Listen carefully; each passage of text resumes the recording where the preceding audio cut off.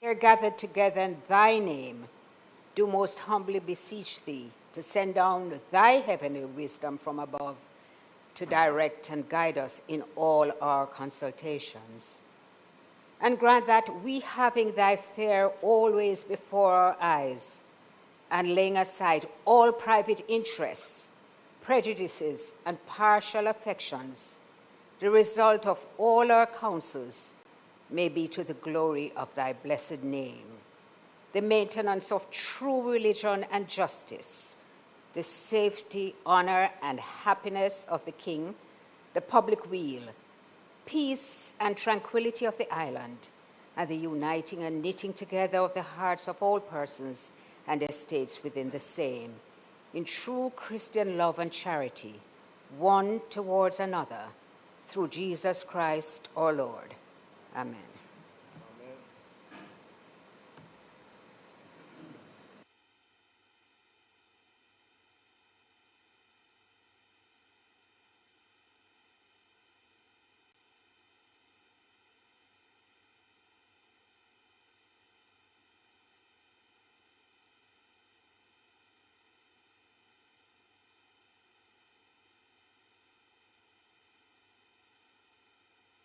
Be seated, please. Oh, Lord.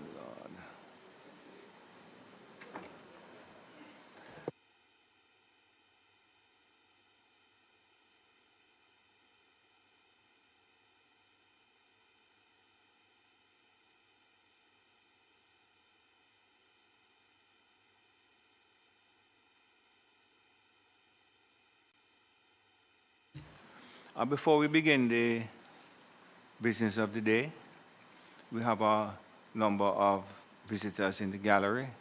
I take this opportunity to welcome you to the Senate. Normally we make or try to make a 10 o'clock start, so we apologize for the delay. So welcome to the Senate. And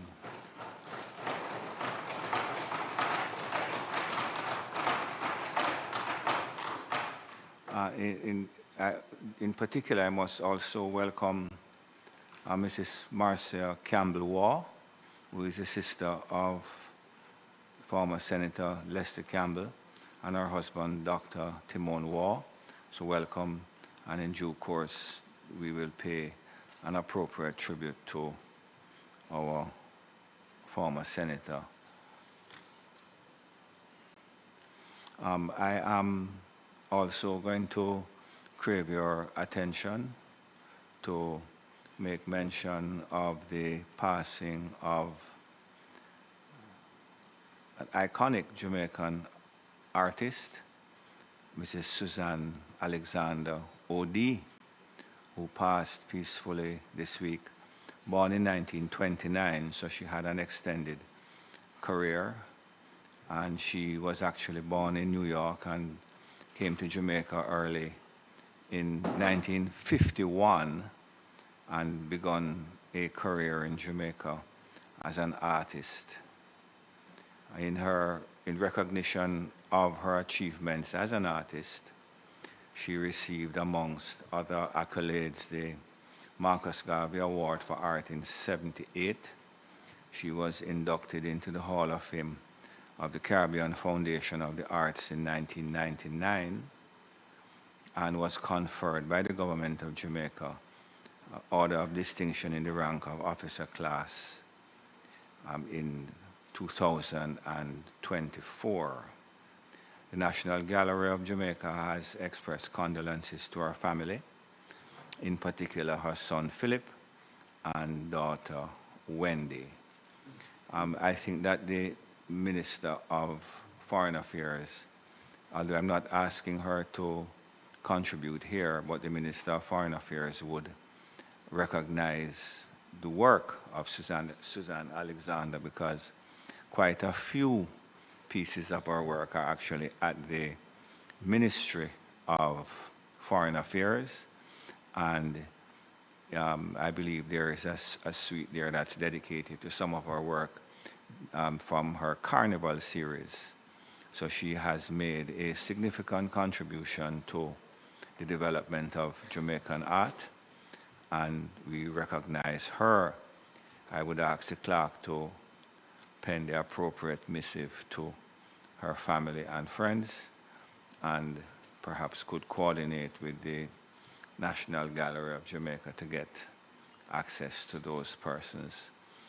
It would be remiss of me not to mention former Senator Professor Trevor Monroe, who is seated to my left, and ask the membership to recognize him. He was appointed to the Senate in 1997 and served until 2006. So welcome, Dr. Trevor Monroe. Members, it is always with profound sadness that I ask the Senate to pay tribute to a former senator, and it is all the more when that person is someone who has recently sat in this chamber. So it is with profound sadness that I pay tribute today and ask my colleagues to do likewise to former Senator and former Member of Parliament, Leslie Campbell, who passed earlier this week. Those of us who know him know that he was ill for some time, and he did in fact maintain his sense of humor and composure to the last, and communicated with quite a few of us. He was out of the jurisdiction. But I had the privilege of working with Mr. Campbell, Lex as we call him, in the Senate and in the legal arena for many years. And I say without contradiction that we have lost a fine Jamaican in the person of Leslie Campbell.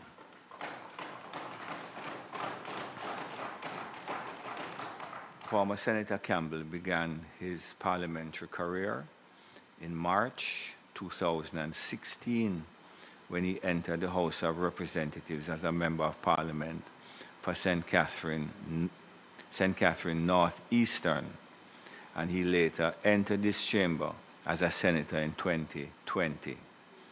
During his tenure as a parliamentarian, he served with distinction as Minister without Portfolio in the Ministry of Economic Growth and Job Creation, and later as State Minister in the Ministry of Foreign Affairs and Foreign Trade. Senator Campbell was, above all, a proud and active member of the Jamaica Labour Party, playing many roles, including his service as Deputy Treasurer. Leslie was the embodiment of determination, level-headedness, and true commitment. He wanted the best for Jamaica, and he played his part in advancing our nation and our people through strategic development at the local level and engagement on the international stage. His warmth combined with his calm and kind spirit left a lasting impression on those with whom he came in contact. He was a witty conversationalist and maybe as a lawyer in him, but always had evidence to back up his assertions. I extend my deepest condolences to the member of his family, his sister who is here. Would ask that you convey to the rest of his family the fact that we have paid tribute to him this morning. His friends who were blessed to know him, may his soul rest in peace.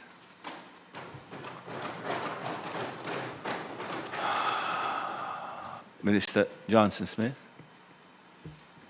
Thank you, Mr. President. Mr. President, I rise to join in your words of remembrance, your tribute, and to add my voice to the condolences and sympathies being conveyed to his family present, and the request that you convey to the wider family our sympathies and our prayers for your comfort at this time of grief.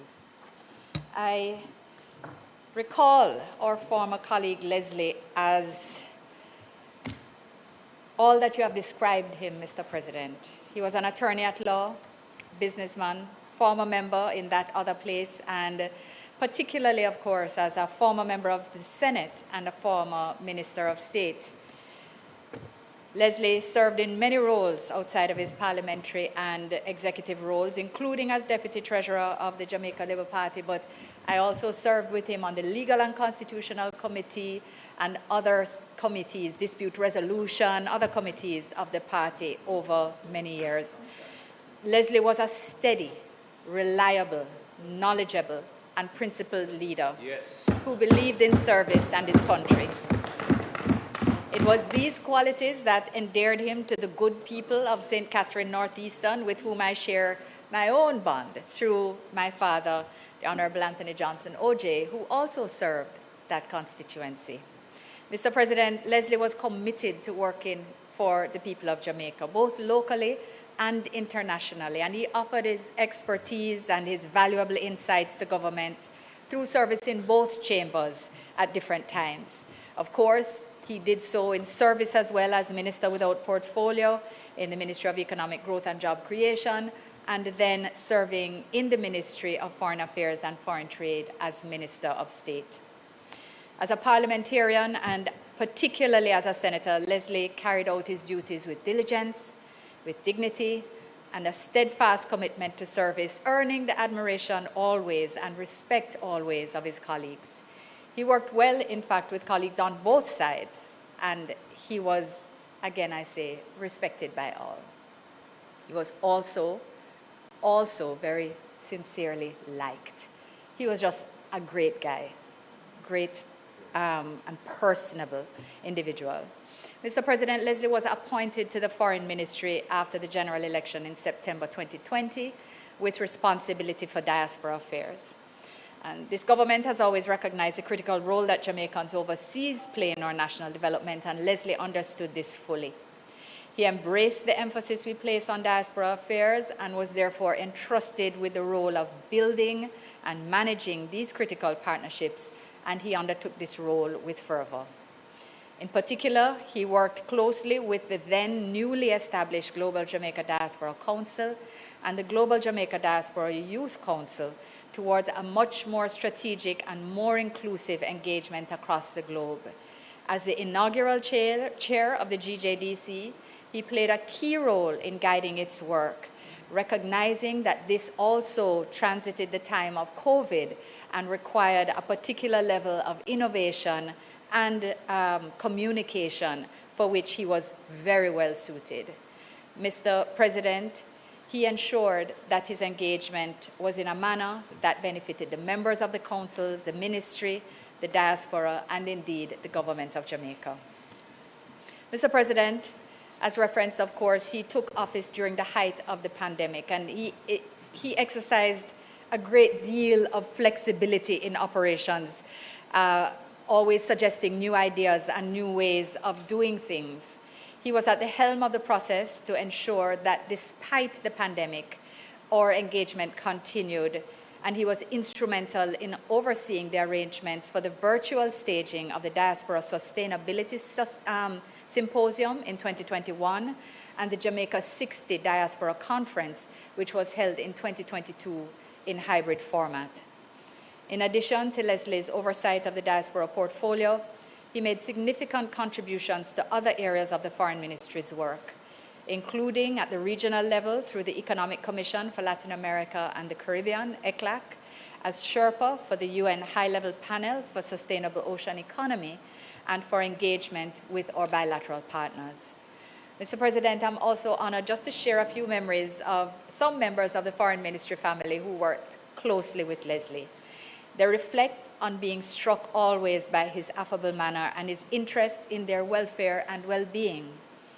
He was, in some ways, they reflect a silent river that ran deep, in that he was a man of few words, but when he spoke, he did so with clarity, discernment, understanding, and a remarkable emotional intelligence. Staff also shares, and this is the most widely held, that they most fondly remember him for his jokes. whether hit or miss, and every speech was littered with humor. But whether hit or miss, they always drew laughter. And during his brief introductory speech on the first day at the ministry, which is the most remembered speech, staff members still recall that they were not only disarmed by how funny and how personable he was, but they were also left in stitches. Mr. President, Leslie's leadership style was particularly appreciated because he's remembered as having led not just with skill, but with a heart, making everyone feel seen, valued, and supported. So I want his family to know that this is how he's remembered.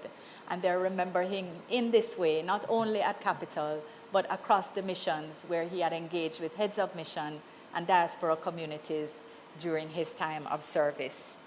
His laughter was infectious, his wit effortless, and his presence a constant reminder that work could be both most meaningful and enjoyable.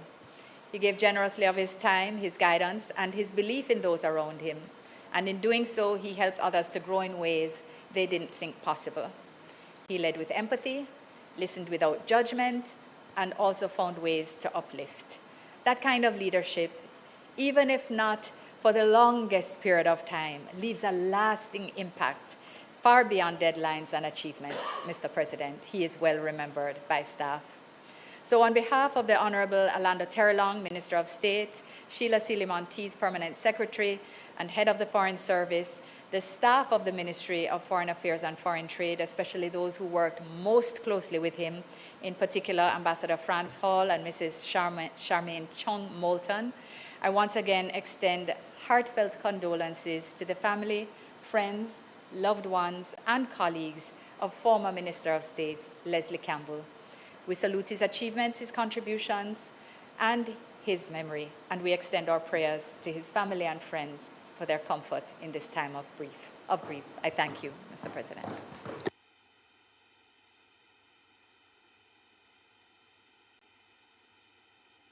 Thank you, Minister. Senator Scott Motley. Thank you, Mr. President. When I heard of the passing of Leslie Campbell, I felt a profound sense of loss because although I was not close to him, he had distinguished himself in all the spheres that we both operate. As an attorney, a parliamentarian, and a servant of Jamaica. His life reflected dignity, discipline, and quiet strength. There are some amongst us whose contribution is not measured by volume, but by substance, not by spectacle, but by worth. And Senator Campbell was such a man.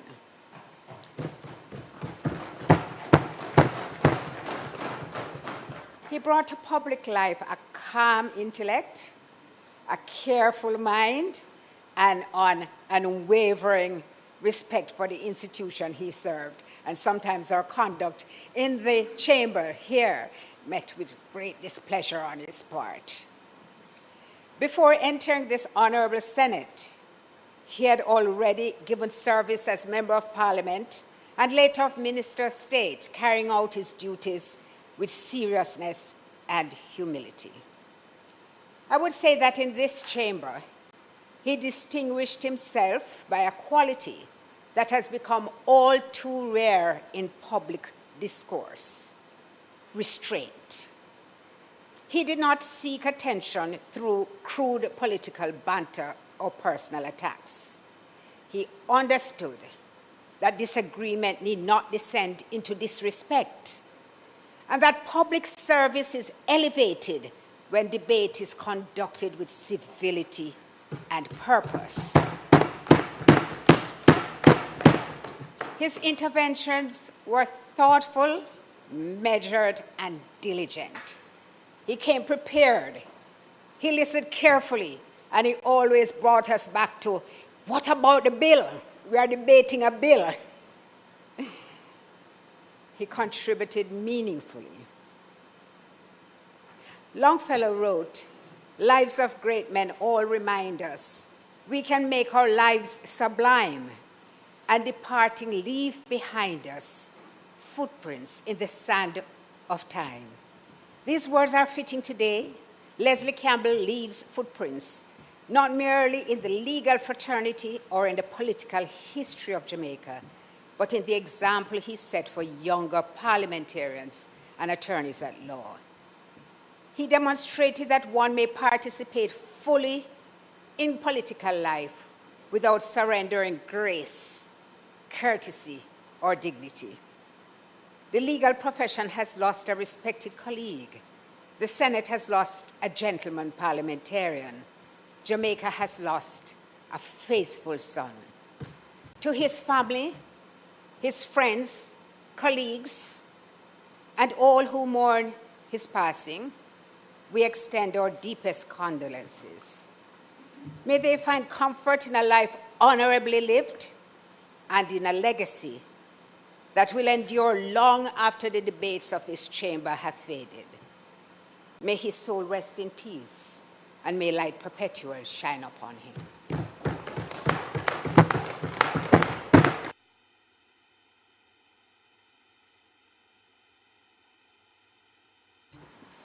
Senator Sinclair.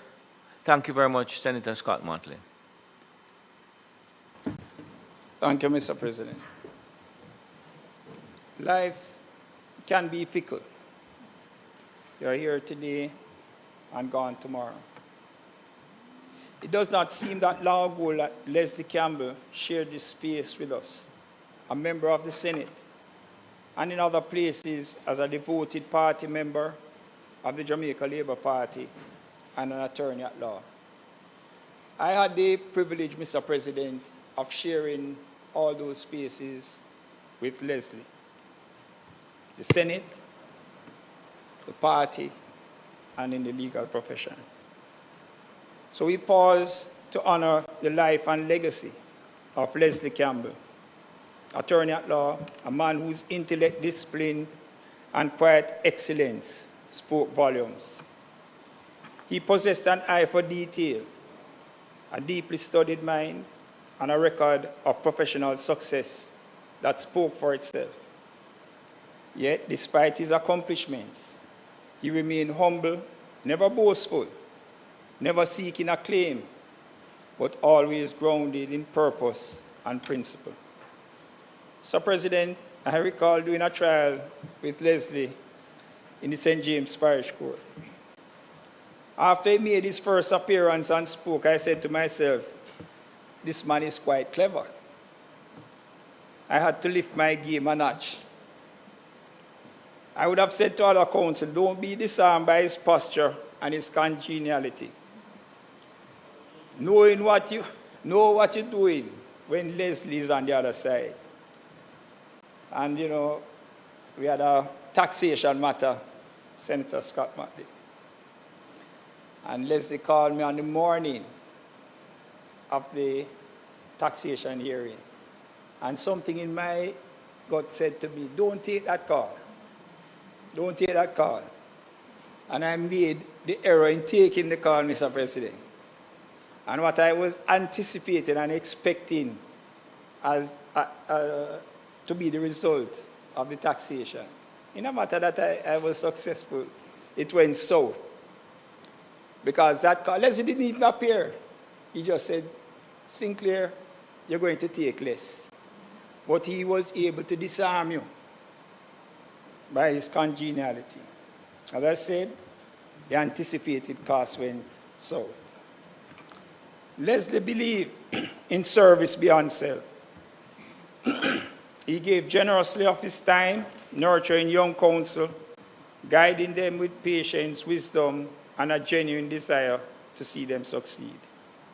His mentorship leaves a lasting imprint on the legal fraternity. His commitment to public life was equally distinguished. He served Jamaica with honor and distinction as a member of Parliament, a senator, and as a Minister of State in the Ministry of Foreign Affairs. In each role, he brought diligence, thoughtfulness, and integrity. Within the Jamaica Labour Party, he stood as a standard bearer in a constituency in St. Catherine, carrying the banner with pride and conviction. As a deputy treasurer, he contributed to the strength and organization of the party, demonstrating loyalty and steadfast service. But beyond titles and achievements, Leslie Campbell was truly a man for all seasons, jovial in spirit, cordial in every interaction, and ever present with a warm smile. He had a way of making people feel at ease, of bringing lightness even to the most serious of moments. His life reminds us that greatness is not only measured by what one achieves, but by how one carries oneself, how one treats others, and how one gives back. On his passing, Mr. President, I got a call from a mutual acquaintance who resides in Montego Bay. Well, probably to Leslie, he was more than an acquaintance, because there was never a day that I would encounter this gentleman and he would not speak highly of Leslie and how his actions towards him positively impacted his life and that of his family in many ways. But that was the nature of Leslie Campbell. He made his mark in the hearts of many people, not only within his family, but far beyond. The gentleman said he felt compelled to express his sadness at his passing. To his family and dear friends, I express sincerest condolences. Leslie Campbell has gone too soon. We must cherish the memories of the good times we shared, and may his legacy continue to inspire, and may his soul rest in peace. I thank you, Mr. President.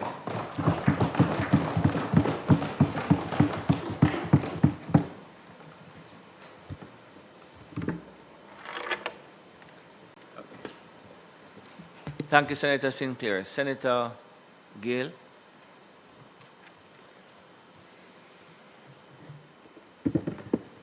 Thank you, President. You know, today we celebrate the life of Leslie Campbell, our colleague and friend. And I recall when we have telephone conversations, Leslie's parting shot to me would always be, we must meet up and drink a Pepsi. His passing represents a profound loss, not only to the Jamaica Labour Party, but to the public life in Jamaica and all who had the privilege of knowing and working alongside him. Leslie was a true stalwart of the Jamaica Labour Party. He embodied loyalty, discipline, and service in the pursuit of its truest form. He was never driven by personal ambition or the pursuit of prominence. Instead, he understood that political service was first and foremost about duty. Duty to party, duty to country, and duty to people.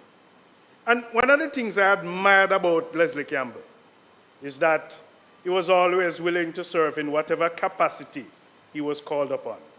And perhaps one of his greatest marks of his character was his willingness, when necessary, to step aside and gracefully make way for others. A team player who was willing to be substituted. That's quite a sacrifice that reflected the dignity of the man. He understood that leadership was not always about occupying the front row, but about strengthening the institution and ensuring the continuity for generations to come. You know, he was a true Senate player.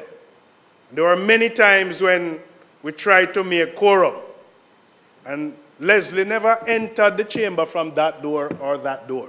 It was always from that door with his bounded leather bag.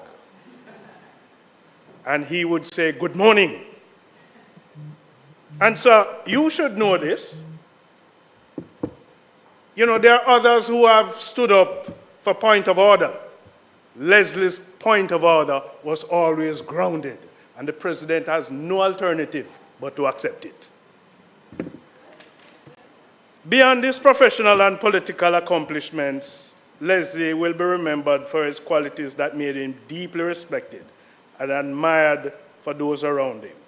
He possessed a quiet strength that reassured others, even in difficult moments. He was generous with his time, his wise counsel and encouragement, and generous with other things too, I believe. His wit and humor could lighten the heaviest atmosphere, and his intellectual rigor ensured that every discussion with him was thoughtful, informed, and meaningful. You know, Leslie also carried himself with a distinctive presence. Sometimes when he spoke, his language and expression reflected an almost aristocratic refinement. The kind associated, sir, with nobility, culture, and an old-fashioned world of sophistication. And if you add to that nobility, you might want to add money.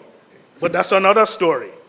You know, he was humble, warm, and unwavering respect for others. He brought grace and substance in every room that he entered. And, you know, you will engage with Leslie Campbell, but Leslie won't sometimes tell you upfront no. He would say in that kind of noble voice, not quite. And I recall we were downstairs in the lunchroom, and one of your former colleagues who is in that other place now, parading his dreadlocks, he was engaging with Leslie, and I believe Leslie wanted more out of him, and Leslie would look over his glasses and say, "You know, my friend, I believe you're onto something there. Proceed." Well, your colleague ran like a river.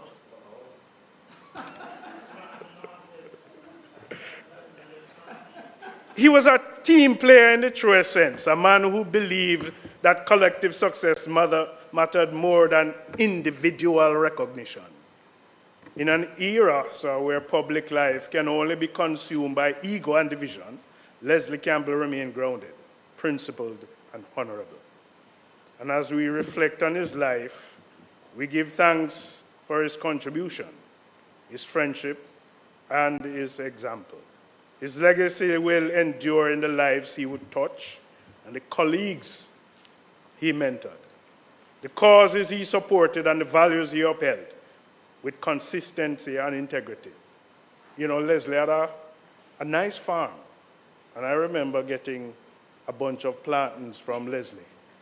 The fingers were as long as my arm.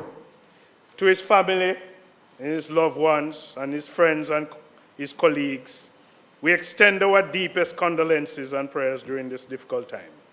May the kind comfort in knowing Leslie live through his life, the meaning of dignity and service. May his soul rest in peace. Thank you, Senator Gale. Senator Golden Campbell. Oh, I'm sorry. Senator Lambert Brown. President, I think Leader Donald Scott Motley spoke well on behalf of all of us. And I know that there are a number of people on the other side who wanted to pay tribute to Leslie, and I thought, it's your day, you should own him. In as much as we tried from this side in targeting him to get him to vote along our lines in many of the debates. He was a man of reason, and he was reasonable. He was humble, as has been said before. I served with him on one or two joint select committee, and it was a collegial relationship there. I love to tease him, as I often did outside of the Senate when I see mention in the newspaper of cases that he has won in the courts. And I said, boy, Leslie, I have to share some of that big victory that you had. And he, of course, would find a way to deflect from the need to share. Then in latter days, I realized that he was moving Senator Gale closer to the labor aspect of the law. And he was doing some case involving labor. And I was saying, well, one day you and I will meet just as Senator Sinclair and him were on different sides. And I look forward to that. But you told me in recent times that he wasn't well, and we wished the best for him. Sadly, the day has come when it is he who must go while we abide. To his family, I say you are a good man in Leslie, and we thank you for lending him to the nation, Jamaica. I'd look forward to him returning to the Senate, but maybe health and other reasons prevented him. We say, like you, Senator Sinclair, gone too soon. Age 57 is young, but never judge it by the number of years you live. Judge Leslie by the quality of the relationship he developed while alive. And if you judge it that way, we are missing a giant, a human being who respected and treated everybody with dignity. May his soul rest in peace. And we pray with you for the loss of a wonderful soul. May the angels welcome him into paradise. We will miss him, but he will remain with us because he was a gentleman. May it please you, Thank Mr. you, President. Senator Brown.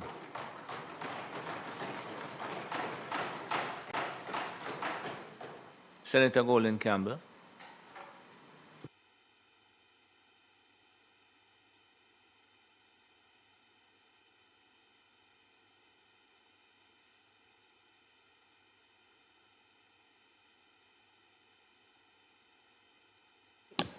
Thank you, Mr. President.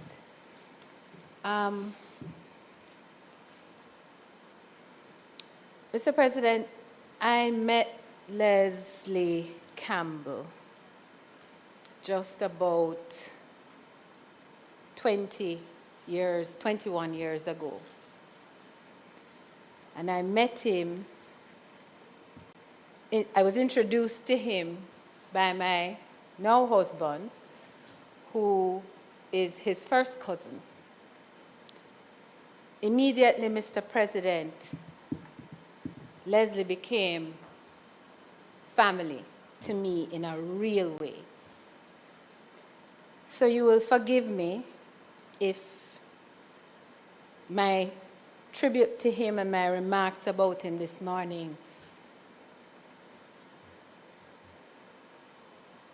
are a lot more personal than about his national endeavors.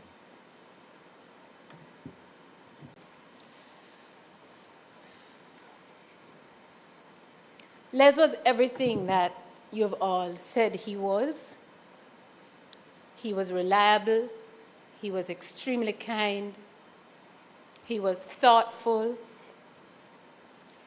He was a kind of person who appeared at your door when trouble was afoot without you ever having to call on him. And he was very humble, something that I often jibed him about, because I would say to him, Les, you don't need all this headache of public service. You're all right. You have done well for yourself. Why are you taking on this headache? And all these people who will frustrate you and the systems that will frustrate you. And his response was always centered around what he thought his duty was, to do if he could do, to help if he could help. His commitment to national service continued really straight up to his passing, because you could call on him at any time, even during his illness, once he was able to speak to you and run an issue by him, a thought by him. We had a lot of discussions in the last year about adverse possession and the need for reform in the laws governing adverse possession. And you know,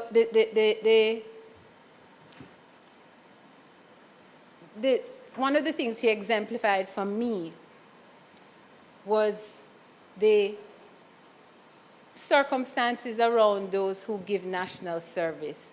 He did not need to. He did not need positions. He did not need accolades. And oftentimes when people give their lives and their time and their resources, and I happen to know he gave a lot of his resources in public service, they get back very little. There's no reward, sometimes not even thanks. But that did not deter Leslie Campbell. Leslie was focused on giving. He was focused on service, and he wasn't focused on rewards. Leslie comes from a family of 10 children, one of whom passed before him, and one brother remaining, but mostly girls. And Marcia, my cousin, is here with her husband this morning. Les was ably and well taken care of by Bev in New York, who was by his side up to the very end.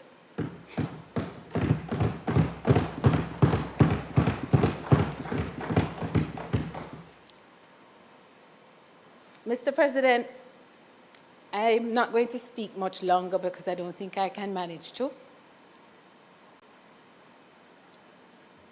Les did so much for all of us. He was the shoulders on which many of us stood, and even though I entered the family recently, I also benefited and was supported by him. And whenever you would say to him, "Boy, Les, how can I help? What can I do to support?" "Oh, darling, nothing. You just do what you need to do and do well at it," would be his answer to me. And he continued up to the difficult parts of his illnesses, being there for everyone else. I recall talking to him about a young relative that we had and explaining to him that he was having some tough times. And before I knew it, Leslie was arranging from his sickbed to get resources in place to assist that relative. He did it not just with one, he did it with probably 2 or 3 in the course of the last year, even while he was battling his own illness. He remained, Mr. President, a safe place for many of us. He was confidential, so he was almost everybody's confidant. You could go set a problem at his feet, talk through it, and he would counsel you, oftentimes infusing that with the very humor that you all have experienced from him. It was never going to be a serious and sober moment. But you knew that when you spoke to him, it landed there and it stayed there. His honor is unquestionable. I thank him for his example to me. I thank him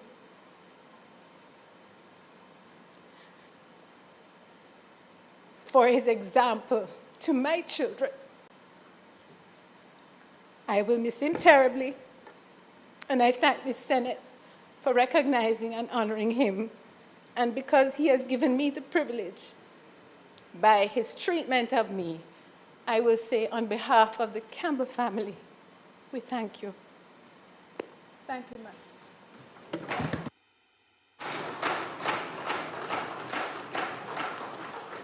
Thank you, Senator Golden Campbell. The clerk has asked me also to put on record the condolences of herself and all the members of her staff who interacted with Leslie over the many years, and asked me to just convey to the family their deepest of condolences.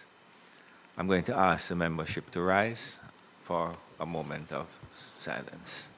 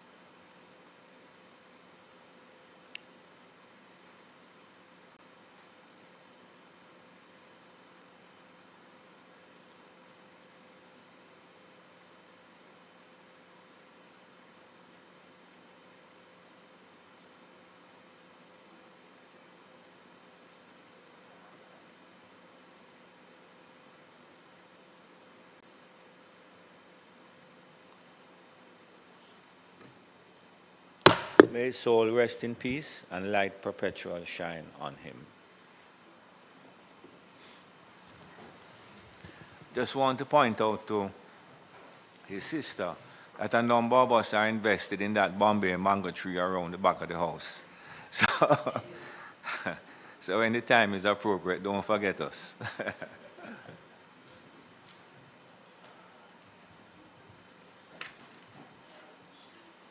Statements by ministers. Announcements.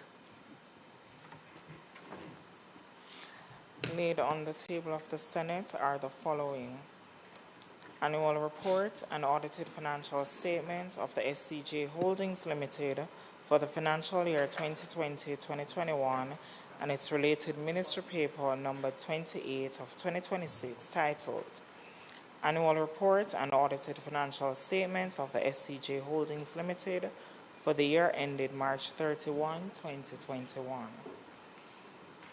Annual Report and Audited Financial Statements of the Jamaica Bauxite Mining Limited for the year ended March 31, 2022, and its related ministry paper number 29 of 2026 titled Annual Report and Audited Financial Statements of the Jamaica Bauxite Mining Limited for the year ended March 31, 2022. Annual Report and Audited Financial Statements of the Jamaica Vacations Limited for the financial year 2023-2024. Annual Report and Audited Financial Statements of the Montego Bay Convention Center for the financial year 2022-2023. And finally, the Annual Report of the National Solid Waste Management Authority for the financial year 2024-2025. Thank you, Mr. President. Thank you, Madam Clerk. Bills brought. Clarification. These reports, am I correct that they are relating to legislation which said they must be presented within months after the year? Because I'm seeing one for 2020, 21, and we're now in 2026, 27. There's one and there's legislation which require that they be presented within, in some case, 4 months after the financial year. Just checking for clarity. Senator Brown, it's something that you would have to inquire as to, because we just table from the entity as we receive it. But if you wish, the clerk can look into it for you. That's fine, President. I just wanted clarification, especially in light of what will happen later on.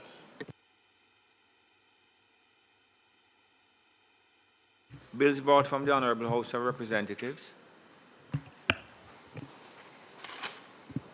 The following is a message from the Speaker of the House of Representatives. I have the honor to advise the Honorable Senate that on the 5th day of May 2026, a bill entitled An Act to Amend the Jamaica Dairy Development Board Act, expand the definition of milk in keeping with international standards, and provide for connected matters was passed in the House of Representatives with one amendment. Mr. President, I signify my willingness to take charge of the bill. A bill shortly entitled the Jamaica Dairy Development Board Amendment Act 2026 read a first time. Mr. President, I beg for second reading of the bill. Give notice, sorry, of second reading of the bill. Petitions, papers, reports from committees, notices of motions given orally, questions and answers to questions, motions that may be made at the commencement of public business requiring notice, motions relating to the sitting of the Senate, motions for leave to introduce bills, the presentation of bills without the leave of the Senate first obtained, public business. Minister. Mr. President, today we will resume and conclude the debate on the National Reconstruction and Resilience Authority Act 2026.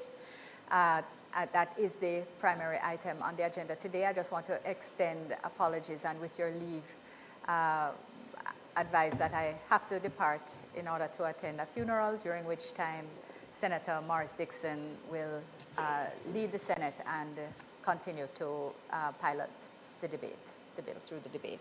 Thank you, Mr. President. Thank you very much.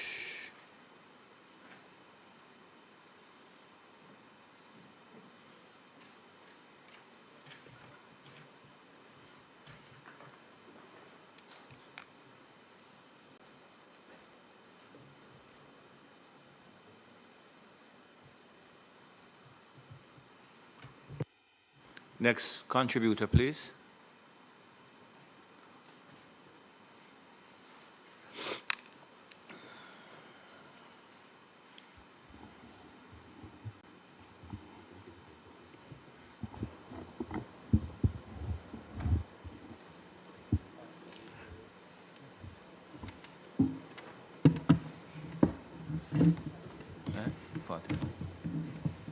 Senator Small Ferguson.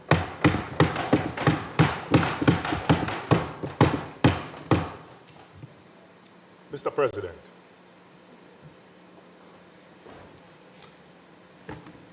I rise to contribute to the debate on the National Reconstruction and Resilience Authority Bill 2026. At the outset, Mr. President, let me just state categorically that I support the stated objectives of the bill.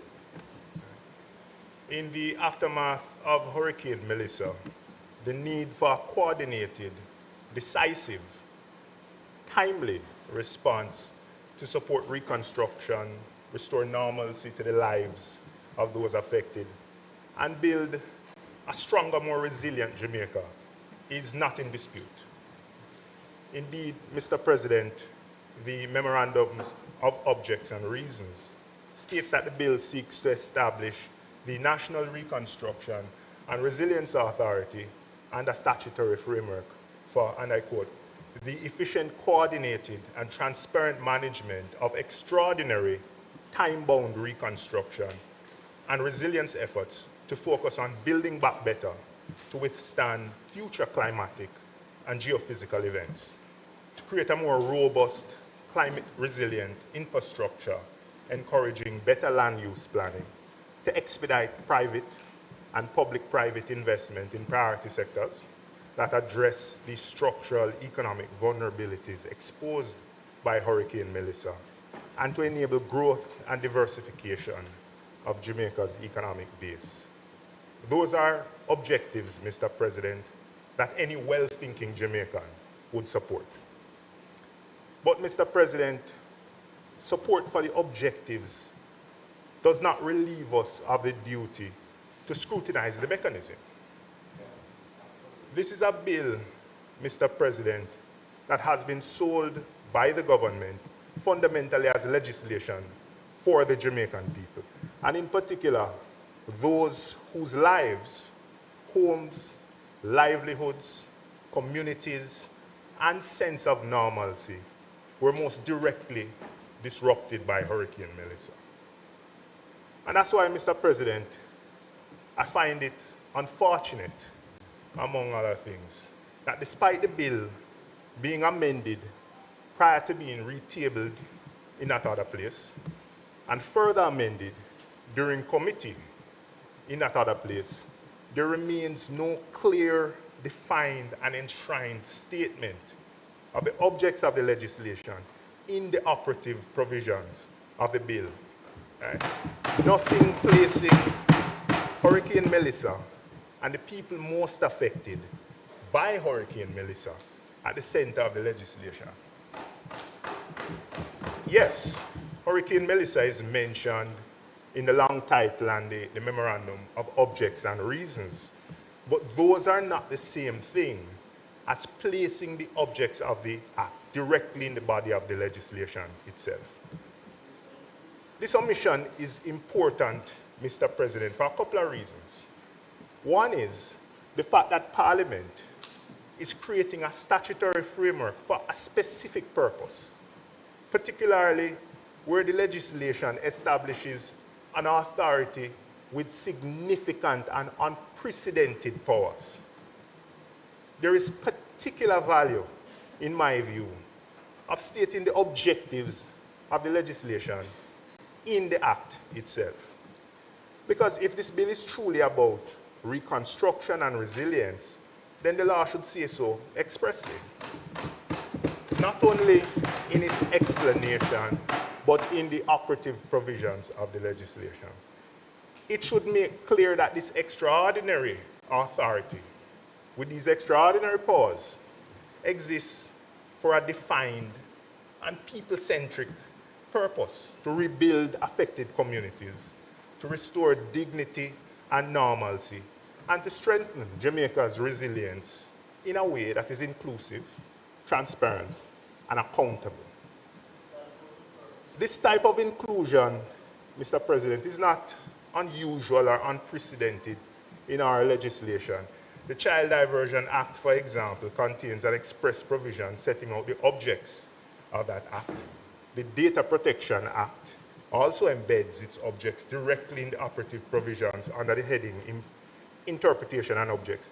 So the point I'm making is not novel, nor is it consistent with our legislative practice. Mr. President, it appears to me from this action that this bill is being presented as being about the people affected by the hurricane, but proposed to be passed without those people who have sacrificed most, the victims, being sufficiently centered in the legal architecture of the bill, including a clear objects provision, Mr. President, goes to the heart of guiding how the authority will interpret its mandate, how Cabinet will design projects, how priorities will be set, and how this Parliament and the Jamaican people will judge whether the authority has succeeded. It's also important for another reason, Mr. President. The bill is being presented as time-bound. I've heard that repeatedly. The government has repeatedly said that NaRRA is not intended to be permanent. But if the authority is to exist for a finite purpose, then the Act should clearly state and define that purpose.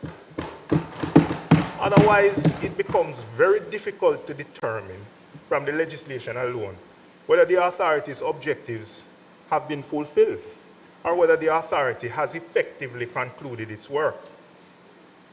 Indeed, Mr. President, no one can argue that this bill is not well-intentioned.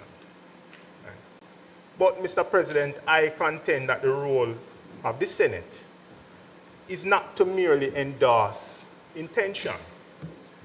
It's to ensure that the institutional framework we're being asked to approve is properly calibrated, is legally sound, and capable of delivering on the intended outcomes in a manner that is effective, sustainable, and consistent with our broader system of governance in this country.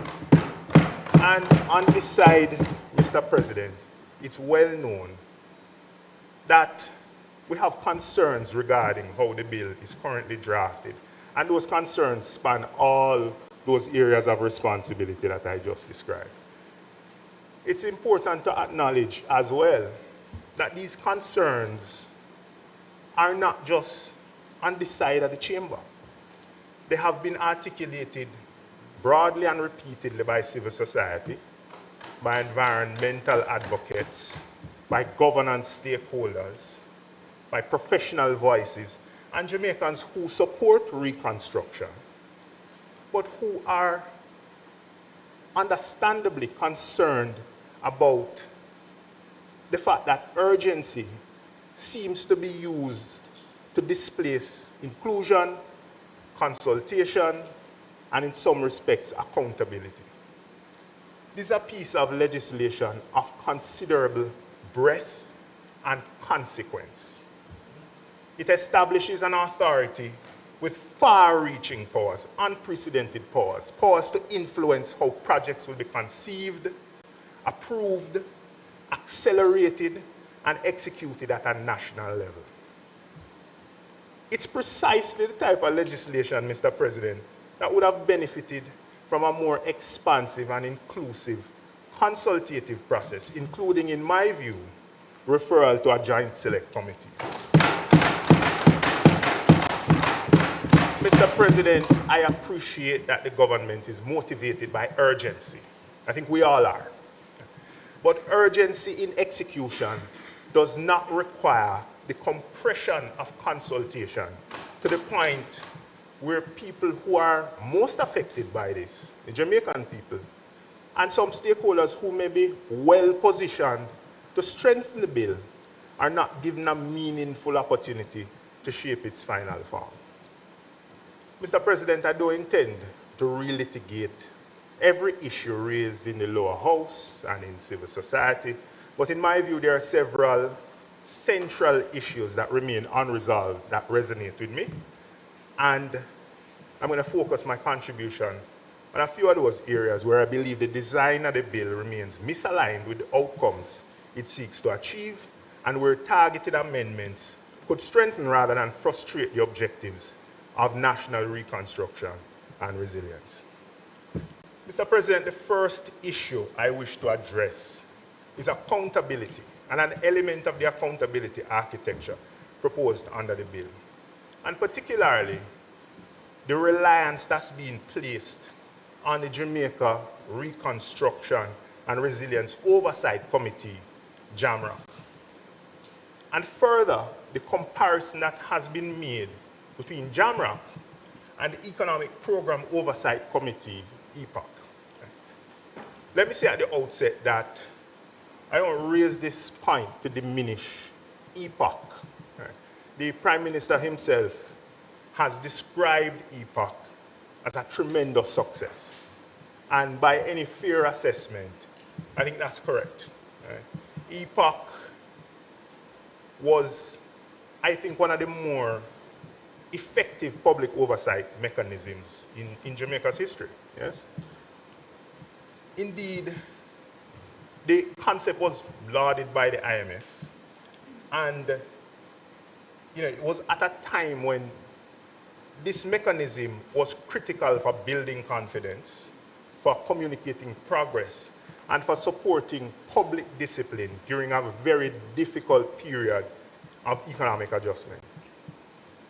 It's important to recall as well, and to put on record, that this was conceptualized and implemented under the last PNP-led administration as part of a broader, holistic reform program that sought to rescue an economy that was at the time teetering on the edge, to restore fiscal credibility, to restore confidence, and to place Jamaica on a more disciplined and sustainable economic path, which we're still on today. Right? So we're reaping the benefits of that decision.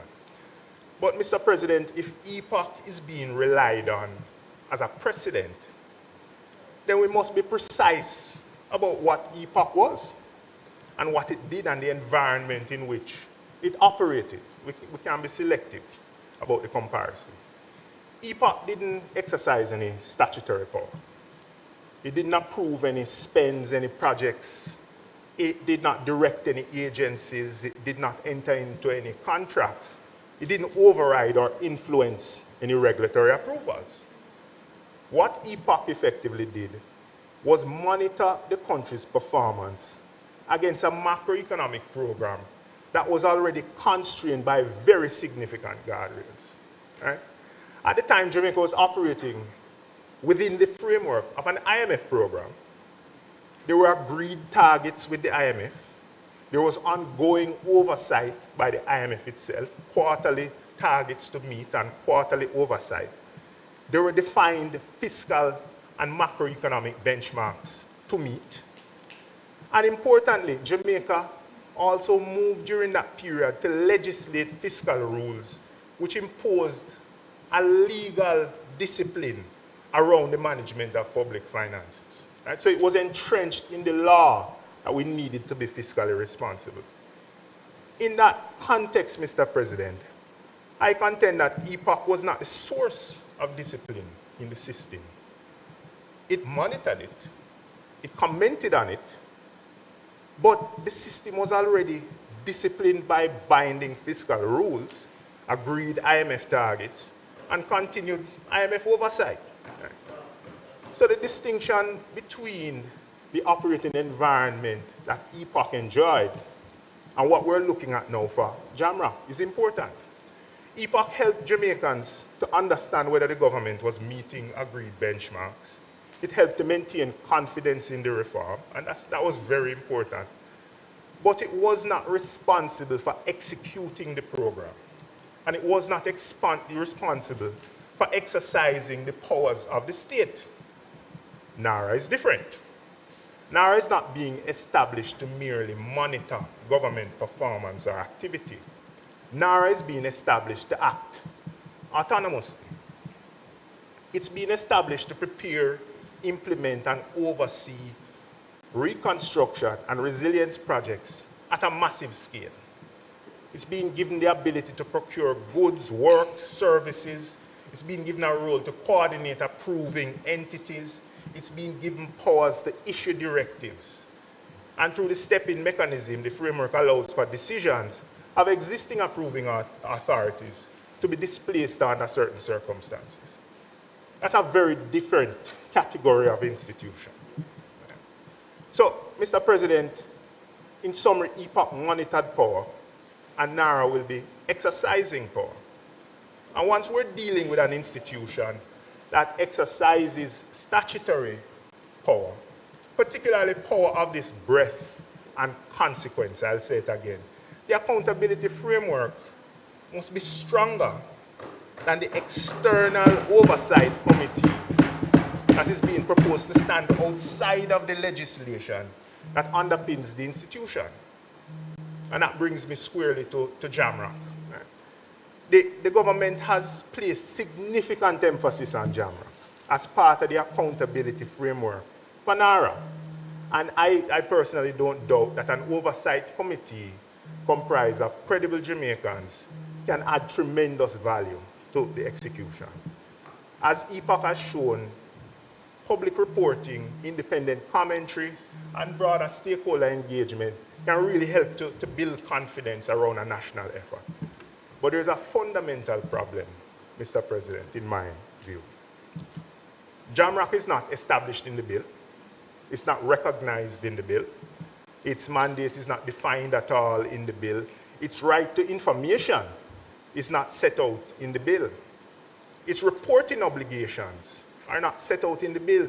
The relationship with NaRRA, the minister, cabinet, parliament is nowhere to be found in the legislation.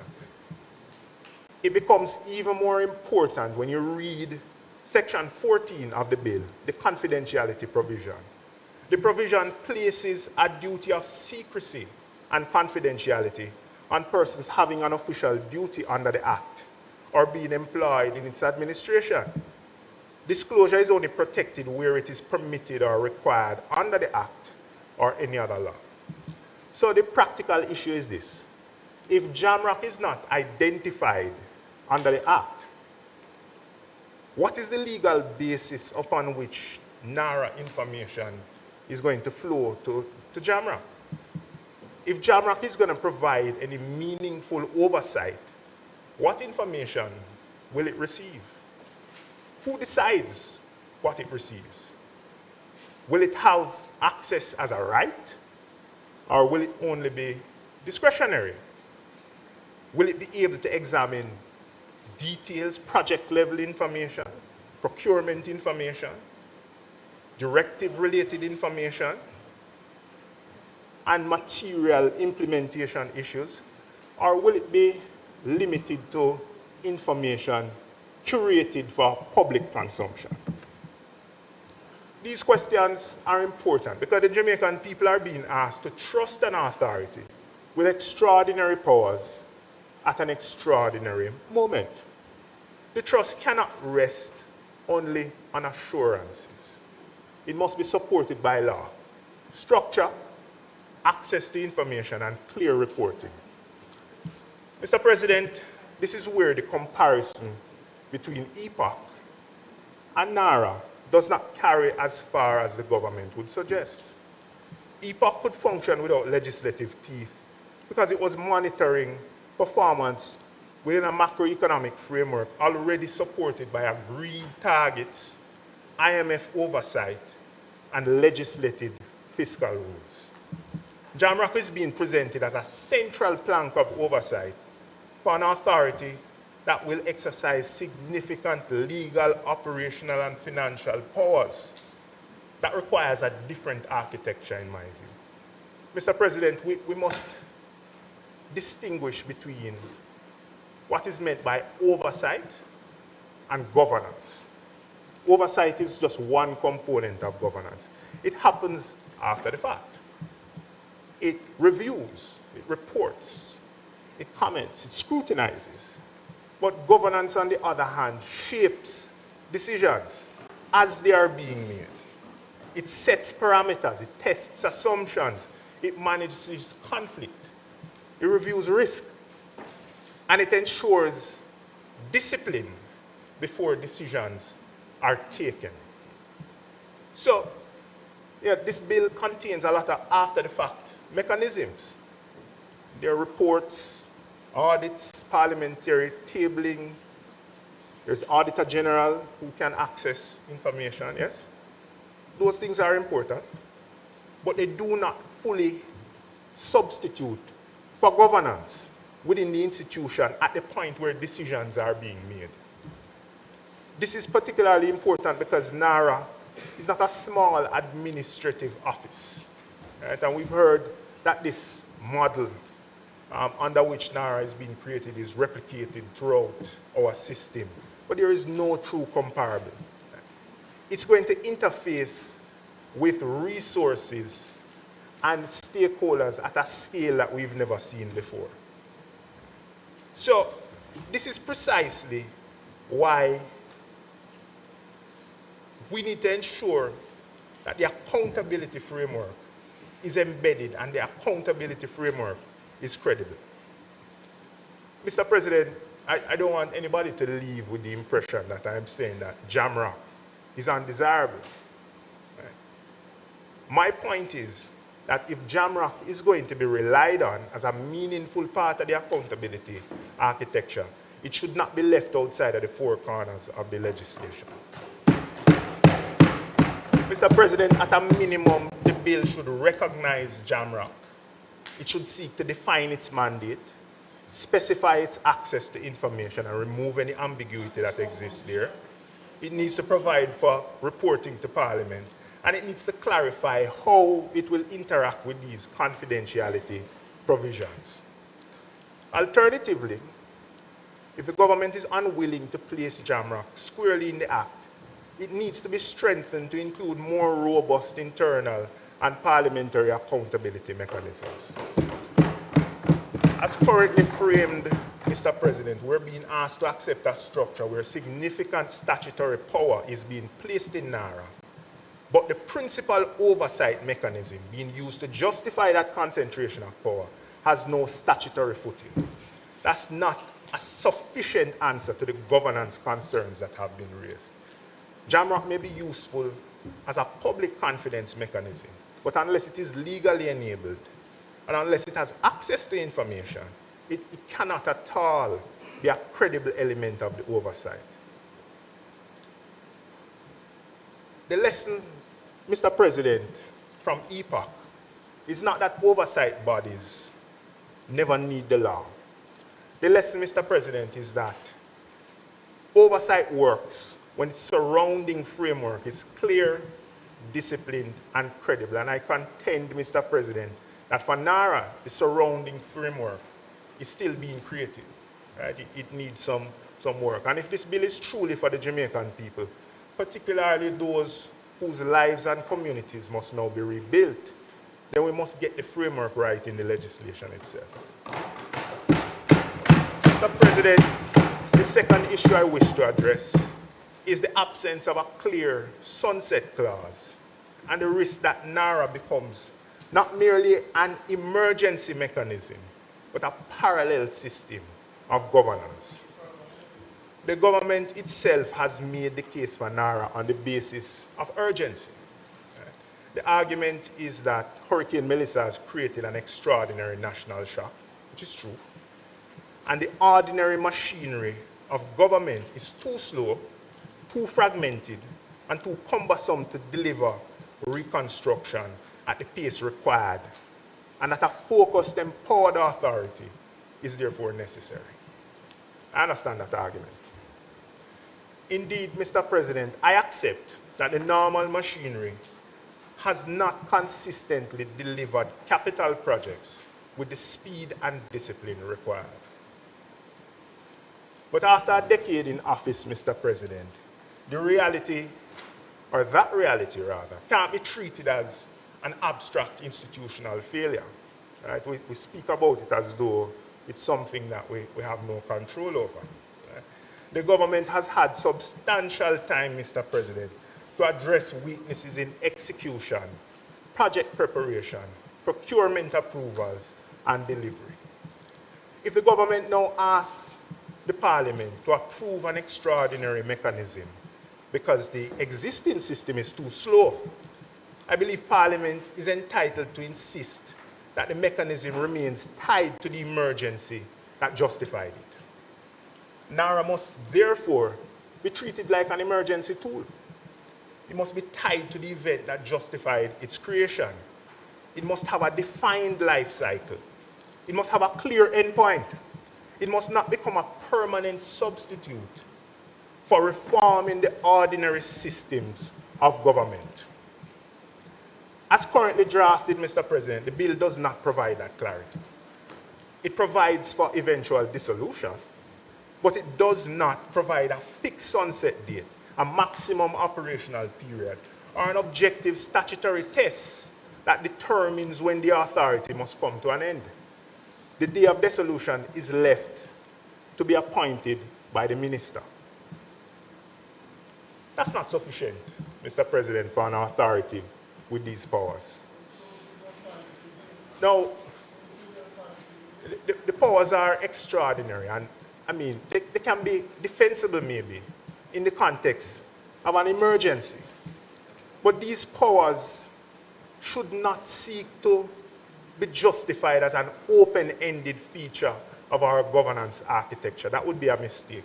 If we're not careful, what we're going to do is we're going to create one system for ordinary Jamaica and another system for accelerated Jamaica. One system with the usual approvals, safeguards, processes, and frictions, and another system that is empowered to bypass or compress them. That can be a long-term answer. This is particularly important because the government has linked NaRRA not only to the post-disaster reconstruction, but to a broader strategic investment through Fast Jamaica. The broader the mandate becomes, the stronger the case for a defined endpoint should be. Mr. President, my proposal is therefore straightforward. The government itself has repeatedly described the authority as time-bound. Then its time-bound nature should not only exist in speeches, it should be reflected clearly in the legislation itself. So in my view, the cleanest approach would be for the Act to provide for NaRRA to expire automatically after 5 years, unless extended with justification by affirmative resolution of both houses of Parliament. 5 years is not an unreasonable period. It's long enough to allow the authority to mobilize, plan, procure, coordinate, and deliver a meaningful reconstruction program. And there's an off-ramp described in the legislation itself that will allow for projects that are in progress to move into the normal system of government in transitional arrangements. It would be a clear signal to the Jamaican people that these extraordinary powers are temporary and that they must be justified again if they are to continue beyond the period. Right? And there is an alternative approach. The life of the authority could be tied to the substantial achievement of the objectives for which it was created. But of course, for that to work, the bill would first need to include a clear provision setting out the objectives of the authority, which it does not have currently. Once those objects are clearly enshrined in the legislation, then the legislation could provide for the minister to certify that the core objectives of the Act have been satisfied and subject to affirmative resolution of both houses of Parliament that could trigger a dissolution. What should not happen, Mr. President, is that the authority continues indefinitely simply because the minister has not appointed a day of dissolution. A sunset clause is not a procedural nicety. It's a necessary safeguard, in my view. It's a mechanism to ensure discipline. And it's a signal that the Parliament understands the difference between an emergency response and permanent governance. Mr. President, the third issue follows naturally from the second issue. By the government's own admission, the ordinary machinery of government is too slow, too fragmented, and too inefficient to deliver reconstruction at the pace that is now required. Even, it has been said, that it's too fragmented to deliver at the ordinary pace that the country requires. And this is a serious admission. And I contend, Mr. President, that the consequences of that admission needs to go beyond just the creation of NaRRA. If the normal system is too slow, we shouldn't simply create an extraordinary authority to operate around it. We should also require a program to fix it. Mr. President, this bill creates NaRRA and gives it extraordinary powers.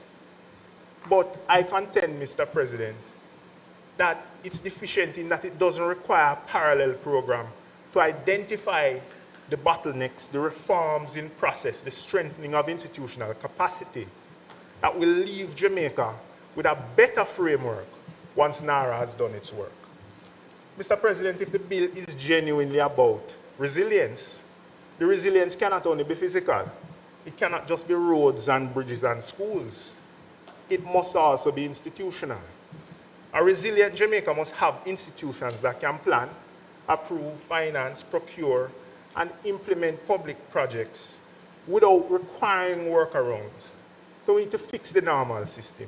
The bill should therefore, in my view, Mr. President, require a parallel reform program focused on improving the ordinary machinery of government. That program should be visible, Mr. President. The country should not be asked only to look at what NaRRA is building, but the country should also be able to see what Jamaica is learning. We should know whether approval timelines are being reduced in the ordinary system, whether procurement and project preparation is being improved, and whether the agencies that we've identified as being too slow are being strengthened. And I contend, Mr. President, that this parallel program would not at all delay reconstruction, but it would leave Jamaica in a much better place. Mr. President, the goal of this legislation should not be to build a bypass. The goal should be to repair the road as well, the ordinary road that all of us have to drive on. And when this period ends, Mr. President, Jamaica shouldn't simply have been rebuilt. Jamaica should have had better institutions coming out of it. Mr. President, before I close, I want to briefly engage with some of the arguments advanced in support of this bill, particularly some of the arguments that have been made by Honorable Minister Maurice Dixon in her opening contribution. I don't intend to respond to each of them point by point, but there are a couple of them beyond what I've touched on already that I feel like I need to engage with. Firstly, Mr. President, is the framing of the bill as a response to bureaucracy and weak delivery. Mr. President, the minister presented the bill as being necessary to respond to the failures of the ordinary machinery of government to deliver. Right? And the example that she used was an ordinary delivery. It wasn't an express delivery. And said, listen, we're not set up to do things efficiently. And as I said before, I understand that argument. But, Mr. President, that kind of framing risks presenting the choice too narrowly, as though we need to choose between bureaucracy and delivery. Mr. President, Jamaica does not need bureaucracy for its own sake. But what we do need is structured discipline and accountability. And there's a difference between unnecessary delay and necessary governance. The challenge that is before us, Mr. President, is to remove what is unnecessary while preserving what is essential. The second point, Mr. President, is the defense of the CEO-led model as a mechanism for clear accountability. The minister said that not every public entity requires a board, and that the executive agency model reflects a philosophy of clear CEO accountability to the responsible minister. And I accept the clarity that having direct responsibility is important, and diffused responsibility can produce delay and weak execution. But clear accountability does not require the removal of governance. Mr. President, in the private sector, the suggestion that a CEO becomes more effective by removing the board, removing risk oversight as a requirement, leaving reporting to discretion, that suggestion would be laughable. And I'm sure, Mr. President, that Senator Duncan would not disagree with me, even if he is at pains to agree with me. A CEO is not made effective by weakening the systems around the office, Mr. President. A CEO is made effective when their authority is clear. And they're made even more effective by a surrounding governance framework that's strong. And the same principle applies here, Mr. President. Again, NaRRA is not an ordinary arm of government. It's going to be at the center of a lot of activity. And it requires more responsibility, Mr. President, than personal accountability. It requires an institutional architecture. Mr. President, the third issue follows naturally from the second issue, which is the suggestion that the bill contains a sufficient multi-layered oversight framework. And I mentioned before the difference between oversight and governance, right? And the minister emphasized that the oversight for NaRRA is multifaceted. Cabinet, the minister, audits, auditor general, and these mechanisms are very important. But the existence of multiple points by itself, it doesn't answer the design concern. Cabinet approval is not the same thing as institutional governance. Audit is not the same thing as real-time decision-making discipline. Parliamentary scrutiny is after the fact.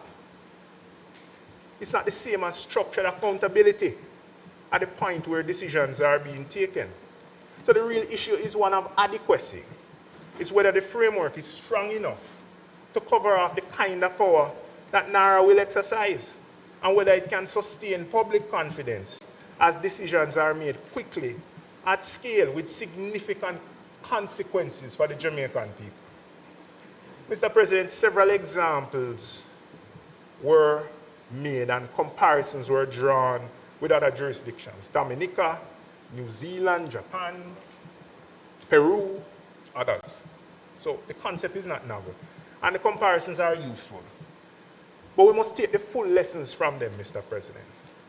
The lesson is not only that these countries created these special reconstruction bodies after the disaster, but the fuller lesson is that where they created these powerful special purpose reconstruction bodies.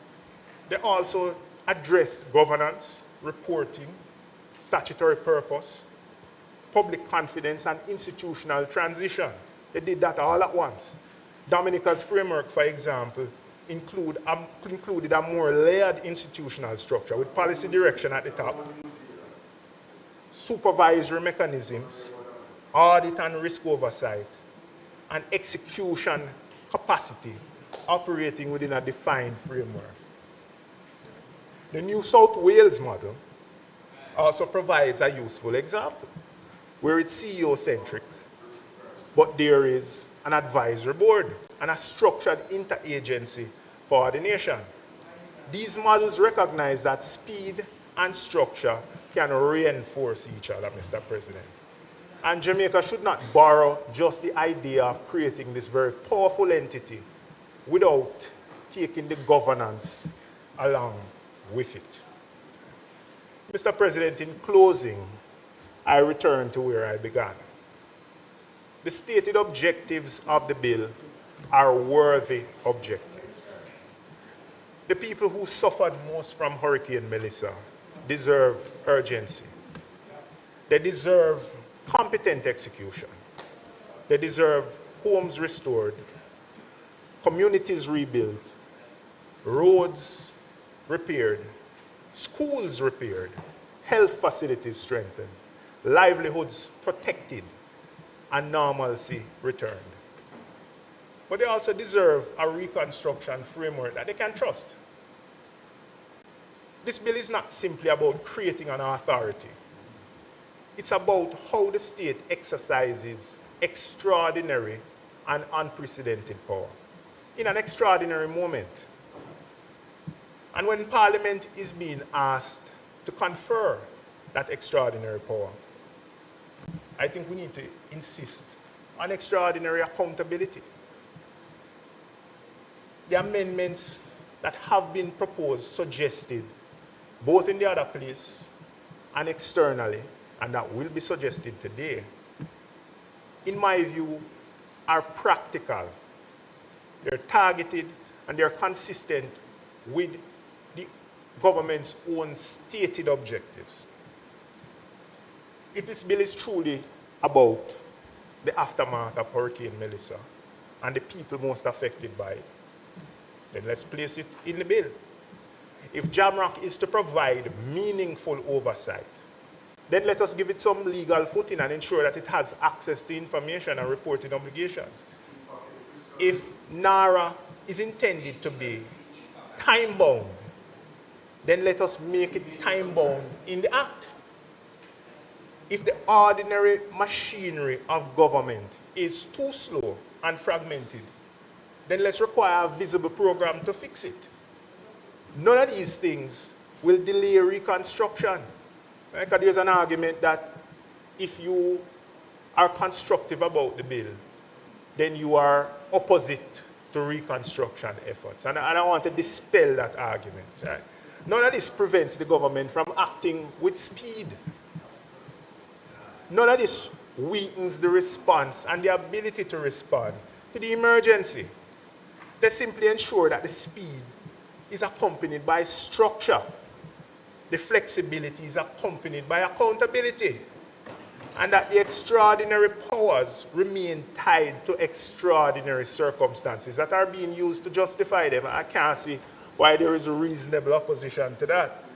Mr. President, the Jamaican people are not only asking, or they are not asking for promises. They're asking for delivery that they can see. They're asking, Mr. President, for systems that they can trust, for safeguards that continue to protect the public interest. One of the most important tests of this legislation will not only be what NaRRA will build, but will be whether Jamaicans believe that what is built was delivered in a transparent, fair, efficient way, and that whatever was built and delivered was in their interest. Because this reconstruction thing is not only going to be a physical exercise, it's going to be an exercise of public trust. You see, the biggest exam probably that we have taken as a country. And the trust is not built by asking people to accept assurances that things that are being set up outside of the bill will happen. It starts with how we construct the law. The structure, the reporting, the transparency, the accountability. Mr. President, Jamaica must rebuild. Nobody on this side is opposed to that. But we must rebuild with competence. We must rebuild with transparency. We must rebuild with accountability. And if we are serious about resilience, then resilience must mean more than the physical infrastructure. It must mean stronger institutions, stronger safeguards, and stronger democracy. And if we're truly legislating for the people that we're supposed to serve, then the people must be able to see themselves in the legislation. They must see the purpose. They must see the safeguards. They must see how decisions will be made. They must see how the money will be spent. And they must know that when this extraordinary mechanism is put in place, that it actually will come to an end, that we're not going to roll this thing over into perpetuity. And that is not obstruction or opposition. I think it's responsible lawmaking. Mr. President, we owe the victims of Hurricane Melissa more than urgency. We owe them urgency with accountability. We owe them speed with transparency. And we need to rebuild with trust. That's the standard that the Jamaican people deserve. If it pleases you, Mr. President.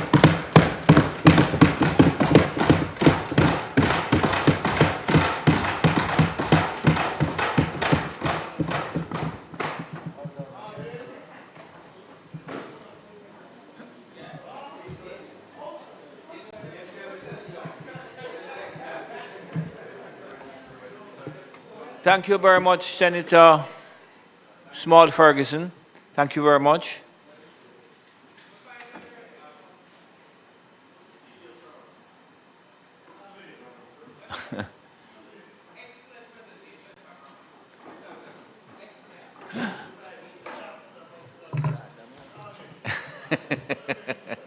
Senator Duncan, put on the other mic for me, please. This one over this side. Good. Thank you very much, Senator Duncan. Proceed, please. Okay.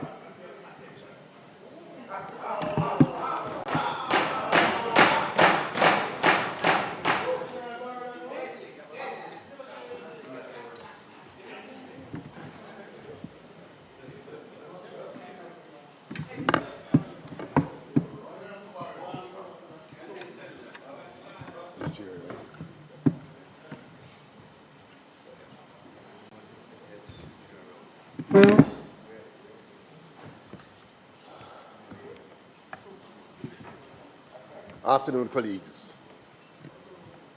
Mr. President, I rise in support of the National Reconstruction and Resilience Authority bill. And I do so because I say, without any doubt in my mind, that it is in the best interest of Jamaica.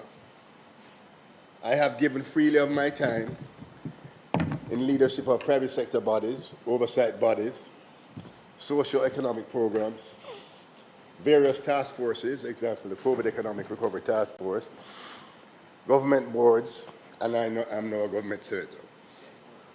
I stand here as a patriotic Jamaican who wants to see Jamaica deliver on its promise. This is a game-changing moment for Jamaica, where we as a country can convert disaster and a crisis into a tremendous opportunity to fast-track Jamaica's development. Let me begin, Mr. President, by acknowledging the contributions of my colleagues on both sides of the aisle, that the concerns have been raised about the concentration of authority in a single body, about the adequacy of accountability mechanisms are not frivolous. They are the right questions to ask. My purpose today is not to dismiss those concerns, but to address them, as I believe the bill is fit for purpose with appropriate safeguards. But it also demonstrates how this can how this bill can facilitate and fast-track Jamaica's development. But let's first start with the scale of the matter that we're dealing with. Mr. President, Hurricane Melissa inflicted $12.2 billion in damage, in assessed damage and economic loss on this country, US $12.2 billion. This figure represents 56.7% of Jamaica's entire 2024 GDP. More than 215,000 structures were damaged or destroyed. Black River and Falmouth, two of our more historic towns, face not repair but comprehensive reconstructions. Roads, bridges, schools, hospitals, and community infrastructure across western parishes sustained damage at a scale that this country has never experienced in modern history. $12.2 billion US dollars in damage in a country where our economy last year generated $21 billion US dollars of output. We're not talking about a bad hurricane season that requires some patching work and some insurance claims and a supplementary budget. We're talking about a catastrophic event that has damaged or destroyed the physical fabric of a significant portion of this nation. This government was able to source a very significant multilateral financing package of US $6.7 billion built on the credibility of performance and discipline by the government of Jamaica.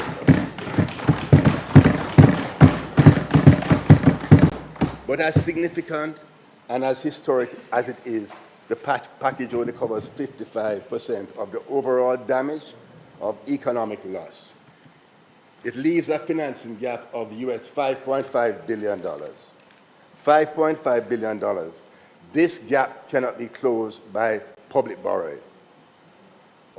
Our fiscal responsibility framework, our fiscal rules would not allow it. And prudent debt management certainly would not permit it. Therefore, private capital, both domestic and international, must be mobilized alongside public investment to close this gap. Right? But will this private capital come? Let me address this question, because it is directly relevant to whether Fast Jamaica, the private investment pillar of NaRRA, will actually work, and is Jamaica a good prospect for investments? Mr. President, I firmly believe that Jamaica has a solid value proposition at this time. Our macroeconomic position entering the Reconstruction period is the strongest that it has ever been in living memory. Our debt to GDP ratio was reduced from approximately 147% to approximately 62% in 13 years. A fact that speaks to the institutional anchoring of fiscal discipline in this country. Unemployment at a historic low of 3.3% before Melissa. Our net international reserves were at $6.9 billion as at the end of March, the highest ever recorded. Following Hurricane Melissa, all three major credit rating agencies reaffirmed Jamaica's sovereign rating. Moody's went further and issued an upgrade, citing the strength of our institutional framework and our record of discipline. Mr. President, Jamaica has a window of opportunity with the geopolitical environment, albeit very volatile. The global rules-based trade order has been fractured, supply chains are being reorganized, not primarily around cost, but around political trust. And this government has employed a foreign policy modality which has made us friends to all. Jamaica is the third largest English-speaking nation in the Americas with a deep US-Jamaica bilateral relationship with close proximity to the US East and Gulf Coast ports. Mr. President, Jamaica is positioned for further investment to become the logistics hub of the Americas. Jamaica is primed for investment. Global capital is looking for a home, Mr. President. Our job is to build the legal architecture that says Jamaica is ready, the pathway is clear, and our project will be executed at speed and without having to navigate a bureaucratic maze.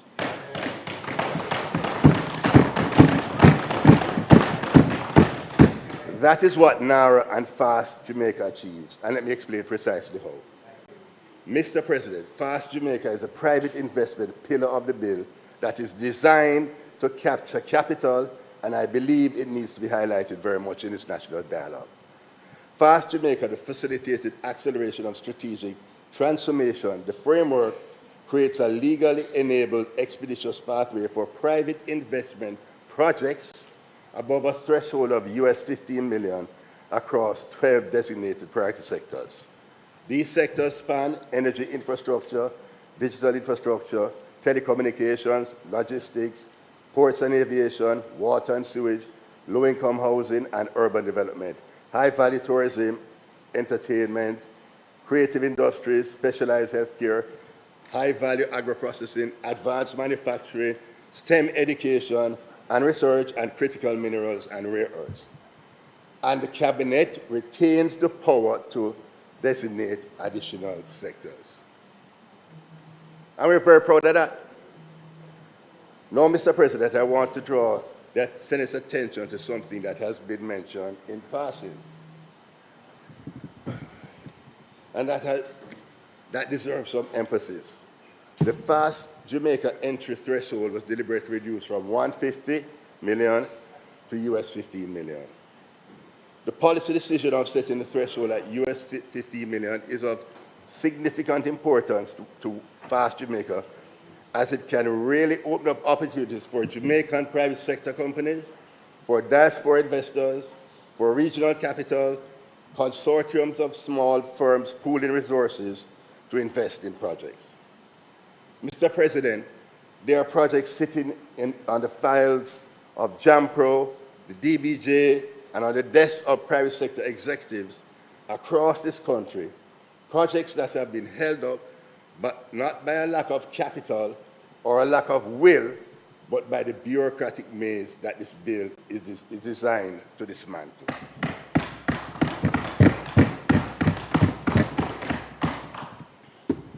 The process for accessing Fast Jamaica is transparent and sequential.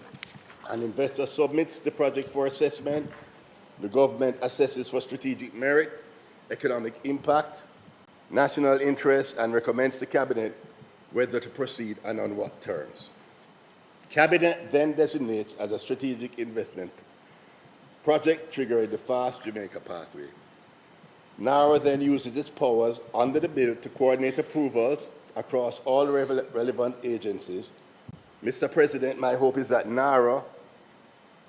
with NaRRA, the era of proposals sitting on desk for years is finally over, and private capital will come to the table and utilize the fast pillar and close this funding gap of US 5.5 billion.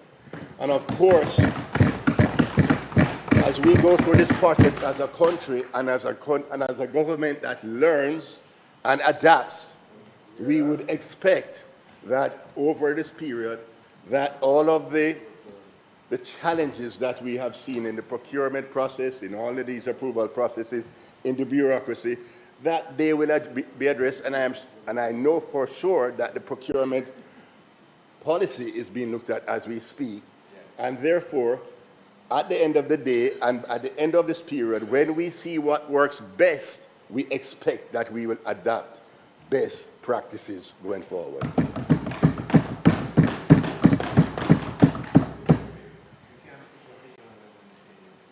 I want to address the centralization question.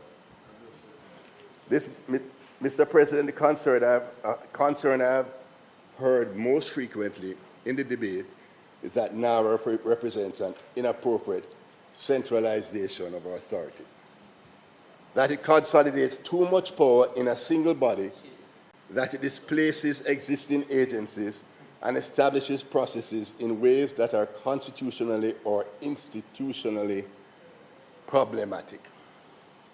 I want to address this directly, and I think it rests on a misunderstanding of what centralization means in the context of disaster reconstruction. And I also think it conflates two very different things: the centralization of coordination and the centralization of power. NaRRA is not a superseding authority. It does not absorb the functions of line ministries, existing statutory bodies, or local government.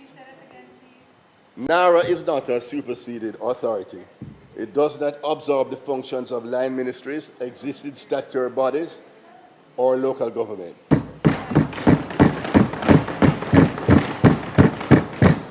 What it does and what it must do is serve as a single point of national coordination across all those entities. It eliminates fragmentation, it eliminates inter-agency delay, it eliminates a situation familiar to every Jamaican who has ever watched a government project move from conception to groundbreaking, where a proposal that has cabinet approval still sits on seven different desks, awaiting 7 different sign-offs from 7 different agencies, operating on 7 different timelines with 7 different institutional priorities. I have been in the private sector all my professional life, and I can tell you without qualification that many serious investment proposals do not get executed in Jamaica due to the bureaucratic nightmare. This is the problem that this bill solves.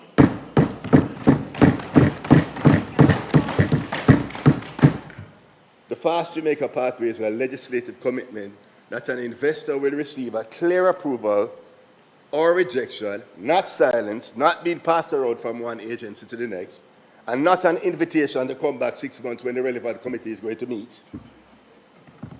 Mr. President, I ask those who argue for less centralization, when did decentralized, fragmented, multi-agency approaches to national programs deliver results at a scale and in a timely manner? Never. Right. We do not have the luxury of repeating that story with a US $12.2 billion economic damage that we as a country have.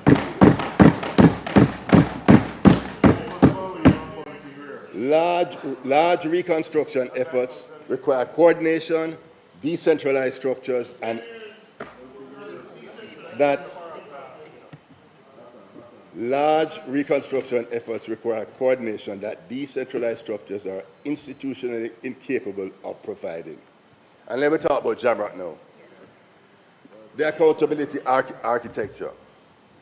Mr. President, I want to talk about JAMROC, the Jamaica Reconstruction and Resilience Oversight Committee, which the Prime Minister has announced and will provide independent oversight of NaRRA's work. But I want to confess I'm in a position of somewhat a conflict of interest in this discussion because JAMROC is modeled on EPOC, the Economic Program Oversight Committee. EPOC was a social consensus body that I advocated for and worked closely with Dr. Peter Phillips, and I will tell you how this happened, Ramon, because you need to know the facts, my brethren. Okay? We and Ramon and Senator Ferguson, Small Ferguson and I, Senator Small Ferguson and I work very closely together, right now. But he was around because he was around at the time. And I myself and another CEO of another financial sector company sat down with Dr. Peter Phillips, and I said to Dr. Phillips, we are not signing that debt exchange agreement unless we get an oversight body. That is how EPOC came about. Okay? And I worked closely with Dr. Peter Phillips. We agreed on who would sit on this, who would sit on this body. Dr. Peter Phillips, we agreed on the unions, we agreed on agriculture, we agreed on small business, we agreed on the financial sector, we agreed on, did I say agriculture? And small business, the unions. We agreed that would be the representation on EPOC, Dr. Peter Phillips and I. I went to my office and I wrote the terms of reference with Mike Hilton and Mark Harrison, and EPOC was signed off the following morning. Okay? We're going to get to it. Right? So EPOC was not conceptualized by the PNP. The financial sector came to the table. You did.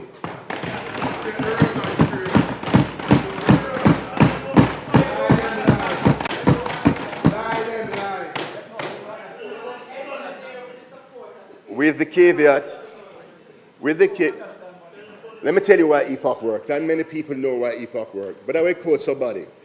I'm going to quote Jeanette Calder, Executive Director at the Jamaica Accountability Meter Portal.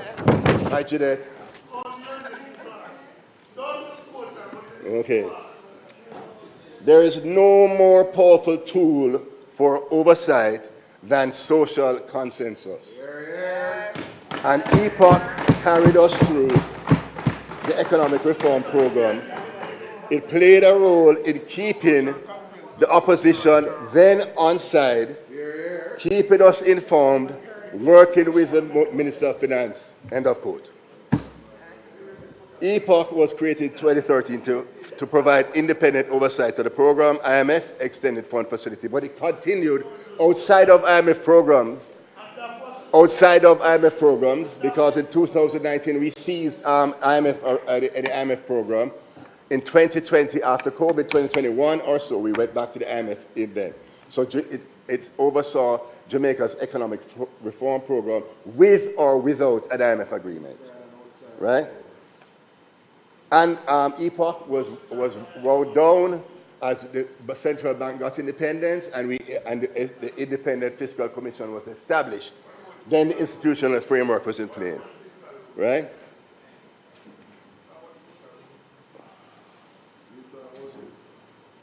EPOC was not written into law.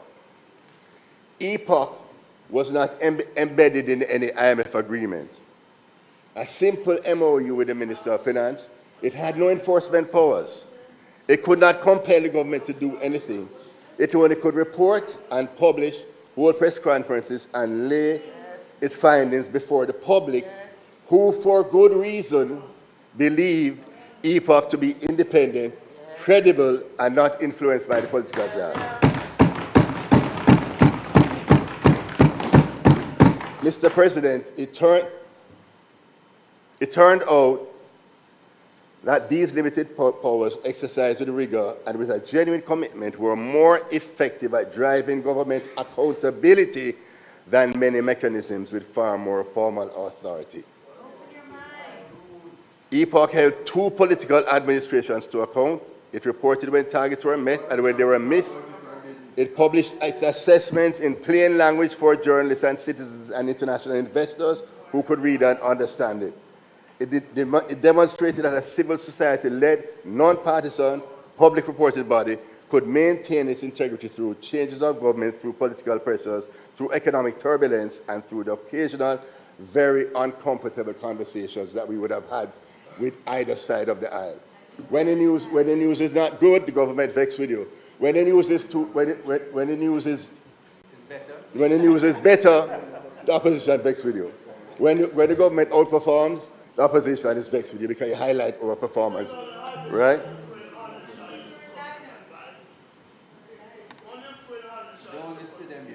JAMROC replicates the model in the Reconstruction context. JAMROC is a functional replication of EPOC, which many view as highly successful and with an effective public accountability mechanism. As the IMF and the World Bank relied heavily on IDB, relied heavily on those reports from EPOC and those consultations with EPOC, so will the IMF and World Bank, IDB, and the other agencies who are funding the $6.7 billion of recovery rely on JAMROC for the independent oversight that it will provide.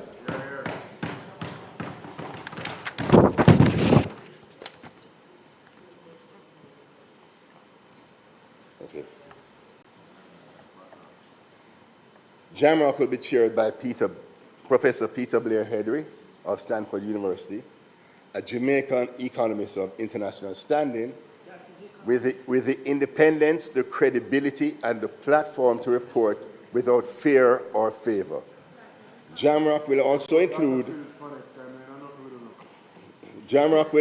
include an opposition nominated member. So, as with EPOC, JAMROC is not written to legislation, and it's not in the NaRRA Act, but JAMROC can be just as effective as social consensus oversight body Once it maintains its independence, it will be robust and an effective accountability mechanism. I am endorsing JAMROC and encouraging all well-thinking Jamaicans to do so.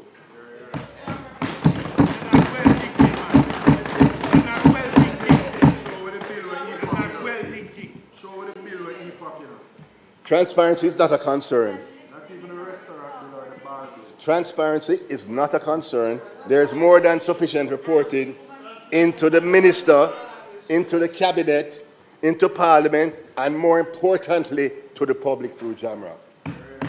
And of course, the Prime Minister and cabinet and all of those responsible, but JAMROC, as an independent body, will be reporting to the Jamaican public.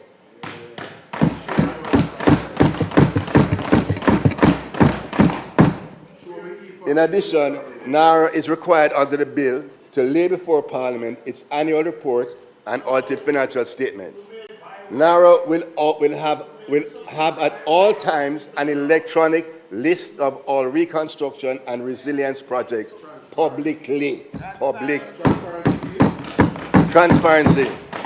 Additionally, NaRRA will be subject to independent external audit integrity commission.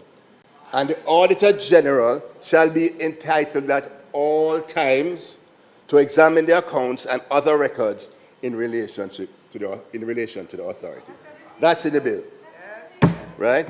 The PAC and the PAAC retains their full oversight roles. Cabinet retains full authority over all major projects and agreements, as it should, under our democratic and constitutional arrangements.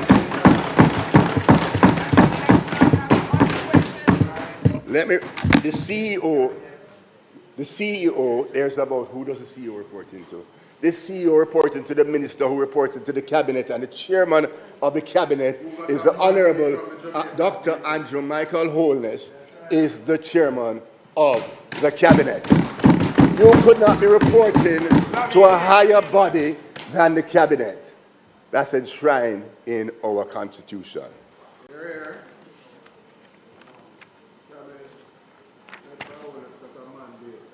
So let's go to the opportunity that we have as a country. Right? The private sector must prepare for the significant opportunities which will transpire and the tremendous scale of infrastructure development and investments that will take place across Jamaica. The financing is in place, US $6.7 billion from the IDB, World Bank, CAF, and CDB. That multilateral anchor does not simply represent money, it represents risk mitigation. When the World Bank co-finances a project and the IDB is in the capital structure alongside a private investor, the risk profile of that investment materially improves. On that note, I want to make a particular point about domestic long-term capital, because it's perhaps the most important and least discussed dimension of the financing strategy. And Ramon, we work together on this.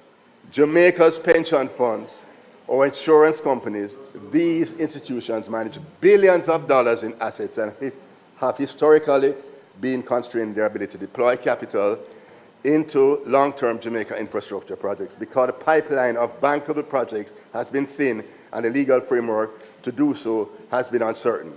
Fast Jamaica will change that. A project with cabinet designation, NaRRA coordination, and a multilateral co-financing is a materially different credit proposition than an unsupported project seeking development approval through the standard process. It is more bankable, it is predictable, it has more attractive long-term institutional. It will attract more long-term institutional capital.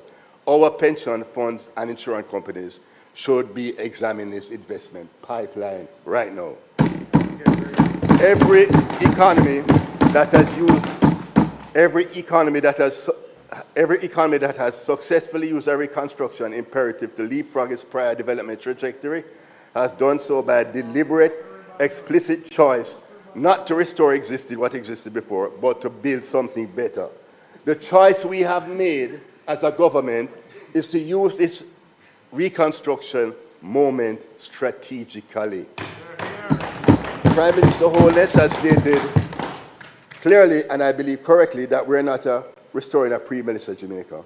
We're building a post-Melissa Jamaica with climate-resilient infrastructure, renewable energy systems, world-class trade, logistics infrastructure, and a digital economy backbone. Roads and bridges not built not to pre-Melissa standards, but to withstand Category 5. Urban centers planned for economic clusters planned, a new Kingston Public Hospital, the Port of Kingston Logistics Platform, development and commercial opportunities, and I say this to the private sector, get on board. Development and commercial opportunities will certainly arise for the private sector during and the post-reconstruction period.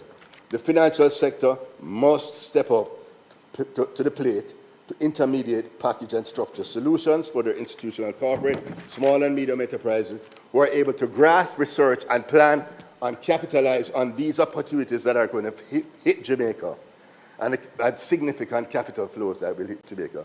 Do not get caught up in the noise. Do not wait on the sidelines.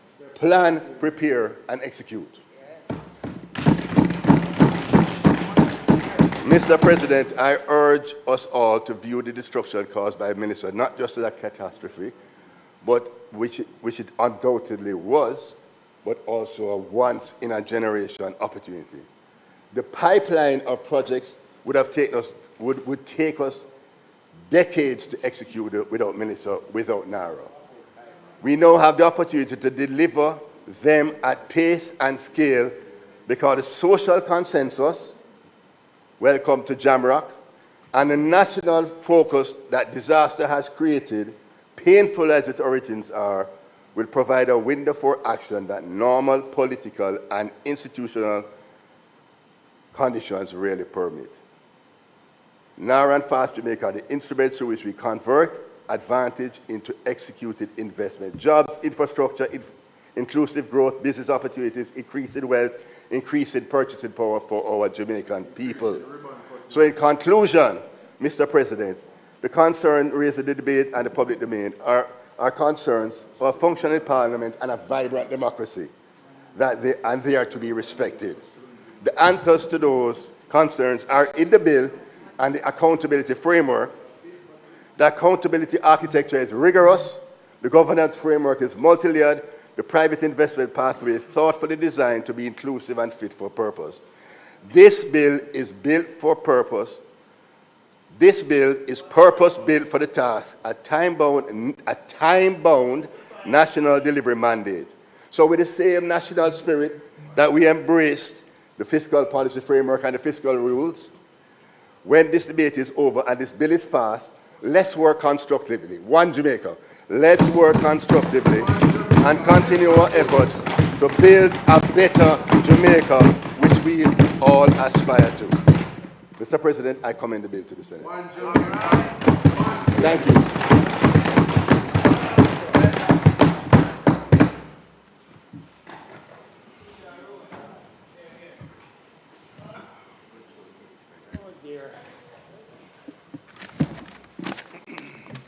Sorry, boss.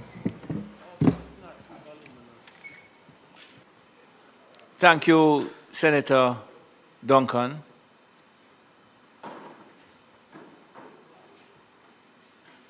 Senator Tame.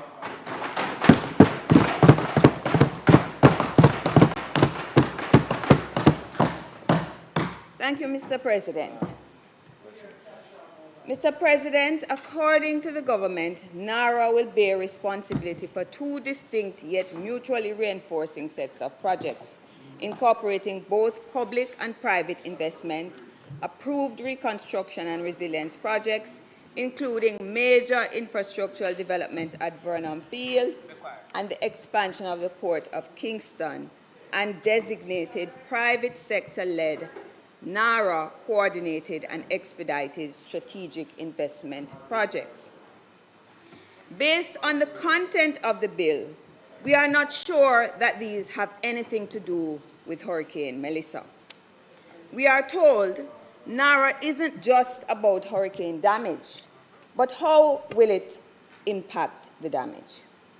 Mr. President, the people want to know. The bill says nothing of the state of communities affected by Melissa. It has no statement of purpose or object to improve the people who were directly affected by the storm. Mr. President, billions, nay, trillions in Jamaican dollars are expected to flow down the Black River, flooding the Pedro Plains and making the hills of St. Andrew joyful together. We are expected to believe the nation will be transformed into a paradise of plenty at warp speed on the fast, the expedited pathway through Jamaica's regulatory approval process.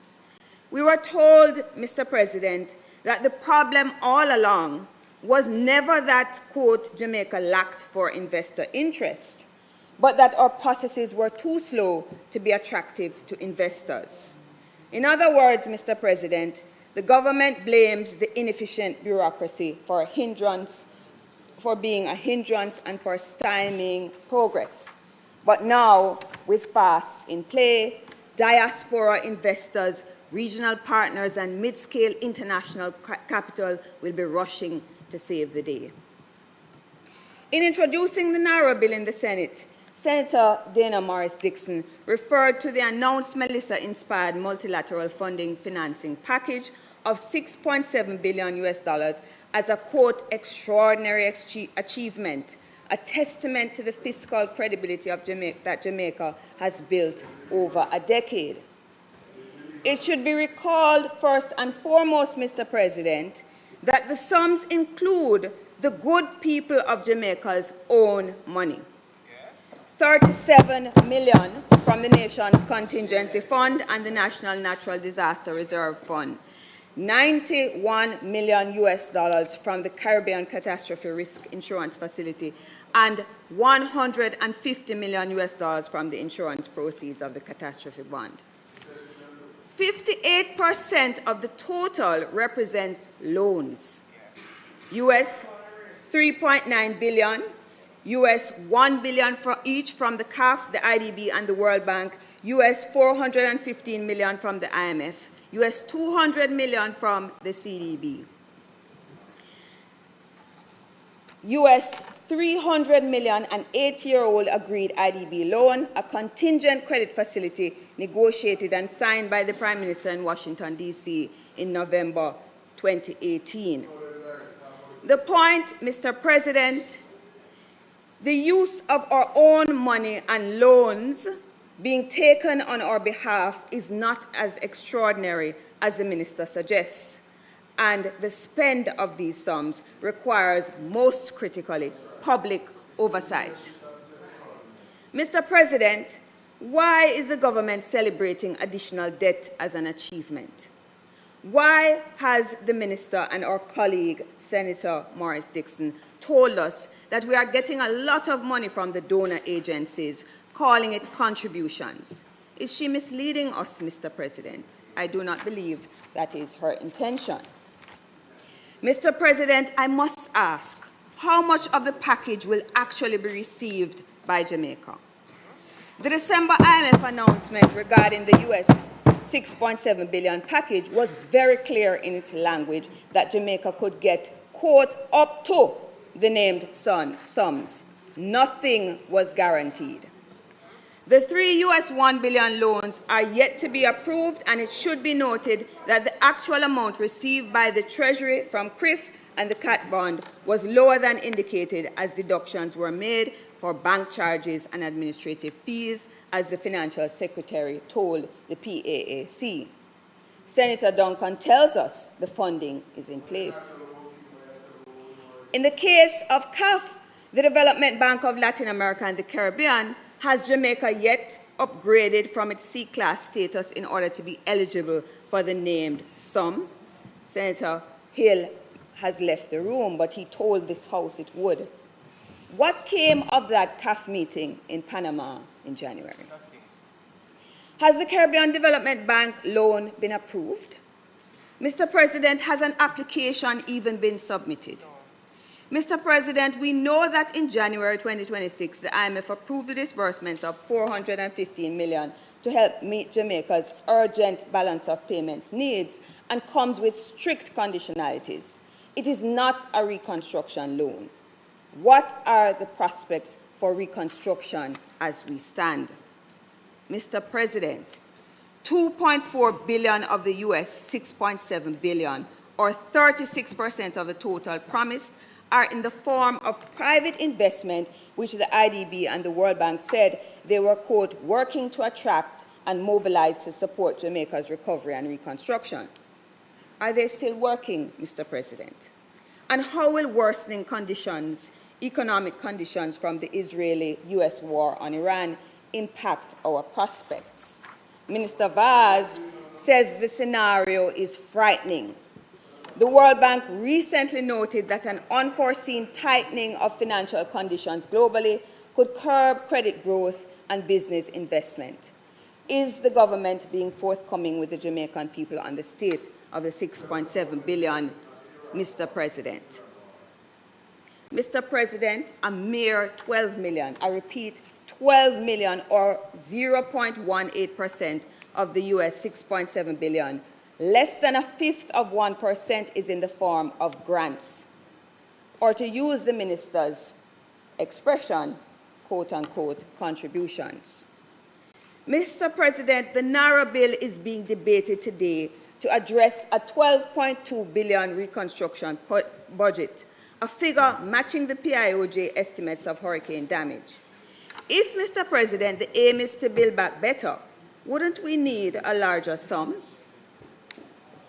That said, we are told that a shortfall of $5.5 billion in funding to match the budget will be made up with local, international, and diaspora investment.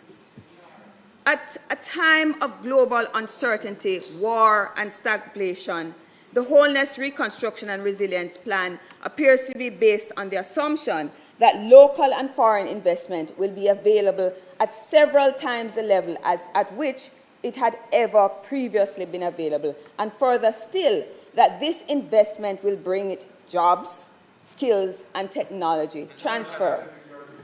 Is this reasonable, Mr. President? Is the government offering merely a promise, another 5 in 4, a 6 for a 9? Wow.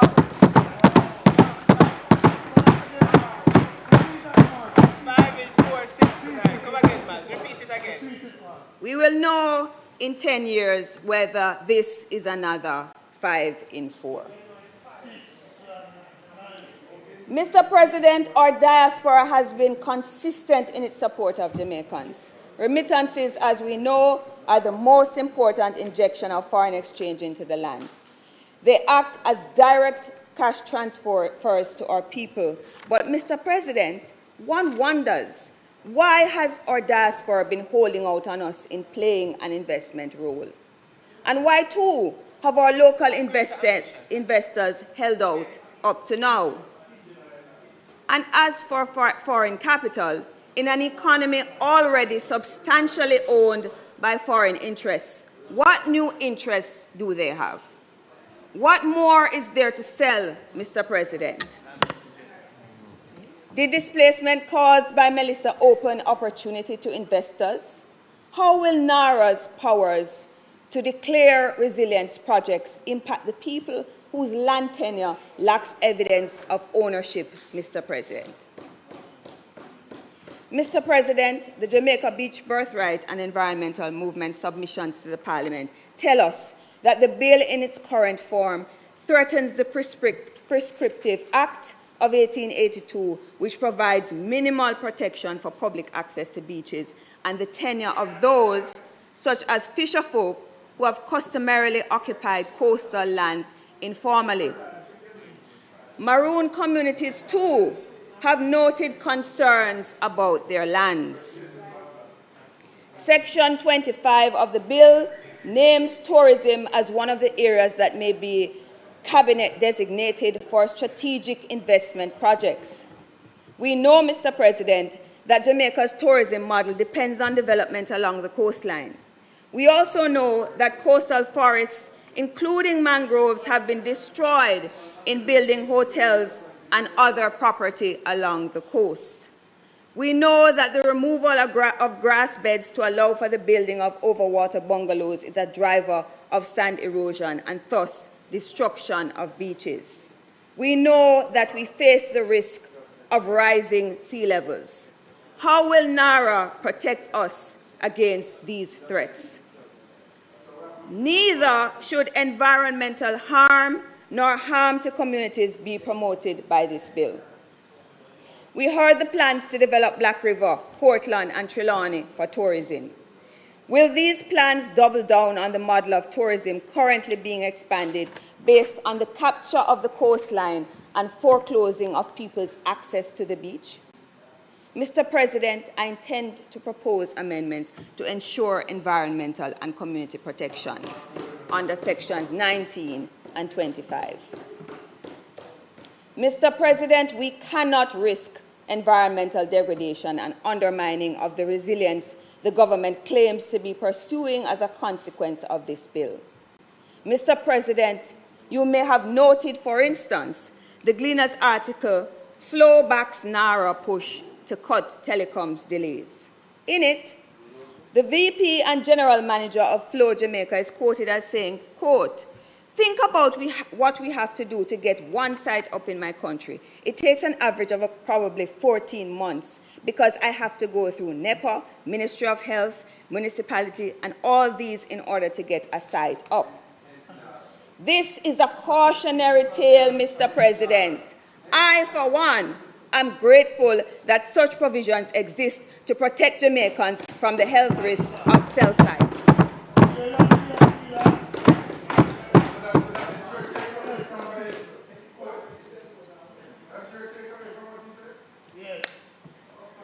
Government claims they consult, but it isn't clear that they are hearing the people on this bill. In their second submission to the government on the bill, Jamaicans for Justice and the Jamaica Environmental Trust say their concerns remain unaddressed. Mr. President, among the most pressing of those concerns that we on this side have raised in the lower house is that the bill gives extraordinary powers to the authority. Mr. President, you have heard my colleague, Senator Ferguson Small, speak to our concerns regarding the provisions under clauses 22 to 24, Ferguson Small. The approach to NaRRA must be seen as part of a larger approach by the government that attempts to concentrate power in the executive and pushes Jamaica in an autocratic direction. The super ministry at the OPM is one example, Mr. President. But we saw the Prime Minister's autocratic tendencies early on. Remember, Mr. President, how the Prime Minister required senators to sign undated resignation letters in 2013? Lucky for our colleagues on that side, in 2015, the Supreme Court ruled his actions unconstitutional and void. Mr. President, it is unfortunate that the people have had to take the government to court to guarantee their rights, which should be automatically respected. For the record, Mr. President, the NIDS legislation was ruled unconstitutional by the Supreme Court in 2019, following legal challenges that it breached the right to privacy and other fundamental rights. In 2025, the courts ruled that the repeated use of SOEs between 2018 and 2023 was unconstitutional. In response to the ruling, the government signaled its intention to appeal. In the case of Roshane Clark versus the Attorney General, the Supreme Court ruled that emergency powers regulations allowing for prolonged detention without charge were unconstitutional. You might recall, Mr. President, that Mr. Clark was awarded nearly 18 million of the people's money for damages after being detained for several months without being charged. In the case of Everton Douglas et al., against the Ministry of National Security, the court found the months-long detention and confinement of 5 men without trial under an SOE to be unlawful and unconstitutional, a breach of their fundamental rights, including the right to liberty and the separation of powers, which we deserve on this bill. And then the government sought to appeal the decision. What kind of government do we have, Mr. President, that would appeal such a ruling? It's the same kind of government, Mr. President, whose leader is always threatening the people with war and violence, with threats that you will meet your judge or your maker. We are witnessing in real time this authoritarian approach to power in the rise in police killings beginning last year. We see the same process of disregard for the people's rights unfolding in relation to the court's ruling in the Dry Harbor Bengal case.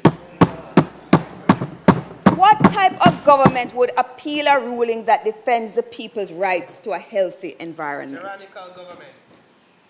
Mr. President, the joint submission of JET and JFJ has indicated that there are gaps in human rights protections, governance, accountability, and the rule of law in the NaRRA bill. They warned, for instance, that the absence of a purpose clause from the bill may not stand up to a legal precedent. I have just outlined some of the government's experiences with the courts. Do we want a repeat? Will the people be required to resort to the courts to protect themselves against the government in response to the powers of NaRRA? It is our job in this Senate to prevent them from having to go that route, Mr. President. We must amend the bill accordingly. Mr. President, who does the provision to circumvent government processes with step-in clauses serve? Senator Duncan doesn't seem to recognize the step-in clauses as an attempt to circumvent processes. Who are the investors expected to have a role in strategic projects? How will the profit motive help the people at this time? The naming of Professor Peter Blair Henry Fellow at the Hoover Institution, a think tank based at the Stanford University, to chair Jamrock confirms that the government is wedded to a vision of development that is not about the people.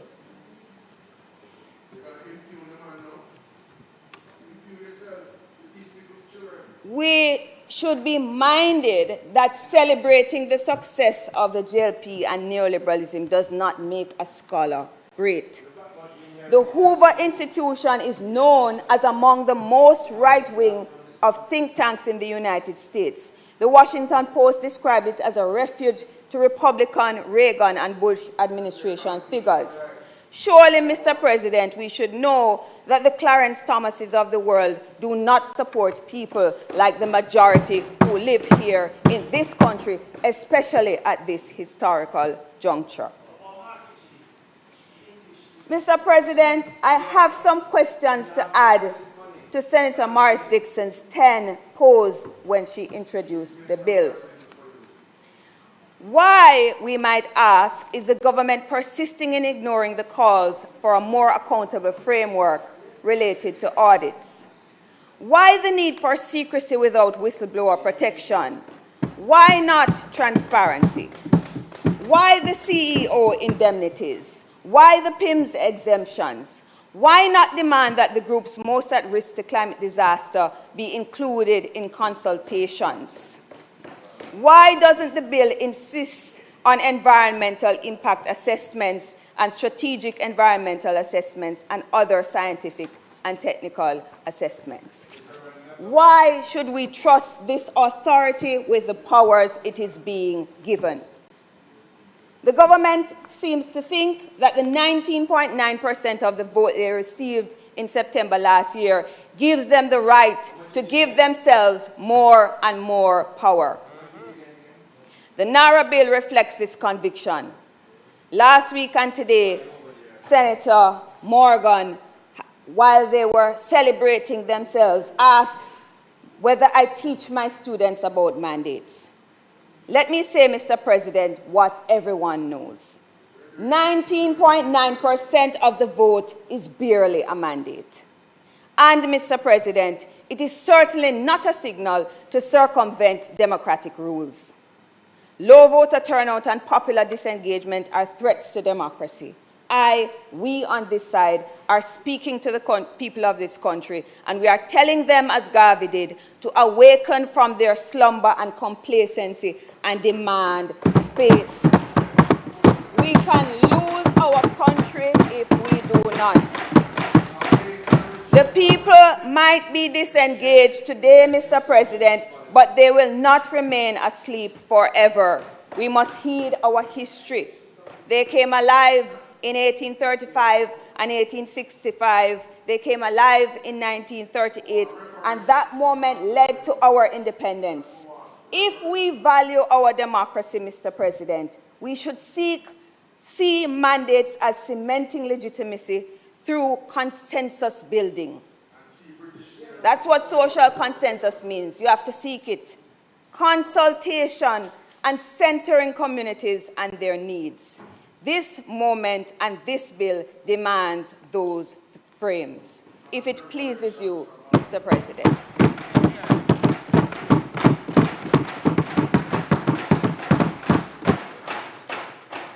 Thank you, Senator Thames.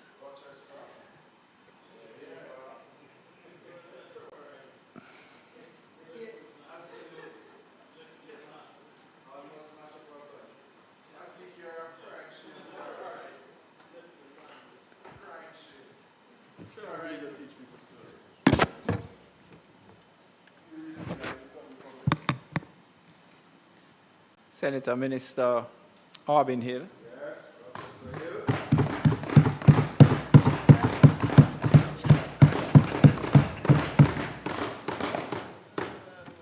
Mr. President, I rise to speak in support of the NaRRA bill.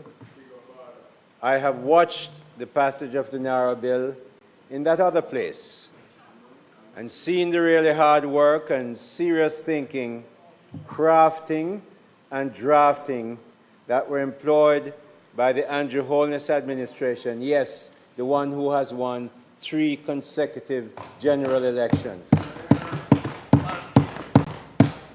To create that piece of legislation. Very serious and intentional work was put into getting the bill ready to serve the Melissa hurricane devastated, needy, but very patient Jamaicans. And at the same time, make the NaRRA administrators accountable and subjected to good governance.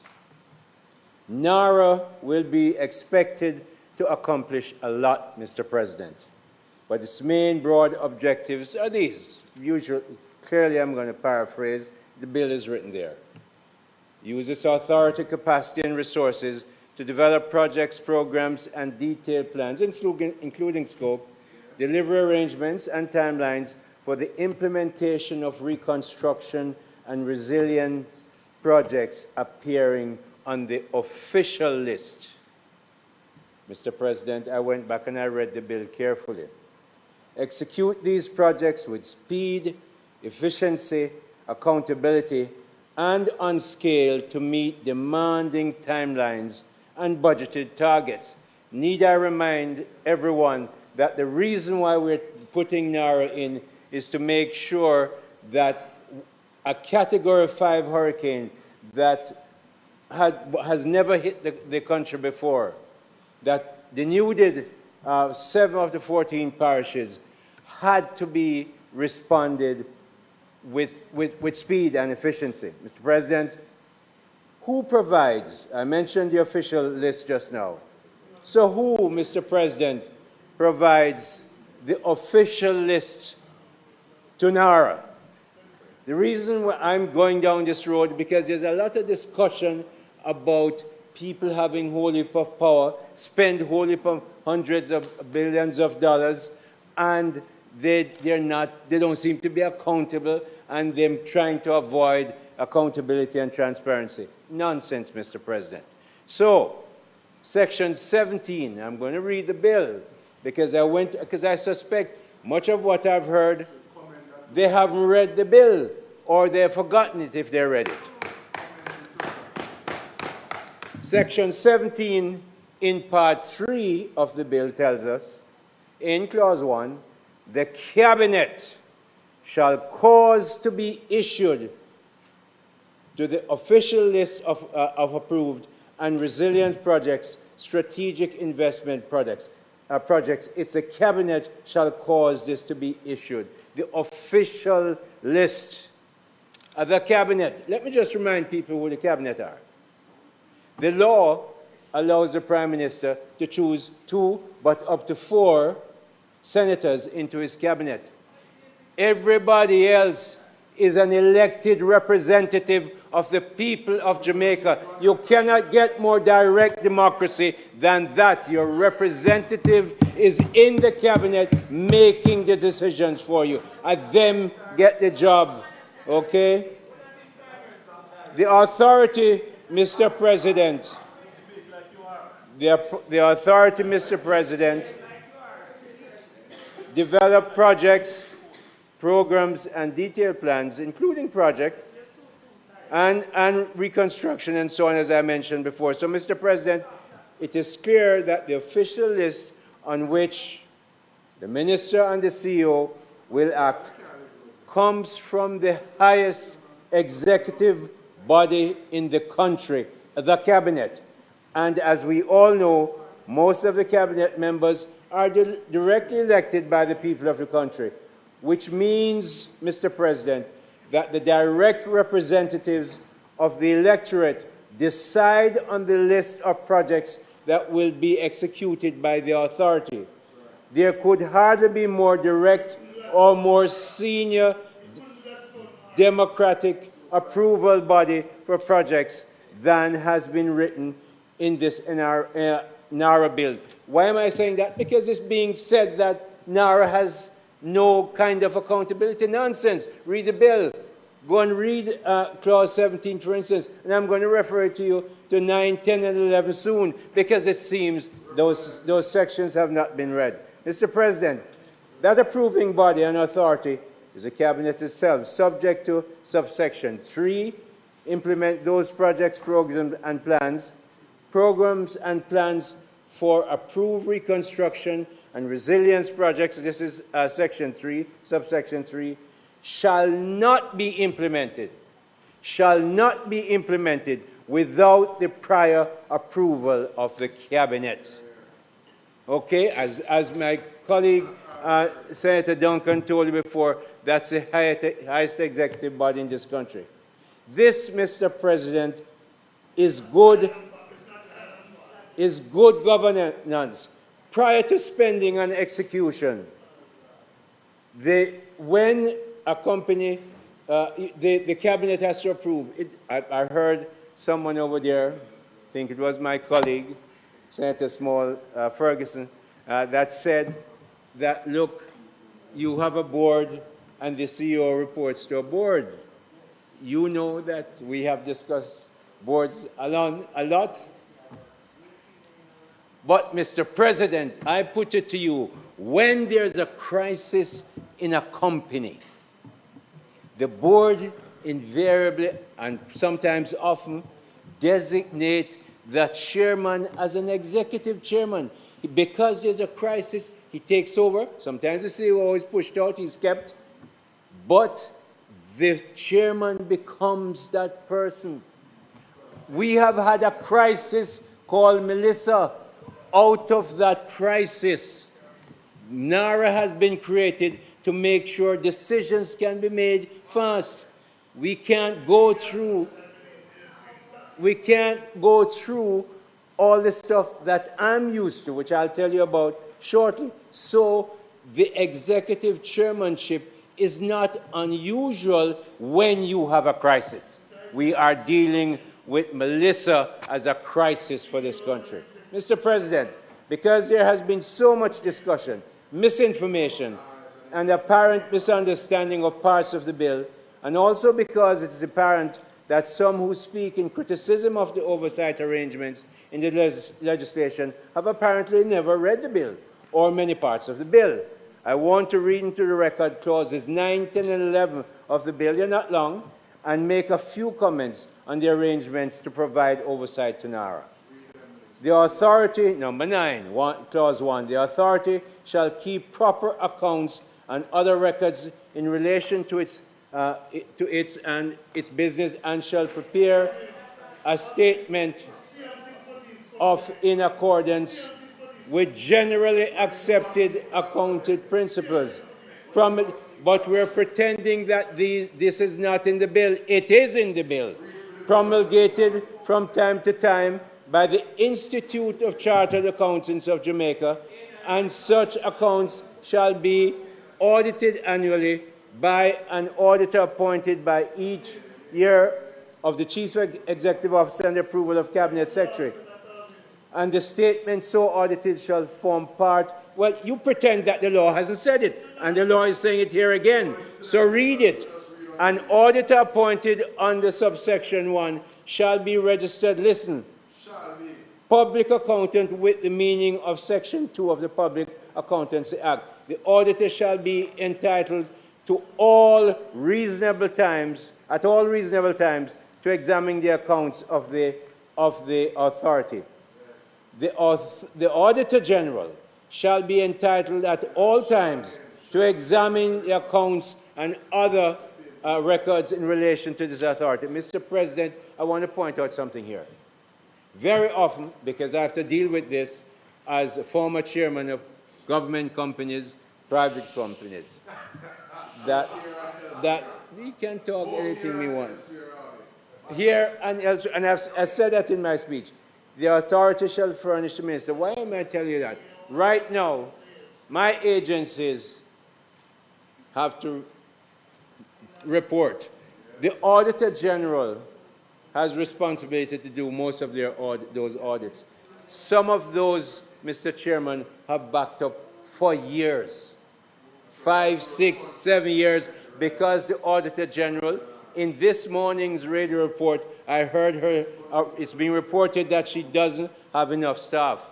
So we, with foresight, said that not only the Auditor General must exist, but we are making it in this law, which you seem to have missed, that we're making it a requirement that the external auditor must also do the audit report, which is, no, it's not in most laws. Go and read it. I know it. Yes.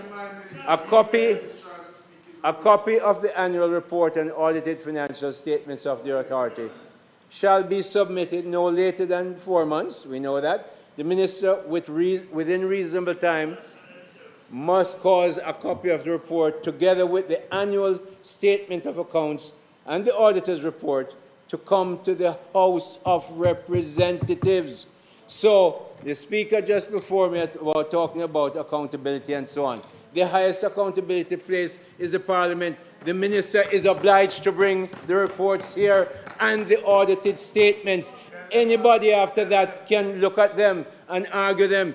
You can, accountant can, a consultant can. But your arguments do not make that point. So let me make it for you. So, Mr. President, your arguments do not make that point.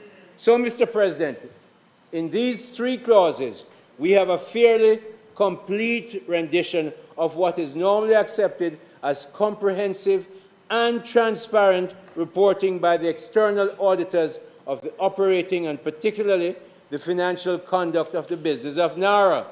The bill records in detail the particular set of principles that must be used in preparing the accounts. And Senator Thame might really like this. It says the principles that must be followed are the generally accepted accounting principles, GAAP. Not even IFRS. GAAP is the set of principles. The GAAP is the set of principles followed by most United States auditors and companies. So when much of that 6.5 million that you talk about come from US funded places, GAAP is the one insisted in here. and by the accountants. I have served on a number of, on many audit committees for public and big private companies. And this is what the regulators very, very often need. So what we are proposing in the bill, 9, 10, 11, 17, are very transparent, very professional, and thorough, Mr. President, for oversight and for regulatory. That is the truth. Not even a little piece less. The external auditors must submit the completed audit of the authority within months after the end of the financial year, a strong requirement to get delivery of audit reports. So, Mr. President, please notice that unlike the arrangement for most public companies, government agencies and ministries, where the Auditor General is generally responsible for the annual audits and may allow an independent external auditor to do the audit of a particular government entity on the workload of, because of the workload of the AG, which I heard this morning, she's saying she needs auditors. This bill codifies that both the AG and independent external auditors have access to the authority's books when, Mr. President? Sometimes, no. At all times. No complaint about access and transparency and accountability here, Mr. President. Those complaints don't stand. So, Mr. President, I just listened again to the speaker from the other side who spoke just before me. And what I'm going to say, it would sound as if while she was writing, I wrote this part of the speech. But clearly I didn't. I have reflected on the behavior. No. You know better than that. I have reflected on the behavior of the members of the opposition as they sought, apparently, Mr. President, not to get help quickly to those Jamaicans who need restoration of property. I have been, everything I've listened. You want to do this. You have time to respond. Nor and livelihoods after Hurricane Melissa, nor to help our beloved country, Jamaica, use NaRRA to quickly and accountably build a more resilient future for our country. But rather, Mr. President, I watch them try to do everything to distort, delay, and even destroy the NaRRA legislation if they could have done so. JLP, I remember, Mr. President, when we were doing the IMF program. I was then the chairman of, now Prime Minister, long time ago, leader of the opposition. Long time. And I remember every time Dr. Bert Stern and subsequently Dr. Uma Ramakrishna from the IMF came, they sat us over that office over near the, you know where it is, where the leader of the, I've forgotten, of the opposition is. Every time, I don't even remember. Every time they came, Mr. President, they asked us almost the first question, pointedly, will you keep the terms and conditions of the agreement that is being, and ad nauseum, and with great patience, because the Prime Minister is one of the most patient men I've ever met. Patient. Tell them over and over, yes. But, Mr. President, we did not only keep it. When we came to power, we busted it up and excelled it. But this is what happened. We made sure, and I remember, and I'm telling you this, Andrew Holness, through that time said, this is a national project. This has to be done. We will not oppose it. We never opposed one of those bills. So, Mr. President, we know what it means to join in unity, to build a country. The PNP have lost, it seems, they have lost their course. They have lost 3 consecutive general elections, Mr. President. and they seem to be desperate. After the most honorable Andrew Holness led us to victory in 2016, they fought us tooth and nail over crime. The leader of the opposition, the former leader of opposition business, I almost misspoke about leader of the opposition. Time over time, Peter Bunting, stay over there. Where is the crime plan? Where is the crime plan? The Minister of National Security, Prime Minister would ad nauseum tell them, we are spending the money on people, on equipment, and systems.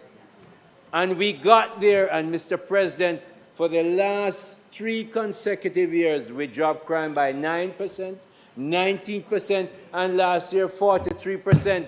There is no more mocking about where's the crime plan. Because and you should learn, when you talked about NaRRA, you should be careful.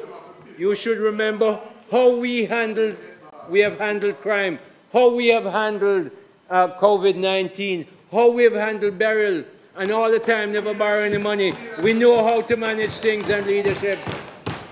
So, NaRRA, Mr. President, we've never done a NaRRA before. So we are going through this, and we have to get speed. So we look at all that they're trying to do, and this has come to my mind, Mr. President. Despite losing 3 consecutive general elections to the young but mature and strategic thinker of a leader called Dr. the Most Honorable Andrew Holness, and the Jamaica Labour Party, the PNP, their leader of the opposition, mind you, and their members of parliament, Mr. President, behave as if they possess the God-given right to run this country and decide on what legislation the 3-time elected by the people Jamaica Labour Party government should pass. Okay? So, Mr. President, the people, we hear the discussion, but the way they talk about it, oh, he has too much power, no oversight, no, that's not true. Read the bill. I just read it for you. Mr. President, evil and wicked Queen Jezebel, the hapless,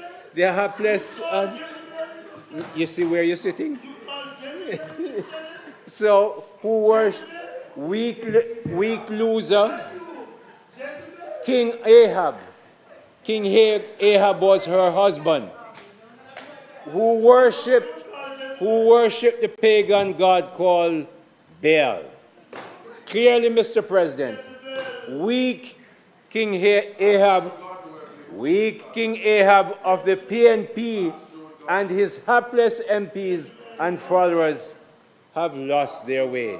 Just listen to what we heard from the speaker just before me. Lost their way, Mr. President. So, Mr. President, I have observed that when PNP politicians cannot achieve power at the ballot box, they engage in what is called lawfare. Not all of them. There are others who are good PNP people. But some of them engage in lawfare. In some other jurisdictions, that's what they call it. And they try to use tyrannical excesses of process to bog down legislation and try to derail the legislative objectives of the government, and in the process hinder needed benefits getting to the Jamaican people. So, Mr. President, I put to you that we have enough oversight regulators and regulations in place. They include, but are not limited to, the Cabinet, the Parliament, the various oversight committees of Parliament, and the independent auditor, the Integrity Commission, and on the long accountability and compliance bodies. Indeed, Mr. President, many other speakers in that other place before Senator Dana Morris Dixon in this Senate last week, and others in the Senate after her, laid out the phalanx of oversight regulators which exist to judge the work and professional performance of the newly proposed NaRRA. So, they try to use legislative complexity when that's not used. They shifted the nuance to the Joint Select Committee. And the Joint Select Committee, Mr. President, I know the immense value of the JSC. And this is the last thing I'm going to tell you about that thing. I passed 2 bills from the ministry using the Joint Select Committee. There were security interests in personal property, SIPA, and the Insolvency Act last year. But, Mr. President, the JSC, the Joint Select Committee, was not created with speed and urgency in mind. And speed and urgency are 2 important requirements NaRRA needs to get established and go to work. I have chaired the Infrastructure Committee of Cabinet, and some of those projects take 12 to 20 months to get through, to get to a decision. Now, the Melissa debacle does not allow us another 20 months to get a project through. Okay? So,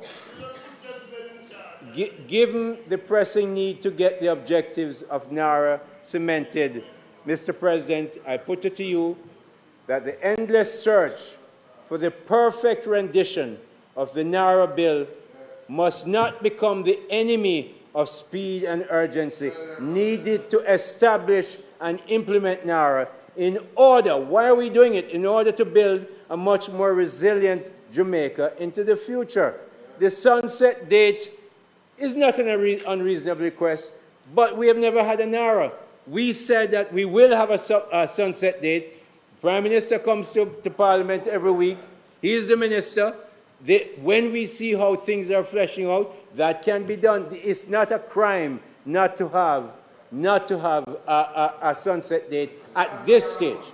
So, Mr. President, what have we done? What have we done about getting good governance? Dr. Peter Henry Blair's name was called. Not only is he a professor from Stanford, which my opposite over there would seem to have preferred that he would have studied somewhere in Moscow, but he didn't. So Mr. President, not only is he the former head of the New York University School of Business and a tenured professor at Stanford, he also sits on 2 of the biggest boards in the United States, Citigroup and Nike. Okay? So, Mr. President, this man who has that kind of reputation, and I suspect the others that the Prime Minister will appoint will be of similar stature, has no interest. If he can't get information, Senator Small Ferguson, Peter Blair not staying around. And we will make sure, the Prime Minister is going to make sure he gets the information. But it doesn't have to be codified. You can't codify everything. It's not an Articles of Association. Even the Articles of Association of a company does not say you must have an internal auditor. Yeah, it's all right. So, Mr. President, I once again, as I've done in the Senate and many times before, in this Senate and elsewhere, seriously encourage businesses across every sector of our economy. Banking, distribution, manufacturing, hospitality, farming, construction, and development to prepare to participate in the 2.4 billion portion of the 6.5 billion facility that has been provided by our international financial partners. The World Bank, the IMF, the IDB, the Latin American and Caribbean Development Bank, and CBD, we never have to go to them. They say, we look at your records, we see what Melissa has done. here is a package of financing for you. We must use it right, and as my colleague, Senator Duncan, just said, the government has moved the amount down from 150 million to 15 million for Jamaicans to come in and take it up. So please, Jamaican businesses and entrepreneurs and business leaders, please take it up. Get ready. Make sure you get linked into Fast Jamaica program as outlined in this bill, and it starts at a mere $15 million US. Mr. President, I really strongly support this bill, if it pleases you, sir.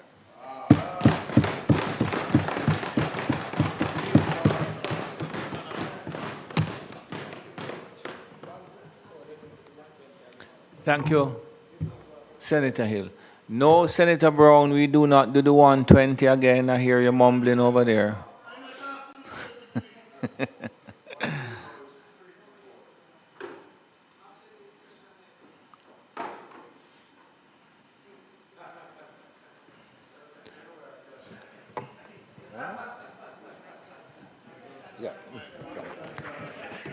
Senator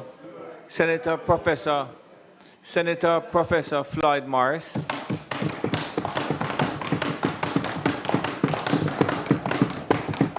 One minute, Senator Morris. Mr. Hello. Pull his chair for him, no? Pull the chair down that side. You all right with the chair, Senator Morris, or you want? Come on, I can operate. Thanks. No, I want you very comfortable, you know. I don't want you to be complaining, say. Thank you. Thank you very much, Mr. President. Mr. President, as I make my presentation, I want to acknowledge the presence of former Senator and former lecturer of mine at the University of the West Indies, Professor Trevor Monroe. And I also want to acknowledge members of civil society who are present in the gallery. Mr. President, we are very much, and also my very good friend, former Member of Parliament for South Central St. Catherine. And she will tell you of my work with her over there, you know, Sharon Hay Webster, my very good friend. No matter where Sharon goes, I will be her friend. Mr. President, we are participating in this debate because it is a part of the democratic process of our country that allows for rigorous scrutiny of legislation. And in that process, Mr. President, different actors of the society are entitled and obligated to make their contribution.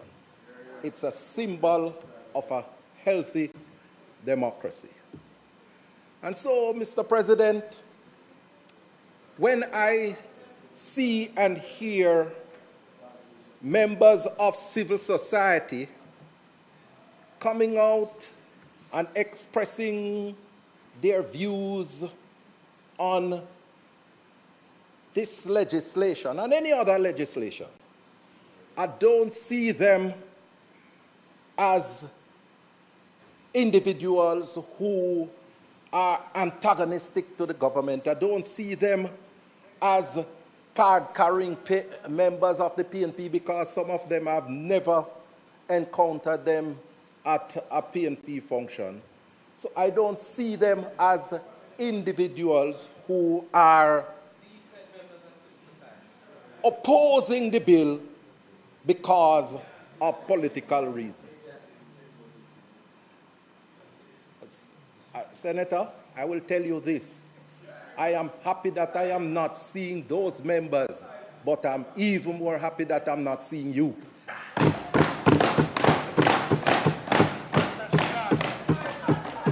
Mr. President, these members of civil society are just simply individuals who want to see better for their country. And the criticisms of the legislation must not be construed as such. Because some time ago, I heard an individual in the media saying that nothing is wrong with the bill. Nothing is wrong with the bill. But yet still, the very week when the bill was debated in the House of Representatives, I think there were over 20 amendments to the bill. So if it is that there was nothing wrong with the bill, how comes the House of Representatives accommodated amendments? And so I make that point, Mr. President, to say that we want to make the bill better because we want a better Jamaica. We want a better Jamaica. And so, Mr. President, because we want a better Jamaica, I decided that I'm going to look at the bill for myself. Look at the bill for myself. And, Mr. President, I looked at the Memorandum of Objects. And there are 4 specific objects that have been identified, and I am structuring my presentation, Mr. President, around those. And A speaks to, and this is what it says, for the efficient, coordinated, and transparent management of extraordinary time-bound reconstruction and resilience, efforts to focus on building back better to withstand future climate and geophysical events. That is what Memorandum of Objects A speaks to. And in the bill, Mr. President, in order to achieve that particular objective, the government decided to establish NaRRA as a body corporate. And when I read that, I decided that I was going to check the Interpretation Act, which Section 28 of the Interpretation Act gives an outline as to what constitutes a body corporate. And when I looked at that definition,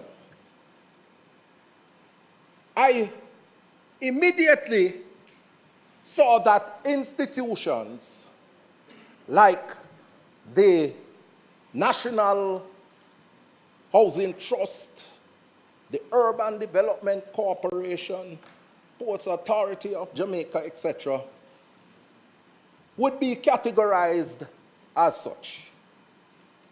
These are entities, Mr. President, that have been charged with significant resources in terms of the governance architecture of our country. And from what I have observed over the years, all of these institutions have boards of government, boards of directors that have been appointed by respective ministers or prime ministers. And these are established in the law. So you have the NHT, and the NHT has a board. You have the Port Authority, and they have a board. You have UDC, and they have a board. And, Mr. President, as I look at that sort of arrangement, I have not heard or seen any report that says the board structure in terms of our governance arrangement is a part of the fundamental problem for our national development. I beg someone to show me any such research that has come to such a conclusion. Mr. President, I know what authorities have said. I know what authorities have said, and I will tell you that privately too. Mr. President, the fact of the matter is that in the case of the National Housing Trust, it is the Prime Minister who has responsibility for the NHT. And the Prime Minister has the responsibility to hire and fire any member of the NHT. And I am certain, the board, I am certain that the current chairman of the NHT board, Mr. Levan Freeman, nobody. No one. Freeman, Linval. Yes, yes. Mr. Freeman, nobody could say that he is somebody who would be unresponsive to directive from the Prime Minister, because the Prime Minister appointed him as chairman. And so the Prime Minister, under his administration, has the power to appoint a board and also to determine who are the members therein. And he directs the policy arrangement for these boards. So, Mr. President, I can't understand why is it that there is this resistance, this fundamental departure from an established arrangement, which I don't see anywhere, that having a board to govern an institution is problematic.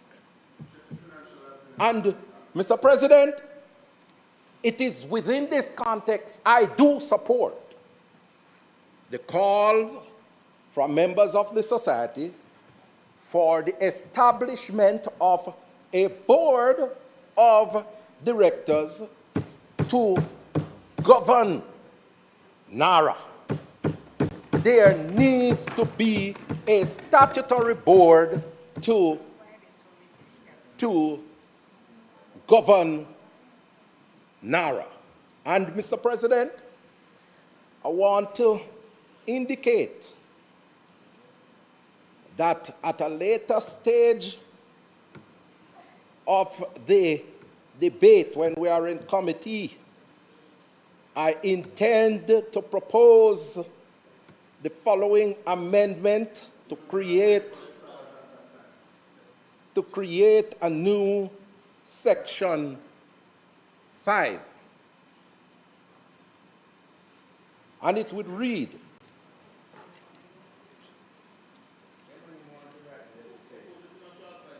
there is established a board of directors which shall, subject to the provisions of this act,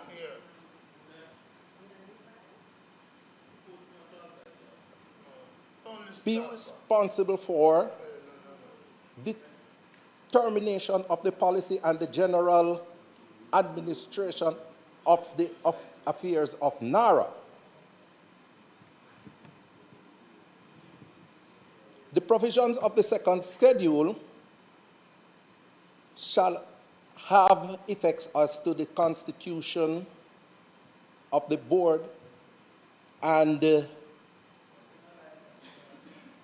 otherwise in relation thereto.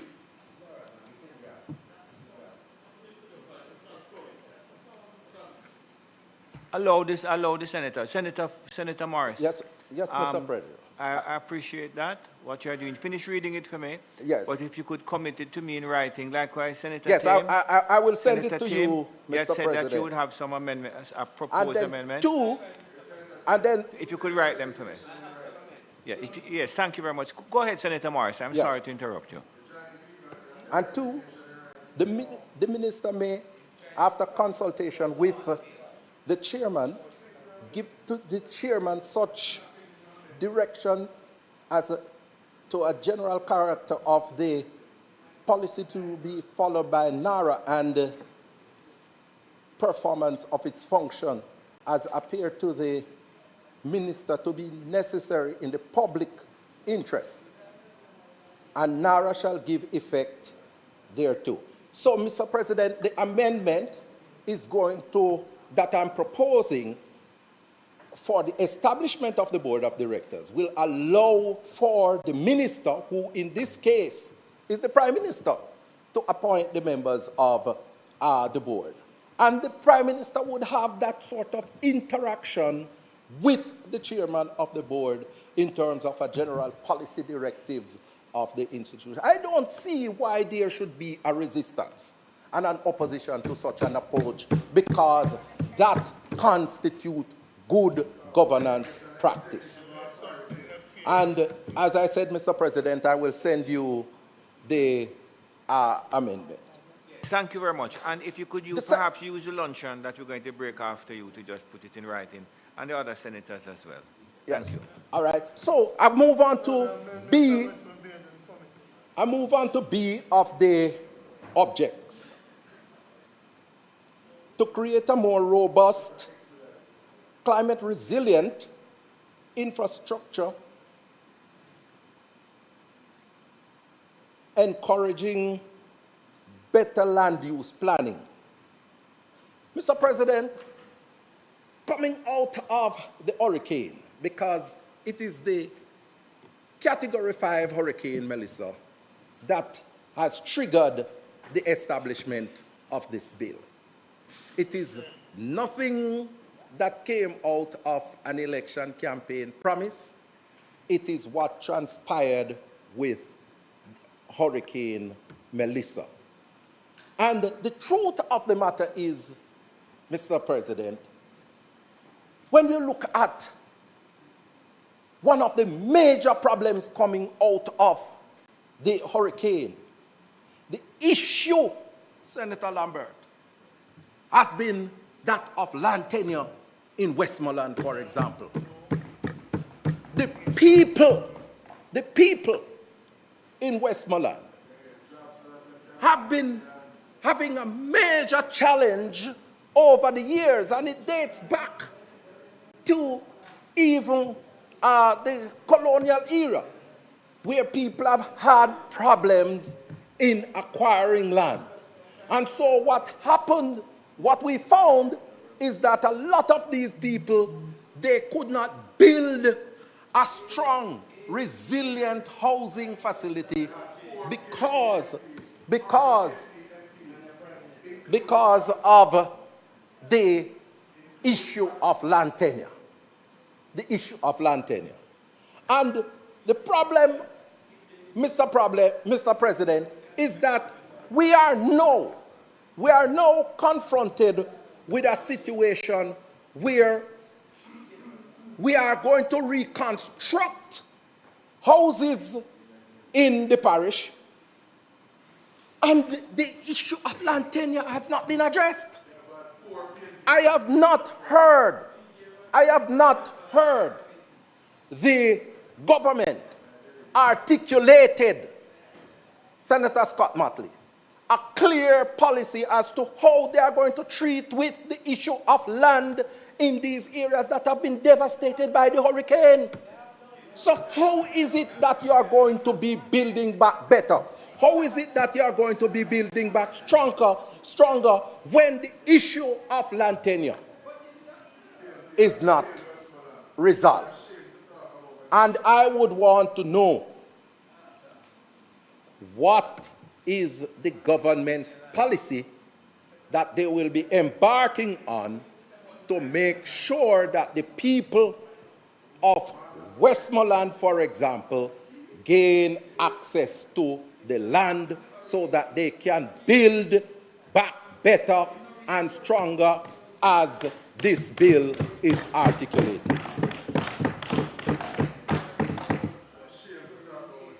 Mr. President, I want to go on to Object C, to expedite private and public-private investment in priority sectors and address the structural economic vulnerabilities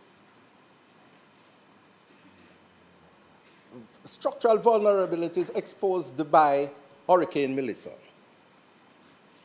Mr. President, one of the major structural vulnerability that has been exposed by Hurricane Melissa is that of housing. Mr. President, some 180,000 houses, it is estimated, have been either destroyed or damaged by Hurricane Melissa. Mr. President, if you do a simple mathematical calculation, an average for each of the houses that were damaged, you're talking about $350 billion. That's a significant portion of the estimate of damages that have been done to the national infrastructure. And so I was expecting, Mr. President, colleagues, that housing would be treated as a priority in any measure to build back stronger and build back a more resilient Jamaica. And as I read through the bill, Mr. President, one one dege reference in the bill towards housing.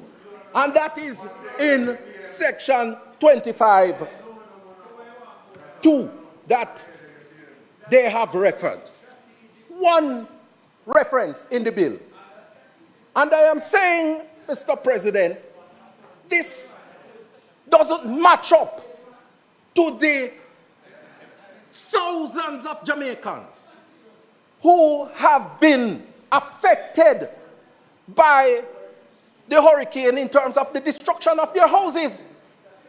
And what makes it worse to show that the government isn't serious. In October, the government announced that it was going to purchase 5,000 container homes for the people.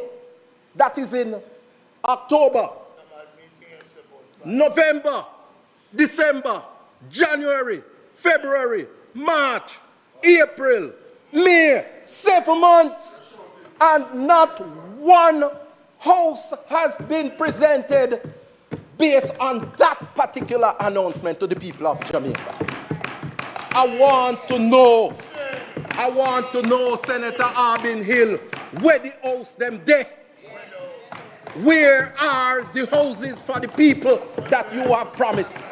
The 5,000 container homes. The people of St. Elizabeth in Parity. The people in Bluefields, in Westmoreland, the people in Sandy Bay, they are still looking for the houses. I look down at the wharf, and I can't find them. So I want to know what happened to the houses.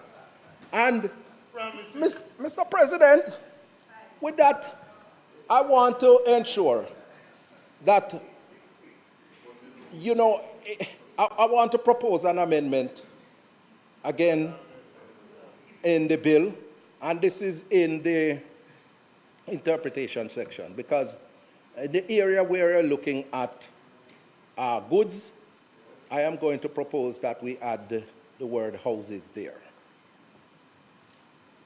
It's a simple amendment, and I think it is reasonable that we...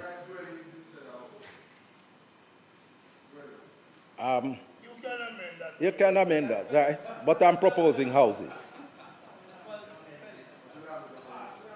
All right? Mr. President, I want to move to D of the objects, which speaks to enable growth and diversification of Jamaica's economic base. And Mr. President, noble objective, and we all want to see our country grow. And I want to suggest that in doing so, we must not set up NaRRA to be the be-all and end-all of Jamaica's economic growth and development. Because the truth is, we have other structural problems that have bedeviled our economy over the years that we need to deal with. I am happy that in the bill, I have seen provisions made for diversification of agricultural production, because one of the things that we need to do, I leave that up to you, my friend. My duty is to make sure that I review the legislation here, not to be a clap-and party, a choir for the Prime Minister. Mr. President, I want to say that, in order for us to transform the Jamaican economy, we have to move to value added. Because, Mr. President, Jamaica is rich with a lot of agricultural products that if we should engage in value added, we would see a significant transformation over time. Right now, we have a situation where it is mango season. And if you go around Senator Hill, you would see the amount of mangoes being wasted on the mango trees all over Mona and Hope pastures. If you travel into St. Mary, you see what is happening in terms of the apple season, the apple being wasted, our OTT apple. And we need to make sure that we create a mechanism where we move from just commodity to created value-added products. And that is what we need in order to have sustained periods of economic growth in our country. Mr. President, you know, I know some things about agriculture because, you know, I was involved in agricultural production in St. Mary for a long period of time. And one of the crops that I am amazed that we have not engaged in greater production of is that of cassava. Because cassava is one of the most versatile agricultural crops that you can think of. So, Mr. President, when you look at the cassava crop, yes. So, Mr. President, I believe that we can get greater value added from our agricultural production. And that is something that we need to focus on if we really want to get the economy stimulated and growing on a sustainable basis. On a sustainable basis. But equally, Mr. President, as I looked through the bill, I realized that there is a serious gap and deficit that is there that we need to correct. And I want to suggest, Mr. President, that in the work and the role of NaRRA, we make sure that in building back better and building back stronger, greater provisions are made for the society to become more accessible for persons with disabilities and senior citizens. Mr. President, in 2018, the Building Act was established. But the Building Act made provision for new buildings to be accessible for persons with disabilities. But the provision for making older buildings more accessible is problematic. Senator Morris, finish your presentation. I'm not telling you to finish it. I'm saying you may finish your presentation. Thank you very much, Mr. President. Yeah, I finish. I have about 3 minutes, Mr. President. Go ahead. I'm not telling you to wrap it up, you know. Don't get me wrong. I'm saying finish your presentation. I understand, Mr. President. I'm paying attention to you. I'm not paying attention to the penny section. Right? Mr. President, the truth is that we need to make sure that not just new buildings alone are accessible, but also older buildings become accessible for persons with disabilities. And if it is that we are talking about giving NaRRA the capacity to reconstruct buildings and facilities, NaRRA should be mandated to make these buildings accessible for persons with disabilities and senior citizens. Mr. President, I want to propose that in Section 4, we do an amendment there in Section 4, Minister, to add to the responsibilities or functions of NaRRA to ensure that in its effort, it makes all buildings that are constructed or reconstructed accessible for persons with disabilities and senior citizens. Mr. President, we have to create a more inclusive society because we are talking about a situation where we want to grow the economy. ILO and World Bank have done research that have shown that when you include persons with disabilities in your economic development, economic activities between 3 and 7% growth have been highlighted across the world. So, Mr. President, I am strongly urging, Minister, and in particular with your portfolio of education, you are fundamentally exposed because you have a large proportion of the schools across this country that are inaccessible to children with disabilities.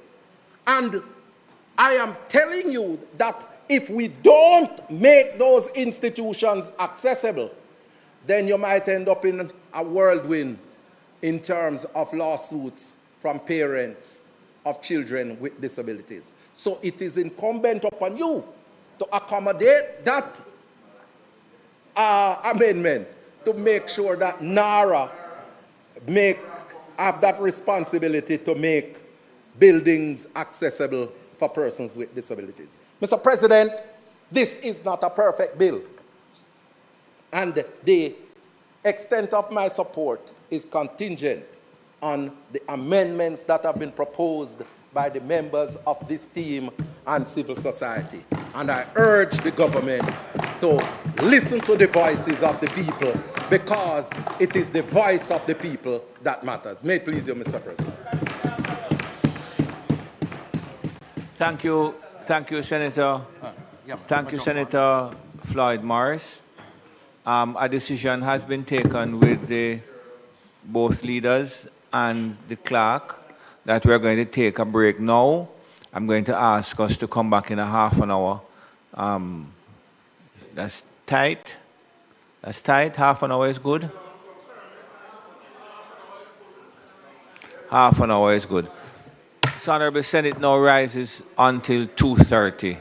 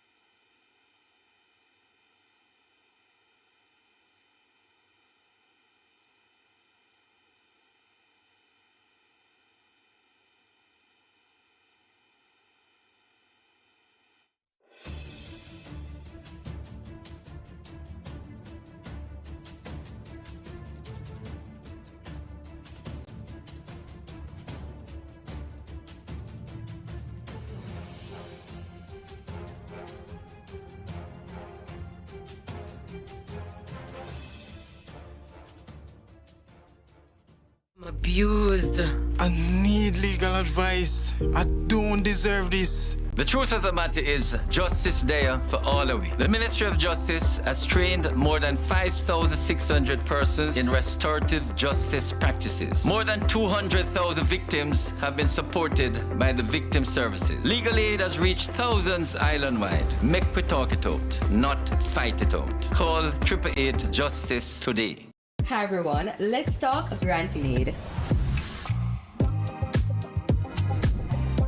Eligible targeted loan applicants may receive a non-repayable granting aid of $60,000.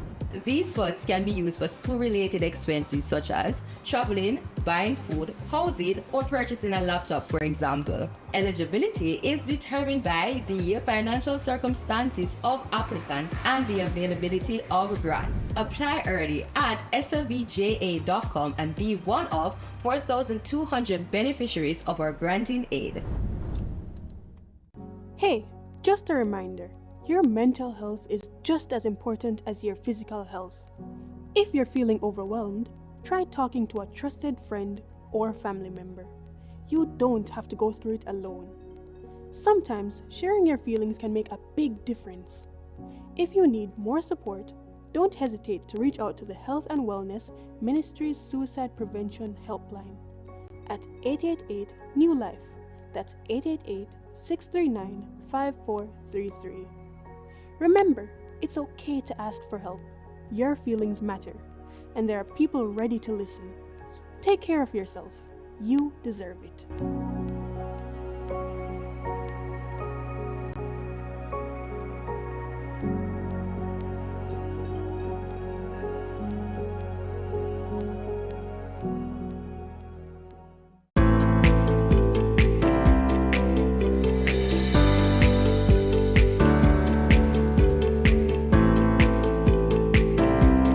For our credit report tip of the day, ignoring your credit report while building a debt portfolio may not hit you in your 20s, 30s, and 40s, but it becomes undeniable in your 50s. Your 30s and 40s is the window for strategic expansion. As income stabilizes, many still do not fully grasp how to intentionally structure credit to support wealth building outcomes. This is the phase where credit should be deployed with precision, leveraging stronger income to access better financing terms and invest in appreciating or income-generating assets.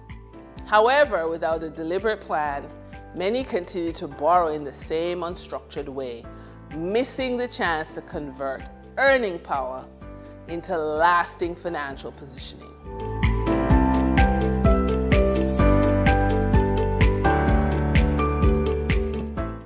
Do your part to prevent mosquito breeding. Mosquitoes will breed in any container that holds water. Tightly cover water storage containers such as drums, barrels, buckets, and tanks. If this cannot be done, pour cooking oil on the water surface. Punch holes in all tins, plastics, and beverage boxes to prevent the collection of water before disposal. Cover all tires or fill with dirt to prevent water collection. Scrub all vases once per week to remove mosquito eggs. Use mosquito repellents to protect yourself from mosquito bites. Dispose of garbage properly by placing in plastic bags and securing properly to prevent water collection. A message from the Ministry of Health and Wellness.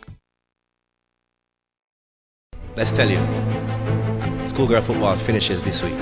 When that is over, beware, beware. This is a do or die. On Saturday, May 9, when the clock strikes 3:30 p.m. at the Waterhouse Mini Stadium, the Jamaica Women's Premier League delivers a blockbuster decider. Real Mona versus Cavalier. Two teams, one mission, survival. Everyone wants to go to the final. Everybody wants to win, but there will only be one winner. For Cavalier, it's simple. Win and they're through to the semi-finals. After falling just short as last year's beaten finalists, they're back with unfinished business and eyes locked on redemption. All the way. Yes, man, we're going all the way. But standing in their way, a story years in the making. Real Mona back in the league for the first time since 2019 and now on the brink of history. A victory doesn't just keep their season alive, it puts them within reach of their first semi-final appearance. If the final comes to the knocking, then the title will become. Everything on the line, every tackle matters, every moment defines the season. We can show that we have been putting in the work. Everything in our system. Legacy or heartbreak, this is more than a match. This is the decider. Watch it live on the Jamaica Women's Premier League YouTube channel and on PBCJ. Send the something and come back. Back to sender. God, I thank you so much. Miracles await and miracles abound. Tune in every Sunday at 7 a.m. for your share of the Miracle Revival Hour with Reverend Dr. Blair. Come for the word, stay for the worship, right here on PBCJ. Miracle worker, work one for me.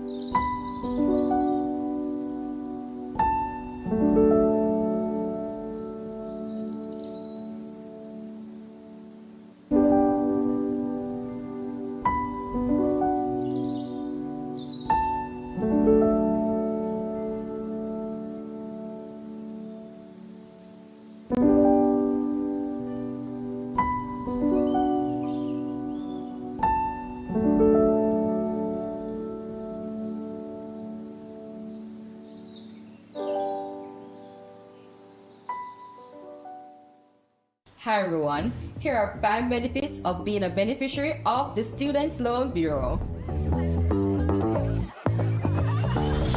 1. Benefit from our 99% approval rate. 2. Benefit from our low interest rate, so less burden when you need to repay. 3. Benefit from the fact that we require no collateral when applying. 4. We're giving you more time to focus on your studies while we focus on the financing. No need to worry about repaying while in school. Number 5. Receive a 14 months grace period after your graduation date before you enter repayment. Don't forget to follow us on all SLB platforms for more SLB info. Let's tell you, schoolgirl football finishes this week. When that is over, beware, beware. This is a do or die. On Saturday, May 9, when the clock strikes 3:30 p.m. at the Waterhouse Mini Stadium, the Jamaica Women's Premier League delivers a blockbuster decider. Real Mona versus Cavalier. 2 teams, 1 mission. Survival.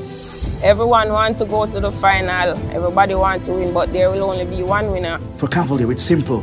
Win and they're through to the semi-finals after falling just short as last year's beaten finalists They're back with unfinished business and eyes locked on redemption. All the way. Yes, man, we're going all the way. But standing in their way, a story years in the making.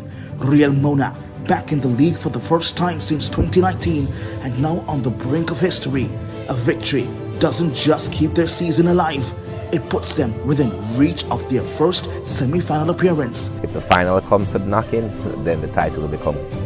Everything on the line, every tackle matters, every moment defines the season. We can show that we have been putting in the work. Everything now is system. Legacy or heartbreak, this is more than a match. This is the decider. Watch it live on the Jamaica Women's Premier League YouTube channel and on PBCJ. We want a piece for Jamaica. Yo, what are you? Oh, man, none of that. Yo, no, brother, no, man. Can I see you ever play ref? Dirty game, man, please. Yeah, but I look a bad game. No, I said, person to come from, brother, I want to live good, man. I want to live good, brethren. Just shake hand, I can play a little bad, brethren. Really have to shake hand? Yeah, man, and no badness, brethren. Just live good, man. Come together as one and make the violence done.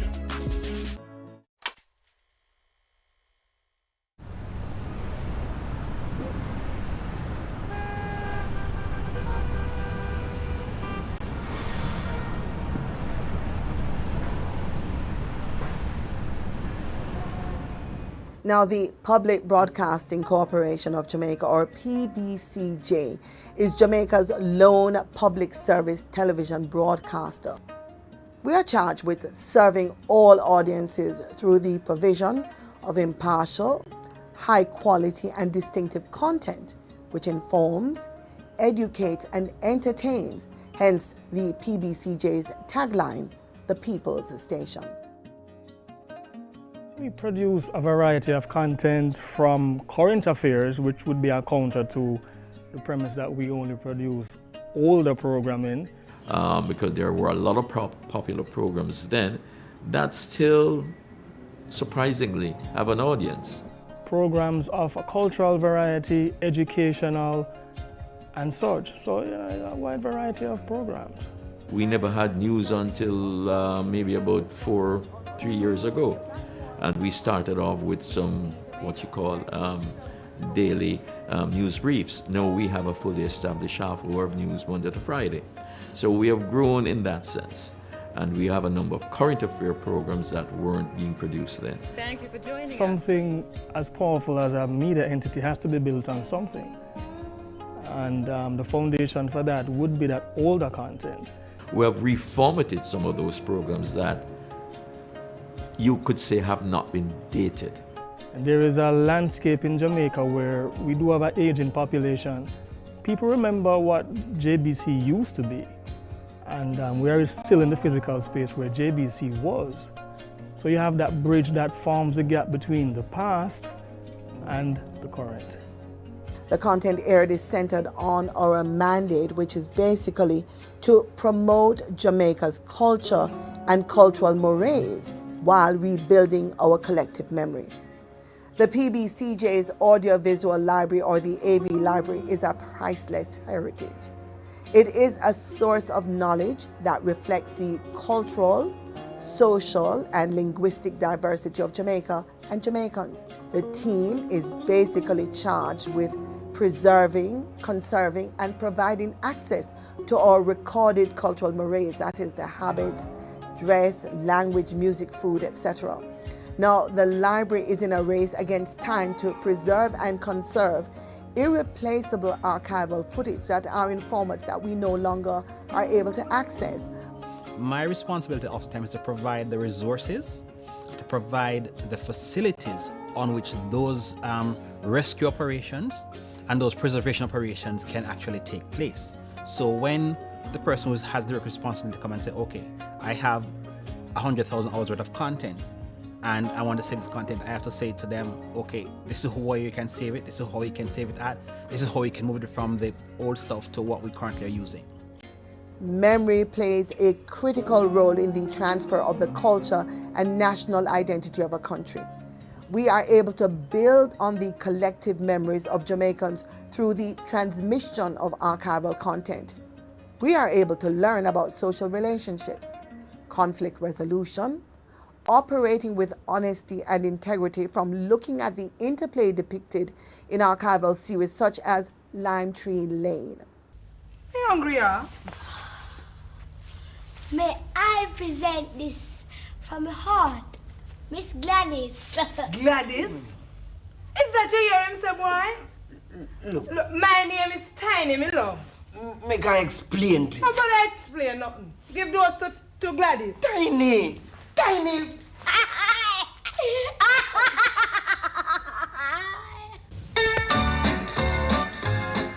Come with us to Lime Tree Lane, where life is sour, but sometimes sweet.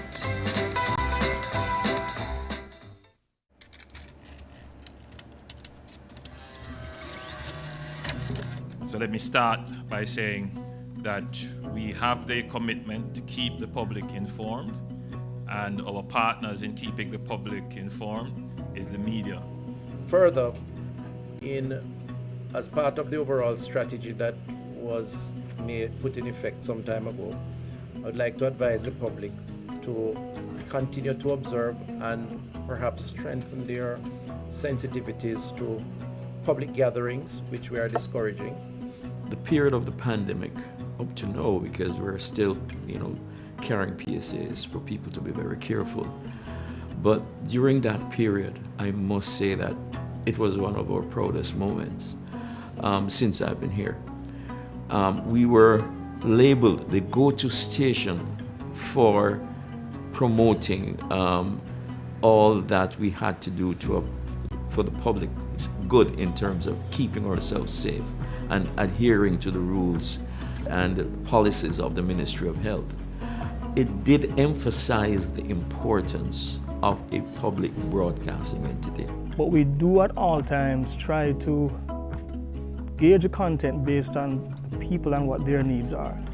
Also, we are guided by 2030 vision of Jamaica being the place to live, work, raise families, and such, do business. Those overarching concepts in terms of that particular sustainable vision drives our program and production content. So we should always have content that reflects these needs in the country with regards to health, security, prosperity, anything at all of that nature, then we are for it.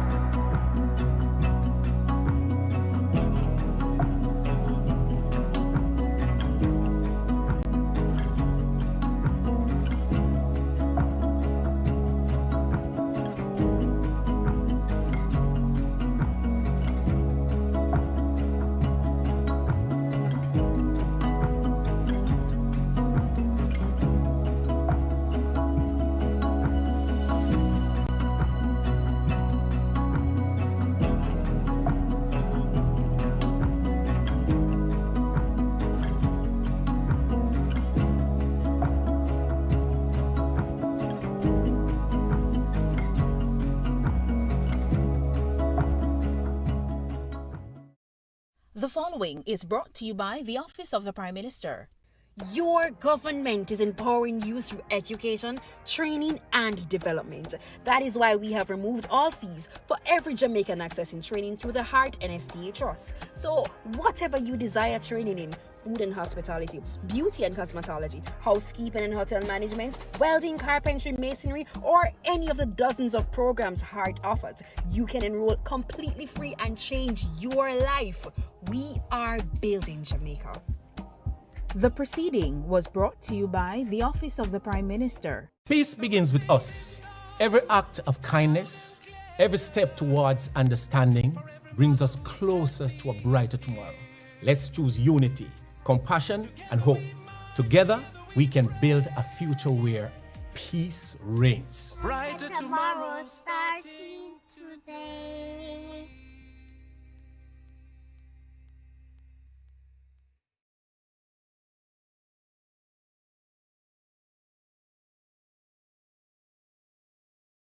The following is brought to you by the Office of the Prime Minister. To fight crime and violence in your country, your government has invested over $9.7 billion into national security systems.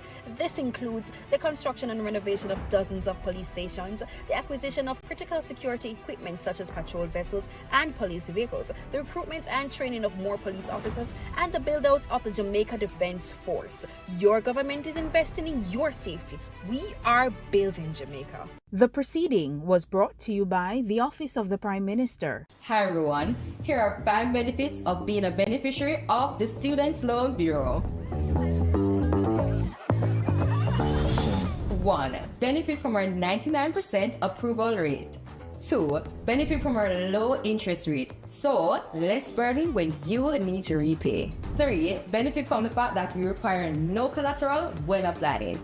4. We're giving you more time to focus on your studies while we focus on the financing. No need to worry about repaying while in school. Number 5. Receive a 14 months grace period after your graduation date before you enter repayment. Don't forget to follow us on all SLB platforms for more SLB info.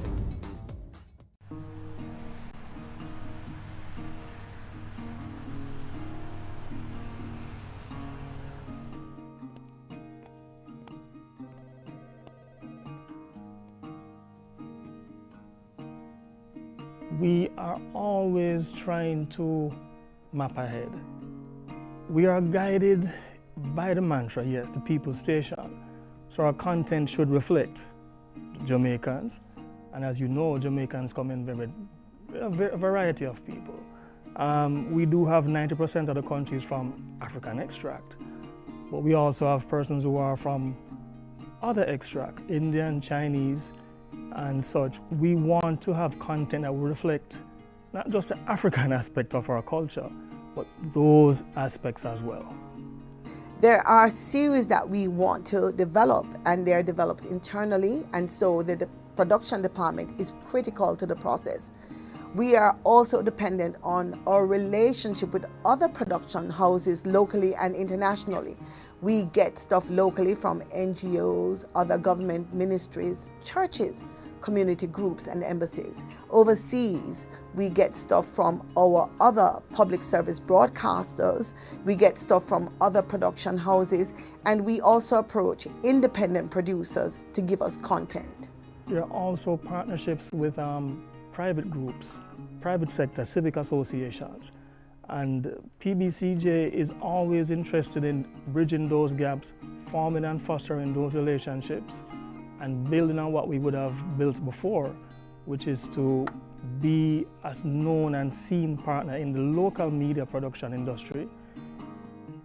The plans for the PBCJ for digital transformation are extensive.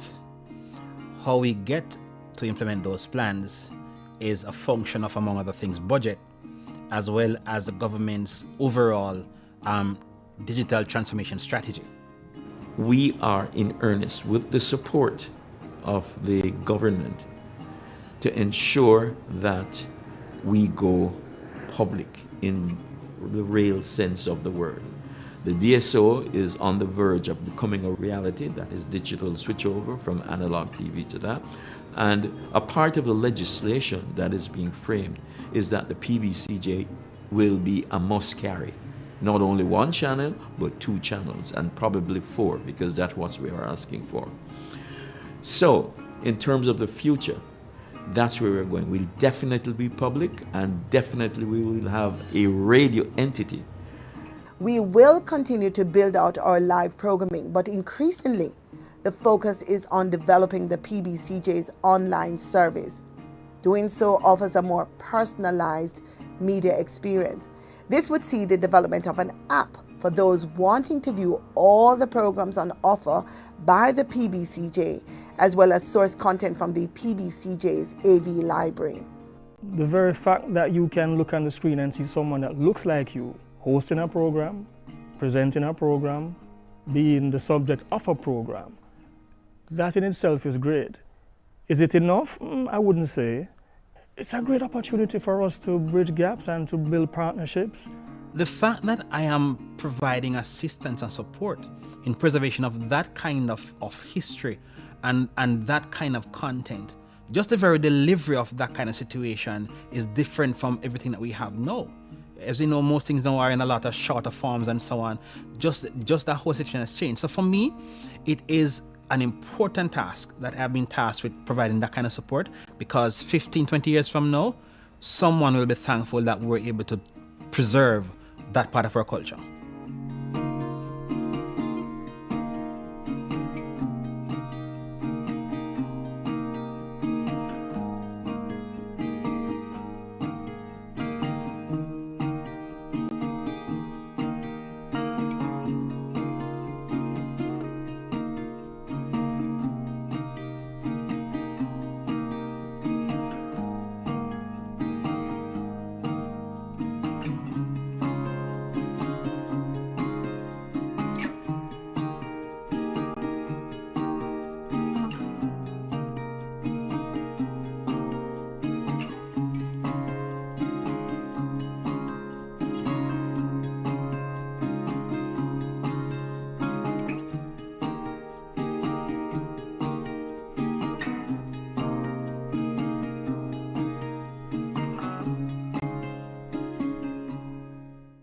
We and the youths united against corruption, changing the world and the way we function. The youths united against corruption, changing the world and the way we function. You remember the youth, them are with future leaders, policy creators, decision makers. I think them are not just the cornerstone, but a crucial part to a better tomorrow. United against corruption, changing the world and the way we function. The youths united against corruption. A message from the Integrity Commission. Peace begins with us. Every act of kindness, every step towards understanding brings us closer to a brighter tomorrow. Let's choose unity, compassion, and hope. Together, we can build a future where peace reigns. Brighter tomorrow starting today.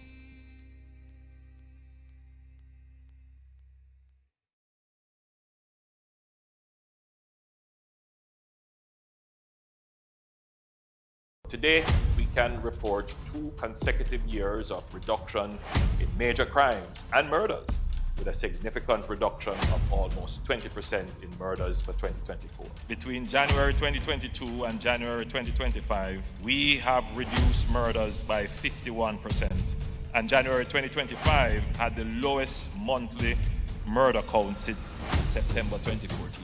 Our efforts have also resulted in the reduction of active gangs by 50%. We continue to increase firearm seizures, and in more communities, we are experiencing less violence.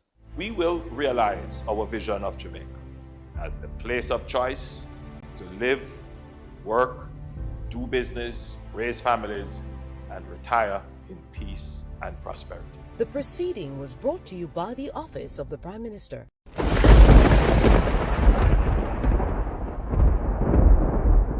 When the storm rages and the world feels shaken, remember our strength lies in unity. It's in coming together, sharing hope, and standing shoulder to shoulder that we find resilience. Every act of kindness, every word of encouragement builds a brighter tomorrow. We are stronger as one. Our courage, compassion, and hope will light the way forward. Together we rise. Together we rebuild, because hope is never lost when we stand united, because we are stronger together.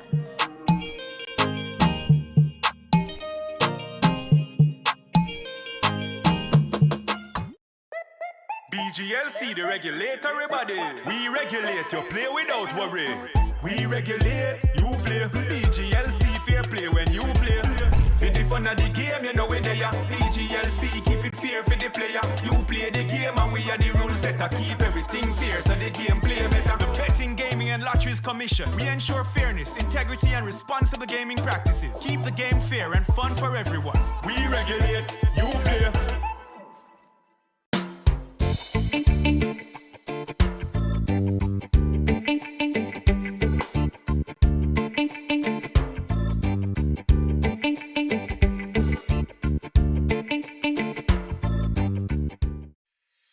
How do bills become law in Jamaica? Laws are made to create order, to ensure our safety, and to protect our rights against abuses by other citizens, organizations, and even the government itself. A bill is a proposal for either a new law or for a change to an existing law. Jamaica's parliament is responsible for making our laws, and that responsibility is shared between two houses. There are 21 parliamentarians appointed from both political parties to the upper house, also known as the Senate. And there are 63 members of parliament that we, the people, elect to the lower house, also known as the House of Representatives. To pass a law, there is a minimum of 6 stages required in each house. The process can begin in the upper house by a senator or in the lower house by your member of parliament. And their proposals for a new bill can certainly start with you, the citizen. Now, since the process often begins in the House of Representatives, let's start there. 1. The first stage begins with the introduction by the minister responsible for the bill, followed by the first reading of the bill by the clerk to the houses. This clerk is more like the CEO, the Chief Executive Officer for the Parliament. An announcement of the bill is published in the Gazette. This is a public newsletter that the government uses to inform the citizens of what the Parliament is doing on your behalf. 2. The second reading begins with a summary of the bill by the minister. The main reasons for the bill are discussed both by the government and opposition members to determine if Jamaicans would really be better off with the new law or changes to an existing law. A vote is taken by the House to determine if the bill will move to the committee stage. Sometimes before going to that stage, the minister responsible for the bill can recommend the use of a joint select committee. It's called joint as its members are taken from both the upper and lower house. To benefit from greater consultation, the committee is empowered to invite the public to share their views of the bill in writing or in person, and does so through radio, TV, and newspaper adverts. This joint select committee submits its recommendations to the House of Representatives. The House debates this report, and a vote is taken to determine if the bill should go on to the committee stage, where it is examined by a committee of the whole House. Yes, that's the name. And that's what it is, a committee of all the members of Parliament that carefully examines each clause and makes improvements to ensure the bill will achieve its objectives. As chairman, the Speaker of the House monitors the process to make sure the rules of the House are obeyed and the process moves along smoothly. 4. The committee of the whole House examines the bill clause by clause, then sends its recommendations for changes to the House of Representatives. This is called the report stage. 5. The bill then passes to the third reading to allow a final opportunity for MPs to make changes before it is sent to senators in the upper house. 6 to 10. In the upper house, the senators go through the same steps we just described. If any changes are made, the bill has to be returned to the House of Representatives for their discussion and approval. Now, if the bill had started in the upper house, it would also have to be returned to them for approval of any changes made by the lower house. 11. Throughout the entire process, the bill is being checked by the Legislative Council. That's the Parliament's lawyer. But before the last step, a copy is sent to the Attorney General of Jamaica for final review and certification. 12. If all is well, the bill is sent to receive the royal assent from the Governor General as the representative of the Queen, Elizabeth II. The bill is now an Act of Parliament. The Act is gazetted, and the rights of Jamaicans are further preserved and protected by a new law.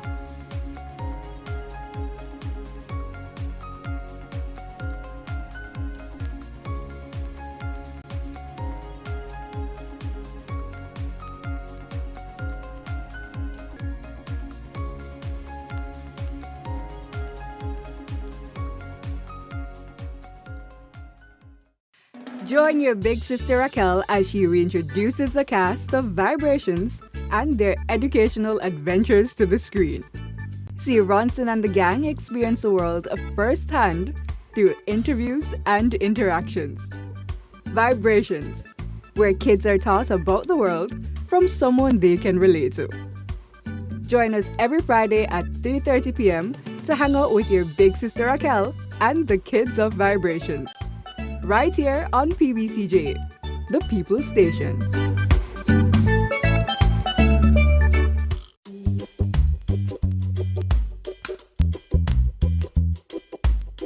From seed to sale, Jamaica's future grows through innovation.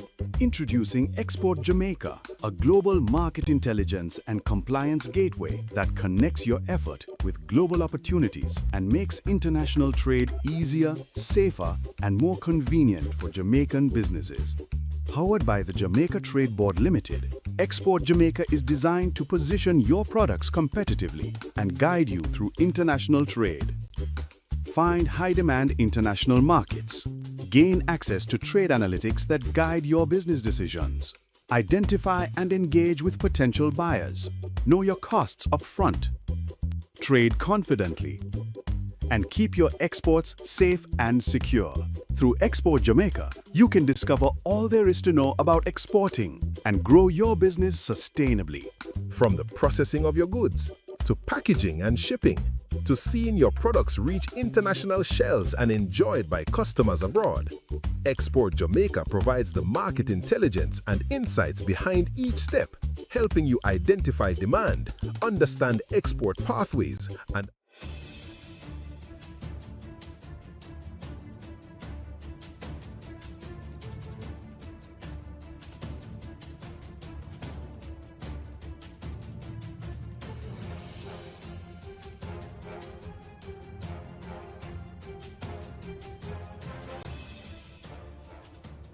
Thank you very much.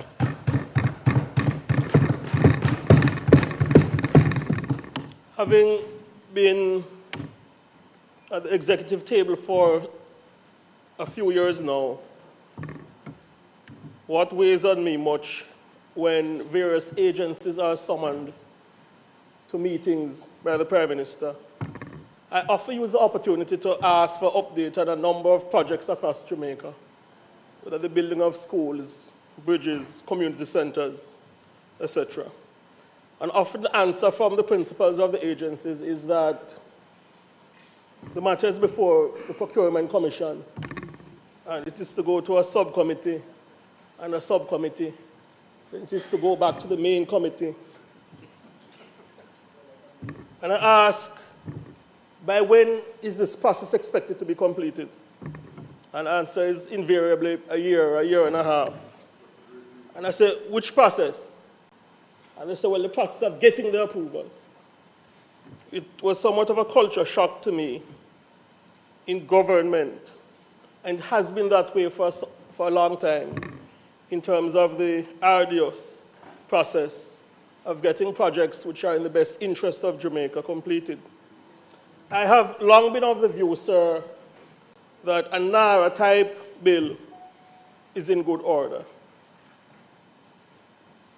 But as we proceed with debate on this bill, I think it's important that a particular context be highlighted.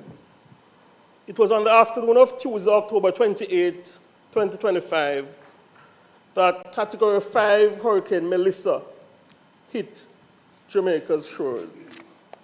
It was a particularly traumatic time for many Jamaicans, including in St. Elizabeth, St. James, Westmoreland, Trelawney, and St. Anne, as they observed their communities being devastated and their investments, including livestock, wiped out. This was a natural disaster of an unprecedented scale that hit our country. The truth is, Melissa accounted for many lives. Many communities are still devastated. Townships are in a state of major disrepair, and the damage across Jamaica is unmistakable. The effort to restore electricity and commerce has been commendable, compared to what has transpired even in developed countries. But we are at a point, sir, the government of Jamaica has to take additional decisive action.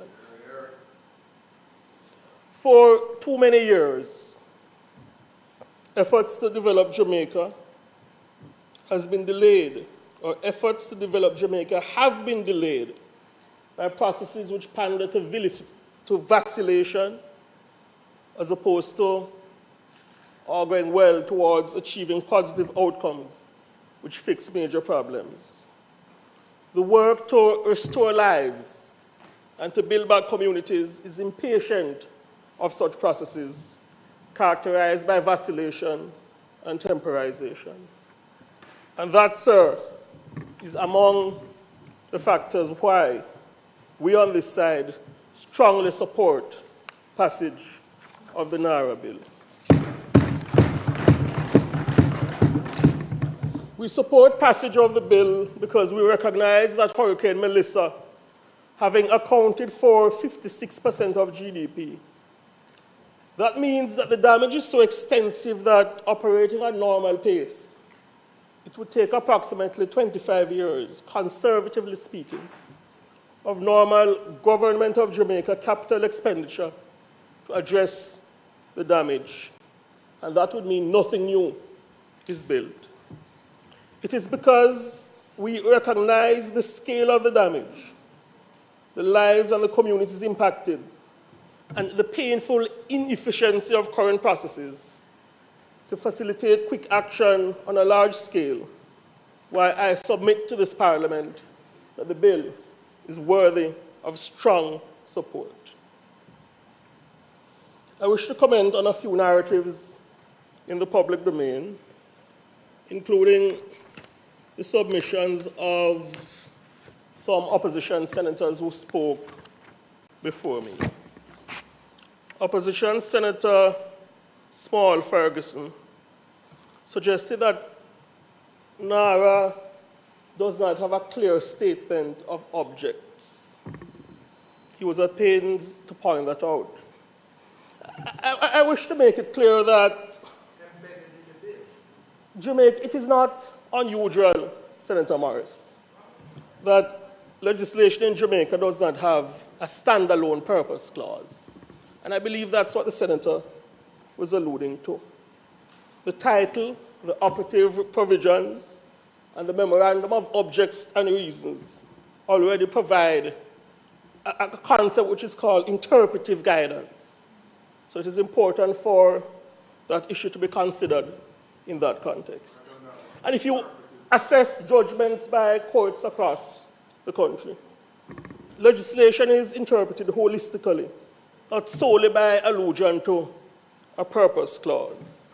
So I know a bit of inexperience in terms of treating with or assessing legislation might have contributed to the senator's submissions, but I invite the matter to be considered in that context. Because look at it. The bill clearly establishes post-Hurricane Melissa reconstruction, resilience building, economic recovery, and infrastructure coordination. Those purposes are embedded in the legislation. Therefore, in summary, sir, the absence of a standalone purpose clause does not create legislative or legal uncertainty, nor does it invalidate the legislative intent of the Act. I believe that is to be made patently clear. Another matter raised by the opposition during their submissions to the debate. Senator Morris questioned what he suggested was the absence of the modular houses which the administration had indicated intention to purchase to make whole Jamaicans who have been dislocated by Hurricane Melissa. Just yesterday, Prime Minister, the Most Honorable Dr. Andrew Holness, called various agencies to a meeting, including the NHT, the new social housing program, and ODPEM, and we were advised that thousands of houses have been purchased. 924 modular houses are, in fact, in Jamaica. An additional 700 are on the way, and 700 additional will follow.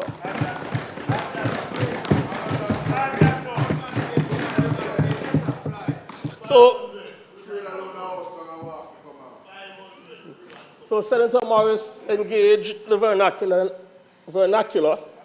and asked where the houses them there.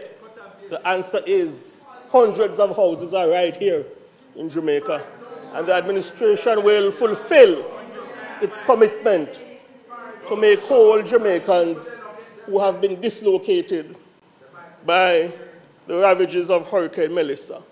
And I said this to you, Senator Morris, this modular houses program will not be plagued by the corruption which was embedded in Operation Pride, where hundreds of millions of dollars of taxpayers' money were pilfered and a PNP activist was taken into custody.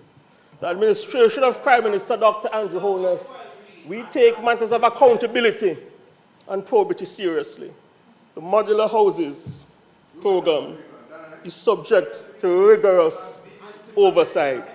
So, Senator, you asked where the houses them there. You have had your answer within a few minutes.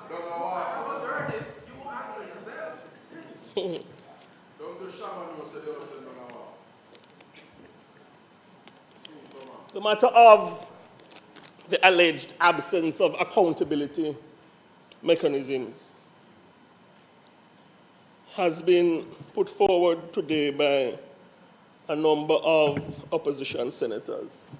And Senator Hill alluded to it, so I won't spend much time on it. But the whole notion that NaRRA is not subject to accountability mechanisms is plainly untrue. This is false. Totally false.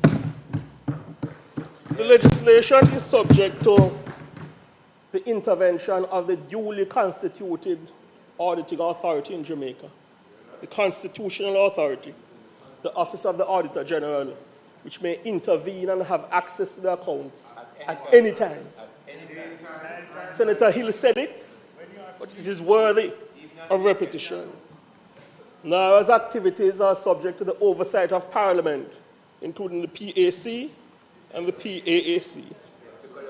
Senator Hill spoke about the accounts being kept in keeping with the standards of the Institute of Chartered Accountants of Jamaica. There is also a provision for a yearly internal audit to be conducted by a certified auditor. The entity is mandated to submit to the minister as well a corporate plan with estimates of expenditure. And NaRRA is accountable to the public. It is bound to keep a register of initiatives with pertinent details. That register is to be gazetted and open for assessment by any member of the public.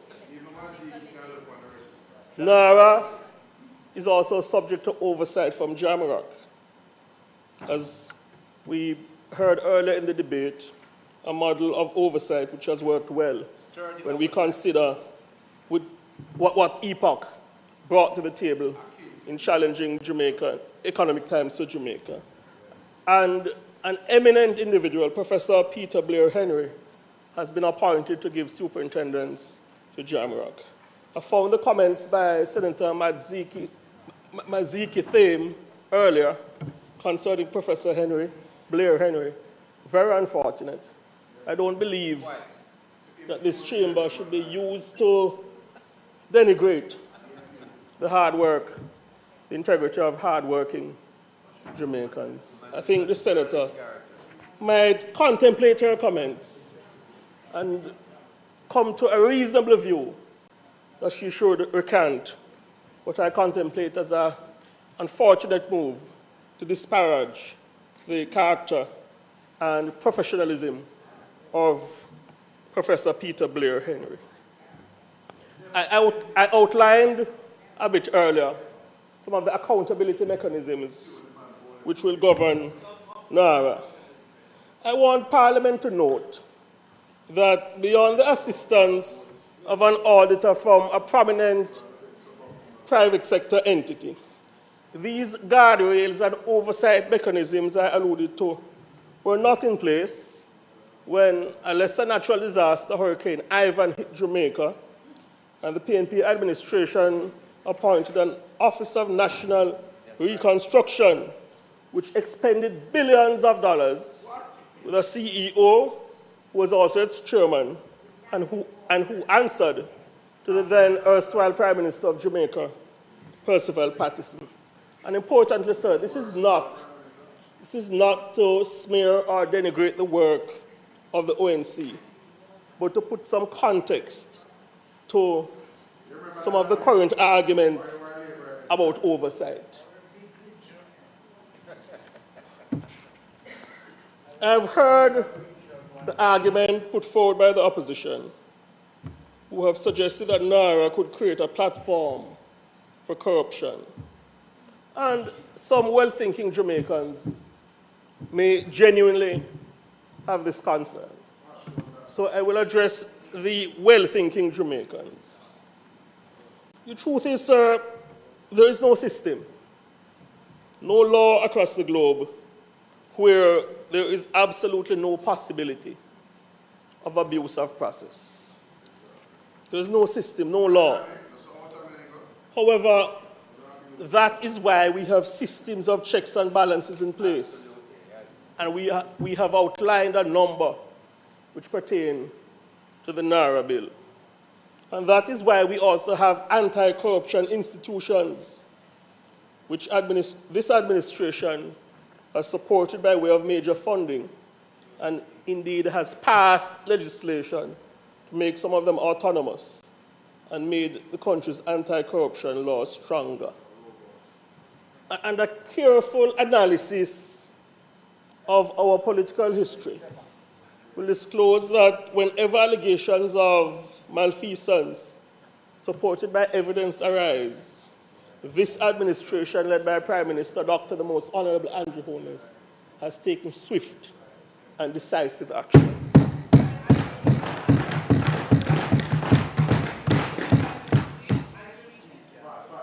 It is worthy of note that Jamaica has had its best anti-corruption score as far as the assessment of international agencies is concerned under this administration of Prime Minister Dr. the Most Honorable Andrew Holness.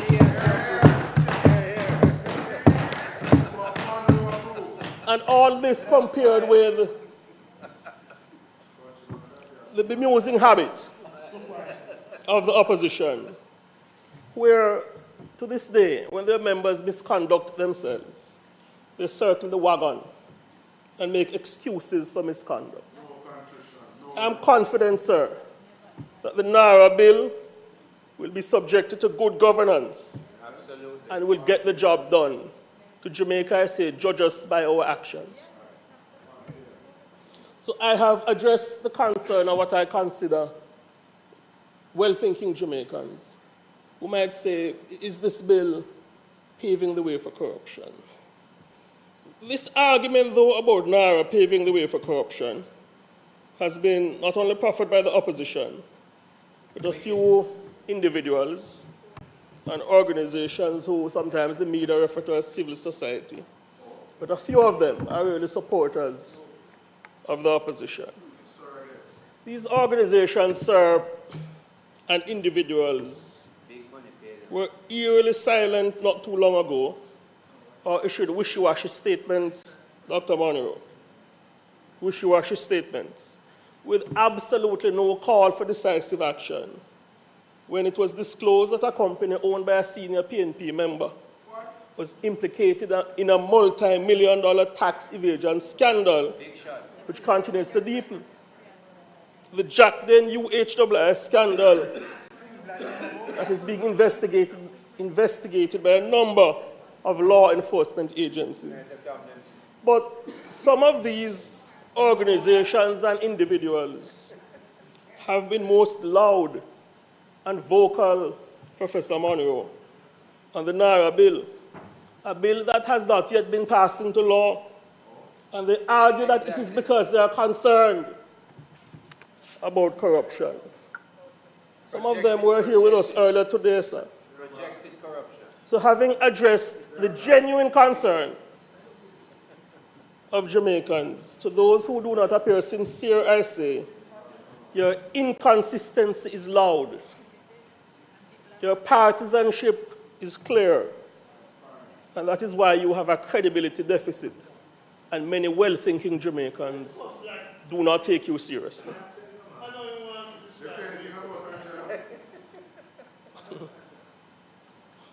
The opposition and some of their supporters have peddled the view that this NaRRA bill is creating unusual powers for the Prime Minister. We heard Senator Thamer raise a spectre of authoritarianism earlier. You'd have Jamaicans believe that unusual powers are being arrogated onto the Prime Minister via this bill. That is false. That narrative is absolutely untrue. Senator Dr. Honorable Dana Morris-Dixon did a very good job during her opening of making this point. But there are a number of agencies in Jamaica, including executive agencies, where the de facto CEO or managing director is answerable to the minister and submits financials, and the minister submits those financials to the parliament. So this notion that there is cause for undue alarm, yes, that this is an unprecedented step, is totally false. There are agencies which have existed with similar lines of accountability, even under the PNP administration. So again, the argument about the Prime Minister arrogating unto himself unusual powers, as proffered by Senator Thamer, is false and an attempt to mislead the people of Jamaica. I allow to Jamaica Customs, the Passport Immigration Agency, the RGD. Let us be clear, sir. There is nothing unusual about the chain of command on the NaRRA. Absolutely nothing unusual. And I want to make that clear to the people of Jamaica. So, another narrative advanced by the opposition in the public domain is the matter of a joint select committee. Yes. Red herring. Yes, a joint select committee. And I must say, sir,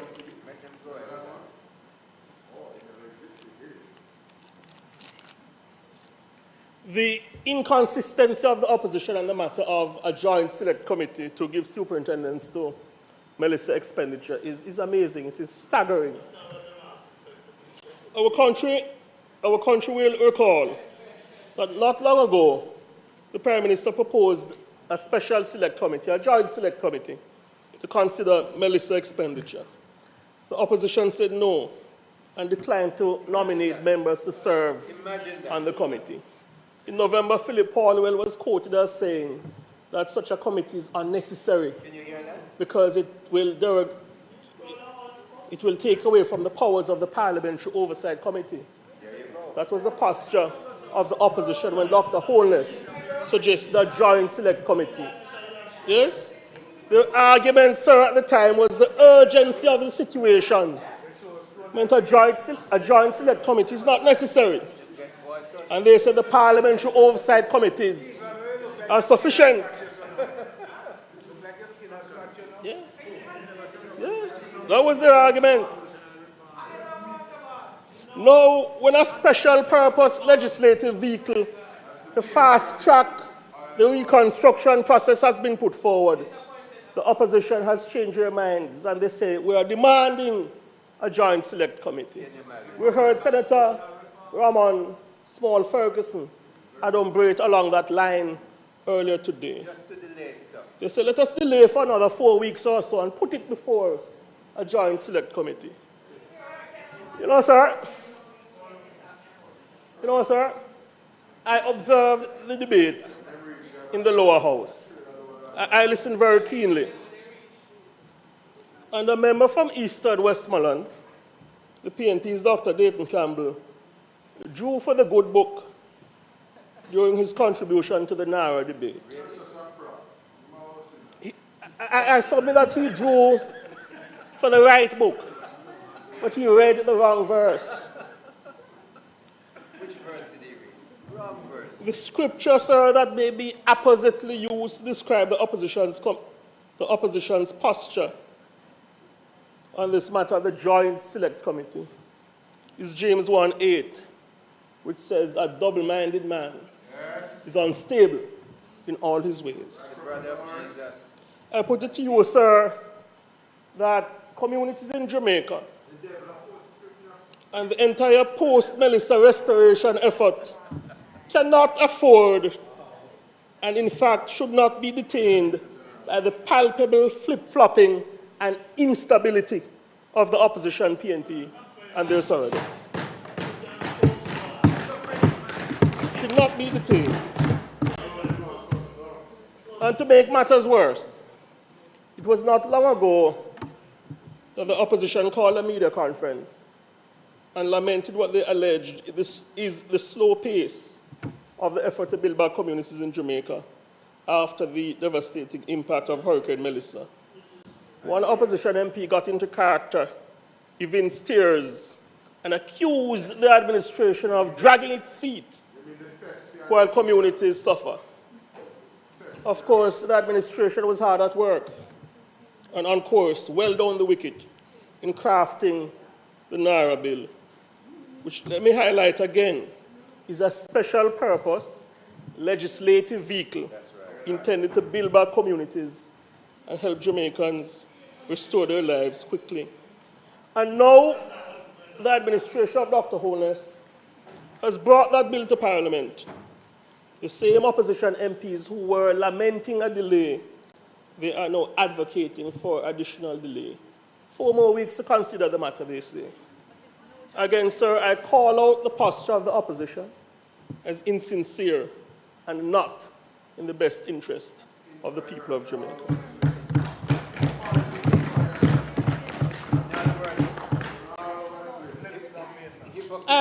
I will not spend much time on comparing legislation across the world, the NaRRA bill, because I believe a good job has been done at that by members of the lower house and the upper house, including the submissions of Senator Dana Morris Dixon, who led this debate. But a newspaper article where one Sayer Wilson said, Jamaica's NaRRA bill marks a decisive shift from reactive recovery to proactive institutionalized building, positioning Jamaica as an emerging thought leader in disaster governance, captures the situation perfectly, Senator Brown. Just like EPA. Yes? This Wilson, public commentator, eruditely said, in the aftermath of Hurricane Melissa, NaRRA embeds centralized coordination, performance accountability, and integrated planning across ministries and agencies, ensuring that the recovery processes are structured, coherent, and aligned with national development priorities, end quote. Wise words, sir, way beyond her years. Incidentally, Miss Wilson is the daughter of a thoughtful and patriotic Jamaican, the erstwhile PNP General Secretary Maxine Henry Wilson, whose temperament is far removed from some of the toxic tribalism that has entered the submissions of the opposition members regarding this debate. In closing, sir, I think there is a wide recognition across the globe that governments are elected to lead and that the executive must retain the authority to execute policies further to its mandate given to it by the people.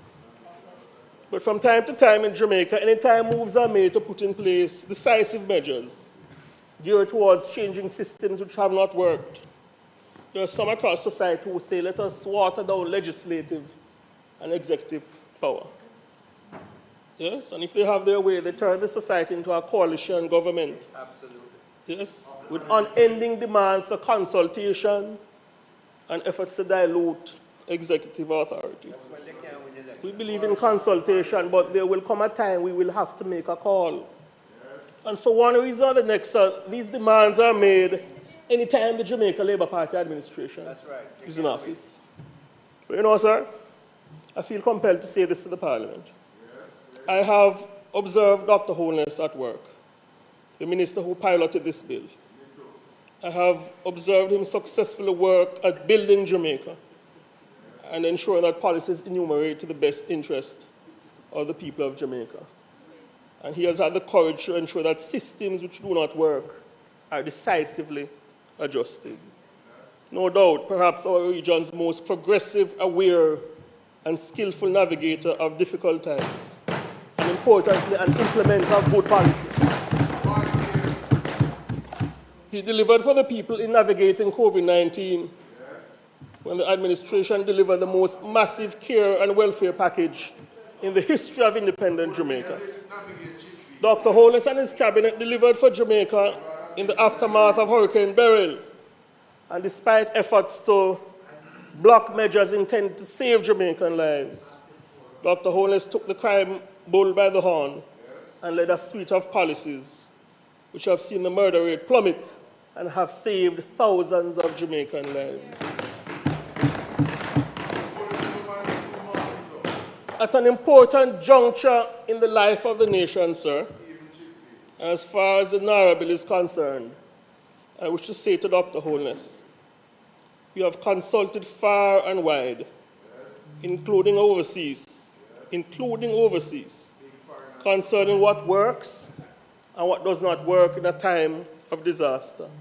But ultimately, sir, the mandate is yours, and our administration, which has been given the mandate by the people of Jamaica, owing to the events which occurred on the 3rd of September 2025. It is us who they expect to deliver positive outcomes in times of crisis. Let us move forward, sir, press ahead, and deliver for our people. This NaRRA bill is a decisive step in the right direction. And a few seconds before the expiration of my time, I'm pleased to indicate the bill, sir, has my strong support. Thank you.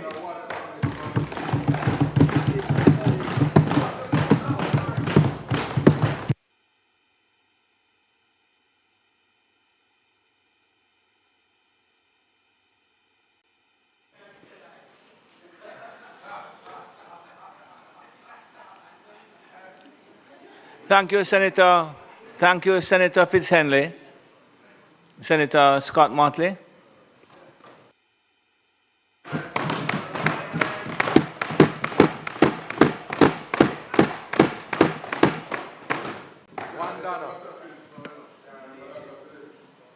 Thank you, Mr. President. Mr. President, I wondered why you asked me to read the prayers this morning. And I thank you for doing so, because I hope it has put me into a proper frame of mind to be kind, forgiving, understanding, and trying to reach Be yourself. Beyond myself. You know, Mr. President, all from this NaRRA bill was tabled. It brought back memories to me of a NaRRA bill. And that NaRRA bill is known as NIDS. It was significant to me, perhaps not to others, because it was the first bill which I had responsibility for as leader of opposition business in the Senate. My very first experience, because when I came in as leader. And I tried, because it is my nature, to point out some of the flaws which I perceived. In fact, the opposition and civil society groups had called for a joint select committee to consider it. And we were told, in no uncertain manner, absolutely not. No more time. It had been 40 years in the making. And that was true. It had been 40 years in the making. We sat until Saturday morning trying to go through that bill which had come from the House, I think, with 63 amendments. And we worked until 1:30 a.m. on Saturday morning. It was only adjourned on an agreement that we would return on a Monday to complete it. And no matter what we said, no matter what we did, the government would not be moved from its position.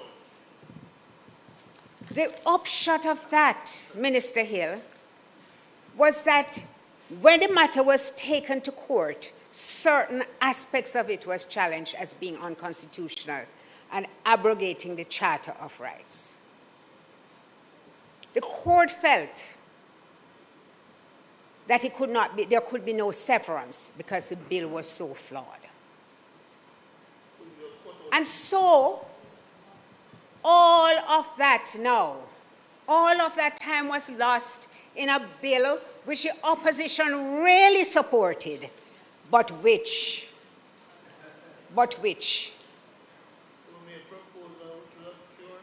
the government was so urgent that it couldn't wait at all. And it reminds me, NaRRA reminds me of NaRRA. Where is the NIDS? I'm going to come to it. NaRRA reminds me of NaRRA. Because when you look at it, when you break down what the requests are, perhaps the most constant one is, why not a board? In the opinion of what you call right-thinking members, a board would strengthen the accountability. Now, I have not heard any reason why putting a board in place would make the whole system bog down. I have not seen the difficulty which would be created by having a board instead of an advisory body.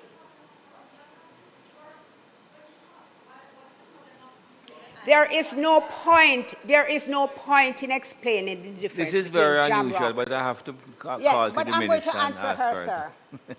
I'm going to answer the minister. There is no point in explaining the difference between Jamrock and Epoch, because it has been explained ad nauseum. It's just that you will not hear it. No matter what is said outside of your team, you do not hear it.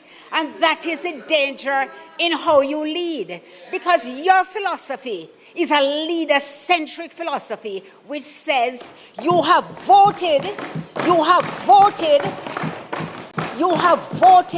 for us. We are led by the Most Honorable Dr. Andrew Holness, and whatever he says is what happens. In other words, you have said on numerous occasions, including not so long ago, that you were elected to govern, and govern you will. There is never any space or place for the views of the people unless it's convenient for you to do that. And I will give you another example. When we were in this House debating the Firearms Act, and I pointed out some of the problems in that act. Yes, we did. Yes. Because I'd been on the Joint Select Committee and I tried hard there. When we had the Director of Public Prosecutions, the Chief Justice, pointing out the challenges which were created by that piece of legislation, all we got was a promise to amend it. But you didn't listen. And you know why you didn't listen? Because if it comes from the opposition or somebody who is not a part of your cheering gallery, you never hear. Minister, it's so unusual to see you get hot under the collar. Have I managed to stir up that kind of passion in you? Oh. So, there is no one. It is not debatable. about the impact of Hurricane Melissa on our country. The memorandum captures it quite clearly. The memorandum speaks to the fact that the devastation amounts to 56.7% of GDP as measured in 2024. It speaks to the loss which was experienced and therefore brings the clear justification for wanting expediency and urgency to solve the problems of the country. It says the hurricane traversed the island, resulting in catastrophic loss and damage to lives, livelihoods, and economic, social, cultural, and environmental systems. I scoured the bill. I scoured the bill for a clause which would show me that it has been addressed. I could not find a clause that adequately referenced that. The woes which the people have experienced. And when Senator Duncan spoke, it became, I don't want to misquote him, and I made a note of it. The emphasis in your bill is on development and commercial activities. Well needed. There's no question about it. But where do the people factor in this? Because I'm going to pose a scenario. A spot in Westmoreland. I'm going to choose Petersfield because Petersfield is always on my mind now. Although I've never visited Petersfield, I do not know Petersfield. A beautiful piece of land on which families have lived for decades. Because in rural Jamaica, as you know because of your land titling projects, which you have, people live on a piece of land forever. My grandfather did born here. Oh, Senator Abka is not here to hear me engage the vernacular. But grandfather did born here. Father did born here.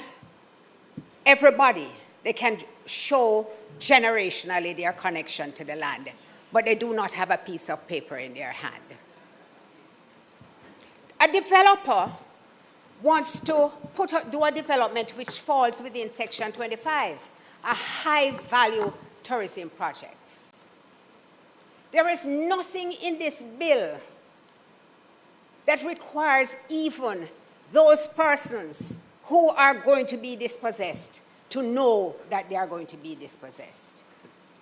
Because the notice is not given to anybody nor posted anywhere. The notice is only given to the authority, not to the people.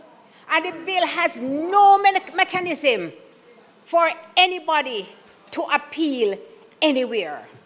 You see, you talk about the Canberra Earthquake Recovery Authority, but there were safeguards in that bill.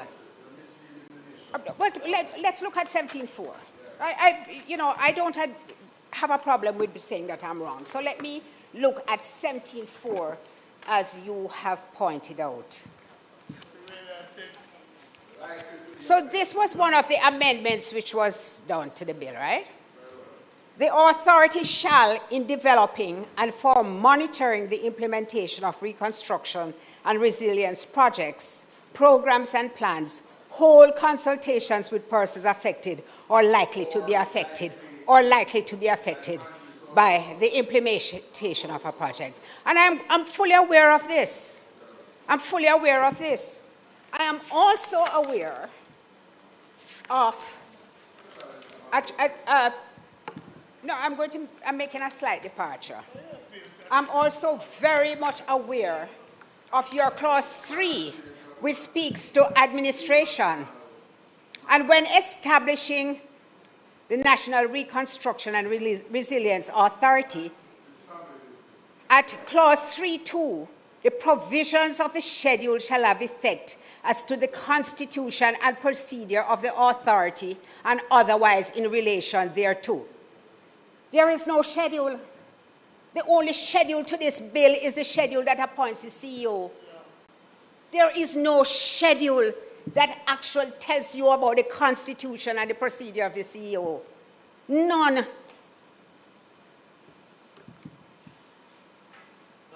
The people who have suffered in the hurricane are not at the center of this legislation. What this legislation does, which you cannot see, but people are aware of it, is that all projects, it's a bypass of the regulatory bodies.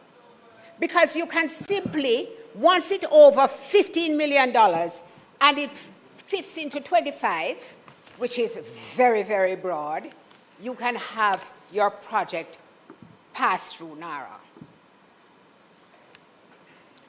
It says, it enumerates several areas, and it also says any other sector as a cabinet may determine where strategic opportunities arise that serve the reconstruction and economic resilience objectives of the Act. And it is silent on helping the people. Did you need a NaRRA to help the people from Westmoreland?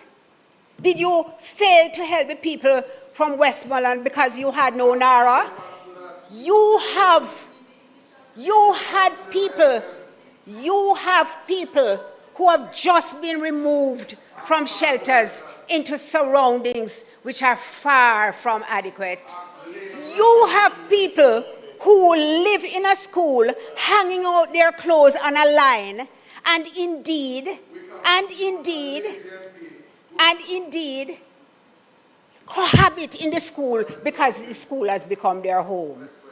And you even boast about the fact that, oh, it's family, they're all related, and also that they're related to some of the teachers. That is how you deal with people. That is how you handle people who are suffering. And then come to tell me that a strategic investment has people at the heart, when for 6 months they are driving down in St. Elizabeth, and St. Elizabeth, they say, don't look any different from the hurricane. They are, because, you know why? You know why? Because we don't have NaRRA, and you don't have emergency procurement provisions, which your minister, because your minister Vaz did not know that he could have procured this Starlink under emergency procurement provisions. Because even though procurement is very challenging, there are ways. The law always creates a way for you to get it done, and your emergency procurement provisions could do it. But you have no real interest in the plight of the people. You have no real interest in the plight of the people. You can't be connected to the people because, for one, when you drive on the road, you drive with flashing cars, so you don't even know what we experience when we sit in traffic. You only speak to people in your echo chamber. But let me continue, President. There is, one would have thought that after the dry harbor ruling, the government might have contemplated, even for a moment, whether they ran the risk of a similar fate as NIDS. Whether they ran the possibility of having this piece of legislation overturned. Because that step in order, which could cause a real issue.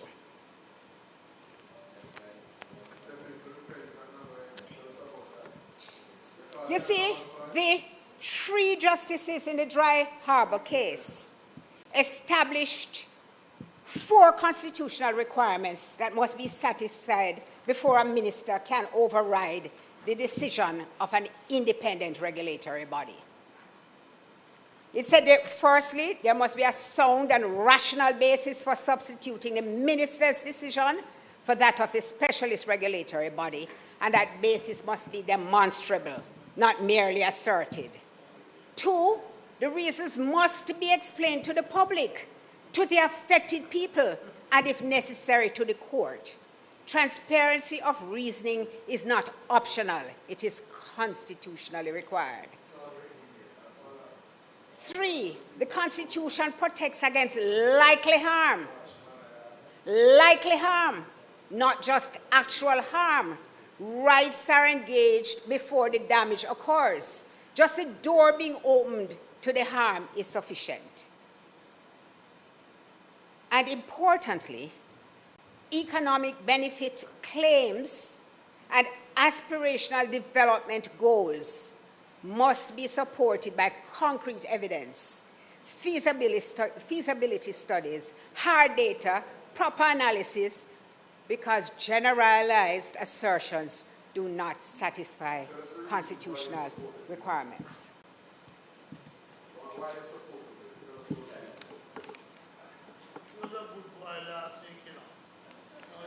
I zero in, because of my time, on the reasons explained to the public and affected people. There is no requirement in Section 24 to publish a step-in order, no gazette obligation, no notification to affected communities, no requirement to explain reasons to the public. The regulator gets a notification and an opportunity to make representations to the minister. But that is a representation to the decision maker, not a public explanation of the decision. Section 24 does not require that reasons must be explained to the people, to the public, to the affected people. Now, I know exactly what the response will be. You know, after you sit down here for a while, you can actually write the scripts, you know, you just need to fill in some little spaces that you leave.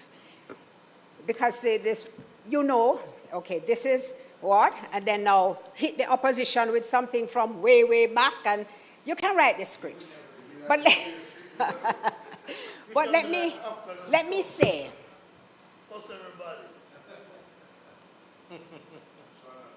in the Dry Harbor case, the Prime Minister overrode the NRCA using existing ministerial appellate authority under the Act. Now, we don't have that here, of course. There is no appeal process, nothing by which you can be heard. The court said that exercise of existing authority was unconstitutional because it lacked sound rational basis, transparency, and evidence. Now, Section 24 of the bill attempts to cure that deficiency by creating a statutory framework for the override with procedural steps, a notification requirement to the regulator, and an independent expert requirement. The question is whether those are satisfactory to satisfy the constitutional requirements of the bill. So here is my concern. The procedural steps are addressed to the authority, not to the community. The community has no role in the process, none outlined anywhere that I could find. So the full court's requirement of notifying the people is not satisfied by notifying the regulator. The independent expert is commissioned by the authority, not appointed independently. So you know how it goes, Senator Hill. We get somebody who,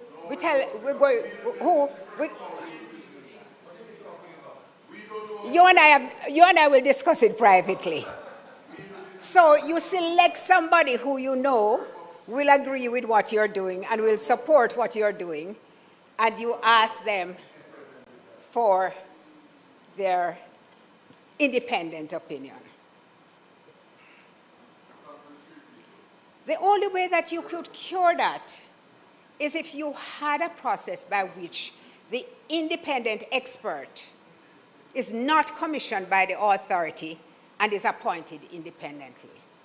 But you don't really want any level of accountability because you don't want the board. You want to rely on EPOC and to say Jamrock is going to have the same kind of credibility and integrity as EPOC, even though EPOC was monitoring a very strict framework which had been established to ensure good fiscal government in Jamaica, and was required to hold the government to account and to tell the people every week what was happening. It was not in the legislation, but it was done in an environment where there was not what your own members say is a low trust environment. We are operating in a low trust environment. The words are not used by me. I am quoting from your own members who spoke in the House, who said this is a low trust environment. The people are listening. The people are listening, Minister. The people are listening. Senator Duncan, one word that you used, which was very important, was social consensus. And social consensus is transformative in achieving objectives. When you have the people on your side, everything changes. You had social consensus with EPOC. You had social consensus. Minister, I have two questions. Minister Dana Morris-Dixon. I haven't seen in the bill any, is it contemplated that Jamrock will be established under Clause 7? Because that is so unclear, especially the language, which says the minister may establish a committee. You can't, I shouldn't, with a bill of this magnitude, the most consequential bill which has come before the House in recent times, I shouldn't have to wonder how this oversight body on which you place so much reliance is going to be established. I know exactly. I know exactly.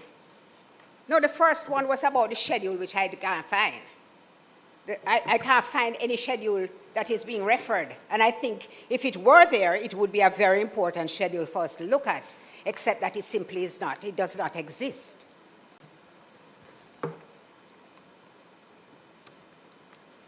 You know, last week too, when you spoke, you know, Minister, I was very embarrassed by what you said about the Portmore municipality and the long wait that you had. I really thought it was an indictment, except that I didn't know that there were issues surrounding the ownership of the land on which the fence was going to be built. And I think that that addition, that further explanation would have made a significant difference to how it was perceived. Because I had to make an inquiry. When you hear somebody, a minister, say that a fence which is needed for the security and the safety of the children has been delayed by a municipality for over 18 months, you must be concerned. Save and accept that there was a dispute over the ownership of the land, which prevented the municipality from giving the permission. That is critical. That is critical. If I am incorrect, then you must take it up with the media, who carried a report about the NaRRA head situation. But when you're closing, tell me, explain to me how NaRRA would have been used to resolve that situation? Is it that you would have acquired the land? Because I am reading into NaRRA that NaRRA can do basically anything in the world that it desires to do. And I think that for good governance,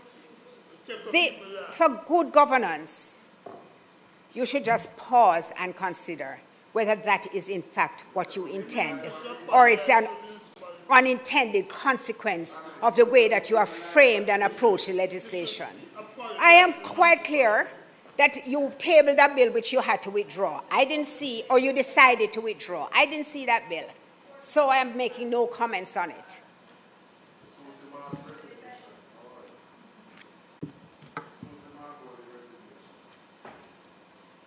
How it appears to me, and my concern, because I value and put the people at the center of why I am here. You understand? I don't have to be here. Just like when you were talking about our dear departed friend, Leslie. He didn't have to be here.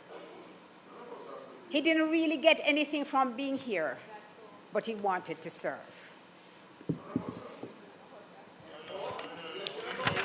And I want to say, we must focus on the people who have been hurt in Melissa. The same people who are still hanging out their clothes on borrowed lines. The same people who pass by their houses and see no roof because roof program done.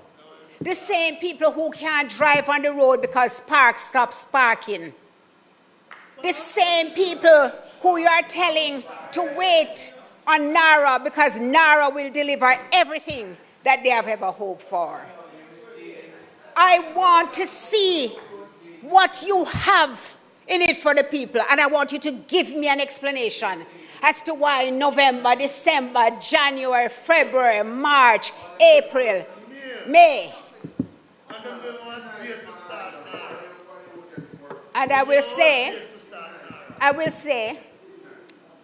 that I have achieved what I thought was impossible.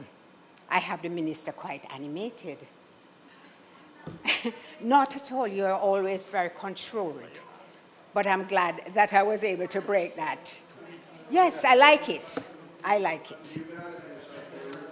Mr. President, as usual, as is quite clear, the concerns of the opposition will not be taken on board. But even worse in this instance, not one of the concerns of civil society, who are now labeled People's National Party supporters, simply because they are trying to build a Jamaica that is better, more resilient, has more integrity, more transparency, and more accountability. And this government is condemning them because they are doing their civic duty. If it pleases you. Thank you very much.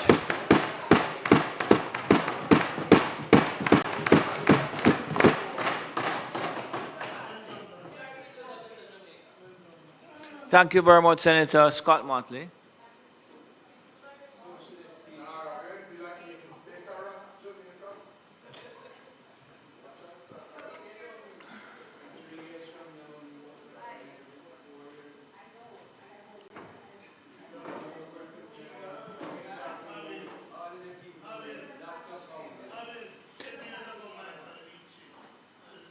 Senator Rose Bennett Cooper.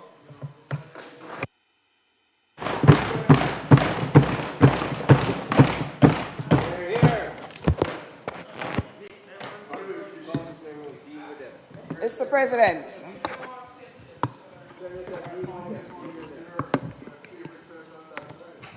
may it so please you, Mr. President. Mr. President, I considered long and hard how I would address the issue of NaRRA today, because there are many approaches that could be taken. And I have listened carefully all day to all that has been said. And I believe, Mr. President, that perhaps what I should do is to begin on a tone of lest we forget. Let us remember. Mr. President, there are moments in the life of a nation when leadership is tested not by convenience, but by crisis. These are moments when a country must decide whether it will merely recover or whether it will rise transformed.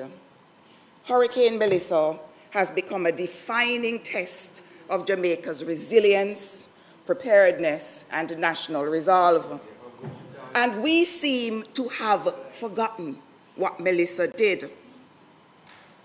Long after the winds subsided and the flood waters receded, what remains are not simply damaged buildings and broken infrastructure. What remains are the faces of Jamaicans who are trying to make sense of loss. We have all seen the images. Let us not forget. Mothers beneath torn tarpaulins, as we call them in Jamaica, holding their children close as rainwater seeps into the ground beneath them. Fathers standing in silence where their homes once stood. Roof gone, walls broken, everything exposed. Let us not forget. Children staring at the remains of their school, their books ruined, their bags covered in mud, and their routines just completely shattered. We seem to have forgotten. Many of us, perhaps not all, have seen the images of entire communities being cut off. No roads, no bridges, no access. The only thing they have is uncertainty.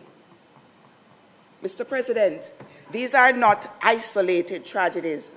They are part of a national pattern that Jamaica has endured for generations. And yet, Mr. President, Hurricane Melissa has changed the scale of the conversation entirely. And that is a big part of what NaRRA is about. Let us not forget.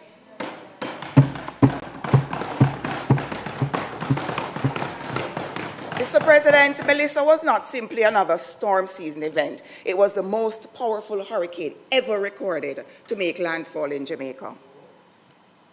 Planning Institute of Jamaica estimates that the damage and losses associated with the passage of the hurricane total around 1.952 trillion Jamaican dollars. That's 12.2 billion US dollars. And this figure, I believe it was said earlier, is equivalent to 56.7% of Jamaica's 2024 GDP.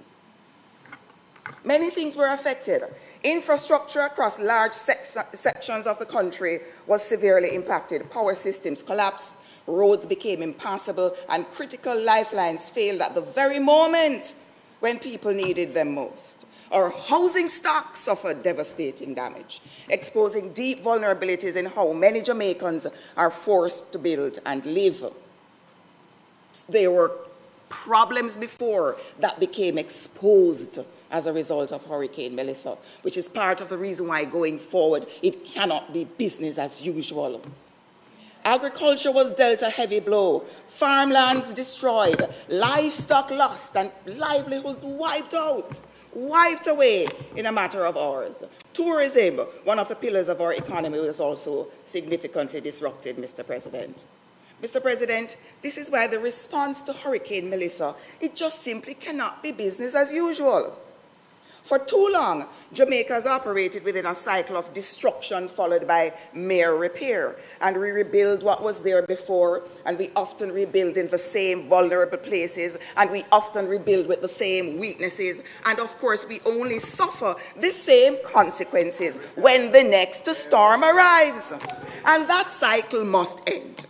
The reality, Mr. President, is that we are now living in a different climate era. Storms are becoming more intense, rainfall events are becoming more destructive, coastal vulnerability is increasing. The old assumptions no longer hold. Lest we forget, We cannot continue, you will be quiet, we cannot continue building for the climate of the past while ignoring the realities of the future. And so the question before us is larger than merely reconstruction. The question is whether Jamaica has the courage to transform. And it is in this context that I rise today in full and absolute and complete support of the National Reconstruction and Resilience Agency Act 2026. NaRRA is not simply a reconstruction agency. It is a national resilience framework designed to fundamentally transform how Jamaica plans, builds, develops, and protects its people in an era of increasing climate and disaster risk. Its purpose goes far beyond replacing damaged infrastructure. In essence, Mr. President, this bill is not simply about recovery. It is about national transformation. And it's about ensuring that no Jamaican family remains under tarpaulin month after month after month after there is a storm. It is about ensuring that no child loses their access to education because the school was not built to withstand severe weather. And it is about ensuring that vulnerable communities are not abandoned when roads fail, bridges collapse, or floodwaters rise. Mr. President, there are many Jamaicans listening to this debate who want reassurance that reconstruction will not come at the expense of democracy, at the expense of consultation or community participation. Many Jamaicans fear that developments appear without warning, and they're afraid that this might happen as a result of NaRRA. They fear local concerns being ignored. They fear speed being prioritized over proper safeguards and accountability. And those concerns should not be dismissed lightly. But they should not be trampled on by arguments that are merely propped up by political expediency. Yes. So let us talk the truth. Let us look at what the legislation actually says. Not what we think it says, not what we imagine it means, but what it actually says. The language of the legislation, not the emotions the legislation evokes in us. This legislation does not weaken our planning and developmental processes. It strengthens it. The bill does not listen and learn. The bill does not abolish the need for development approvals. Nonsense. It does not remove the role of the municipal corporations. More nonsense. And it certainly does not permit projects to proceed outside of established legal frameworks. Read and understand. What does this bill do? It ensures that the various parts of government responsible for approvals, planning, consultation, and implementation work purposefully and quickly in considering applications for development. So let me say this clearly and without ambiguity. NaRRA is designed to benefit Jamaican society as a whole, not a select few, not a narrow interest, not the rich over the poor, not the poor over the rich, not the white over the black, all of Jamaican society as a whole. It is designed for the farmer in St. Mary, the fisherfolk in Portland, and the small contractor in Clarendon, and my Aunt Joni in the hills of St. Catherine. Mr. President, this bill is about ensuring that no child loses access to education because a school was not built to withstand severe weather. My fellow Jamaicans who are listening and watching these proceedings today, and including my colleagues who have called me and quarreled with me all week to say, Rose, you have spent over 30 years of your life prosecuting building breaches and development breaches and environment breaches and beach control breaches, and here you are in support of something that takes away certain rights. But let us now talk about what is taken and what is not.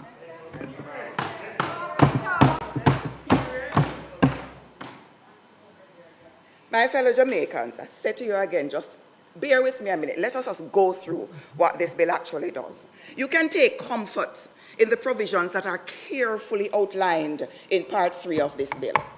This part of the legislation, Mr. President, makes it abundantly clear that national reconstruction will not occur without structure, without oversight, without accountability, and without consultation with the people. Every project must still pass through the municipal corporations. Again, I say, listen and learn and read carefully. Because what does NaRRA say? NaRRA tells you many things. Now, every project, every single one, irrespective of whether it's an approved project under NaRRA or it is my Aunt Joni wanting to add a kitchen onto her house up in the hills of St. Catherine, all of these must still get planning permission under the Town and Country Planning Act. That has not changed. All the NaRRA projects must still get permission under the Town and Country Planning Act. You must still get building approval under the Building Act. You must still comply with certain requirements under the development orders all across Jamaica. And if there is subdivision included, you must still get subdivision approval under the Local Improvements Act. I can name out all of them. Every development, Mr. President, must still comply with the physical planning system, the building standards, the environmental safeguards that govern development in this country. So, here is something that I think many of us and many persons who have examined NaRRA and its implications, its imports and its impact did not remember. NaRRA, Mr. President, does not repeal any laws.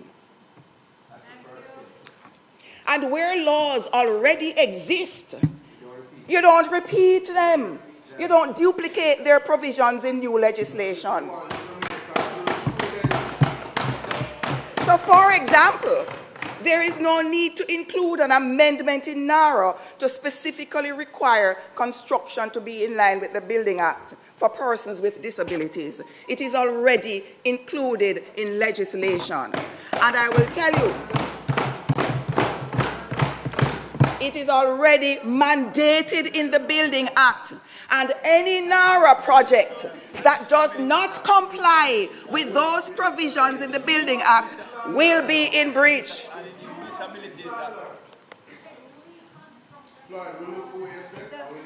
I did not say that anyone said it. I am making a point that is nexus. I am making a point that is connected and has a nexus to words already uttered. Again, listen and understand. Now, Mr. President, every development must still comply with all the existing laws and the provisions. So let there be no misunderstanding. Nothing under this framework removes Jamaica from that regulatory architecture. It hasn't shifted. And even more reassuring, Mr. President, is the provision. Even more reassuring provision for the Jamaican people is found in Clause 17.4, which was mentioned and read but not interrogated. So let us do that. Clause 17.4 says, the authority shall, in developing and for monitoring the implementation of reconstruction and resilience projects, programs, and plans, hold consultations with who? With who? With who? With persons affected. Not just the persons affected, the persons who are likely to be affected by the implementation of a project. So, Miss Matty, who lives next door to a project that is coming, and she's not sure what is going to happen, she's protected. And she has the right to ask what's coming, what you're doing, and you have an obligation to tell her.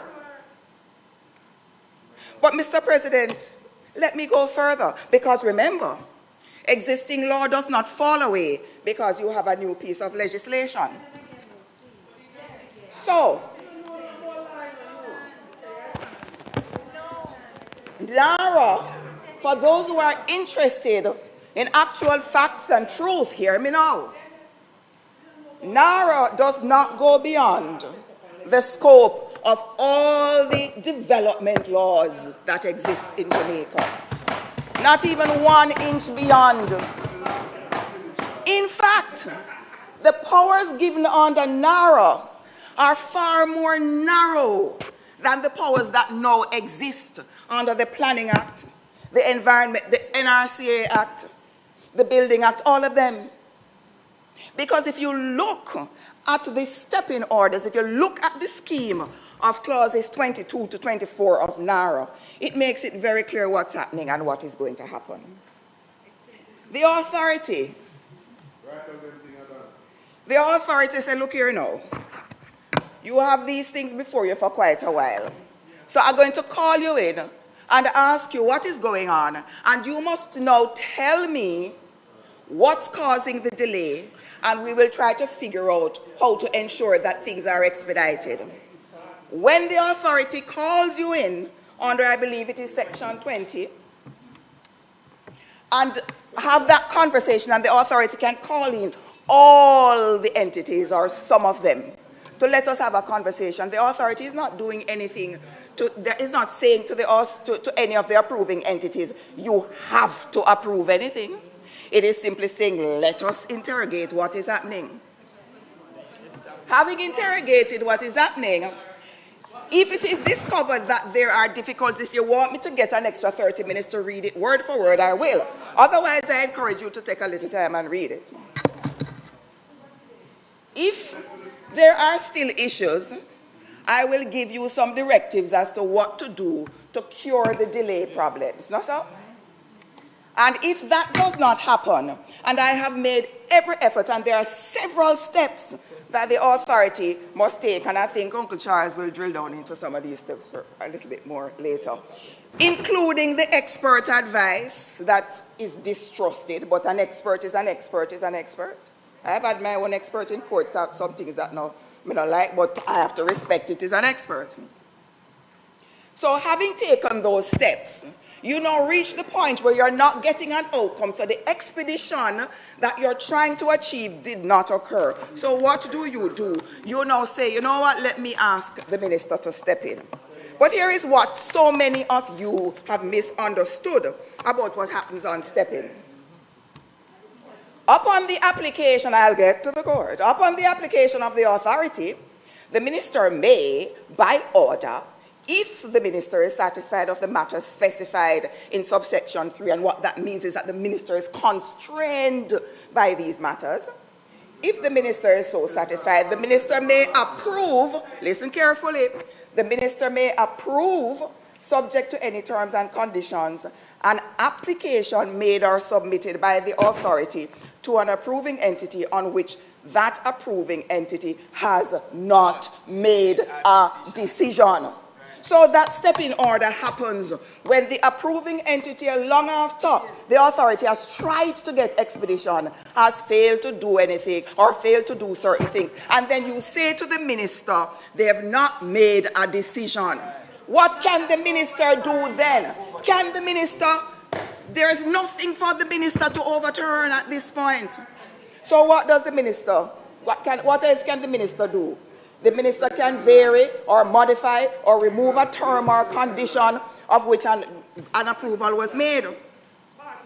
And the step-in order shall have effect as if that step-in order was an approval granted by the approving entity to which the authority first made application. You know what that means?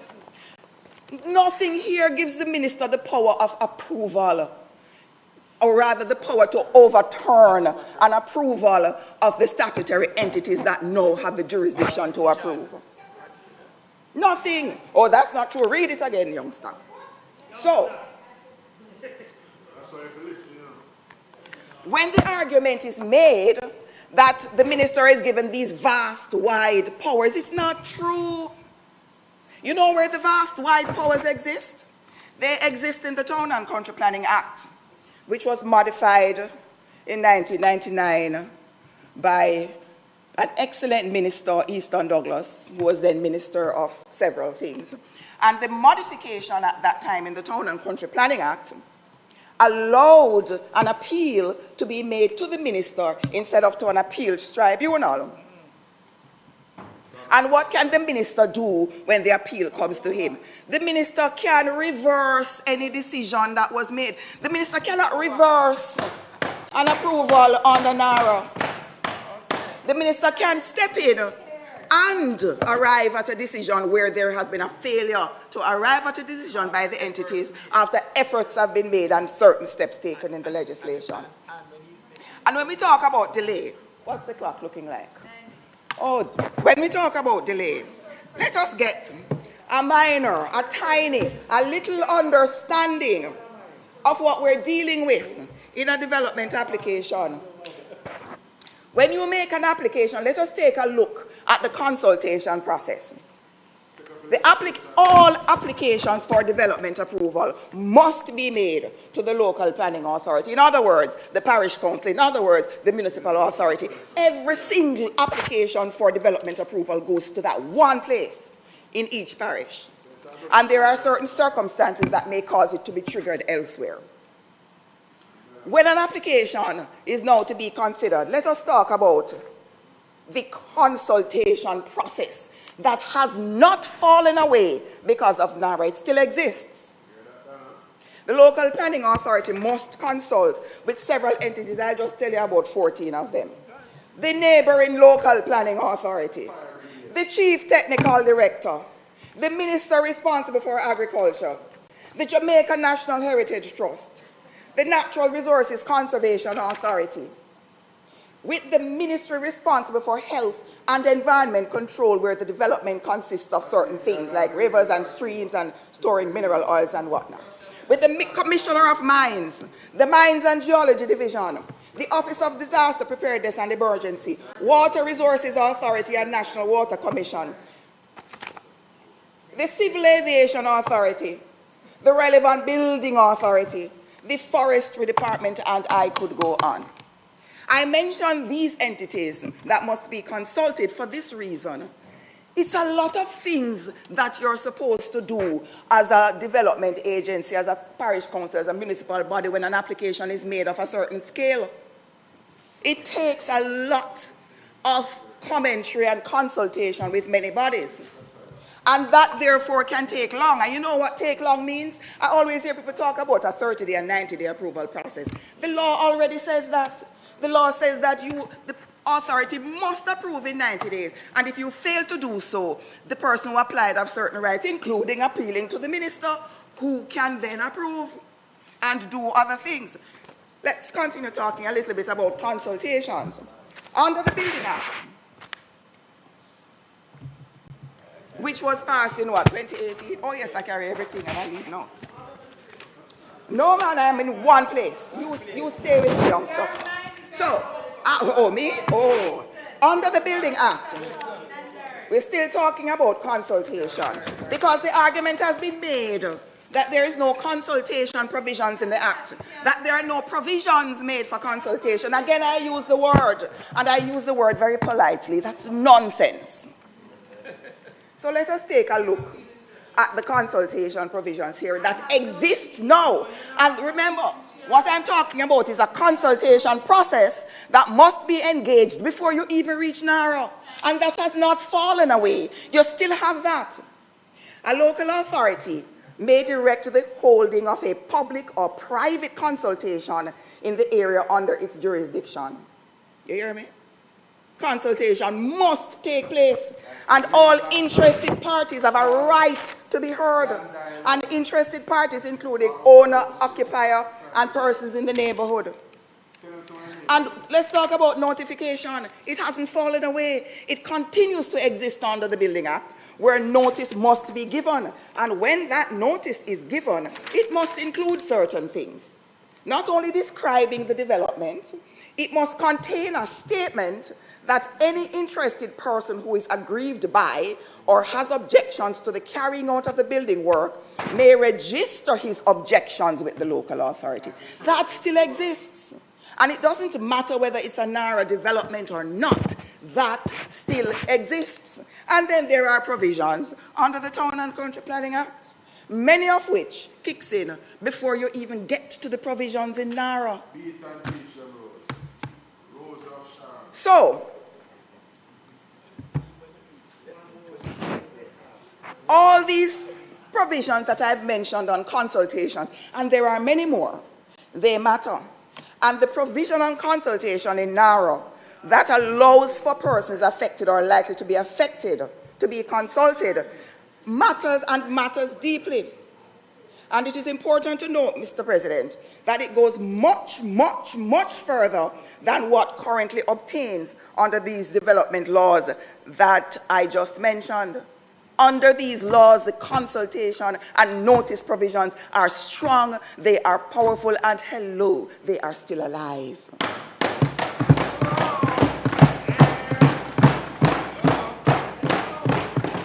Mr. President, I am very heartened by the provision in NaRRA, in the NaRRA bill that deals with consultation. And I'm equally heartened that many persons hopefully will now have a better appreciation of the fact that their protections that existed before NaRRA continue to exist. And let us quickly mention a case that was decided recently. That case does not touch or trouble NaRRA in any manner whatsoever, because that case deals with a situation where planning permission was denied by the authorities, and the applicant Bengal appealed to the minister, and the minister reversed the decision taken by the authorities. There is no power of reversal set out in NaRRA. None. Maybe somewhere else. Maybe in that piece of legislation that you want to quarrel about, but it is not NaRRA. And one of the reasons why I'm heartened by the provisions in NaRRA and the extent of the protection that I see being provided to the people of Jamaica is that it shows that this government, this Dr. Andrew Michael Holness government respects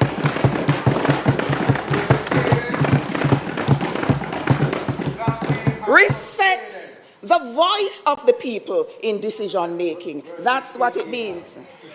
Mr. President, it means that communities will not be ignored. Consultation is real in NaRRA.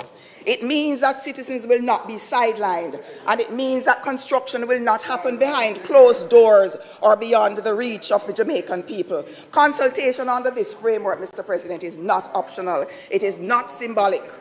It is a legal obligation embedded directly into the architecture of the legislation itself. And that is important, Mr. President, because lasting national resilience cannot be built only with concrete and steel. One of Jamaica's greatest development challenges has never been the absence of ideas. We're a people of ideas and song and dance and kumbaya, but it has been the absence of coordination. And Clause 19, Mr. President, may very well be one of the most consequential provisions in this entire legislation because it forces Jamaica to confront a painful truth. It is grounded in a simple but powerful principle that Jamaica cannot continue rebuilding vulnerably. We cannot continue. We have prepared roads that collapse after the next heavy rainfall. I drove on one recently, the hills of St. Mary, and was appalled at the deterioration because of some rain. We have restored infrastructure that was never designed for the realities of a changing climate, and ordinary Jamaicans have paid the price for those missteps. Mr. President, this clause does not merely speak about rebuilding. It speaks about rebuilding intelligently, responsibly, and sustainably, which is another hallmark of this government. Again, Mr. President, consultation is not optional under this framework.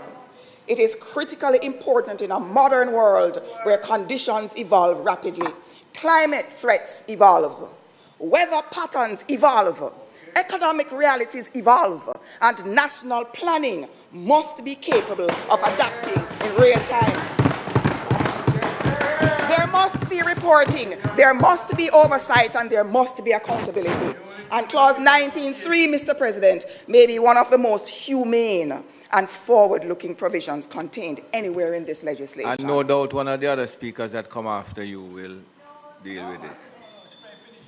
Because, finishing, because, Mr. President, at its heart, this clause is about protecting people.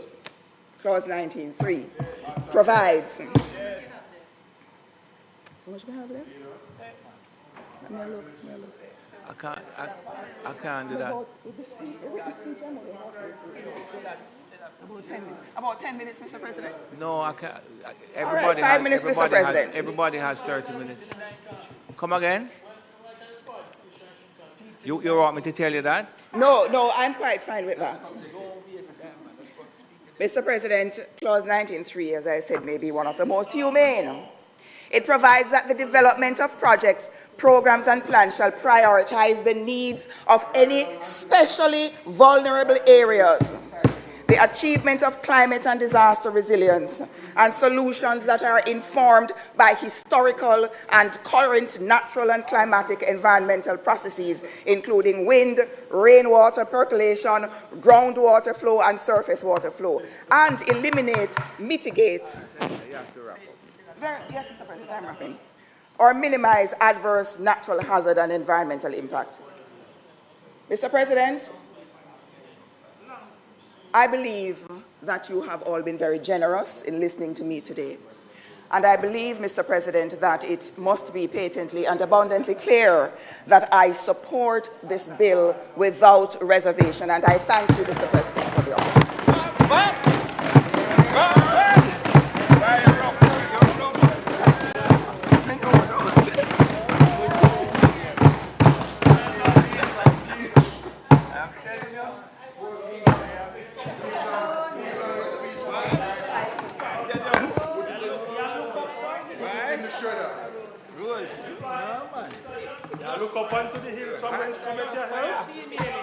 Thank you.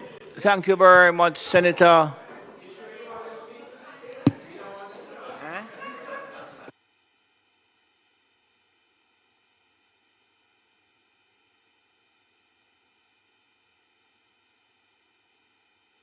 Thank you very much, Senator Rose Bennett Cooper.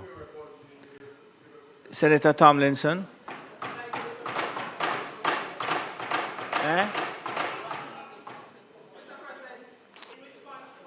1 minute. I need a 420 motion, I'm informed. 1 minute.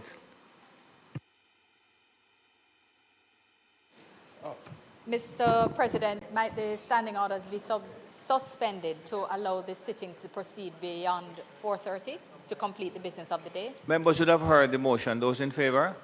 Against? Senator Tomlinson, that's you. Thank you, Mr. President. You know, in response to what I just heard in the debate, all I can say, Mr. President, is that there are some lawyers I would never even consider to defend me in a traffic court because the quality of the interpretation of the law would be so poor that I think I would lose that case, Mr. President. And there are a lot of misconceptions about the bill that was expressed by the member, and I will, during the course of my presentation, respond to those misconceptions. But I want to begin with this. I notice that there is a concerted effort on the part of those on that side to disingenuously distort the position of those on this side with respect to the NaRRA bill. And I want to state clearly, without ambiguity, Mr. President, that we on this side are not opposed to reconstruction. We're not opposed to resilience. We lost constituents in Hurricane Melissa. We watched communities in Westmoreland, in St. Elizabeth, in St. James be devastated in ways that this country has not seen since Hurricane Gilbert. We understand as acutely as anyone in this chamber the urgency of getting the recovery right. But it is precisely because we understand the scale of what this authority will be asked to do, precisely because we understand the billions of dollars that will flow through this entity, the regulatory powers that it will wield, the statutory bodies that it will be able to override, that we cannot, Mr. President, in good conscience, stand here and wave this bill throughout without saying what needs to be said. Throughout the whole debate on this bill, the question has never been whether Jamaica needs to rebuild. So when I hear them distorting the position of this side, I must say that the question is whether this bill, in its current form, gives the Jamaican people the governance framework and the accountability architecture that an undertaking of this magnitude demands. And the answer, Mr. President, is that it does not. I want to place on record the opposition's deep regret at the manner in which the legislation has been handled. This is not a routine bill. This bill creates a statutory body with powers to override decisions of a regulatory authority in the country. It allows a single minister by order to override those bodies without gazetting that order, without reporting to Parliament, without any public record of having done so. It allows a chief executive officer appointed by the Prime Minister to enter into transactions and sign contracts of unlimited value unilaterally with no co-signatory, no board authorization, no financial threshold. And it was seemingly brought to this Parliament with the expectation that it would pass with minimal opposition. Civil society raised concerns. Members of the government, members of their side, raised concerns. The opposition raised concerns, clause by clause, with specific legislative remedies attached to each. The government moved amendments that addressed a minority of the concerns. And it comes to the Senate and asking us to pass this bill. Mr. President, that is not good enough. And this side will say no. The government has shown contempt for criticism of the bill and a dangerous disregard for the simple truth that confidence in this legislation must be earned through engagement with contrasting views. Mr. President, the deficiencies in this bill should be taken in the context of the level of trust that the government is asking of the people. When a government asks its citizens to accept a statutory body with vast powers, a single unaccountable executive, no governing board, no audit committee, no mandatory parliamentary visit by the CEO, Mr. President, when it asks for that level of trust, the threshold question is, has the government demonstrated through its conduct in office the kind of probity and respect for institutional boundaries and constitutional norms that would justify any administration being given this kind of unrestrained executive authority over billions of public dollars? The record speaks for itself. The government has faced repeated adverse findings in our courts on constitutional grounds. This is a government whose record of respect for constitutional constraints has been tested and found wanting, not by the opposition, but by the judiciary.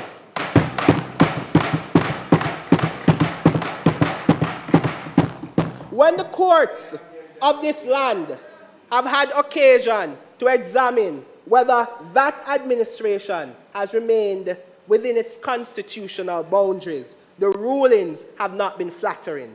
That is a matter of public record, and it is directly relevant to whether this Senate should be comfortable passing legislation that concentrates this much unreviewed executive power in the administration's hands. Mr. President, further to that fact, in a country where procurement irregularities have been a persistent feature of public life, where major infrastructure projects have been plagued by cost overruns, i.e. Cornwall Regional Hospital, and questionable contractor selections, this government is asking us to create a procurement and project delivery vehicle with less oversight than the bodies that already exist. Mr. President, this is extraordinary. I want to be clear, Mr. President, that this is an argument that good governance does not depend on personal integrity of those who happen to hold power at any given time. Good governance depends on systems and structures, checks and balances that work regardless of who is in office. The tragedy of this bill is not that it creates NaRRA, is that it creates NaRRA without institutional architecture that would make it trustworthy under this current government. Now, Mr. President, I want to move to some of the structural deficiencies that I have identified, and we have repeated them on our side, and I will speak about two of them, and then I will move into a broader substantive point. On the substance of the bill itself, because of the concerns on this side, we will repeat that the bill is problematic. There's a blanket exemption from the performance investment management system, Mr. President. There's a provision in this bill, Mr. President, there's a provision in this bill that has received far too little attention in the public discourse. I'm speaking about Section 26, which grants a blanket exemption for all approved reconstruction and resilience projects and all designated strategic investment projects from key provisions of the public investment management system.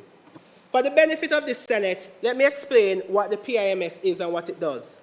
PIMS was established in 2014 through the amendments to Section 48J of the Financial Administration and Audit Act and the creation of the fourth schedule of that act. It is Jamaica's primary statutory framework for the preparation, appraisal, approval, and management of public investment projects. Every public investment project, irrespective of the source of funding and the type of procurement or implementation method used, has to be subjected to this. Its stated purpose is to promote transparency and accountability in the design, implementation, and assessment of public investments, to maximize efficiency through better project selection, and to ensure that the government receives value for money. It does through a structured process involving the Public Investment Management Committee, chaired by the Minister of Finance, a technical review committee chaired by the Director General of the PIOJ, and expert input from institutions including the Ministry of Finance and the Office of the Cabinet, the DBJ, and NEPA. In short, Mr. President, the PIMS is an independent, multi-institutional gate through which every major public investment in Jamaica must pass. Section 26 of the NaRRA bill removes that gate entirely for NaRRA projects. Section 26 exempts every single project that NaRRA will implement from the very PIMS provisions that are supposed to provide that assurance. The government cannot simultaneously rely on PIMS as a safeguard and then exempt NaRRA projects from PIMS. It is one or the other, and Section 26 of this bill makes it clear which one the government has chosen. The specific provisions being disapplied in the Financial Administration and Audit Act are Section 48B, 2B, and Section 48J of the Financial Administration and Audit Act, and the fourth schedule. The fourth schedule operationalizes it, establishing the project appraisal process, the cost-benefit analysis requirements, the risk assessment framework, and the value for money evaluation that every project must pass through before cabinet approval. By exempting NaRRA projects from these provisions, this bill becomes an independent technical appraisal that determines whether a project is financially viable, whether it represents value for money, whether its risks have been properly identified and mitigated, and whether it is consistent with Jamaica's strategic development objectives. Now, Mr. President, I anticipate that the government's response will be that speed is of the essence, that reconstruction cannot wait for the full PIMS cycle, and that the urgency of the post-hurricane environment justifies a streamlined approach. And I want to engage with that argument seriously, because in principle, it is not without merit. There are circumstances in which emergency procurement and expedited project approval are legitimate and necessary. But that argument, even at its strongest, justifies a modified PIMS process, an expedited appraisal, a compressed timeline, a streamlined technical review committee, not a blanket exemption from the appraisal entirely, Mr. President. The choice before this bill was not between PIMS in full and no PIMS at all. That's a false choice that the government has presented before us, and this Senate should name it as such. What makes the exemption particularly troubling is the company it keeps in this legislation. Consider that NaRRA projects will now operate without independent cost-benefit analysis under the PIMS, independent project approval by the Technical Review Committee, and the scrutiny of the Public Investment Management Committee chaired, Mr. President, by public officials in the respective ministries, departments, and agencies. Now consider what they have already included in this bill. Fast-track directives under Section 22 that can override statutory regulators. Stepping powers under Section 24 that can override those same regulators in secret, because there's no requirement that these be gazetted or made public to Parliament or to the Jamaican people.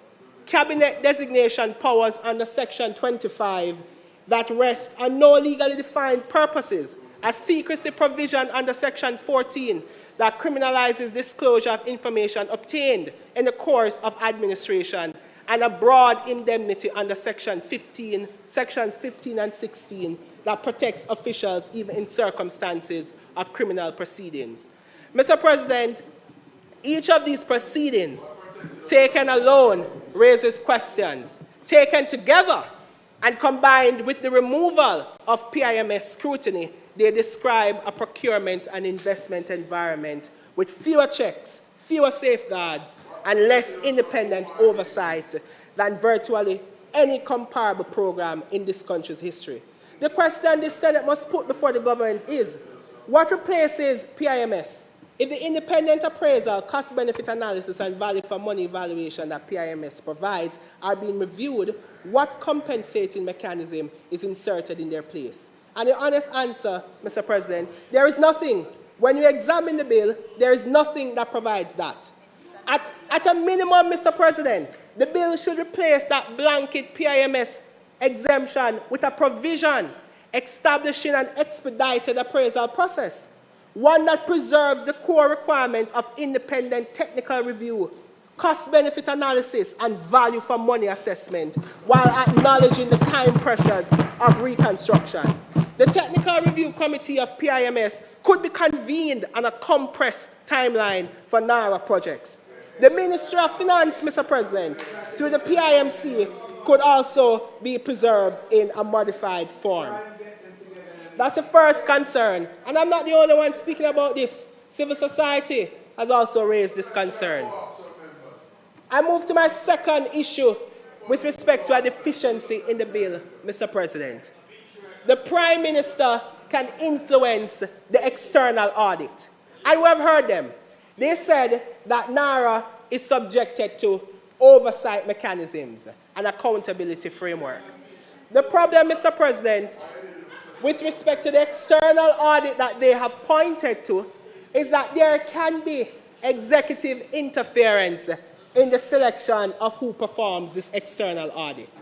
So, Mr. President, let me begin this. You didn't read the bill for yourself, so be quiet. I'll explain it for you. The bill, Mr. President, the bill has no audit committee.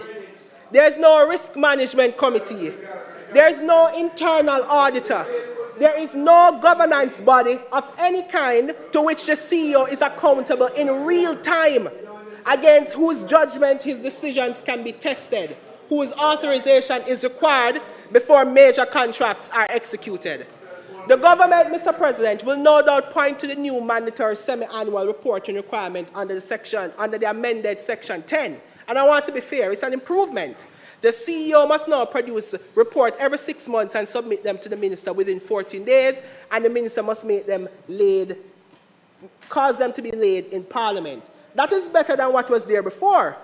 But an external audit, Mr. President, is retrospective. It tells you what has happened after the money has been spent. Semi-annual reports tell Parliament what has happened in the last 6 months. Neither mechanisms prevent a wrong decision from being made in real time. Neither substitutes, Mr. President, for the real-time, continuous, independent oversight that a properly constituted audit committee and internal audit function would provide. You cannot audit your way out of a governance failure that has already happened. The structures that prevent failure must come before the money moves, Mr. President. And when we turn to the external audit that this bill provides for, the problems do not end there. Section 9 requires the authority to keep proper accounts and to have those accounts audited annually. That is as it should be. And I do not quarrel with that, Mr. President. But the question is not whether there will be an audit. The question is whether the person conducting the audit is truly independent of the entity being audited under this bill. And the answer is, it doesn't have to be so. Because, Mr. President, let's look. In the original bill that was tabled, the auditor was appointed by the CEO with the approval of the Cabinet Secretary. The amendment improved on that, which was a welcomed improvement, but it didn't go far enough. The new bill, Mr. President, now requires that the auditor be appointed by the Cabinet Secretary with the approval of the Cabinet. Mr. President, I want the Senate to sit with that arrangement for a moment. The Cabinet Secretary reports to the Prime Minister. The Cabinet is the Prime Minister's Cabinet. The auditor who will examine NaRRA's account is appointed by an official who answers to the Prime Minister with the approval of the Prime Minister's Cabinet. And we're told, Mr. President, that this arrangement provides some independent audit oversight. It does not. It provides the appearance of oversight while leaving the executive with its hands firmly on the lever that controls it. What this bill should do, and what I'm putting before the Senate as a specific amendment, is either vest the power to appoint NaRRA's external auditor directly in the Auditor General, or remove the executive from the appointment process entirely, or establish a statutory audit committee that includes a representative from the Auditor General and is responsible for overseeing the appointment and conduct of the audit in accordance with internationally recognized standards of independence. It's not acceptable for the Cabinet Secretary to appoint the auditor and the Cabinet approves that, when both the Cabinet and the Cabinet Secretary report to the Prime Minister. Mr. President, that is problematic. The third point I want to move to is with respect to the micro, small, and medium enterprises. Who gets the contracts? MSMEs are sidelined and left out. And the extent to which Minister Hill parades the country and talks about him being the greatest defender of MSMEs, I've not heard him bat for the MSMEs in the contracts that will be given under NaRRA. Mr. President, I want to turn to a dimension of this bill that has almost entirely been absent from public debate. And I think its absence is itself telling. We have spoken at length about governance and about audit and about ministerial powers and regulatory override. But there's a question that sits underneath all of those concerns, and it is this. When the billions start to flow, when contracts are awarded, when the projects are executed, who in Jamaica actually benefits? The bill is silent on that question. Completely, deliberately, and inexplicably silent. In a country, Mr. President, where wealth concentration and economic exclusion are persistent features of our development landscape, a silence about who can access reconstruction contracts is a policy choice of this government, and it is a wrong one. Let me be specific about what the bill does not contain. There are no MSME participation quotas in procurement contracts. There are no mandatory local content requirements favoring Jamaican businesses over foreign ones. There are no subcontracting percentage requirements on large projects that would compel prime contractors to bring smaller Jamaican MSMEs any advantage in competing for NaRRA work. There is no financing facilitation mechanism to help, Mr. President, smaller entities to benefit from the projects. Now consider, Mr. President, what the bill does contain. Section 25 sets the threshold for a designated strategic investment project at $15 million US. Mr. President, $15 million US is approximately 2.3 billion Jamaican dollars at current exchange rates. That's a floor. That is the entry for the category of projects that will attract the fast-track directive powers, the stepping orders, the cabinet designation, and the approvals machinery that the bill creates. Mr. President, and Section 41C empowers NaRRA to procure goods, works, and services for the implementation of projects, programs, and plans, with no requirement anywhere in that procurement power that any portion of the procurement be accessible to, reserved for, or structured to include Jamaican micro, small, and medium enterprises. This is not something I came up with on my own, Mr. President. This is coming out of consultation with the stakeholders in the MSME sector, the small business operators, Mr. President, who would want to participate in the contracts that will be issued under NaRRA. Mr. President, large infrastructure contracts have a well-documented gravitational pull toward large, established, well-capitalized firms, often multinational ones that have the compliance infrastructure, the surety capacity, the insurance arrangements, and the technical accreditation to meet the requirements of major procurement contracts. An MSME in Westmoreland or in St. James, one of the parishes that bore the brunt of the Hurricane Melissa, that builds, that does construction, that has a small fleet and an experienced workforce, that does not have a legal department to prepare a compliant bid package for $2.3 billion infrastructure project. Mr. President, it does not have any bonding capacity for a prime contractor on a project of that size that is required to carry out and to provide a capacity for small enterprises to be included. What makes this more troubling, Mr. President, is the context in which NaRRA operates. Hurricane Melissa did not devastate the corporate headquarters of New Kingston. It devastated communities, farming communities, fishing communities, small businesses in Westmoreland, St. Elizabeth, and the other western parishes.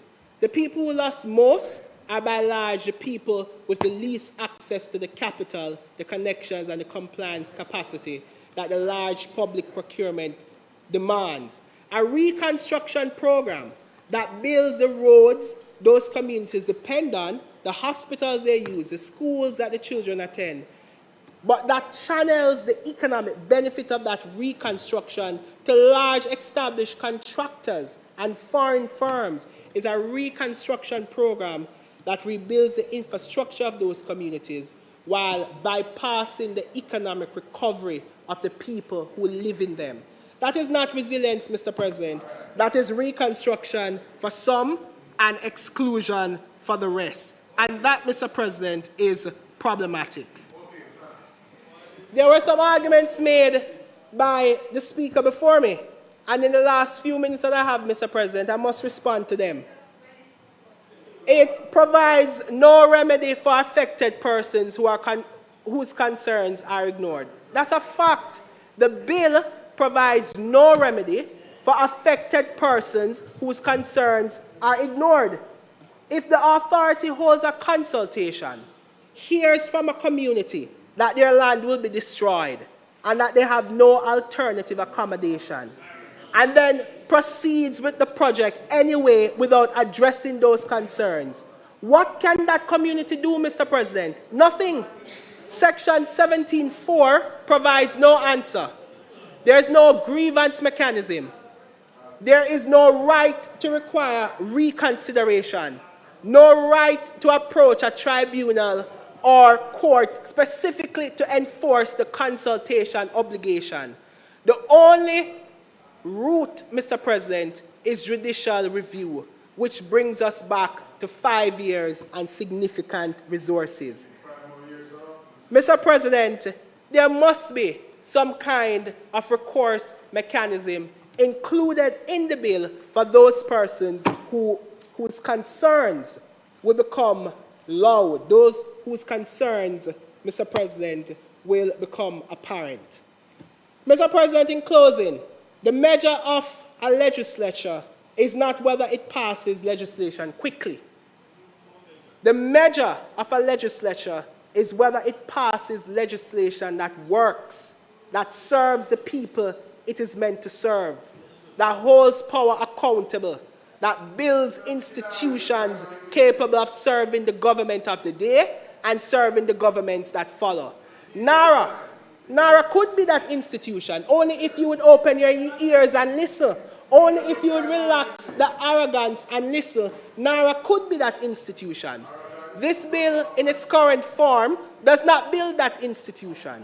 It builds something else, something fast, something flexible, something convenient for the executive, Mr. President, something that can circumvent regulatory authority, Mr. President. And it asks the Jamaican people to trust that the persons who hold power will use it wisely, with no legal obligation to be transparent in a sufficient way, no board to answer to, and no parliament committee where the CEO is required for questioning by the people's representatives. Mr. President, trust is not a governance mechanism. Oversight is a governance mechanism. Accountability is a governance mechanism. Transparency is a governance mechanism. This bill provides too little of all three, and this side of the Senate will continue to say so for as long as it takes for that message to be heard by my arrogant colleagues on that side. We support Reconstruction of Jamaica. We support the establishment of an authority equal to that task. We do not support and we will not vote in favor of that bill that asks Jamaica. Senator, thank you, Mr. President. 1 minute, just 1 minute. I have 16 seconds. Can you pause the clock, Mr. President? I have 16 seconds. Hello. Hello. Tomlinson, 1 minute. Mr. Tomlinson. Mr. Tomlinson. What's the point of order? Mr. Tomlinson.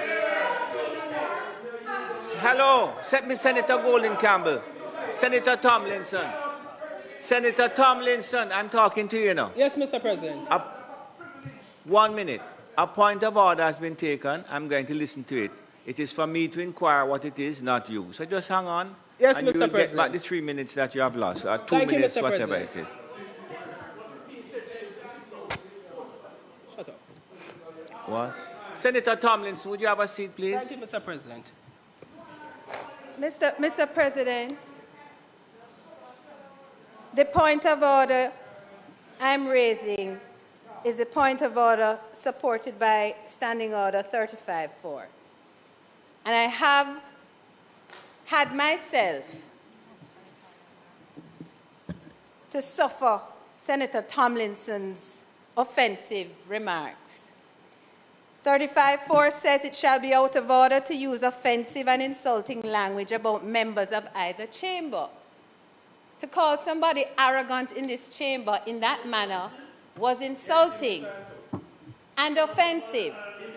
He made a remark in relation to Senator Bennett Cooper at the very start of his presentation. Look, I'm not here to teach him manners. He wishes to be uncharitable, let him be uncharitable, but what he cannot do is breach the standing orders. And I am maintaining, Mr. President, that he has done so, and he ought to apologize. Senator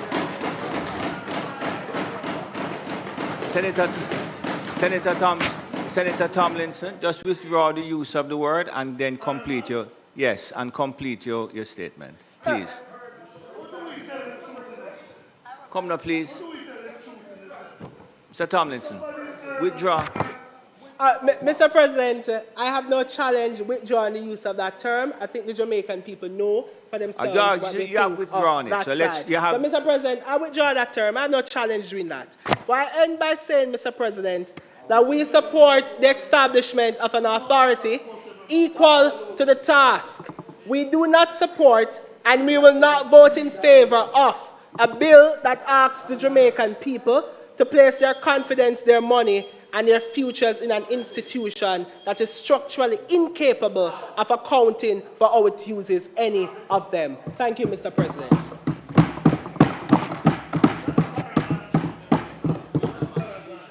Thank you, Senator Tomlinson.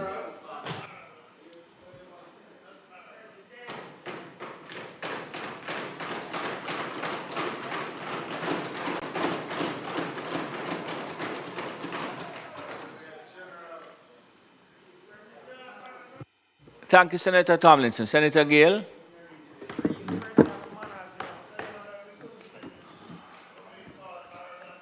Thank you, Mr. President. Mr. President,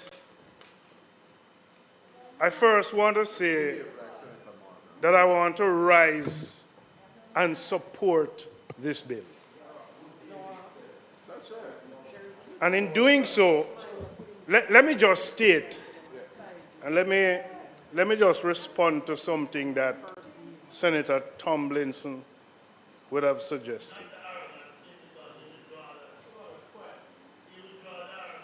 This is going to be a legislation that works and will work for the people of Jamaica.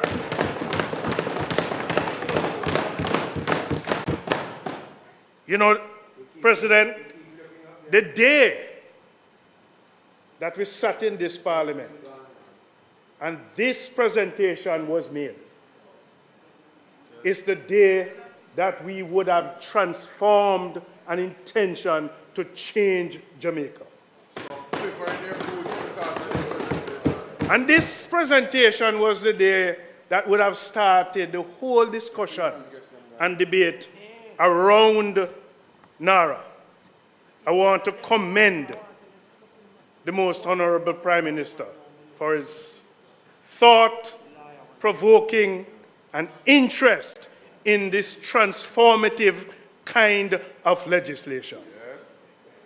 President, I also want to use the opportunity to commend the drafters on quickly aligning policy in creating this legislative framework. Sometimes these are people who work behind the scenes. Yes. I want to use the opportunity to commend them.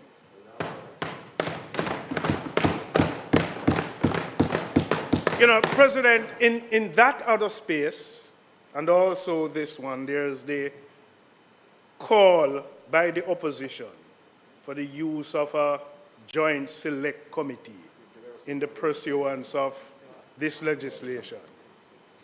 And you know, I've worked in a number of joint select committees. This is a legislation that is one that is aiming not only for recovery, but to shift towards transformation. Yes. But it requires a level of urgency to it. Now, when you establish a joint select committee, there's going to be some time spent in sending out the notice, awaiting application, awaiting submissions, starting to meet. And the thing about a joint select committee, you have to allow all the intended applicants who submit to exercise and extend their submission thoroughly. Yes. And we have no control over the number of applications or submissions. And so we have to give them that order and that sense of priority. It's not a means of urgency. We also have to take into consideration, Mr. President, the fact that coming out of those consultations with the respective applicants, there's the establishment of a matrix. And that matrix also has to go through another thorough sense of probity. Now, President, let's understand something. And I look back at the Memorandum of Objects and Reasons. And this is what now dissuades us from going through the process of a joint select committee in the manner in which a joint select committee operates. It says, for the efficient and coordinated and transparent management of, and I quote, this particular area, extraordinarily time-bound reconstruction and resilience efforts to focus on building back better to withstand future climatic and geophysical events. Extraordinary time-bound. That means there is no use of delay. And then, to withstand future climatic and geophysical events, we're in the month of May. When we go into June, none of us in this room or this chamber can determine the extent of the hurricane season. So guess what? Let's understand we have to act with a level of urgency. Mr. President, C says to expedite private and public-private investment in priority sectors to address the structural, economic, and vulnerabilities exposed by Hurricane Melissa. So we know what happened. We all know of the extent of what happened on October 28, 2025. We knew of the expenditure and the need for recovery. There is absolutely no need to delay. We have to be focused and press on. And Mr. President, this is a government that has been tried, tested, and proven with challenges. We know how to plan, we know how to implement, and we know how to execute.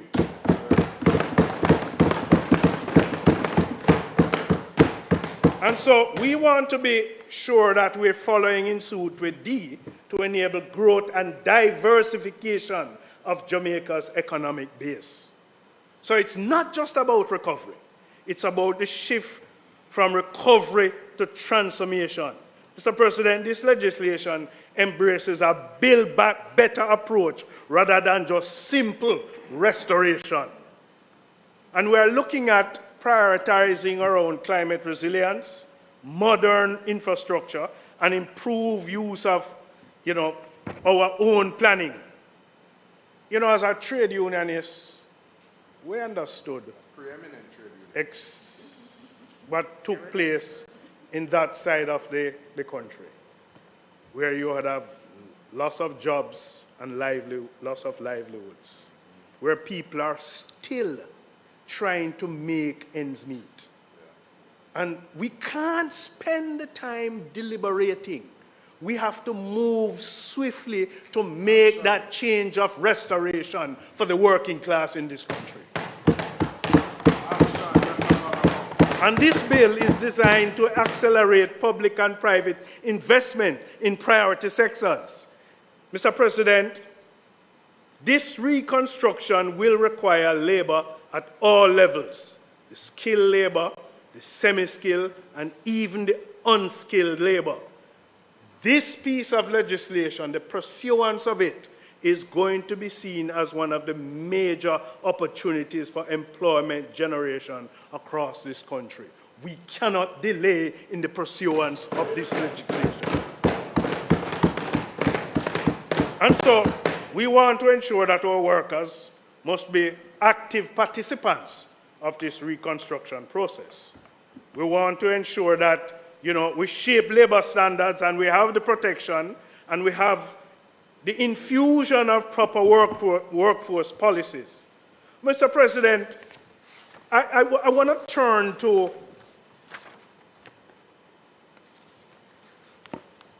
the authority, the role and function of the authority.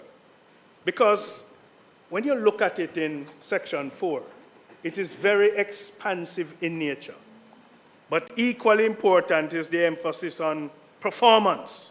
and accountability and the requirement for clear indicators, reporting standards, project tracking system signals, a shift towards, Mr. President, results-based governance. Yes. It's a different thing that we intend to do.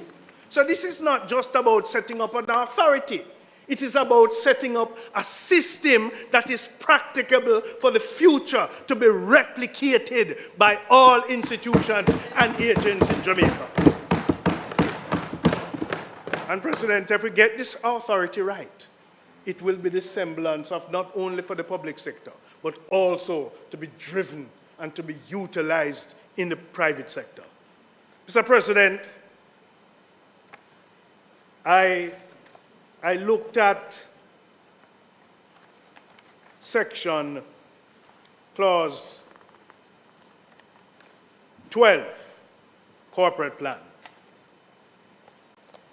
It says, by or before the 30th day of September in each year, the authority shall submit to the minister for approval a corporate plan and an operating plan and its estimates of revenue and expenditure for each financial year.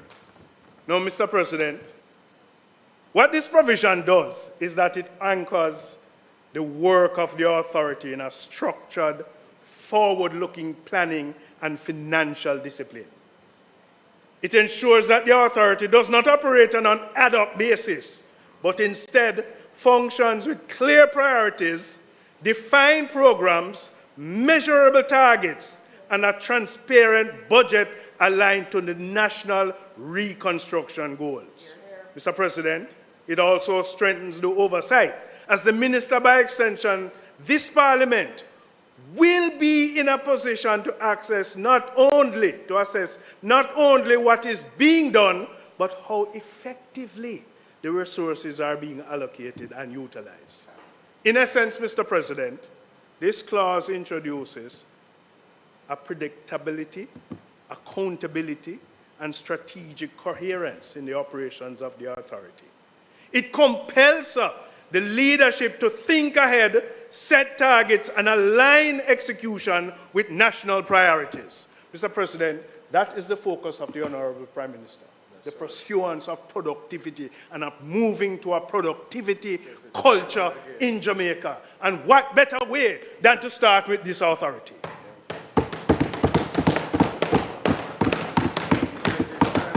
So, on the onset, and I want to propose a kind of policy focus on the onset that the authority should adopt, in my mind, as a matter of policy, a performance measurement system as part of its overall compensation for productivity. So you set this system in place so we can evaluate, and that evaluation can come back to Parliament, where Parliament can review the progress. What gets measured gets done. And so this performance measurement should be done at the corporate level, where performance incentive would be tied to the successful delivery of national reconstruction targets, timelines, budget adherence, and the overall impact. We can also extend it, Mr. President, to the divisional level, where the various teams would be assessed based on the execution of specific projects and programs under their responsibility. And then we drill down further to the individual level, where the workers and the professionals will be evaluated on clearly defined inputs, efficiency, and contribution to results. Mr. President, this is a very important initiative. Now, I want to turn to, because I hear the argument around consultation and why we're not consulting. When you talk about consultation, consultation has to be precise and targeted. It's not that you just come and talk to the people. So the intent proposed by the opposition is the consultation should take place by way of the Joint Select Committee. That's what I hear most of you saying. But I want to advance a different perspective in this consultation, because there are some persons who are never going to be brave enough to come into the parliament. And you have some who might believe that they are coming under the rubric of submissions. And some of those submissions have their own intent. But when you look at 17, the approved projects, and 17.4, the authority shall, in developing and for monitoring the implementation of reconstruction and resilience project, programs and plans, hold consultation with persons affected or likely to be affected by the implementation of a project. Now, in my mind, Mr. President, that is not a situation where the consultation is taking place, where the people have to come to the authority. This is one where the authority must go to the people. Even better. So there is a direct interface, at a live and direct approach in engaging with the people at the appropriate time when you are doing the changes and the implementation. So the bill, in my mind, is very clear in terms of the focus and the targeted approach in terms of consultation, when it is fresh, Mr. President, and when it's alive. So, Mr. President, in my mind, this bill represents far more than just a legislative response to a national disaster. It is a blueprint for how Jamaica chooses to rebuild, reform, and reposition itself for the future. You know, the devastation we experience, it demands urgency. Yes. But it also demands discipline, coordination, and vision. That's what we are putting in this piece of legislation. No run with it business. And through the establishments of this authority, supported, sir, by clear functions, the strong oversights that we have been talking about, and the structured planning requirements, we're putting in place the architecture to deliver reconstruction in a manner that is efficient, transparent, and results-driven.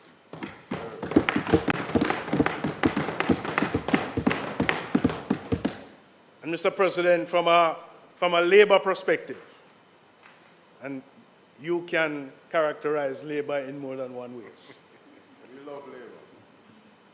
This, in my mind, is a defining moment. It is an opportunity to expand employment, strengthen workforce participation, and embedded a culture of productivity and performance that benefits both workers and the wider economy. And Mr. President, this is where I'm calling. This is where I'm calling on businesses to make their labor force in a state of readiness for this kind of development. The training that is going to be required, the certification that is going to be required, the motivation that is going to be required. If we are deliberate enough, if we are deliberate in our approach, and we start moving steadfastly, particularly in linking planning and measurable outcomes and incentives, we can ensure that the reconstruction becomes a pathway to empowerment for the working people of this country. And so, Mr. President, the call for us to build together. You know, the best laid plans can have concerns. The best laid plans can have concerns. And it's how we treat with those concerns, and it's how we continue to evaluate as we progress. And so, Mr. President, build forward together must therefore be more than a slogan. It must be reflected in how we plan, how we execute, and how we share the benefits of the development. It must mean partnership, inclusion, and accountability at every level. And President, I am of the profound view that if we get this right, we will not only restore what was lost, we will create a stronger and more resilient and more productive Jamaica. So, Mr. President, we know what you're praying for, Lammy. I support this bill and commend the entire Honorable Senate to support it also. May it please.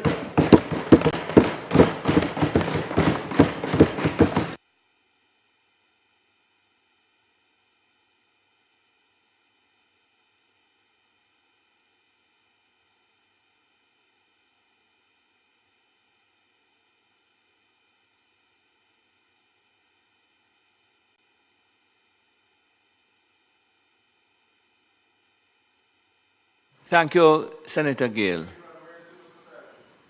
Senator Bernard.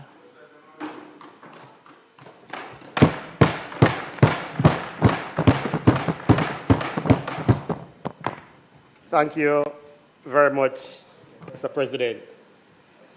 I made sure, Mr. President, that I sanitize my presentation of anything related to body-worn cameras, because I really do not want to be deprived of my 30 minutes inadvertently.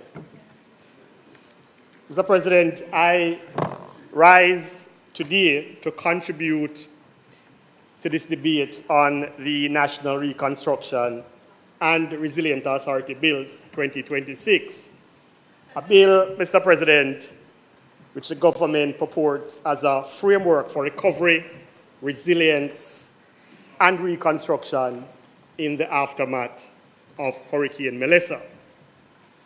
Instead, what is before this Honorable Senate is a sweeping legislative instrument that centralizes unprecedented power in the executive, weakens environmental and planning safeguards, sideline independent oversight bodies, threatens customary and constitutional rights, and opens doors for the fast tracking of large-scale private investment projects, particularly along Jamaica's coastline.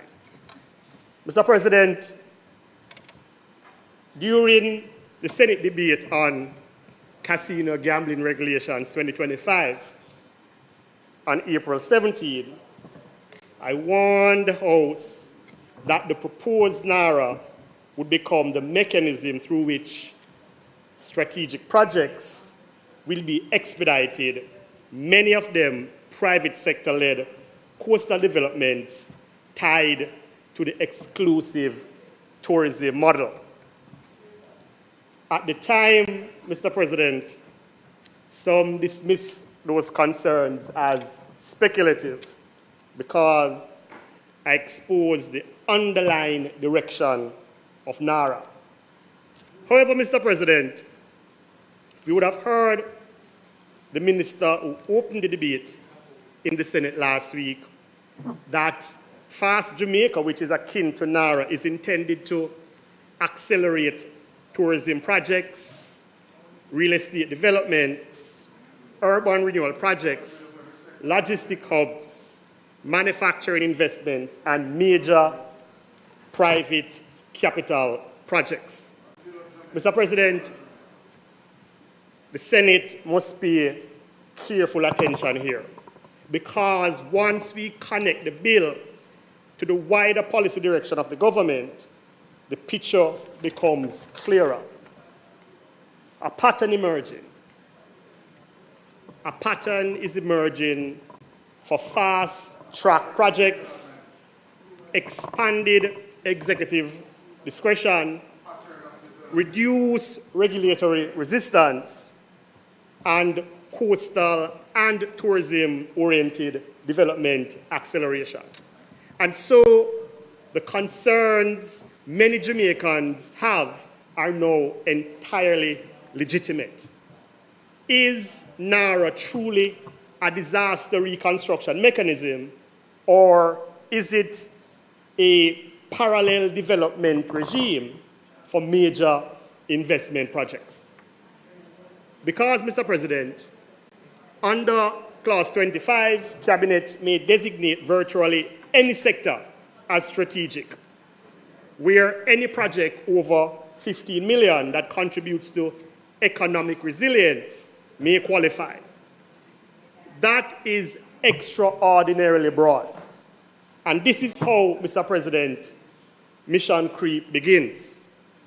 The bill will no longer be about rebuilding communities like Catherine Hall and Estuary in St. James and all the other communities that were seriously devastated by Hurricane Melissa and who are patiently waiting to be resiliently constructed by this government. The bill will not be about restoring vulnerable communities, repairing damaged homes, or bringing potable water to neglected communities. Mr. President, the government's own pronouncements have confirmed exactly what I warned about then. Mr. President, the Executive Director of the Tourism Enhancement Fund, Dr. Kerry Wallace, publicly stated that the planned redevelopment for Montego Bay Hip Strip, the Jimmy Cliff Boulevard, could fall under NaRRA because, and I quote, there are some huge plans under the NaRRA program stretching from the Montego Bay Port Corridor towards Trelawney. Mr. President, the statement is profoundly revealing. Who exactly is NaRRA being built for? Hotel investors, the Mega Development Consortium, or the ordinary Jamaican in communities still struggling with deplorable roads, damaged homes, and no reliable water? Mr. President, let me talk a little bit about this mission creep and use water as an example. In an Observer article entitled "No Longer a Pipe Dream," Minister Matthew Samuda expressed great pride at the arrival of pipes to be used in Phase 1 of the Western Water Resilience Improvement Project. The minister used the opportunity to declare that without executive powers contemplated under the NaRRA legislation, and I quote, we will fail our citizens and not put them back on the path of growth. But Mr. President, despite promises by the government leading up to the 2025 general election that the Western Water Resilience Improvement Project would bring reliable pipe water directly into the homes of residents, any careful examination of the scope of that project would reveal that the promised improvements in water supply were never truly intended to benefit residents in sections of communities like Providence, Norwood, Glendevon, or even Salt Spring and the surrounding St. James communities. Mr. President, the harsh reality is that many communities still lack the basic infrastructure necessary to receive pipe water from any proposed source. Yes, there is nothing in the stated scope of the Western Resilience Water Improvement Project that meaningfully address and seek to remedy this deficiency. Indeed, Mr. President, I quote again from the said Observer article, the scope of the Western Resilient Water Improvement Project is designed to enhance interconnected hydraulics and storage, ensuring that the structural integrity of infrastructure can support the rapid economic growth and tourism growth in the region. Mr. President, the emphasis is therefore unmistakable. The primary focus of this project is not the long-neglected communities struggling daily without reliable water access, but rather the facilitation of rapid economic expansion in the tourism-driven development region. This is the creep in the scope that is inherent in NaRRA. Again, Mr. President, we ask the question, who exactly is NaRRA being built for? Mr. President, one of the gravest concerns, with this bill relates to beach access right and the protection of customary access or prescription rights to Jamaica's coastline. The Prescription Act of 1822 remains one of the few legal mechanisms through which ordinary Jamaicans can defend customary rights acquired through long-standing use of beaches, rivers, fishing areas, bathing space, and coastal pathways. This is not a legal concept, Mr. President. There are the lived realities for fisher folks, for coastal residents, for the Rastafari community, and for ordinary Jamaicans whose relationship with the sea predates many of these luxury developments now occupying the coastline. Yet, Mr. President, NaRRA threatens to fundamentally undermine these rights. Under Clause 24, NaRRA may issue stepping orders that subordinate public and environmental interests to executive discretion. Under Clause 25, the minister is empowered to grant approvals with the same legal effect as if independent agencies themselves approve them. What does this mean in practical terms? It means, for example, that the executive can effectively bypass the National Resource Conservation Authority, its planning processes, its environmental safeguards, and independent oversight mechanism. It means projects can proceed before long-standing claims of customary use are resolved. It means communities can lose access first and fight later if they can afford to. Mr. President, there are several real examples where communities have already had to fight to preserve access to the coastal spaces and beaches. Miami Bay in St. Anne's, Bob Marley Beach in Bull Bay, Blue Lagoon in Portland, Little Downs River in Waterreas, and the flank of Providence Beach. We went to court yesterday, Mr. President, in St. James. In every one of these cases, ordinary Jamaicans found themselves in conflict with commercial interests supported by institutional power. Returning to the statement, Mr. President, made by the Executive Director of the Tourism Enhancement Fund, Dr. Kerry Wallace, who publicly indicated that the planned development for the Montego Bay heat strip could ultimately fall under the authority of NaRRA. For those who don't know Montego Bay, Mr. President, for those who don't know Montego Bay, for those who are unfamiliar with Montego Bay, Mr. President, this area, this heat strip, Mr. President, is the home of the treasured one-man beach, a public recreational gem valued not only by residents of St. James, but also by Jamaicans visiting from across the island and the conscientious tourists. Mr. President, over the years, there have been repeated attempts, Mr. President, to divest this beach into private hands.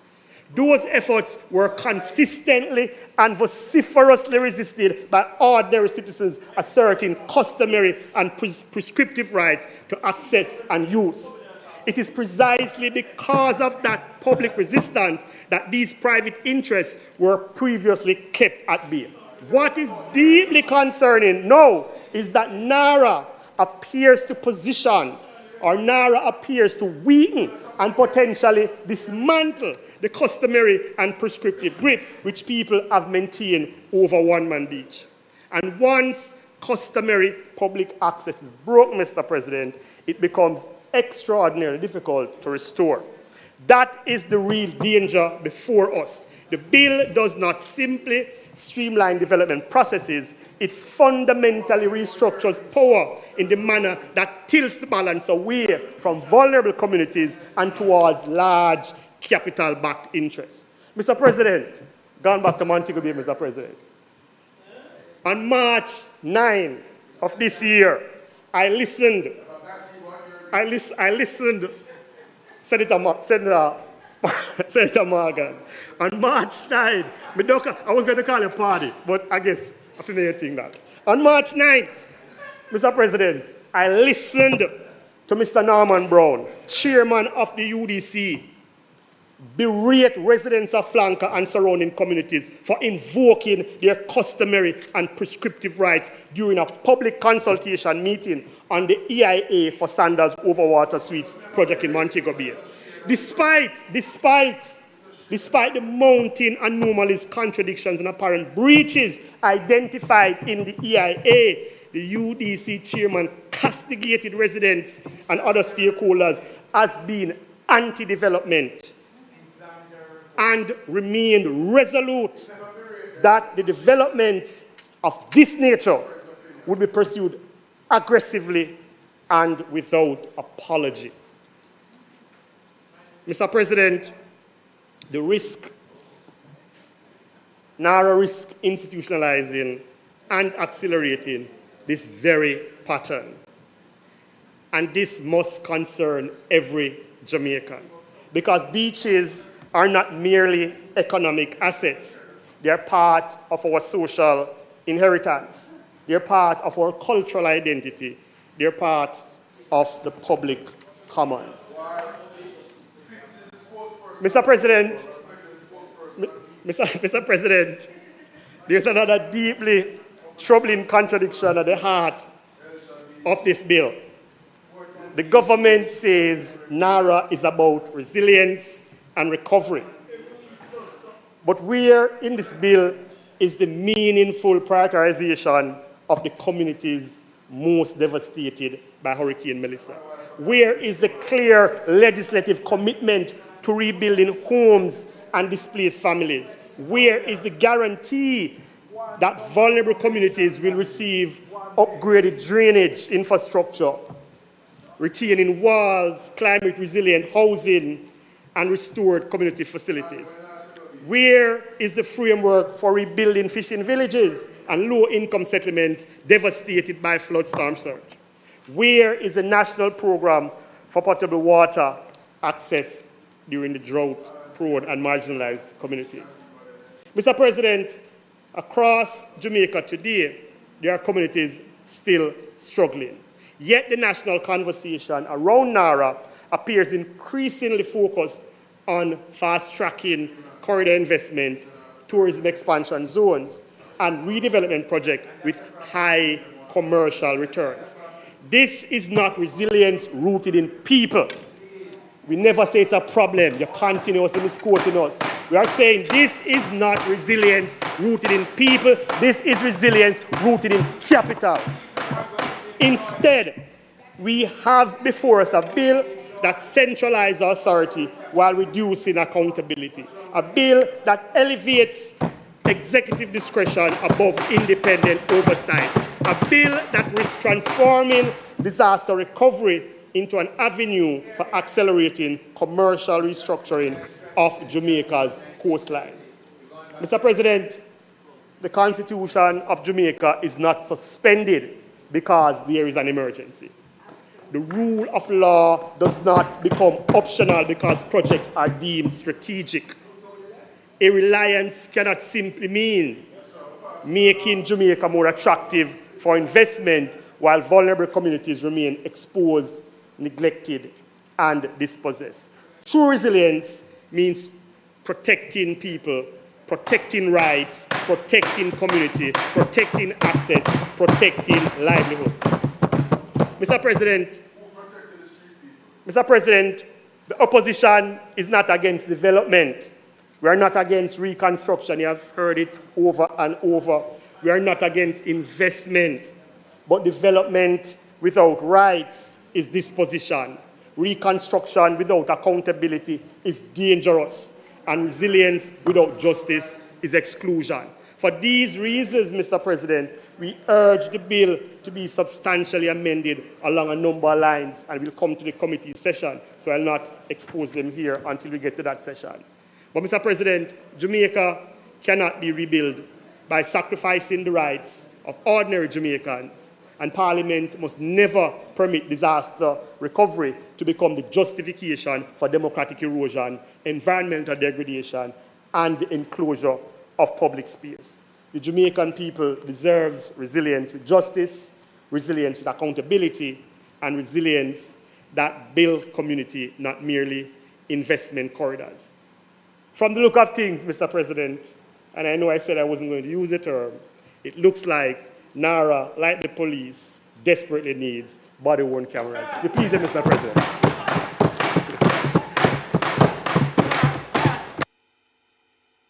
Senator Bernard, thank you very much. Senator Sinclair.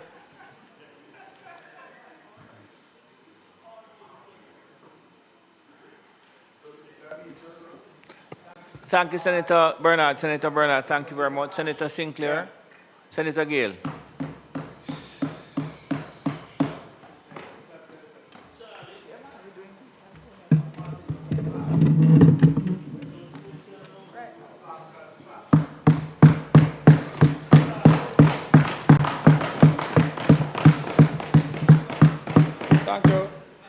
Thank you, Mr. President.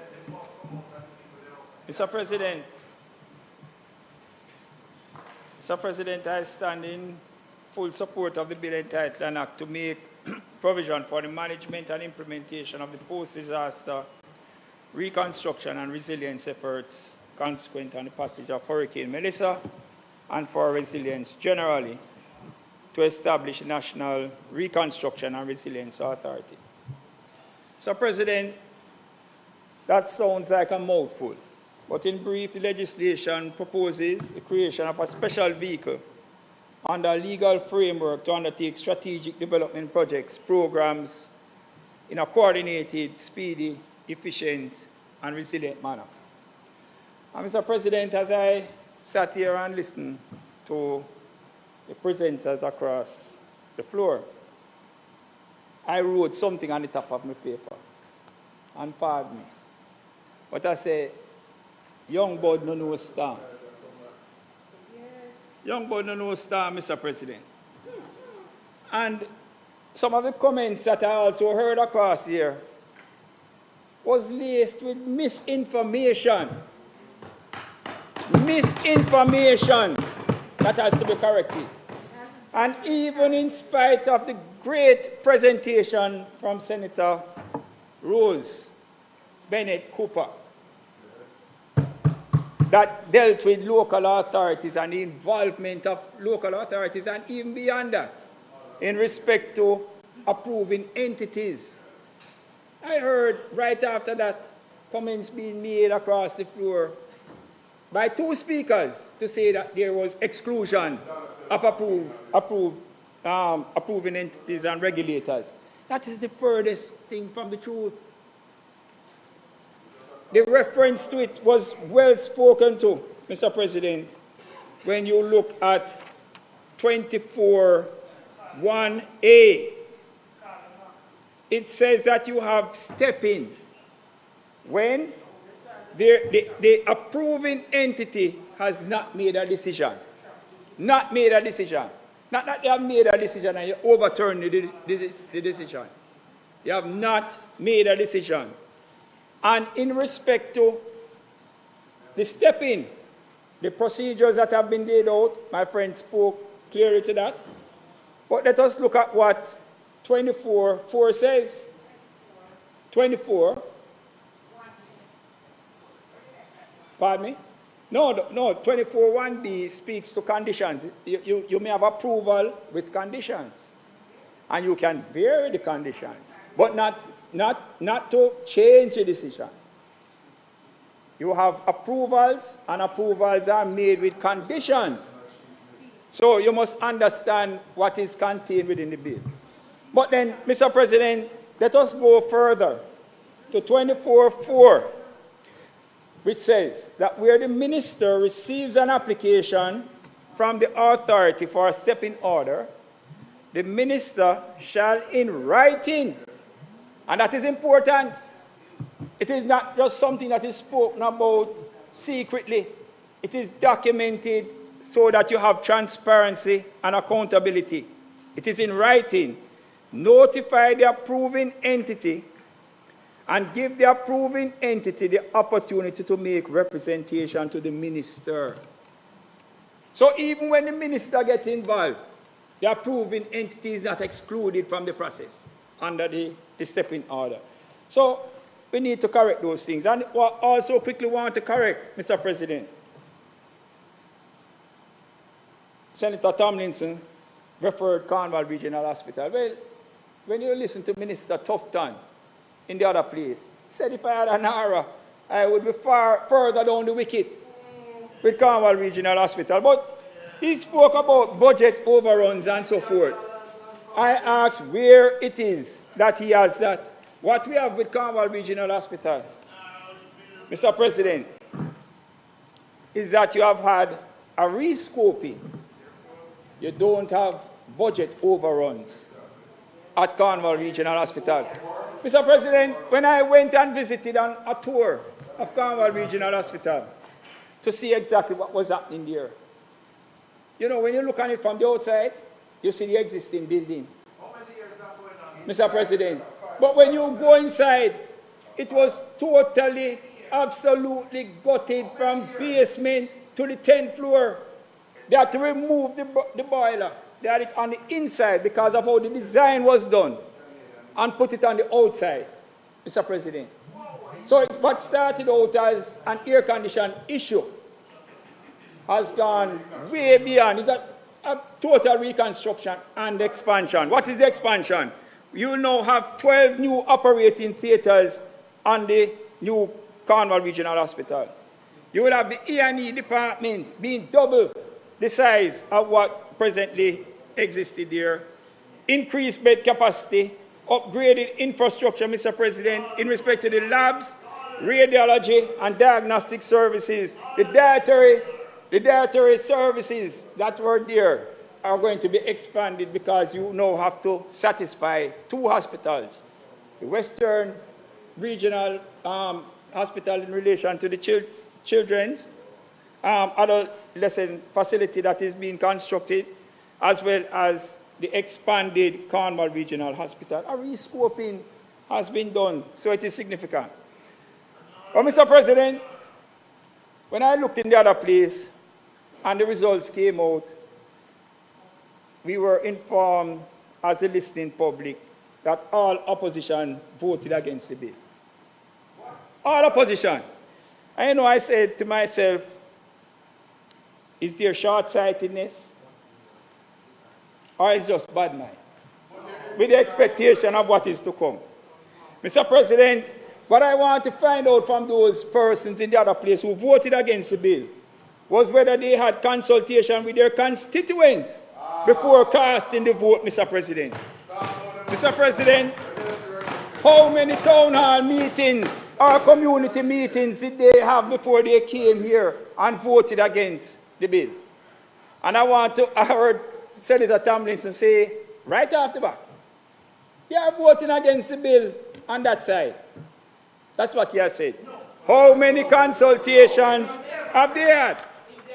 Mr. President, if those answers are not provided with specifics and independent proof, it is my considered position that the opposition is mere politicking.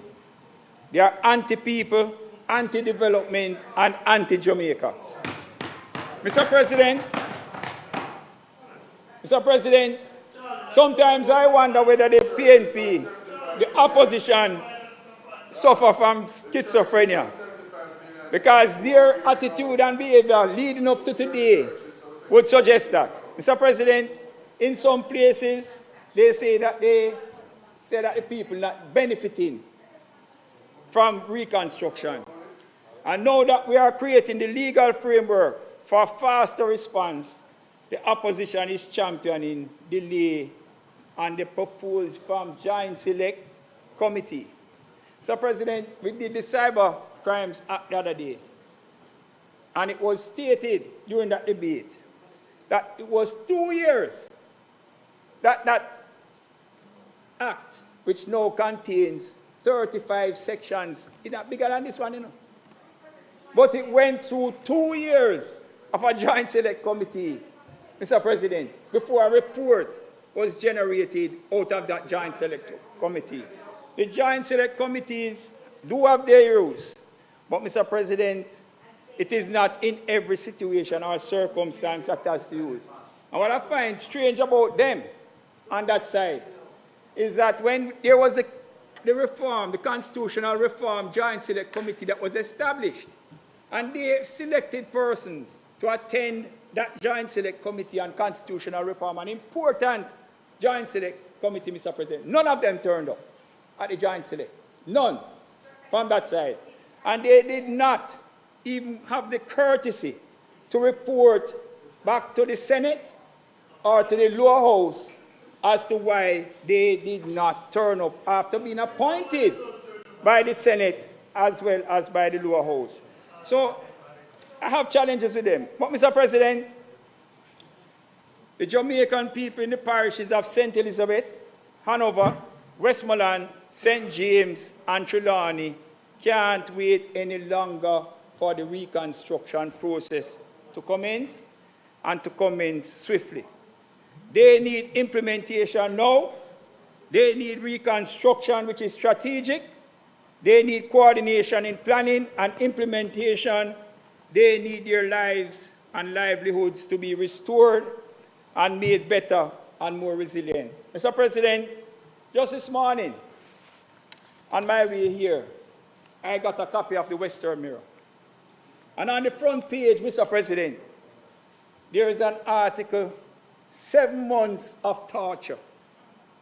And when you look on the photograph, this is a roadway that leads out of East Central St. James up into South St. James, a major roadway. The roadway has been removed, and a 72-year-old citizen, 76 actually, senior citizen, Mr. President, he has been forced to shell out tens of thousands of dollars to continuously remove mud because of the situation that exists. He cannot wait for this bill and for the circumstances to come.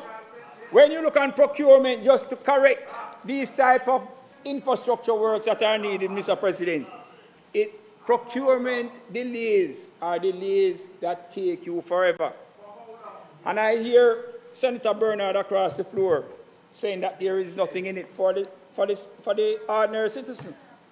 But when you look on clause 4, and you take it around to clause 4.2, that says the authority shall have the power to carry out or secure the laying out and development of areas. That is where the ordinary people live. Mr. President, it speaks about the layout, construct, and rehabilitate of roads and buildings, and carry out such other building and engineering operations as may appear to it to be necessary or desirable in, on, over, or under the land within any area. Senator Bernard, this authority has the authority under this bill to deal with the situation that exists in West Green and in Catherine Hall and in many other areas that have been impacted by Hurricane Melissa. So you need to read the entire bill with that. I just want to say quickly, Mr. President, and to the people of Jamaica, that you can trust the Andrew Holness-led administration with large projects, with projects that will improve their lives. And I come here to state what are facts historically. So, President, the Macfield to Ferris main road in Western Jamaica, you know, the other side spoke about it again. When we came, we acted, Mr. President, and ensured that the main road from Macfield to Ferris was improved. Mr. President, the Constant Spring Road in Kingston and the dualization of Constant Spring Road and the 3-mile overpass, Mr. President. Mr. President, when that was being done, when both projects were being done, the opposition said, no, don't do both projects at the same time. You're going to cause gridlock in Kingston. What was the response from Dr. Andrew Holness? He said, we have the capacity to do it. And it was done, Mr. President. And I take it to the Montego Bay Perimeter Road. Mr. President, the Montego Bay Perimeter Road. Dr. Andrew Holness' administration brought legislation to this Parliament, namely the Public Procurement National Development Project Montego Bay Perimeter Road Project Order 2021. And when it came to the Senate for debate, Mr. President, we heard opposition to it from across the floor to say, guess what? You're handling too much money and you're removing the procurement guidelines. Mr. President, the executing agency that is set up to deal with the Montego Bay Perimeter Road has been dealing with a project with a value of United States $274 million, $42 billion, Mr. President. And this project is now very far advanced, and the potential for growth, development, and improved traffic flow is on the horizon in a very short period of time, 5 years.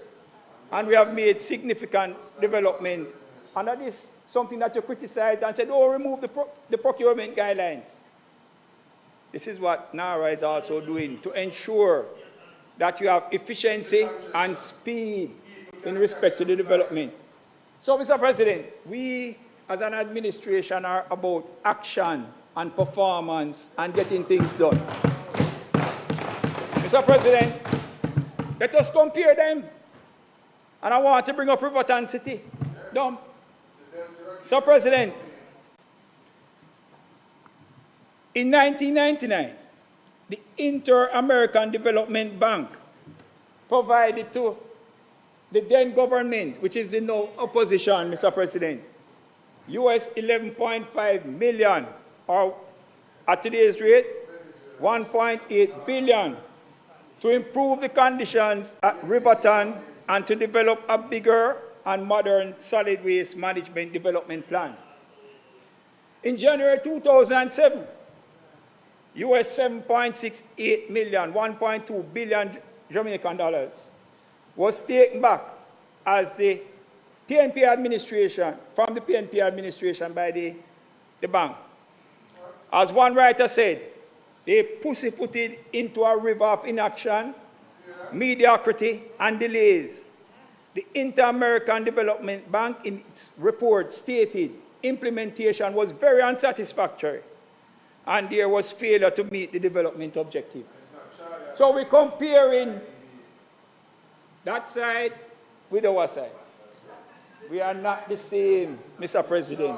We are not the same.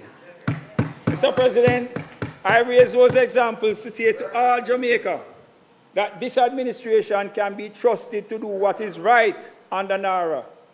And this is the evidence that I present why people say Dr. Andrew Holness is the builder, Mr. President. Mr. President, I address the issues of local municipal participation, and I won't go further into that. I just want to comment quickly on some things that I saw in the public. Mr. President, there were comments that came from other places. One which said that there is no express statement that allows for what we call judicial review. That has been stated by persons outside of this parliament. Mr. President, what is my response to that? Judicial review does not have to be legislative. It does not have to be legislative. So I don't see why it is that we're hearing about the need for the express statement in the bill for judicial review. It doesn't have to be legislated. Judicial review is a process under which a government, executive, legislative, or administrative actions are subject to review by the judiciary.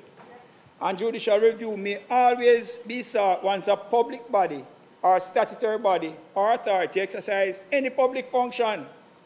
And what we have seen in this bill is that the authority falls into that category, and so any decision that they make, if a person feels challenged by it, they can seek judicial review. It does not have to be legislative, Mr. President. And the last comment I will make, based on comments that I've heard and read on the outside, about the CEO being indemnified if he acted honestly and in good faith and so forth, and persons are criticizing that aspect of it.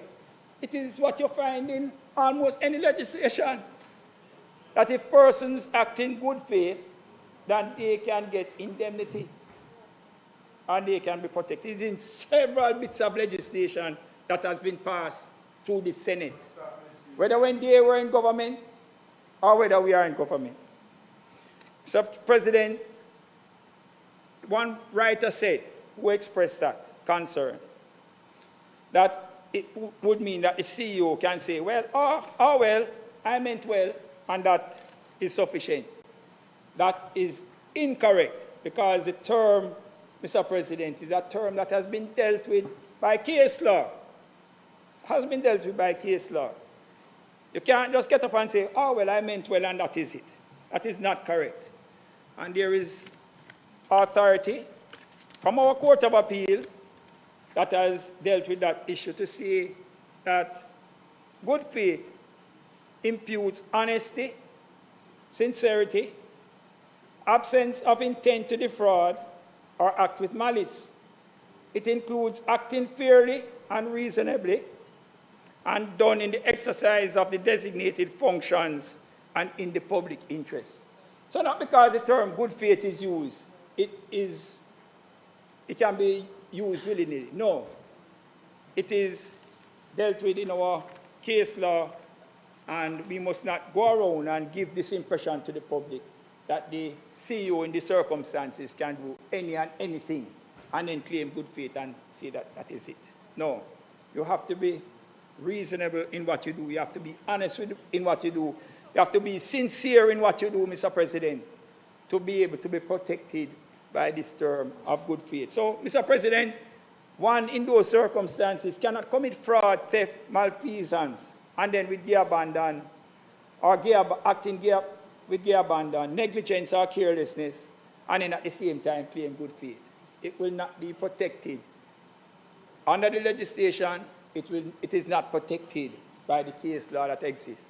And other things have been dealt with by my colleagues, and I believe others have other things to say, Mr. President, so I will end my commentary at this time and say that I support for the reconstruction, building with resilience, Mr. President, in Western Jamaica, from where I am from, and we have seen persons suffering, and that there are projects that have to be undertaken, Mr. President.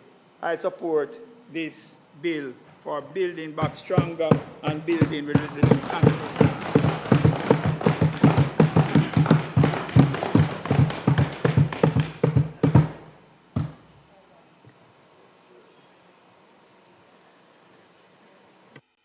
Thank you, Senator Sinclair.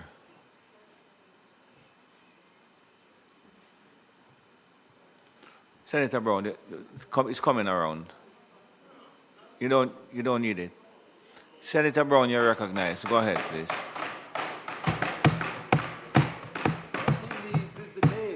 Mr. President, the days of the maze soon be over, man. Mr. President, it has been a long day. It has also been a divisive day. One would have thought that, given the importance to the other side of this bill, that we'll be trying to reach across the aisles, find grounds on which we could agree and move forward. But instead, some cursing and things. So let me start by saying, Senator Tomlinson has authorized me to say publicly that he made some remarks about Senator Rose Bennett Cooper, and that he regrets those remarks, and that he has actually sent you a note to that effect, apologizing for it.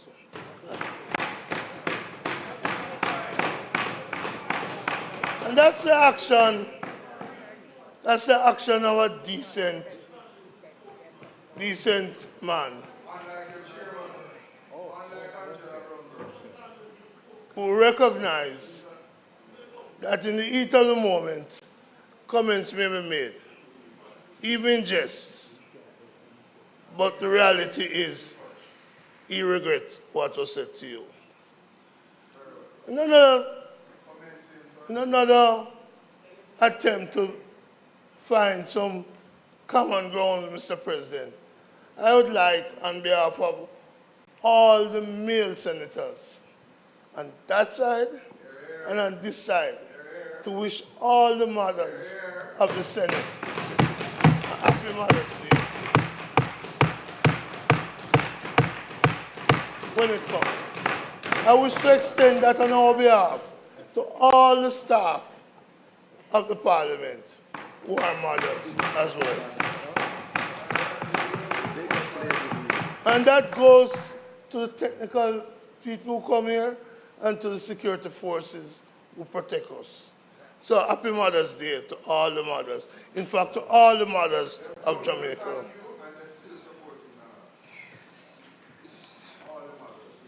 Mr. President, having gotten out that part on which there's common ground.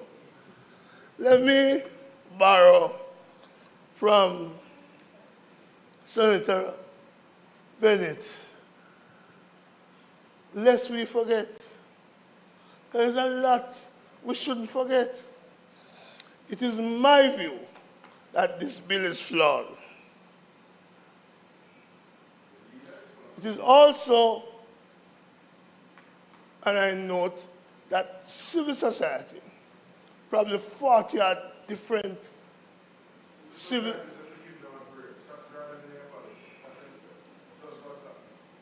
probably 40 odd different organizations have expressed reservation of one sort or another in respect to the bill.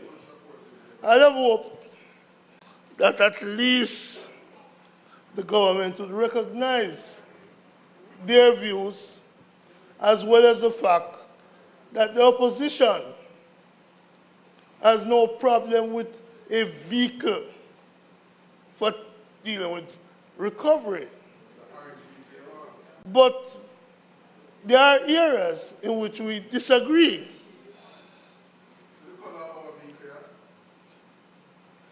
And a proposal was made.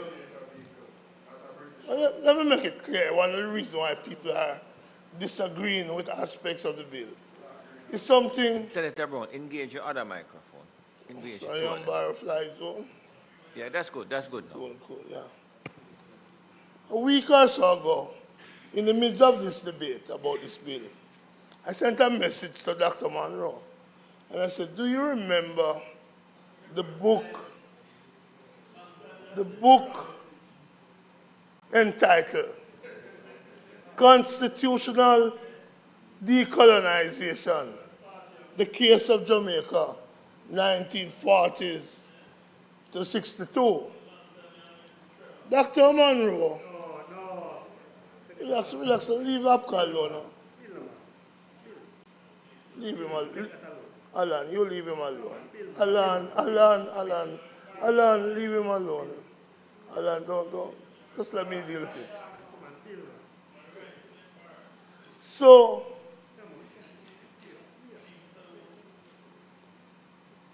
Dr. Monroe, a Rhodes Scholar, wrote that as his thesis. And he published it. And it has been the foundation of many first-year students in politics at the university. In that book, which I read way back in the 70s, Monroe warned of the possibility, and that's the central thesis of the book, the possibility of a prime minister dictatorship. And I believe that fundamentally the concerns of citizens is that this bill goes too far and heads in the direction of a prime ministerial dictatorship. And I'm very clear, President, that when they're in opposition, they don't like the awesome powers that our Constitution gives to a prime minister.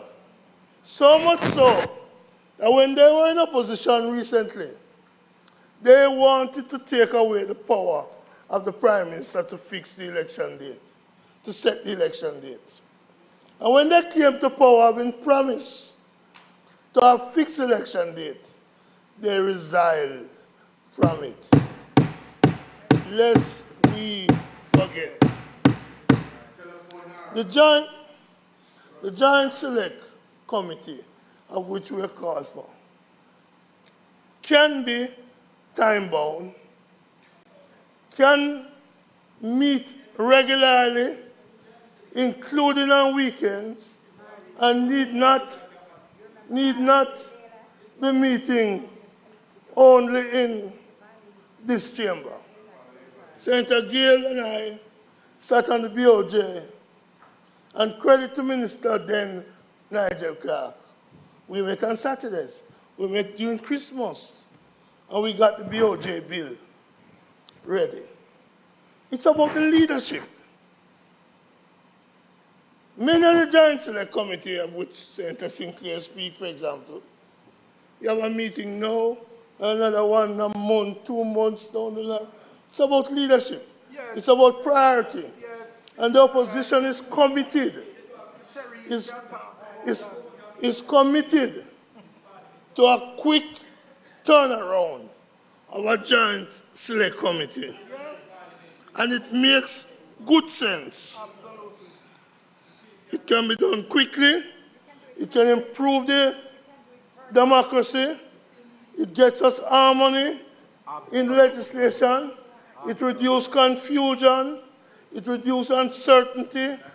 And it makes better bills. So I stand on the need for the Joint Select Committee. The government says this bill is urgent. And I laugh. Because if it was urgent, there would be a date set for it to come into operations. Because that's how we set bills up. We have bills with date for it to come into operation, or a date to be appointed by the minister. If this was urgent, we'd say 1st of June, 1st of July. But no, it is for a date to be set by the minister. So too as Senator Rahman Small Ferguson pointed out, there's no dissolution date. So it's clear that the intention of this is for it to be a permanent arrangement under the guise of having a sunset clause, because sunset cometh, and we know when it comes. But here, there is no specific time for the sunset clause. So the urgency is not an answer for why we're not having the fullest approach of opening this bill to the public and to the parliamentary discourse outside of the way we're doing it today. We'll have a better bill, I believe. Also, President, Clause 27 requires that the minister, after consultation with the authority, may make regulations for the implementation of the bill. Minister, is the regulations ready? Are they available? Will this be another case where, like the Road Traffic Act, we pass legislation, or the Building, or the Disability Act, and the regulation take a long time to follow, which nullify the argument that there's an urgency in this bill.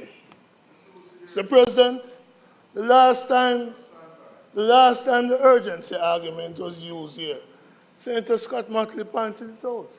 2017. You were in your first term in opposition, now you're in the third. You thought you'd be 2017. President, needs was so urgent you couldn't delay a couple of hours. 9 years has passed. 9 years has passed. Where is needs today? Where is needs today that was so urgent in 2017? So, I am not moved. I'm not moved by the fanciful comments on the other side. The truth is, at my age, I have heard a lot of what was said today and how great it's going to be. I hear them in election time and fanciful promises. President, let's be clear. When my friend, Senator Duncan, spoke and said all of these things that will happen because of this legislation, I said to myself, hold on there. Where did I hear this before? And I remember Michael Leachin telling us 5 in 4. I remember the Prime Minister's speech center, Gail, where is he? About economic council, wise men, economic ambassadors, and how we were going to grow the economy. I've heard it before, and I told you I heard previous prime ministers utter these things before. So, I'm not optimistic. The only thing I'd say, my friend, Senator Duncan, is this. Having heard you today, having heard Michael Leachin, the question is, who do I believe? And the answer is none of them. The proof of the pudding is in the doing. And until you do it, there'll be no applause from this side.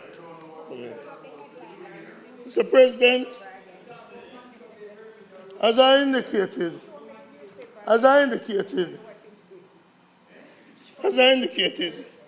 this bill is about creating a new architecture of governance, one which move away from the current architecture which contain guardrails against abuse, against corruption, and to create an architecture which is divide of the guardrails. Divide of the guardrails. And therefore, open the country to abuse which we have seen before. They are essentially, with this new architecture, going back to the 60s. I remember Senator Small Ferguson, Jamaica borrowed a lot of money to build secondary schools. I wanted missing. And President, the schools, the money was there. We were told the schools were built Minister Hill. But one of the schools couldn't be found. What? Them find it or no? No, not us. Arthur Burt was the Minister of State responsible for the project. A commission of inquiry was set up, Mr. President. Commission of inquiry was set up. And Arthur Burt refused to appear before the commission of inquiry, preferring to pay the fine. And then he left Jamaica. And so condemned was he. That he never returned to the country. He died, and he never even came back for his own funeral. Never even come back for his own funeral. Buried abroad. You know, Mr. Brown. You know the school that they said this. Listen, the school that them said disappeared in St. Thomas. Yeah, I'm going to give you back the time. Thank you. The school that they said disappeared in St. Thomas was actually built in Michael Mandy's constituency in central Kingston. We can go for the report. Ask Trevor. We can go for the commission of inquiry report. But the man never even come back. My view, and this is my personal view, is that this new legislation amounts to a case of flying the gate and letting the pirates. It's piracy we're looking at. We're looking at piracy to come. And so, President... 1 minute, Senator Brown. 1 minute, Senator Brown. Senator Sinclair. That comment, point of order, because that comment is casting aspersions on the persons who are passing the bill, which are identified persons. Right now you can identify the 12 of us sitting here. So you are casting an aspersion to say that we are conspiring with persons who are pirates. No, I think Senator Sinclair. What is it? I think that's a bit thin-skinned. And I know that is a PNP campaign song that they say fly the gate and let in the pirate. We're passing the bill to let in the pirate. That's what he said, Yeah, but you said that we are not Jamaicans. Mr. President, may I continue, Mr. President? Even Press the microphone. Senator. To address the issue of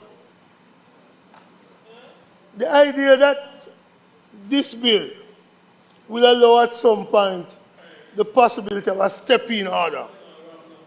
And the minister chose to bring to the Senate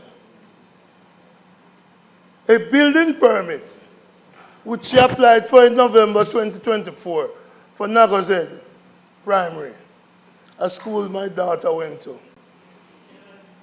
And to say it was only granted last April, I took my phone up, and something I'd recommend to journalists to do, to call the other side. Yeah. Call the municipality. Talk to the mayor, as I did. The first thing the mayor said to me last Friday is that, Lammy, the land was in dispute. He said that the land was not belonging to the school nor to the Ministry of Education. That there was concern that church wanted to claim it, the Citizen Association wanted to claim it. He recommended that they bring in the lands agency to assist in resolving it.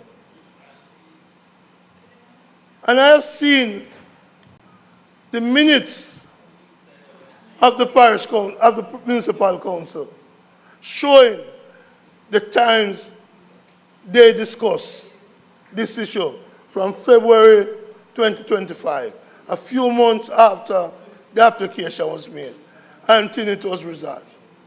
I made the point, President, because Portmore, a place I have lived since 1977, has shown significant growth. Have shown significant growth. In fact, I make bold to say, if you should measure per capita income per municipality, that Portmore is likely to have the highest per capita income.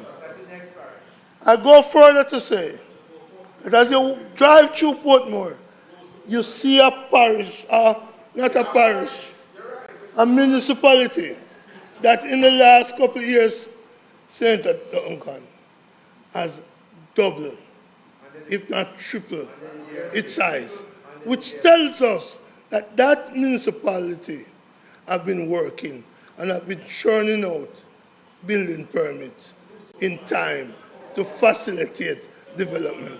Minister, I believe we are going to have some talks, but I believe you owe the municipality an apology. And I urge the media to go and speak with the municipality. Mr. President, time is short. And I want to say, clause 25, clause 1A of 25 sets at 15 million US bench limit, no less than that for strat minimum, a floor. But clause 25.3 give the minister the day after the authority comes into being the power to change that by order, not by ordinary legislation which come here and we can amend it. but by order. And I'm going to move for the deletion of that clause. Because if we as a Senate and as parliamentarians, if we are self-respecting parliamentarians, we wouldn't put that clause there, having just approved the 15 million. But we'll say more on that in committee. Mr. President,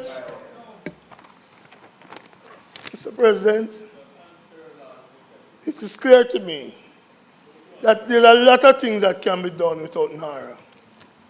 The PNP government, during those 18 years, we built 17 schools in northwest Jamaica.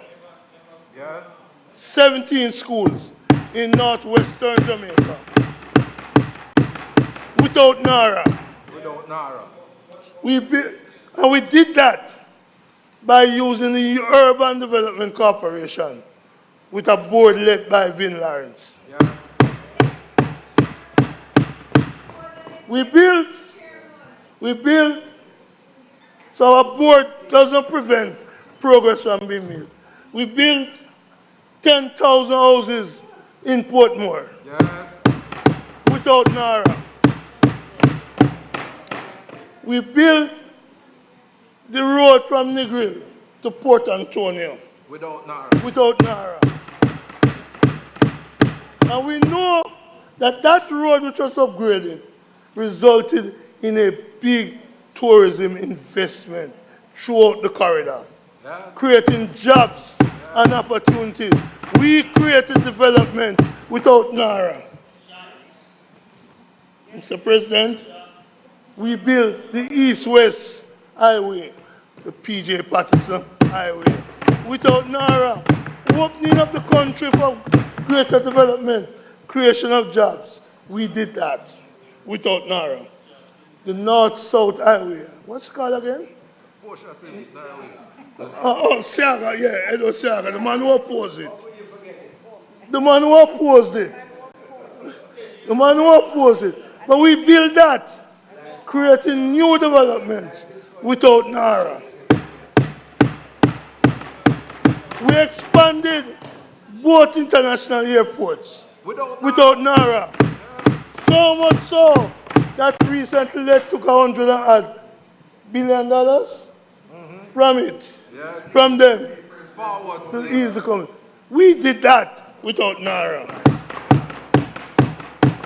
We developed the seaports without NaRRA, yes, including the Falmouth Pier without NaRRA. We led the telecom revolution without NaRRA, sparking jobs and development. And so, it is clear to us that we do not need NaRRA for development. Maybe Johnny come lately, and they don't understand that development can come without prime ministerial dictatorship. And that is the fundamental difference. I am clear. I am clear. I am very clear. I am very clear that much of the nice talk today, much of the bluster, is like the man who said, him going to open the Strait of Hormuz when it was already open before the war. Much about nothing. Much ado about nothing. And so, no, I don't want a visa. I don't want a Jamaican passport. Travel is not my baby. I've done enough of that. But suffice it to say, President, when you come with the developments, which I am sure that this bill is not about providing houses for the people in Westmoreland, or St. Elizabeth, or Hanover, or St. James. This is about another agenda, an agenda of flying the gate and let the pirates in. Yes, fly the gate and let the pirates in. Jamaica should be seeing a bill which says we're going to build 50,000 houses in Western Jamaica to replace those damaged by the hurricane. I'm seeing nothing from them saying that. I come from a party where Norman Manley, after the Hurricane Charlie, built out houses in Augustown, Manley Avenue, that's why it's named Manley Avenue, and that here, for people. I come from a party where PJ appointed Danville Williams to Walker, oh did I get Williams, to do the reconstruction. So that we are for reconstruction, we are for helping the people. I don't see that in this bill. I see nice talk, but I've come to learn from that side to separate the pretty talk to the real action. When you deliver 5 in 4, 10 years after, you have delivered 5% cumulatively, much as 5 in 4. So when I see that type of failure by the government, it doesn't give me any hope that this new thing, which is to build a new parliament, to build a new KPH, good. But that's not about disaster relief. That's about new thing. We built Maple Hospital. We built the hotel called Hospital in Mandeville. There are things we have done. We did it without NaRRA. We built the indoor stadium for the bowl championship. We have done, and you have failed to use it. So we have done and showed to the people what development can be. Sadly, we are waiting from them, hopefully without the dictatorship of the Prime Minister, because they're so well into the cult of the personality. And the last thing I will say to my friend Dr. Monroe is whether I'm not sure who are the biggest cult, Stalin or Andrew. May it please you, Mr. President.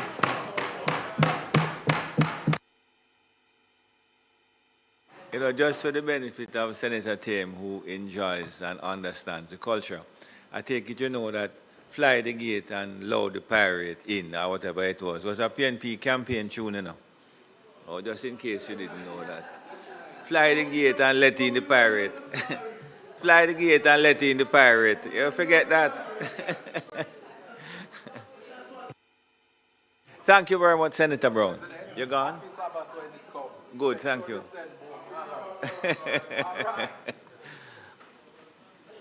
Thank you very much, Senator Brown. Senator Brown, Senator Brown. Senator Brown, thank you very much. Senator Morgan.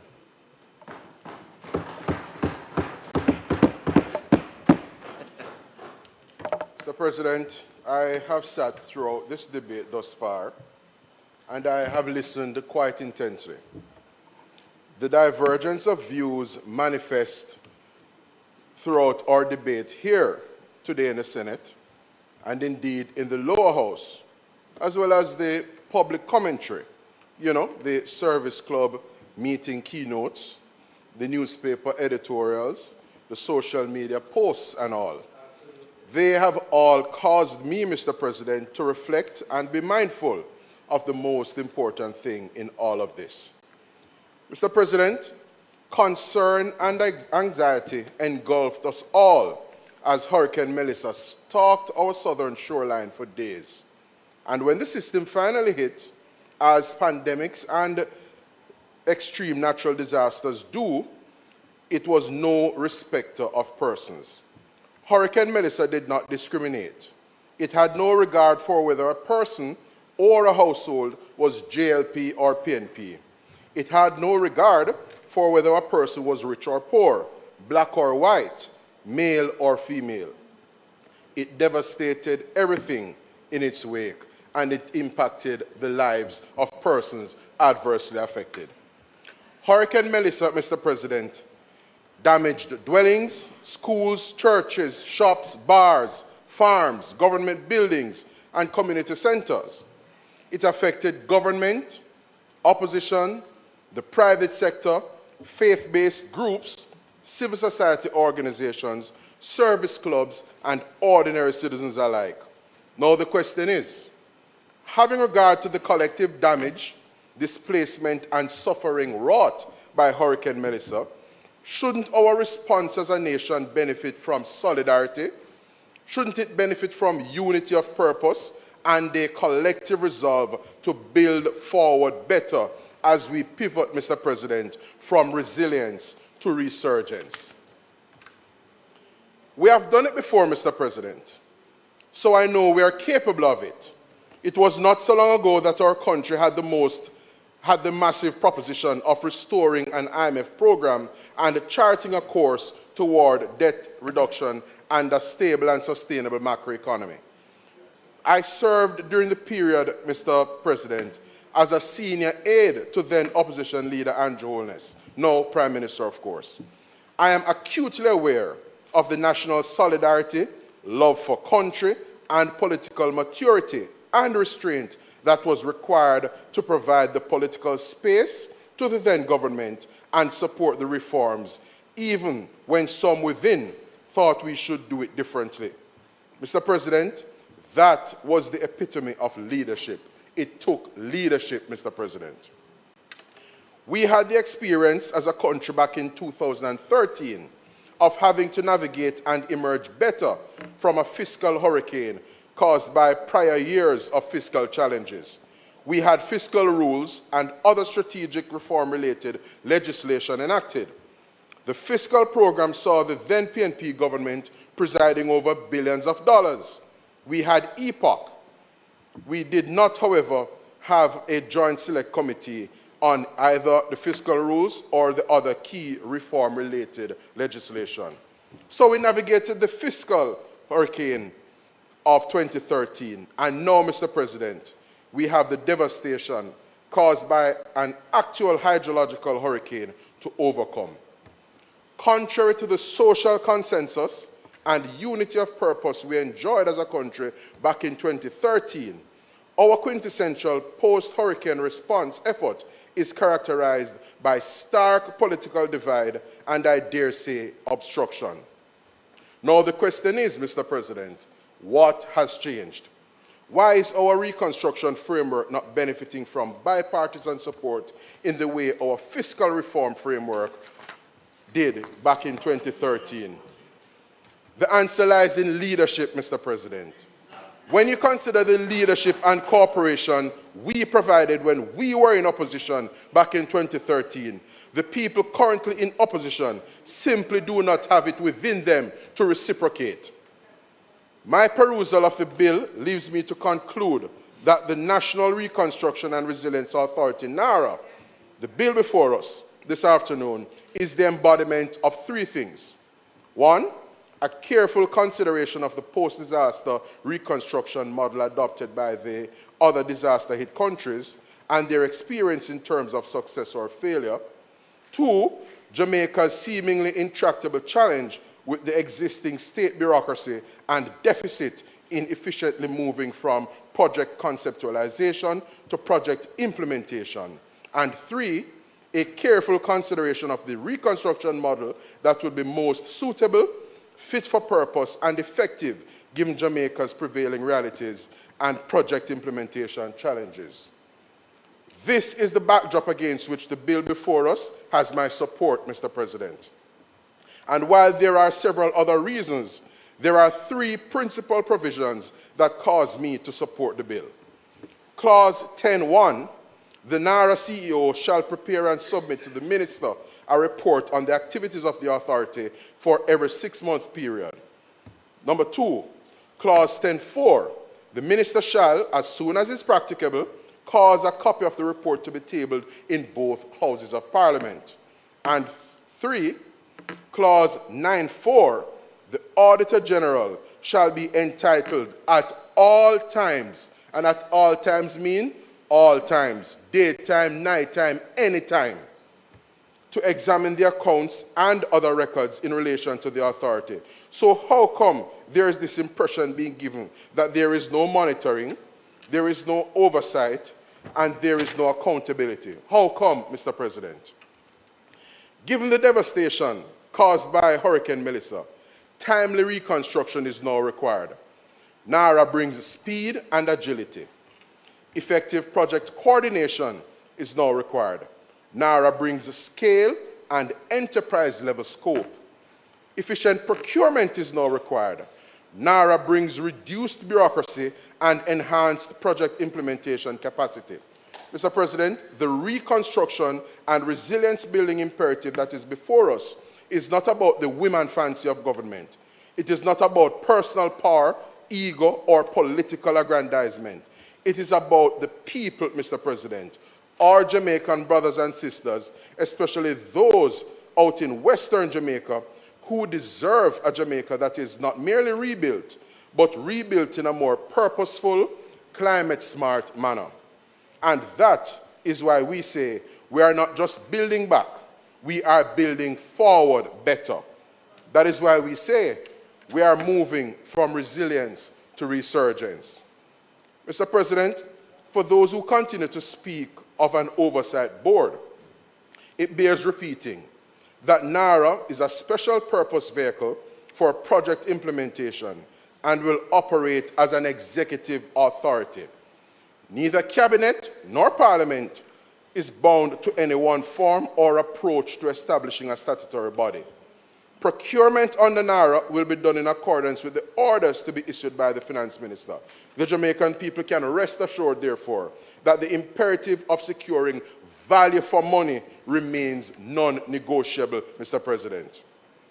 An embrace of agility and speed does not mean a compromise or departure from standard and honored governance ideals. The newspaper headline of Tuesday, 28th April 2026, Mr. President, underscores the urgency of now and why the government is resolved to do what NaRRA sets out to do, Mr. President. This is the headline. It reads, 6 months in the dark. Parity residents plead for water, electricity, months after Hurricane Melissa. This underscores the urgency of now. Mr. President, this piece of legislation is about the people who have been hurting, people whose lives and livelihood have been disrupted, people who are vulnerable to the vagaries of a changing climate, people who need help from the government, and they need that help now. One of Jamaica's most accomplished and renowned sons in the area of disaster preparedness, emergency management, and post-disaster recovery, Mr. Ronald Jackson, formerly of ODPEM and subsequently of SEDEMA, spoke in an interview 3 Wednesdays ago on Nationwide News Network's This Morning program. The question was posed, Mr. President, to Ronald Jackson. From your experience, when it comes to rebuilding, what's your reaction to NaRRA? In response, Mr. President, Ronald Jackson said the following. NaRRA is an important institutional vehicle. There are different ways that you can go about it. You can have a standalone institutional system or help to drive your recovery processes. Or you can have one that is embedded. So there are different approaches. So going ahead with a NaRRA makes sense, particularly if you're looking ahead with the resilience building agenda, moving beyond just a focus on Hurricane Melissa, but starting to look at how we target those weak areas across different sectors. Infrastructure, housing, your transport, looking at issues around the people elements. He continued, Mr. President, there are huge vulnerabilities still in the country that need to be addressed in a very systematic way. So I think that NaRRA is fit and proper. And me say, this is Ronald Jackson, one of our foremost experts and specialists in this area saying these things. And I'm continuing to quote him.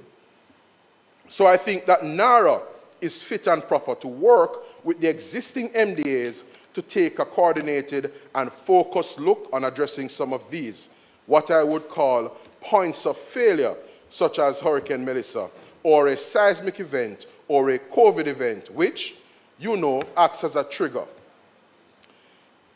This is an overwhelming endorsement of NaRRA, Mr. President, by one of our foremost disaster management and response specialists. Mr. President, we hear the opposition and are not entirely surprised that instead of constructive engagement and support, they have opted to withhold support for the bill and resign themselves to being perennial detractors. But we must hasten to remind the people of Jamaica, Mr. President, that the opposition PNP are the same set of people who criticized the loudest during COVID, and we successfully navigated that. The opposition PNP are the same set of people who shouted for years, "Where is the crime plan? Where is the crime plan?" They criticized the loudest as it relates to the annual murder tally. But just look at us now, Mr. President. Jamaica is turning the corner in crime management and is reducing the murder rate year over year, Mr. President. Mr. President, the very point the government went to great lengths to advance years ago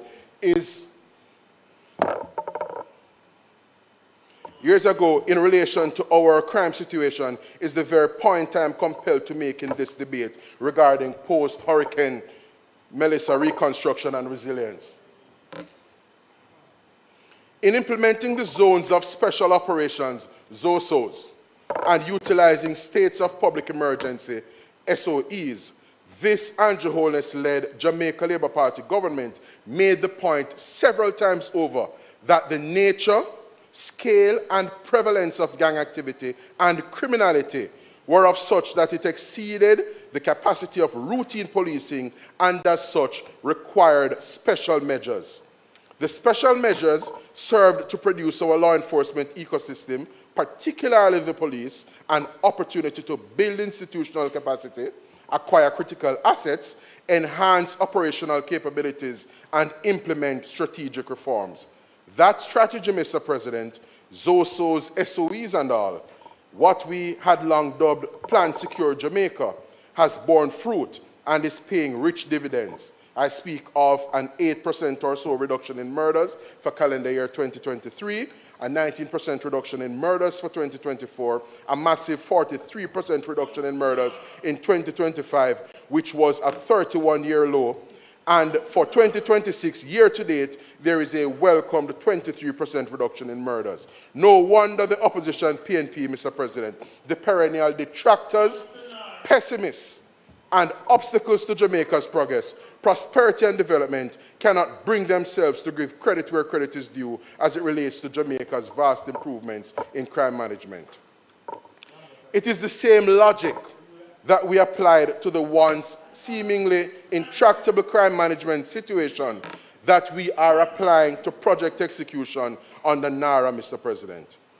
The Andrew Holness-led Jamaica Labour Party government is respectfully saying to the people of Jamaica, including our good friends in civil society, that the nature, scale, and persistence of our project implementation deficit as a result of systemic silos, fragmentation, bureaucratic red tape, and public procurement ecosystem that moves, Mr. President, at a snail's pace warrants special measures. The government-exclusive, public-private partnerships, and private sector-led projects under NaRRA constitute the special measures within the framework that will achieve the results and impact the government and people of Jamaica desire. Mr. President, the social media account of opposition leader Mark Golding had the following posted to it at 11:10 a.m. on the 22nd of April 2026. And I'm quoting the goodly opposition leader here. He said in the post, "NaRRA is really a revamped attempt to inject higher levels of growth into the economy. Jamaica has faced very low levels of real economic growth for a decade. Promises like 5 in 4 were spectacular failures. We have had negative growth from economic shocks, but no structural shift to deliver high levels of growth." That was what the opposition leader sought to play upon social media. Apart from the blatant and disgraceful Apart from the blatant and disgraceful ill will and mean-spiritedness laden in that post by the opposition leader, aren't those words from him quite instructive, Mr. President? Do they not put the opposition PNP's outlook on Jamaica and their politically motivated objection to NaRRA into better perspective? Isn't it obvious that the opposition PNP is in this zero-sum game, a scorched earth strategy, if you may? It is increasingly apparent that theirs is the view that for the opposition PNP's political fortunes to improve, positive, game-changing, and people-uplifting things must not happen in Jamaica. Isn't it obvious that the platform on which the opposition PNP stands is one of political opportunism and vulgar exploitation of the people's displacement, their anxiety, their impatience, and socioeconomic hardship caused and exacerbated by the passage of Hurricane Melissa? Isn't it obvious that the Mark Golding-led PNP would prefer to weaponize and politically exploit the people's hardship rather than cooperate and support the government on the establishment of NaRRA? On the very day that the opposition PNP held a press conference to grandstand, exploit the post-hurricane relief and recovery bureaucracy, peddling falsehoods in relation to the roofs program, including the embarrassing untruth that Labour and Social Security Minister was away in Finland. Mr. President, opposition leader Mark Golding stood in the Parliament and called for a joint select committee on this very NaRRA bill that we are debating this evening. So they lament the pace of post-hurricane relief and recovery in the morning, and by mid-afternoon, they are in the Parliament calling for something that would only further delay the pace of the very relief and recovery they are bemoaning. What can go so, Mr. President? What is particularly unfortunate, shameful, and scandalous is that as a result of their partisan politics, the PNP MPs in the areas that were most devastated by the passage of Hurricane Melissa have abdicated by not supporting this NaRRA bill. It is the clearest and most repugnant and egregious indication yet that they put their partisan considerations over the interests of the very people they were sent to Parliament to represent, the very people they profess to care about, Mr. President. You know, it was the renowned American essayist Ralph Waldo Emerson who once famously said, "Your actions speak so loudly that I cannot hear what you say." You will note throughout this debate today, Mr. President, throughout this debate, you will hear them go to great lengths to talk about the fact that they see the need for a NaRRA and a vehicle for reconstruction.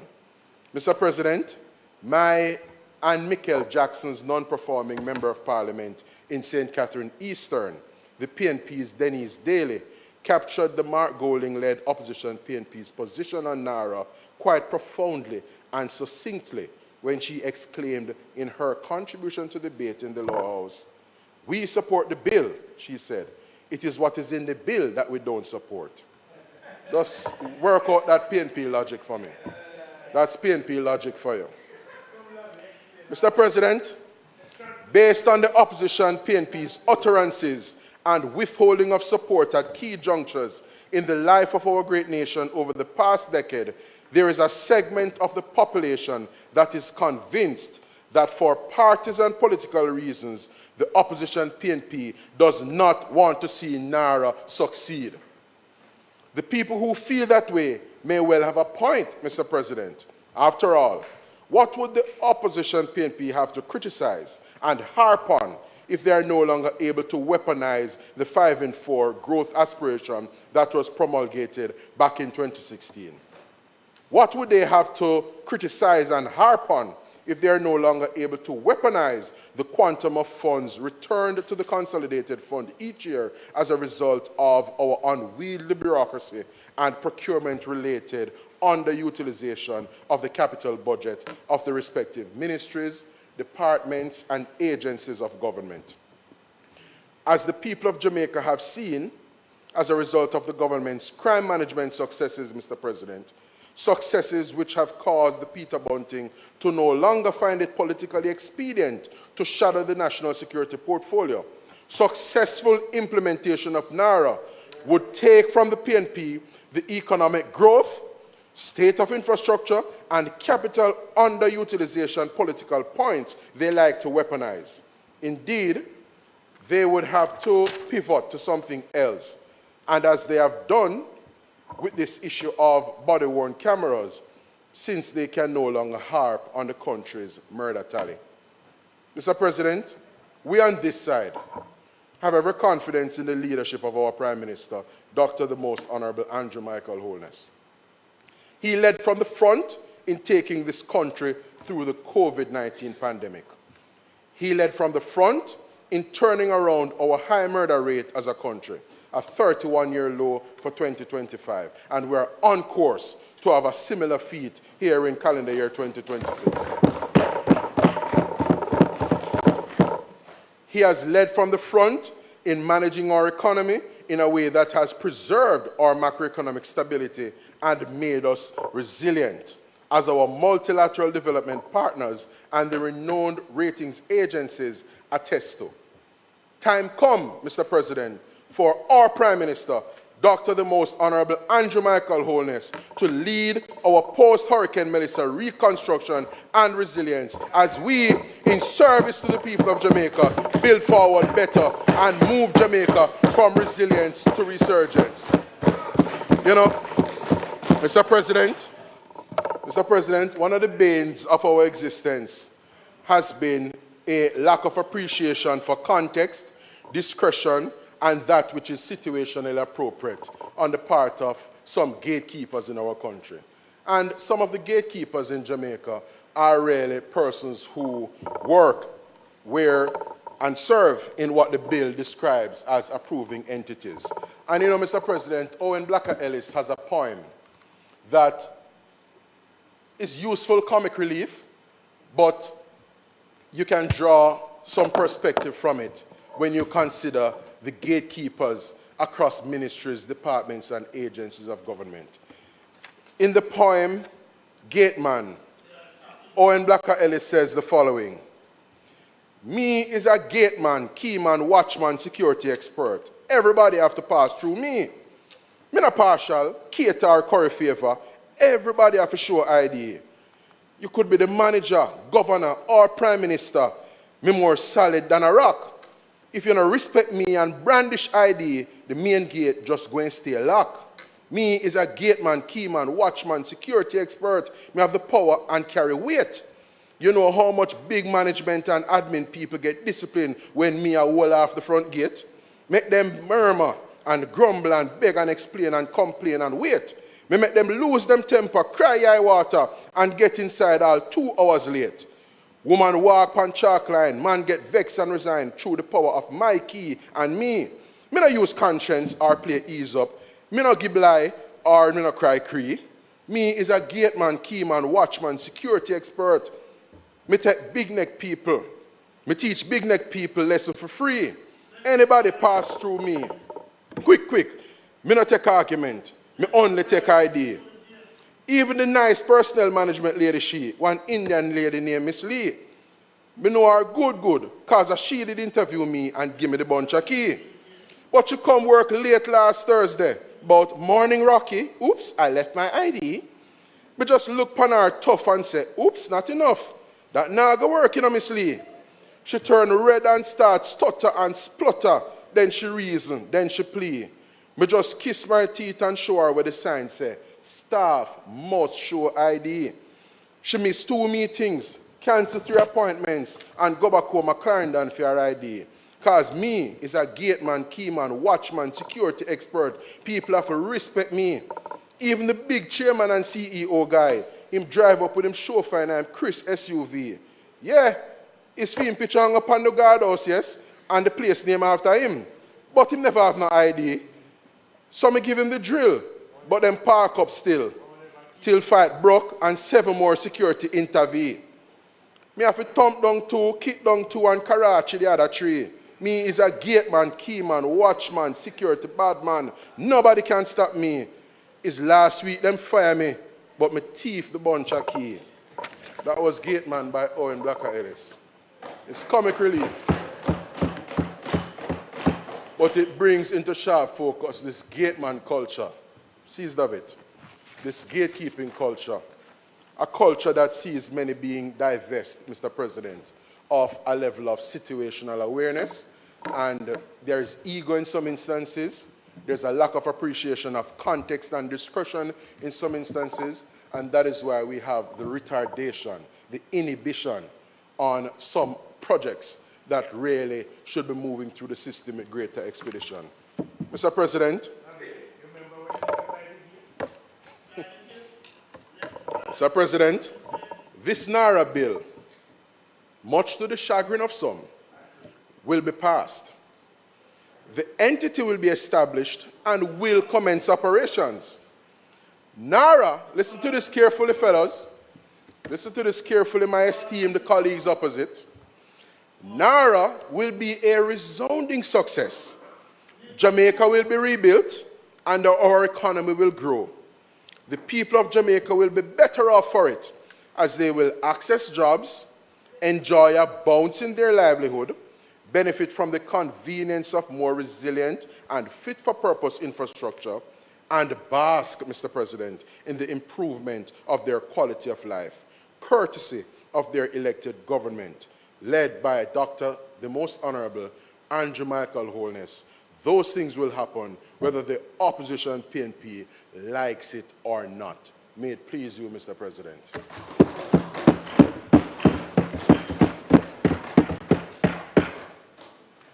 Thank you, Senator Morgan. Minister?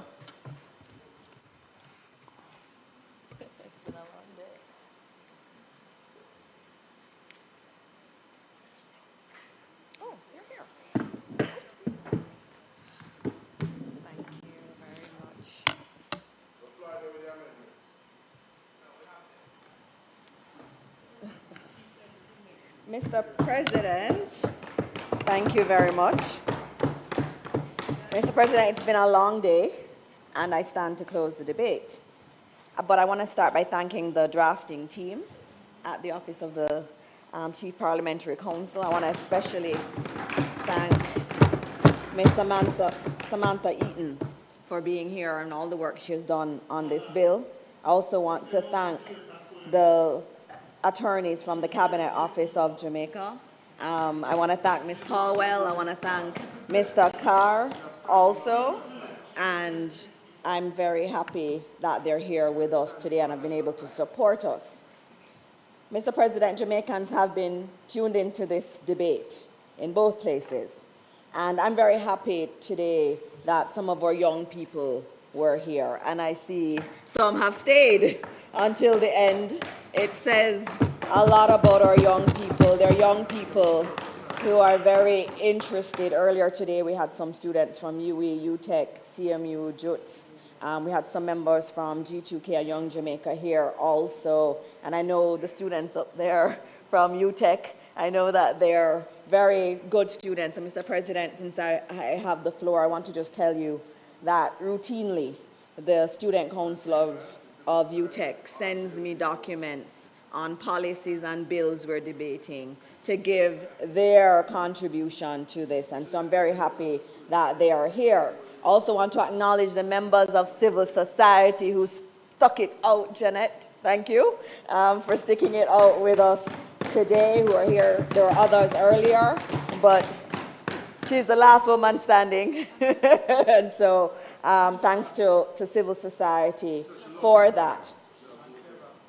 Our Jamaicans, and especially our young people, understand that this bill is about one thing.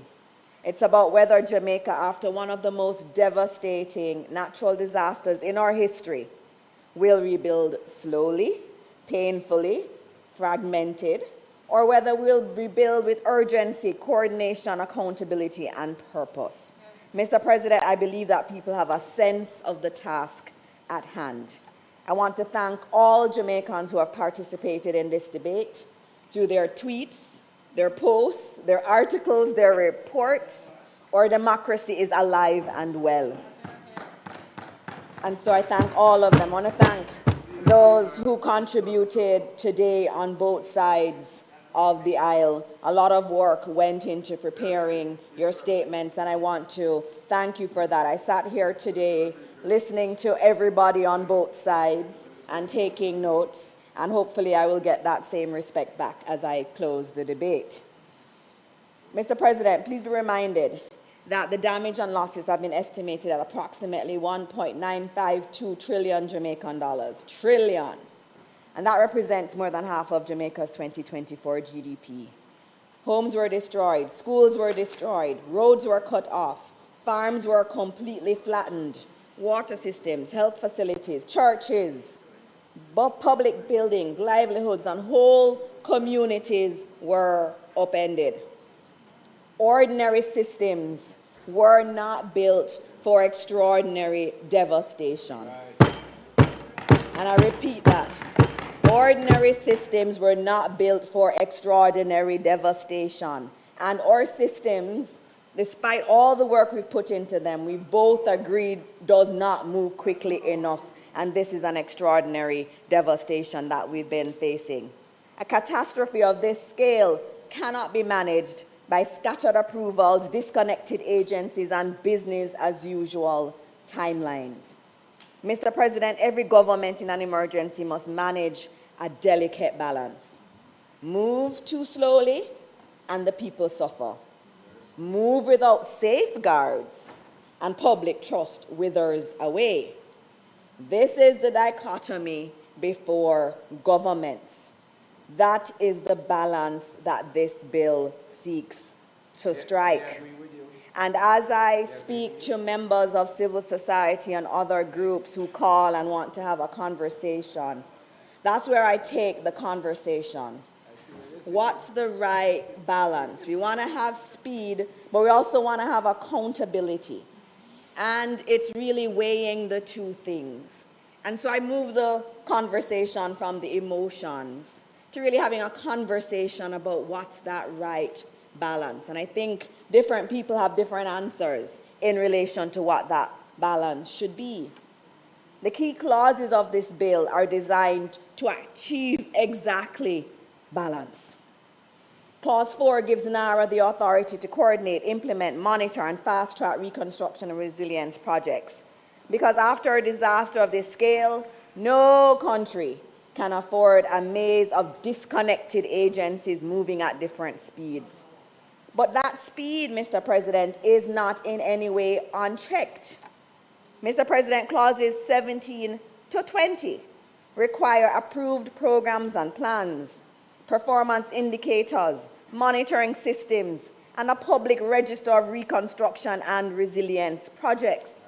In other words, NaRRA is empowered to move quickly, but it must move according to approved plans, measurable standards, and information that the public can inspect. The step-in powers are another example of this balance, and it's one that we have a lot of conversations about. Clauses 21 to 24 allow NaRRA to intervene where approvals are delayed or where an approving entity fails to act within the required timeline. That is the speed mechanism. But the accountability mechanism is also built into the same process. NaRRA must notify the approving entity, obtain independent expert advice, satisfy itself that the relevant requirements have been met or exceeded before even applying to the minister for a step-in order. The minister must then also be satisfied before issuing a step-in order. So this is not arbitrary power, quite the contrary. The provisions that grant NaRRA the speed to act are structured, lawful tools to prevent paralysis. Technical review, written reasons, ministerial responsibility, and public accountability are all preserved in this bill. Some people speak as though accountability and effectiveness are enemies. They're not. Properly designed Accountability is what makes speed credible. And speed is what makes accountability meaningful in a crisis. So the National Reconstruction and Resilience Authority strikes the right balance in our view. And that's what I want my young people to think about when they're thinking about this bill. And you're going to be confronted with things when you become leaders. And I know you want to be leaders in this country. And that's why you're here tonight. But that's what you're going to have to balance. And there's not going to be a right answer. But you have to think, okay, I want to be fast, but I also want to be accountable to my people. What's the right level of layer? Someone may say it needs 6 layers. Someone may say it needs 10. You have to satisfy yourself that you've achieved speed and accountability. In my opening, Mr. President, I spoke to the international experience and how some of them got it right. But we also, again, Mr. President, have our own case study right here at home, Mr. President. And it is important that we know what the last administration did when they were facing extreme devastation. Our former Prime Minister, the Most Honorable P.J. Patterson, after Hurricane Ivan, established the Office of National Reconstruction, ONR. It was established as a special unit to coordinate relief and reconstruction rather than relying on the ordinary machinery of government. Speed was his focus. The Patterson administration did not prepare an act of parliament with clear procedures to establish, like we have done. That administration understood, and they chose speed. We have decided to choose speed, but add other layers of accountability. And there's a lot more I can say on ONR, but I won't go there. But I'm going to go into some of the questions. And I saw a WhatsApp notice that was mobilizing elements of our society to attend today's debate. I'd actually expected a lot more of them today. And it's a good thing to have people here. And it had 4 items in it, that ad. And I'll cover some of those 4, plus I'm going to add some. Because remember, I was listening to everybody, and some of the issues kind of collapsed together. So I'm going to go through them.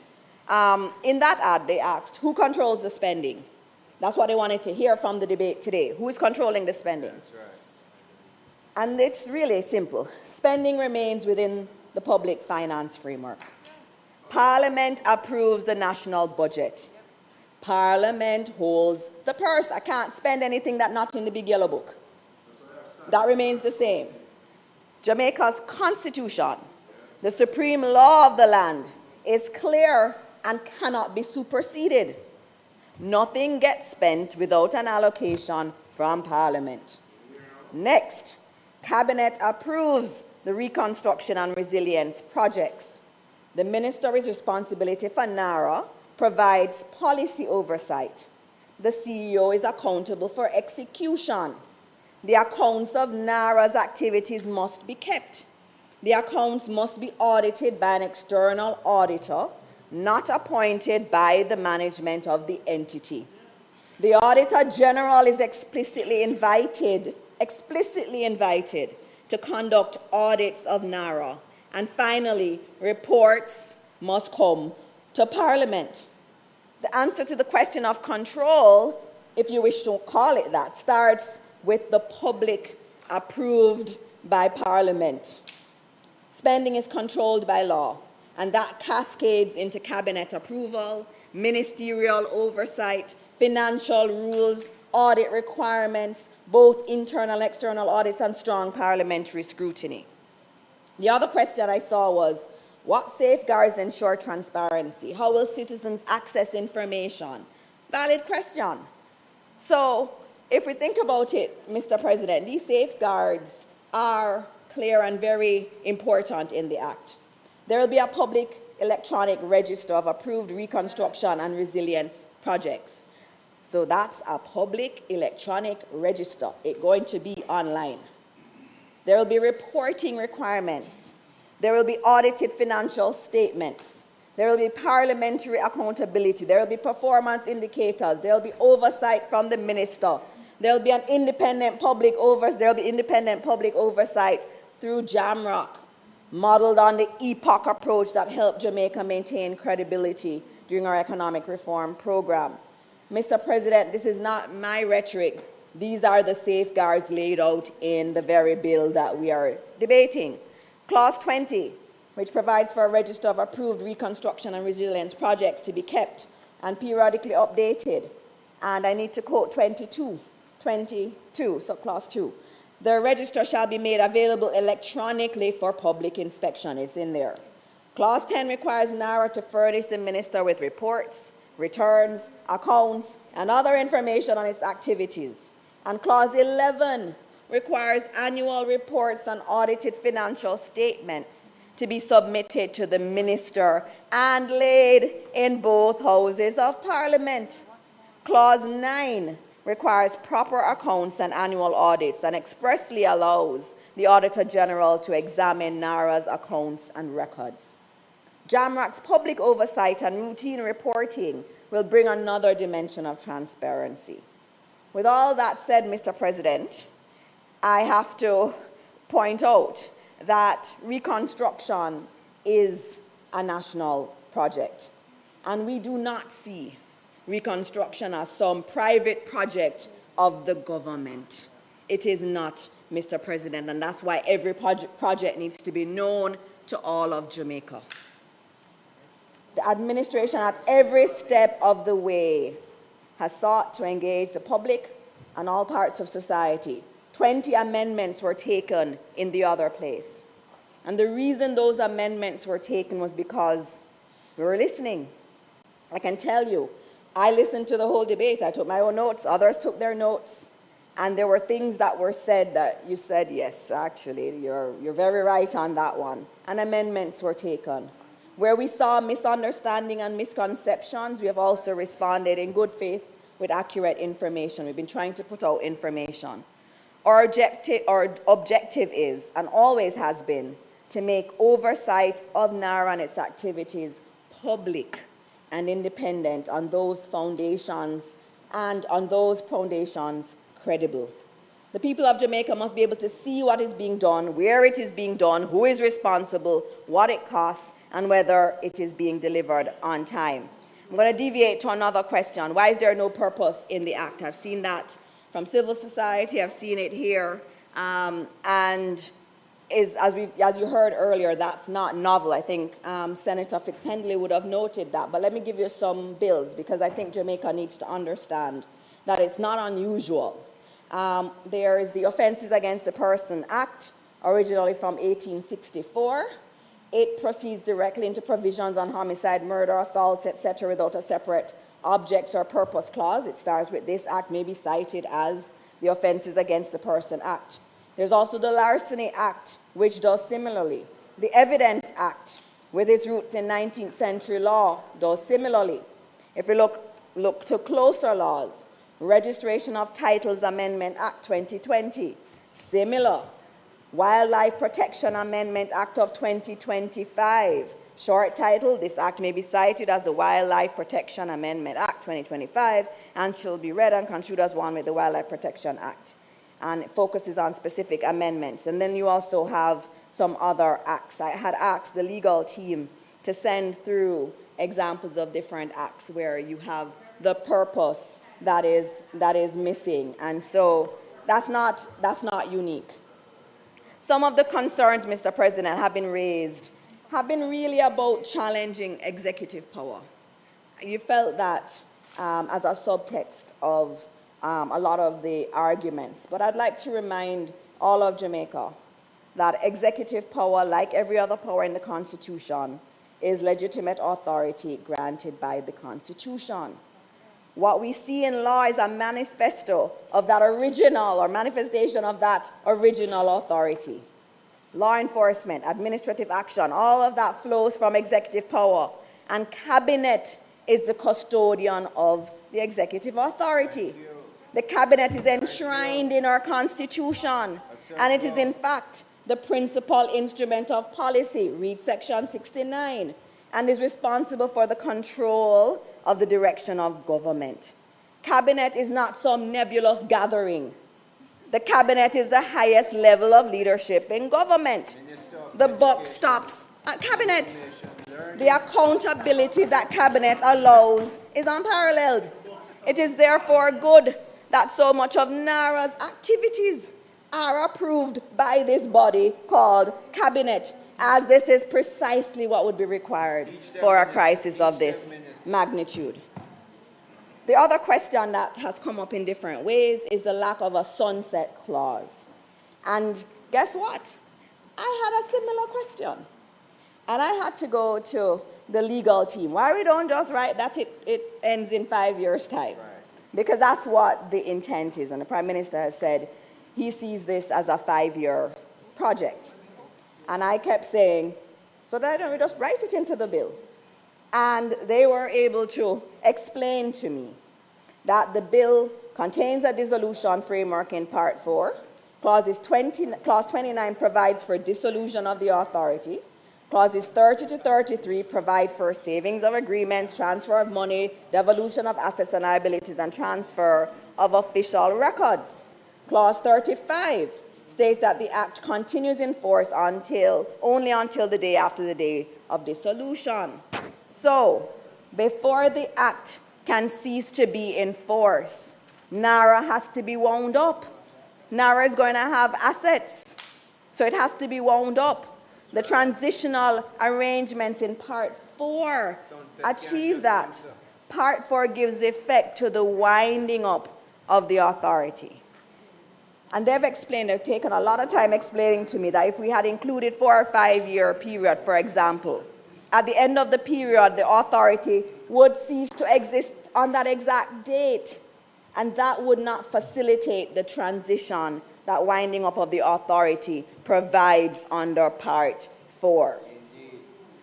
I heard a lovely question, and I note that Senator Professor Morris isn't here. He had brought up persons with disabilities, and it's one that I always agree with him on. It's a passion of mine, persons with disabilities or special needs. And in the education rebuild that we're doing, we're actually building in that element. So we're building ramps, chairlifts, et al. And I think it's important that we do have that conversation around how we better incorporate. And I know Senator Sinclair has noted that in the Disabilities Act, it is a requirement for commercial buildings to have these accommodations in place. And so that will be done. And I know from the schools, we are actually doing so right now. There was a question about land tenure, which is a very good one. And I think when you talk to a lot of people in Westmoreland, that question comes up a lot, and especially right after the hurricane. We'll be approaching, and I'm going to quote from the Prime Minister. This is what he said. We will approach the problem in Westmoreland with the necessary sensitivity and passion to ensure that every citizen of Jamaica, thank you, has a fair chance, a fair opportunity to get access to land. That was what our Prime Minister said. I'm going to send it to you. The objective of the government is to give, this is another quote, the objective of the government is to give you ownership of land that is secure, land that can be lived on in a sustainable way, and land that forms part of the planned area of the government. And he was speaking in relation to the hurricane. So the Prime Minister has made a commitment.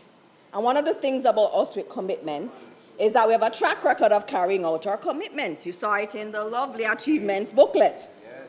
So after all, when it comes to land titles, the Andrew Holness-led administration has delivered. The ministry, led by the Prime Minister, has advanced land tenure security through the issuance of more than 23,400 land titles under the National Land Titling Program, with more than half of them issued between 2021 and 2025 under the new systematic land titling system. So when the Prime Minister says this is a priority in Westmoreland, for example, it is already a priority of this government, and we're going to extend the work that we're doing there. I won't go into the disclosures because I know that was dealt with before. There was a question about PIMS, and I'll get to that a little bit later. Just going back through the questions and just picking up the main ones, Mr. President. All right, there was one that I got yesterday, and everybody is sending in their comments, which is a good thing. And I think the umbrella group of churches sent in theirs. And they were asking what assurance can be given that affected communities will still have meaningful access to due process, environmental protection, and judicial review. NaRRA acts on legal processes. Clause 17.4 requires NaRRA in developing and monitoring projects, programs, and plans to hold consultations with persons affected or likely to be affected by a project, and our team has said that multiple times. Clause 18.1a requires programs to be developed in consultation with relevant persons, and Clause 19.1a requires plans to be prepared in consultation with relevant persons. That is consultation. Obviously, that's consultation, and so it is in the bill. On environmental protection, Clause 19.3 requires project development to prioritize climate and disaster resilience. Vulnerable areas and solutions informed by wind, rainfall, groundwater flow, surface water flow, and natural hazard impacts. So the environment is expressly discussed in the bill. Mr. President, judicial review is guaranteed under the Constitution. This bill or any other ordinary piece of legislation passed by the Parliament can never supersede the protections in the Constitution. So nothing in this bill expressly removes the supervisory jurisdiction of the courts. Nothing in this bill could. Why fast-track this authority? Why are we fast-tracking it? Why are we moving so quickly? Because delay means a child remains out of a proper classroom. Delay means a farmer cannot get produce to market. Delay means a family remains in unsafe housing. Delay means a community remains cut off when heavy rains come. Delay means workers lose opportunities. Delays ultimately means Jamaica pays more for the same project later. Earlier I spoke to that balance of effectiveness and efficiency. That balance applies here as well. No one in this debate has said, let's delay NaRRA on its work. No one has put it that way, Mr. President. Instead, what you've heard is, we need to do a joint select, or maybe we should add this additional layer. But doing so does have implicit trade-offs. What the government does or does not do has consequences. And I'm going to just speak quickly. There are so many points that had been raised. Some have already been answered. There was a question about Clause 7, and I think that was from you, Senator Scott Motley, on access, on whether or not that committee meant the Jamrock, but it could be any committee. It could be a committee that's looking at how we do more for persons with disability and so on. You also raised the issue of the fence and Nagohead and how NaRRA would treat with it. I just want to note that when you made your statement, I asked the PS to send over the file of all of the correspondence. I know nobody spoke about the letter that I wrote to the municipality begging them to do the approval and that they've never responded to me. That's a part of here. I have the all of the correspondence here. And there is also, there is one piece, the issue in terms of land title, it's owned by NLA, the National Land Agency.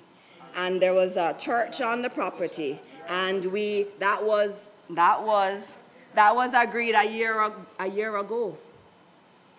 But I get the approval now. So I'm putting that on the table, and I'd love for you to look.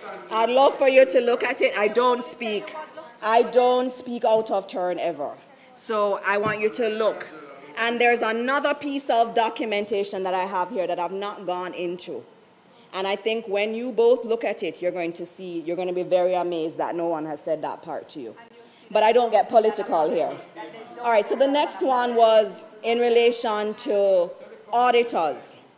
And I know that Senator Tomlinson had raised some issues, and he had said that he had an issue with the auditor being chosen by the cabinet secretary, who already reports to the Prime Minister.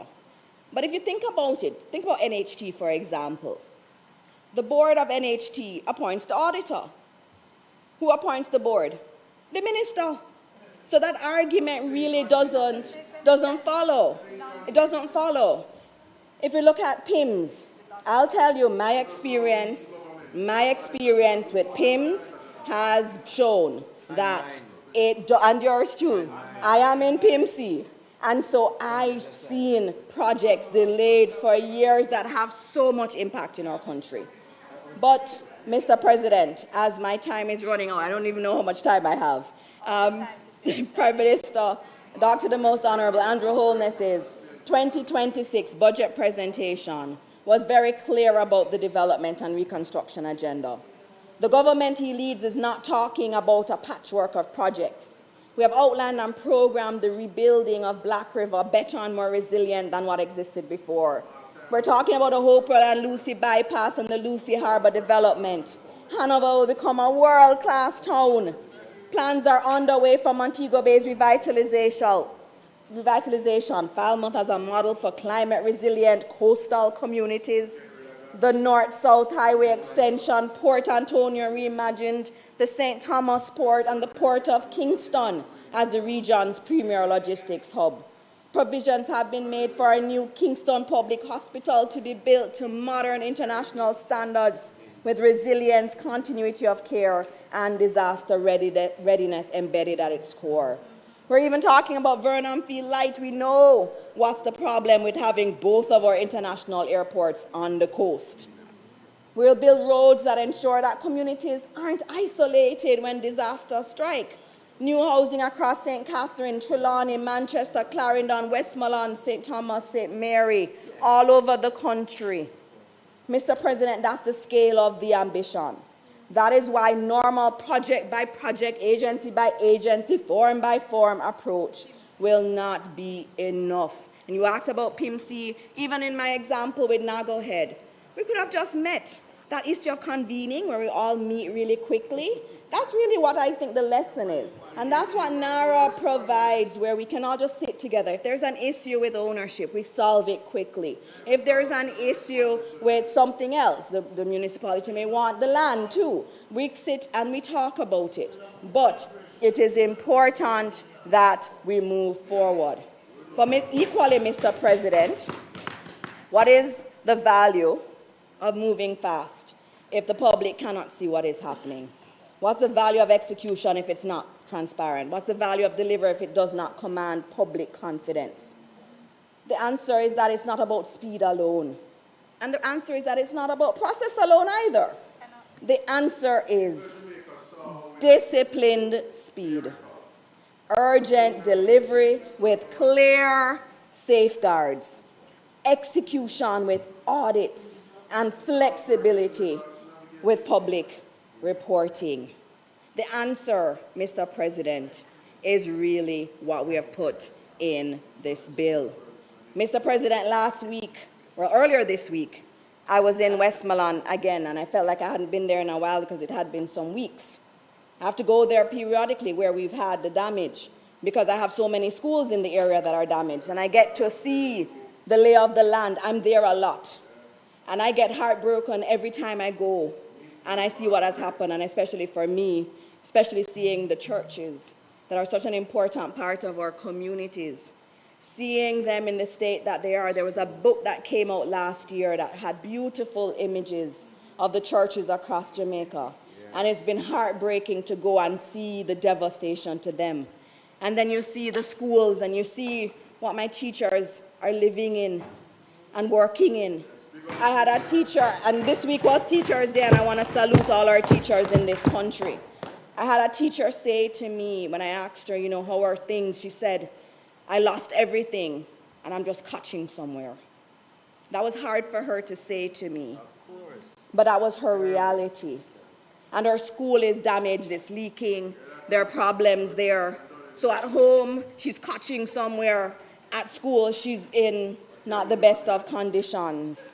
It's those people, Mr. President, that we have to figure out what's that right balance between speed and accountability. And Mr. President, I believe that NaRRA provides that balance. And so as I bring this debate to a close, I invite my colleagues to ensure its expedited approval through all its remaining stages.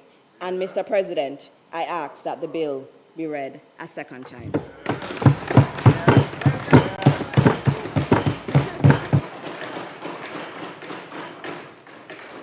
Thank you, Minister. The question is that the bill be read for a second time. Those in favor? Against?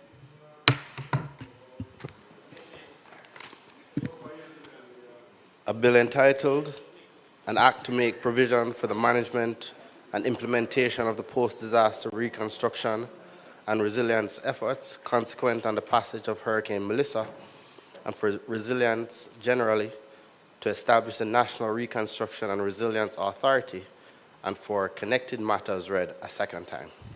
Thank you. The Senate will now resolve itself into a committee of the whole Senate to consider the bill clause by clause. I know that there were some, Senator Tomlinson, there were some amendments. You should give them to me in writing if you have them ready, please. Come again? I know you're going to speak to some of them, but I need the written.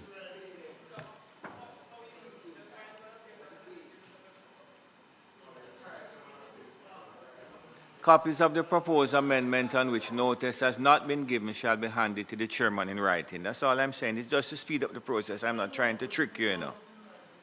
Okay. I'm going to put clause 1. Those in favor? Against? The ayes have it. I put clause 2. Those in favor? Against? Ayes have it. I put clause 3. Those in favor?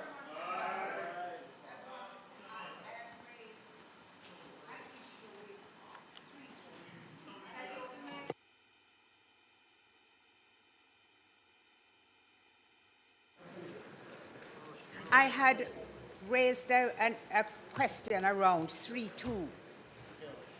I don't know. I apologize to the minister if she addressed it. I had an emergency call, and I left the room for a short while you were speaking, where the provisions of the schedule shall have effect as to the Constitution and procedure of the authority and otherwise in relation hereto. And I was saying, but there's no schedule. So I don't know if I'm mistaken, because I gather that some people over here can't read too and understand too well. So if you could just explain to me whether I'm misconstruing it. 3.2.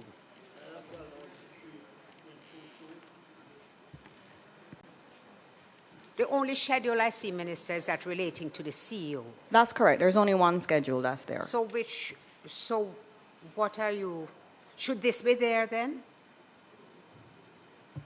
Because it refers to, if you read it, it steers to the Constitution and procedure of the authority. That could never be confined to the CEO. So what I'm asking is, should it remain there, or was it your intention for it to only refer to the CEO? Was that what you were?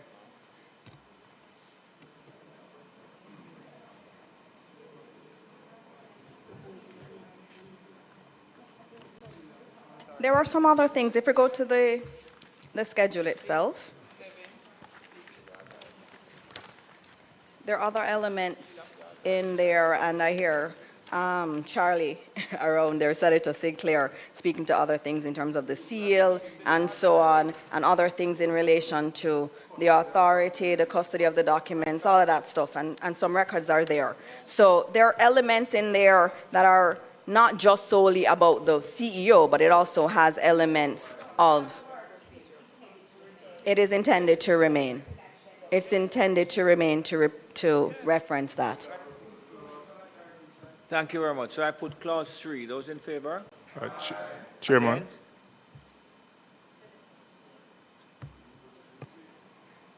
Go ahead, Senator Ferguson. Thank you, Chairman. I'm proposing, Chairman, to replace Clause 3 and have the existing Clause 3 become Clause 4 and add a new clause that's meant to deal with the objects of the Act. You have to speak a bit clearer for me. Sorry. Would you have your proposal in writing? It's in digital form, Chairman. I need it in writing so I can put it, you know. I'm going to put it, and you're going to read it to me, and then I won't be able to put it. Can do what? Just write the thing on the piece of paper and give it to me, man. Chairman, it's a Mr. fairly Allen, extensive Mr. Allen amendment. write it for you. If you will permit, Chair, I could send it to you in WhatsApp.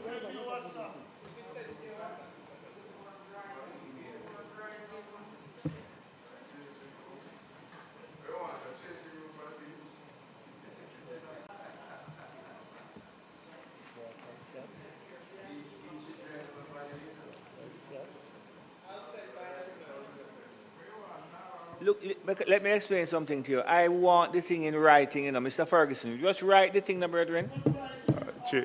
I want it in writing because I'm not sure what he's sending to me. And I have to write it. I have to hand it to the clerk after, you know.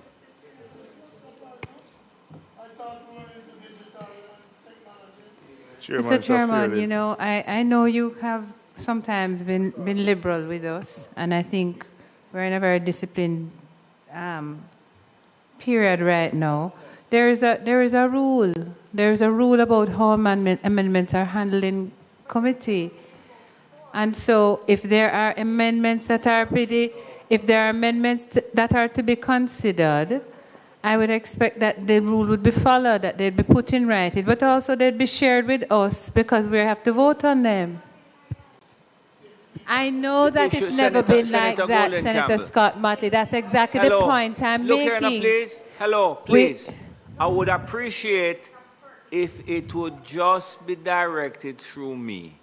I've indicated, based on the practice in the Senate, that I get the proposal in writing because the clerk is going to need it.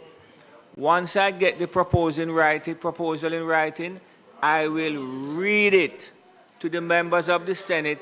You're going to understand it because I'm going to read it slowly and with clarity, and then we are going to vote on it. Simple.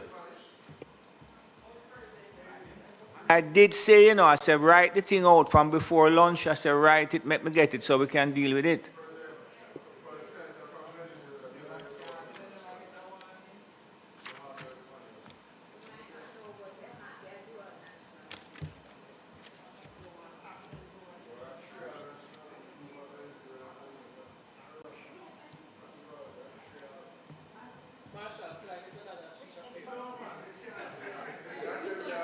Mr. President, oh, sorry, Chairman, is it possible that we could go to some of the other ones while they're writing so we don't delay?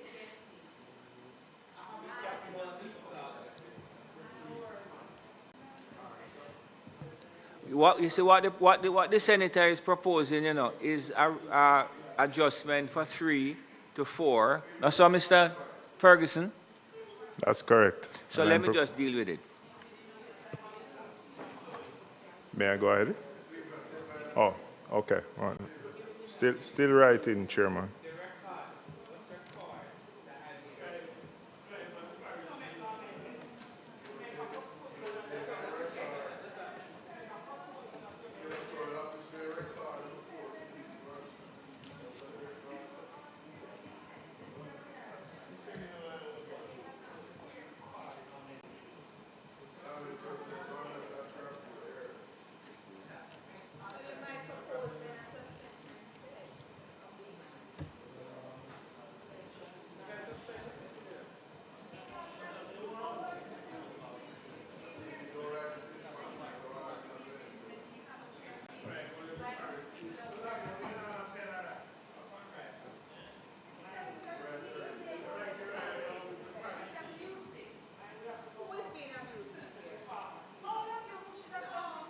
Senator Golden Campbell.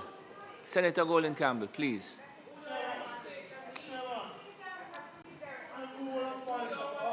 Come.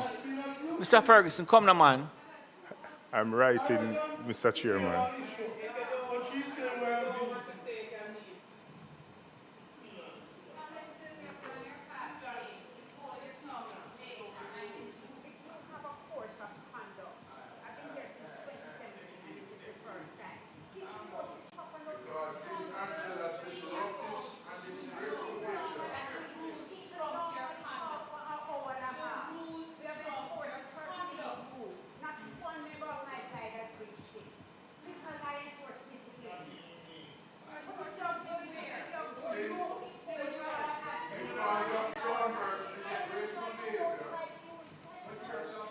You know that, well, let me tell you something now. We have been going on very well all day, and I'm not going to allow this thing to descend into any sort of cascade. You know.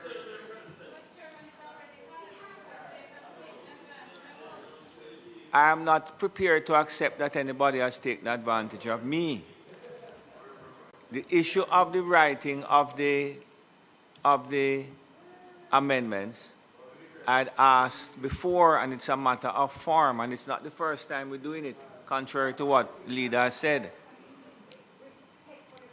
No, listen, no, with the greatest of respect, leader, if it's a thing, no, once, you see how long it takes, you see how long it takes to write it? But I have to,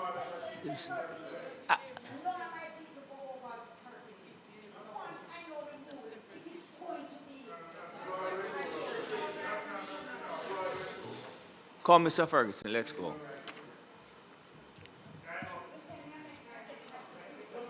Marshall, can I get some? Yeah, 3. Can I get somebody to print something for me? Okay. Okay, yes.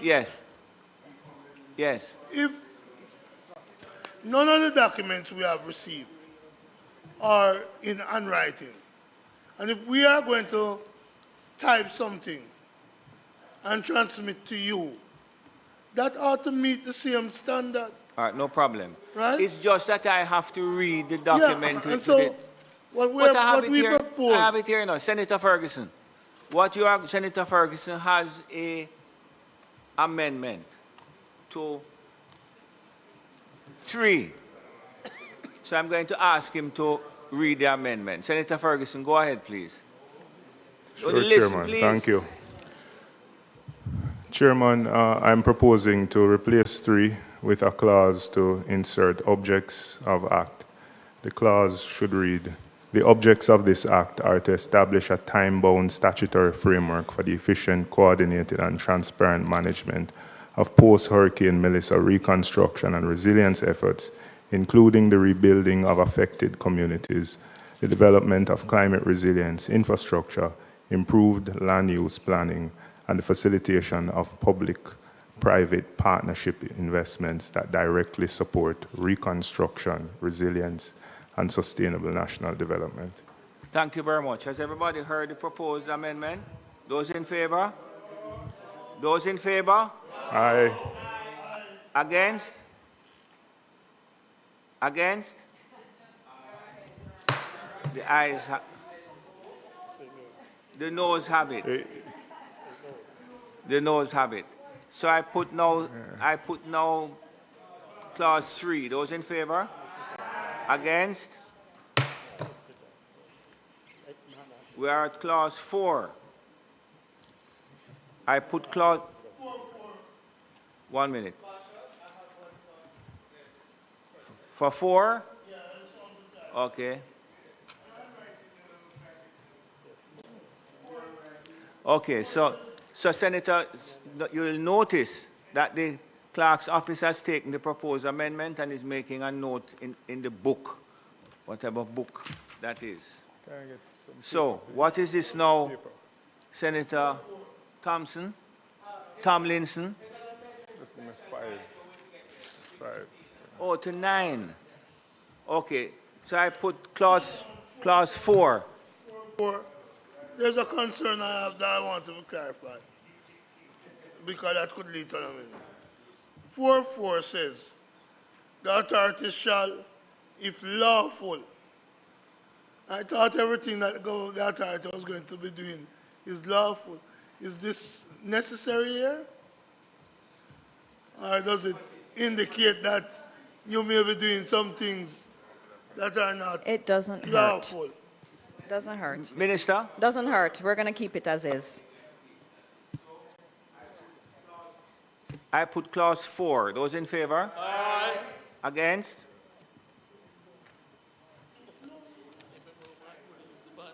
The ayes have it. I put clause 5. Those in favor? Aye. Against? Ayes have it. I put clause 6. Those in favor? Aye. Against? Ayes have it. I put clause 7. Those in favor? There's a proposed amendment to 7. Coming from who?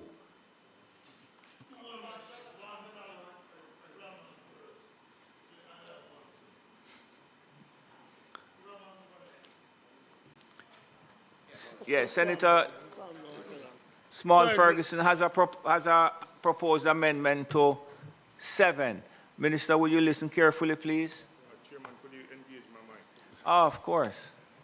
Thank you very much, Chairman. Chairman, in clause 7.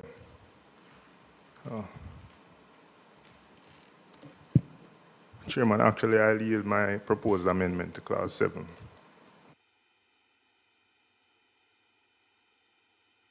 Input mine then. I propose that the word, after appointed a committee, that the word committee be deleted and replaced with the word board. Okay, members should have heard that. It's pretty simple. Those in favor? No. Against? I'm sorry.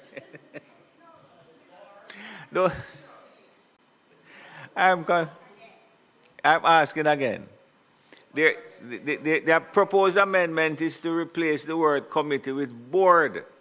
Those in favor? No. Those in favor? Those against? The noes have it. So I put clause 7. Those in favor? Against? Ayes have it. I put clause 8. Those in favor? Against? Ayes have it. I put clause 9, and there's an amendment to clause 9. Who was the person that made this proposal? Oh, fine. Would you like to read your proposed amendment? Thank you, Mr. President. I propose that we amend clause 9.1, and it should read, the authority shall keep proper accounts and other records in relation to its functions and shall prepare annually a statement of accounts in accordance with generally accepted accounting principles promulgated from time to time by the Institute of Chartered Accountants of Jamaica. Such accounts shall be audited annually by an auditor appointed by the Auditor General, and a statement of the accounts so audited shall form part of the annual report submitted pursuant to Section 11. Thank you very much, Senator Tomlinson. Members would have heard the proposed amendment. Those in favor? But listen to what I'm saying, man. Those in favor? Against? The noes have it. So I put clause 9. Those in favor? Against? Ayes have it. I put clause 10. Those in favor? Against? The ayes have it. There is a proposed amendment to 11.3. I thought it was you, Mr. Tomlinson? Senator Small Ferguson. Thank you very much, Chairman. In relation to clause 11, I am proposing, Chairman, that in 11.3, the phrase within 11.3, within a reasonable time, be struck and be replaced with no later than 6 months after the end of each financial year. Members would have heard the proposed amendment from Senator Small Ferguson in relation to clause 11.3. Listen carefully, you know. Those in favor? Aye. Against? No. The noes have it. I put clause 11. Those in favor? Aye. Against? The ayes have it. I put clause 12. Those in favor? Aye. Against? The ayes have it. I put clause 13. Those in favor? Chairman, I have an amendment. Okay. Senator Tomlinson? Right. Yes, I propose that you we... gave it to me. Right, I gave it to you. I propose that we insert a new subsection, or insert new subsections C and D at section 13.2, and it should read, directions under subsection 1, C, shall be published by the authority on its website and in the Gazette within 7 days of being issued, and D, shall be subject to judicial review in accordance with the Constitution of Jamaica and the Judicial Review Act. Okay, that is a proposed amendment to 13 by Senator Tomlinson, and you have heard it. You want me to read it again, or you have heard it? Okay, so I put the amendment proposed by Clause Tomlinson, proposed by Senator Tomlinson to Clause 13. Those in favor?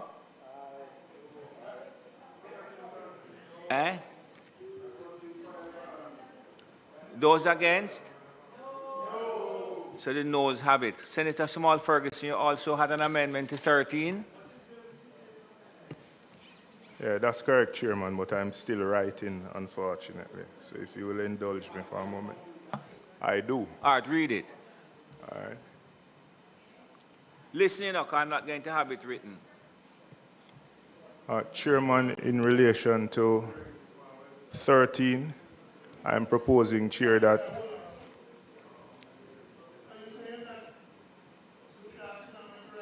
no, he's going to write it for me, but he's going to write it after.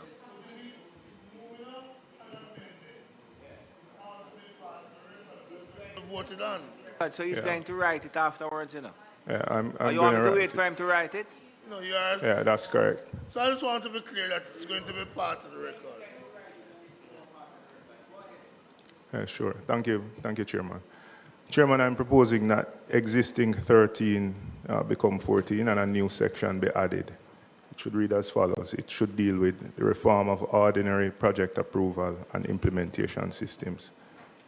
13.1 should read, the Minister shall, within 6 months of the commencement of this act, cause to be prepared and laid in the House of Representatives and the Senate a reform program for improving the ordinary project approval, procurement, public investment appraisal, and implementation systems of government.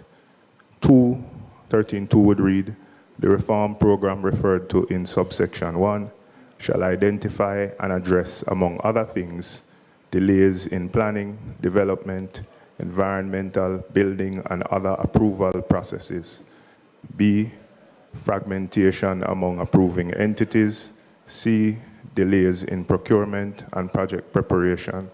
D, delays in public investment appraisal. E, capacity gaps across ministries, departments, and agencies. And F, reforms required to enable the ordinary machinery of government to execute projects more efficiently. 3, and final, would read, the Minister shall cause a progress report on the implementation of the reform program to be laid in the House of Representatives and the Senate at least once per annum. Thank you very much, Senator Small Ferguson. Please write the amendment for me and just hand it to Ms. Brandon. Members would have heard the proposed amendment. Those in favor of the amendment? Aye. Those who are against the amendment? Okay. So I now put clause 13. Those in favor? One voice I hear a while ago, you know. Those in favor? Against? Good, okay. So the ayes have it. My colleagues, I'm going to ask you just to pay attention for me, please. I put clause 14. Those in favor? Against? Ayes have it. I put clause 14, which but I'm you don't also write in the it process neither. of writing. Go on, talk it, McQueer. Sure. Chairman, in relation to clause 14, I'm proposing the following brief amendment. At 14.2, I'm proposing that 14.2. Yeah. Okay, Senator, this is not a problem. Senator Small Ferguson, you want it recommitted? Yes, I'm going please, to ask that it be recommitted. Those in favor? Aye. Aye. The ayes have it. It's recommitted. Go ahead, Senator Chairman, Ferguson. I'm proposing that 14.2 be struck and be replaced with the following. Nothing in this section prevents disclosure to A, the officers, servants, agents, and members of JAMROC, or B, any person to whom disclosure is permitted or required under this Act or any other law. Chairman, there would be a consequential definition of JAMROC to be added to Section 2, where I'm proposing that JAMROC means the Jamaica Reconstruction and Resilience Oversight Committee established or designated by the Minister for the purpose of monitoring and reporting on the implementation of the Act. And the rationale for this is clear. It is to allow for the flow of information to be embedded in the Act. Thank you, Senator Small Ferguson. Please write it for the purposes of the record. Members would Sure, have Chairman. heard the proposed amendment. Those in favor? Aye. Against? Against the amendment?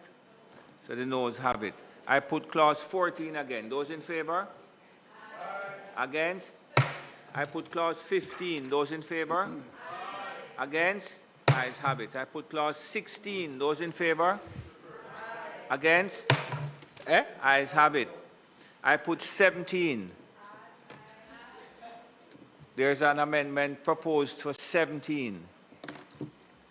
You need to take up this. Take up these, Ms. Brandon, because we dealt with those.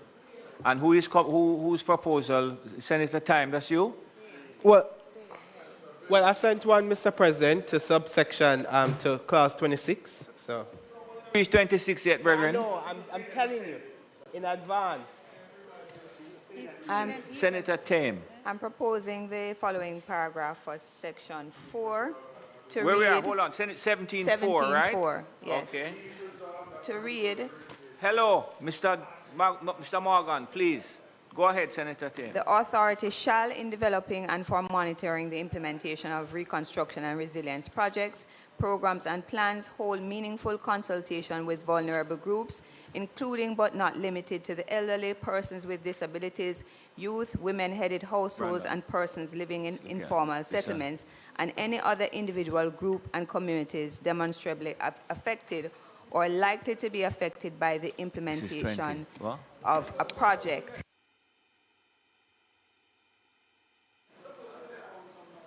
As well as special groups with customary land rights, such as the Maroons. Consultations shall be 1, documented, 2, time-bound, 3, conducted concurrently with technical assessments, and 4, accompanied by a public response explaining how feedback was incorporated and why it was not. Thank you very much. Members would have heard that proposed amendment. Anybody need to hear it again? Those in favor of the amendment put by Senator Time? Those in favor? Those against?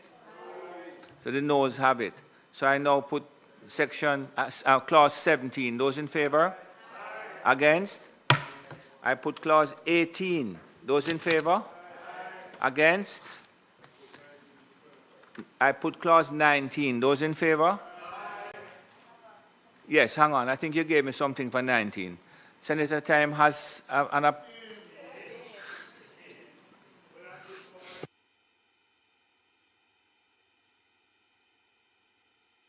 Senator Tame, please accept my apologies. Please accept my apologies. Senator Tame has a proposed amendment to 19.3c, and I'm going to ask her to read it.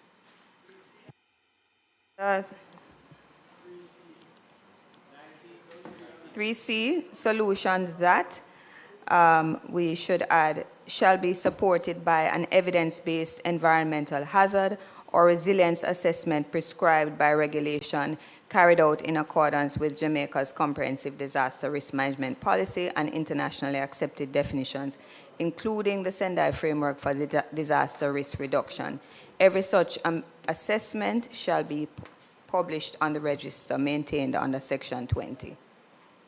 Thank you very much, Senator.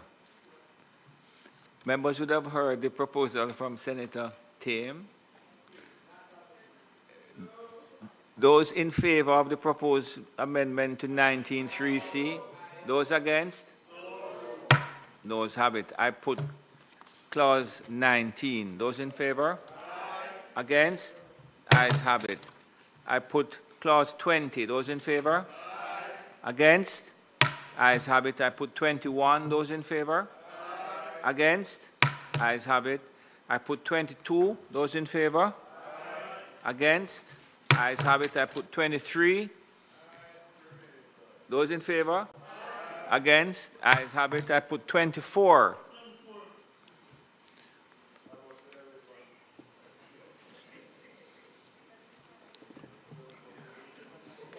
Senator Brown. Yeah. I'm raising the issue here. Firstly, for some clarification. Very well. Which Minister, will allow for Minister, proposal. please pay attention to Senator It appeared Brown. to me that the minister would have been the ones who, through cabinet, sanctioned All right, so Brandon, 25 now. 24, sanctioned the particular project. And then in the end, it is the minister, not an impartial tribunal, who's going to be approving it.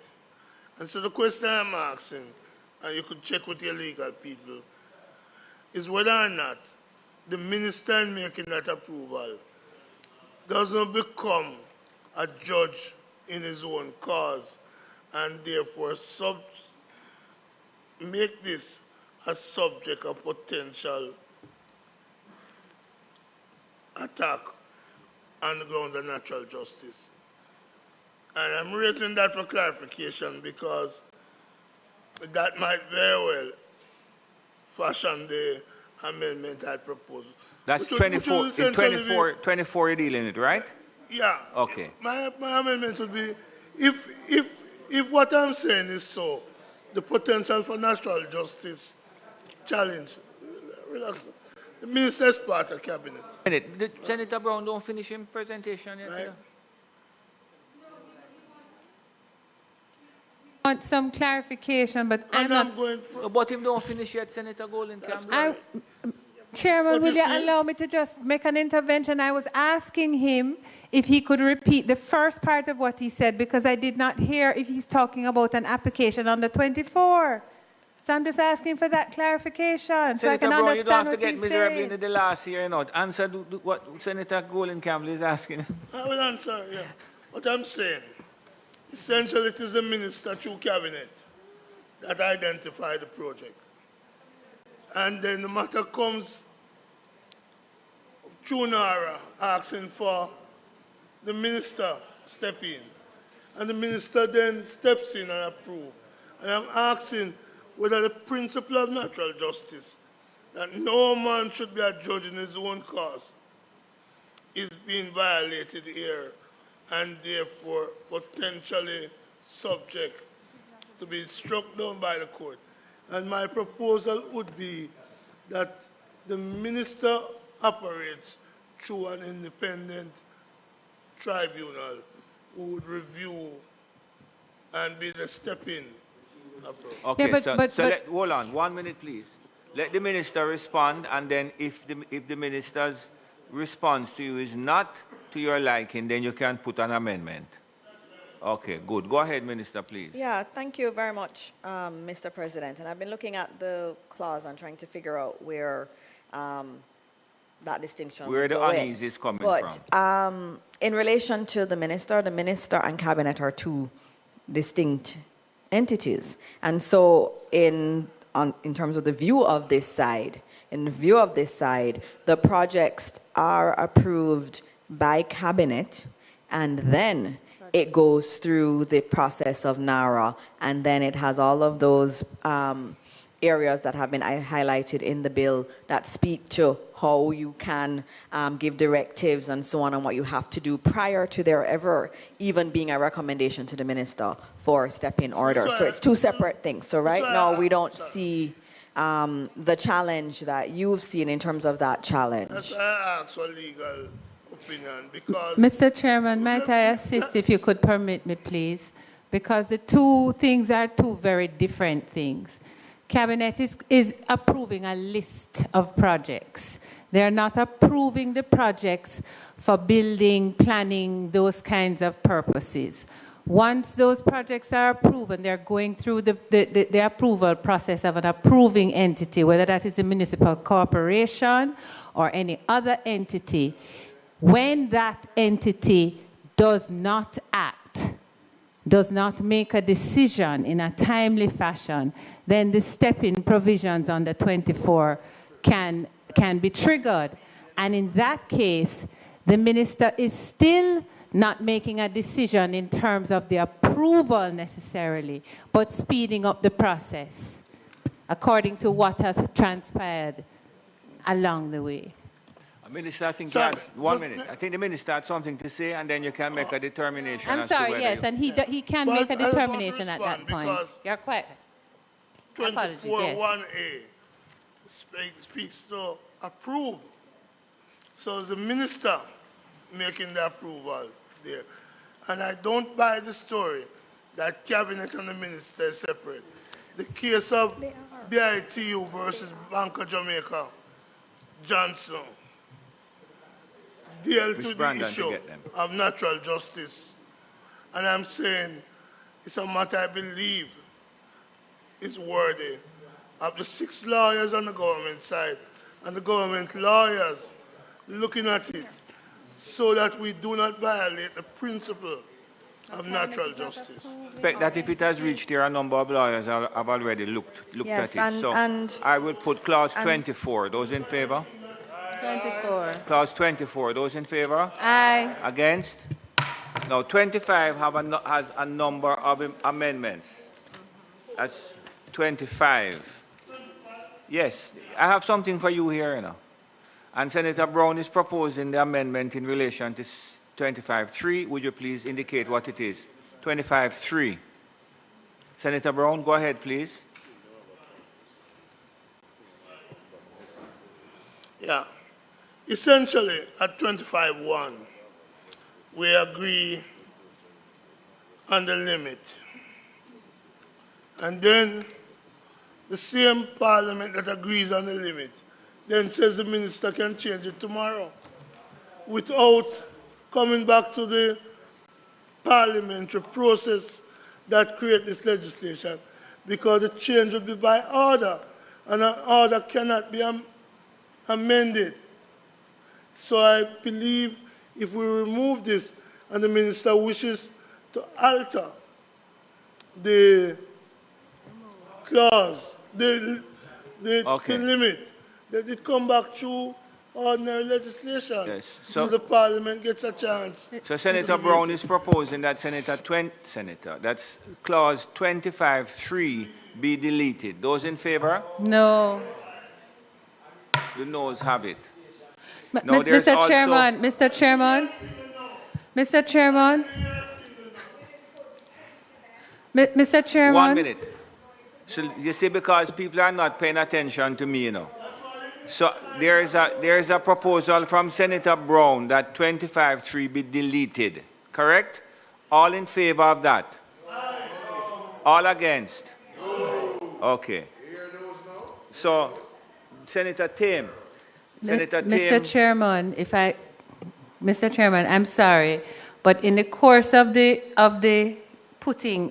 explanation of this on the part of Senator Brown, for the clarity of those listening, that 25.3, and it is not that Parliament is required to approve 15 million, but then the minister can by order, because by virtue of 25.3 being in the legislation, Parliament is in fact approving that the minister has the authority. It is a delegated authority from Parliament that is acting at subsection 3. Thank you, Senator Golden Campbell. The minister had made that clear in her opening. Senator Tame, you have a proposed amendment to 25.2F. And then you have 25.2M. So if you just give me those two amendments, they are here in writing. Just read them for me, please. Ms. Brandon, please take it.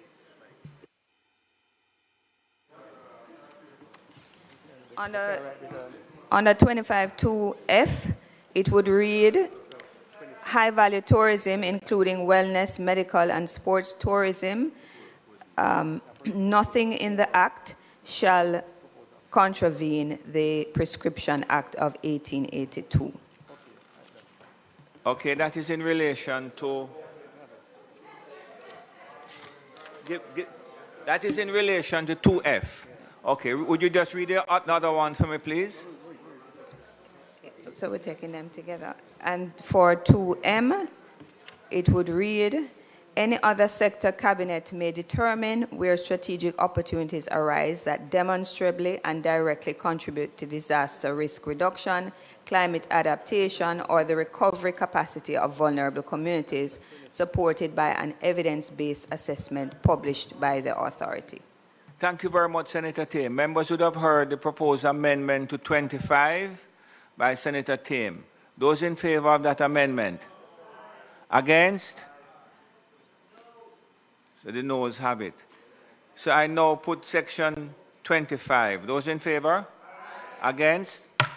26. There is an amendment proposed. Whose is this, Miss Brandon? Who is this? Senator Tomlinson. Go ahead, please. Thank you, Mr. President. I have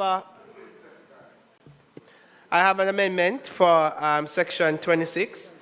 I am proposing that we delete section 26 in its entirety and substitute for the following. Section 26(1), notwithstanding the provisions of the Financial Administration and Audit Act, the Minister of Finance by order established an expedited public investment appraisal process applicable to approved reconstruction and resilience projects and designated strategic investment projects. 2, an expedited appraisal process established under subsection 1 shall A, require independent technical review of each project by a panel that includes a representative of the PIOJ. B, require cost-benefit analysis and value for money assessment to be completed before any procurement contract for the project. C, require risk assessment that identifies and proposes mitigation for the principal financial, environment, and delivery risk of the project. Mr. President. It don't matter, man. And then, Mr. President, also an amendment that allows for an expedited process whereby it be completed within 30 days. Thank you very much, Senator Tomlinson. Members would have heard that proposal to amend 26, is it? Those in favor of the... Those against? Okay, so the noes have it. So I now put clause 26. Those in favor? Against? The ayes have it. No, I'm not 25. I have to recommit 25, but I'm going to do it at the end of the procedure. I'm going to put 27. Those in favor? Against? Ayes have it. I'm going to put 28. Those in favor? Against? Ayes have it. 29. 29. 1 minute, Senator. There's a proposal in relation to 29. This is Senator Small Ferguson. I propose to please to look at clause 29 and listen to the amendment, listen to the proposal. Thank you, Chairman. I'm proposing, Chairman, to strike 29 as is and delete 29 as is and replace with the following, which will deal with the day of dissolution. Chair, 29.1 would read, the Minister may, by order published in the Gazette, appoint a day to be the day of dissolution of the authority. 2 would read, subject to subsection 3, the day appointed under subsection 1 shall be no later than 5 days after the date of commencement of this act. 3 reads, 5 years, after the date of commencement of this act. 3 would read, the period referred to in subsection 2 may be extended by order of the Minister subject to affirmative resolution of both Houses of Parliament for 1 or more further periods, each not exceeding 2 years.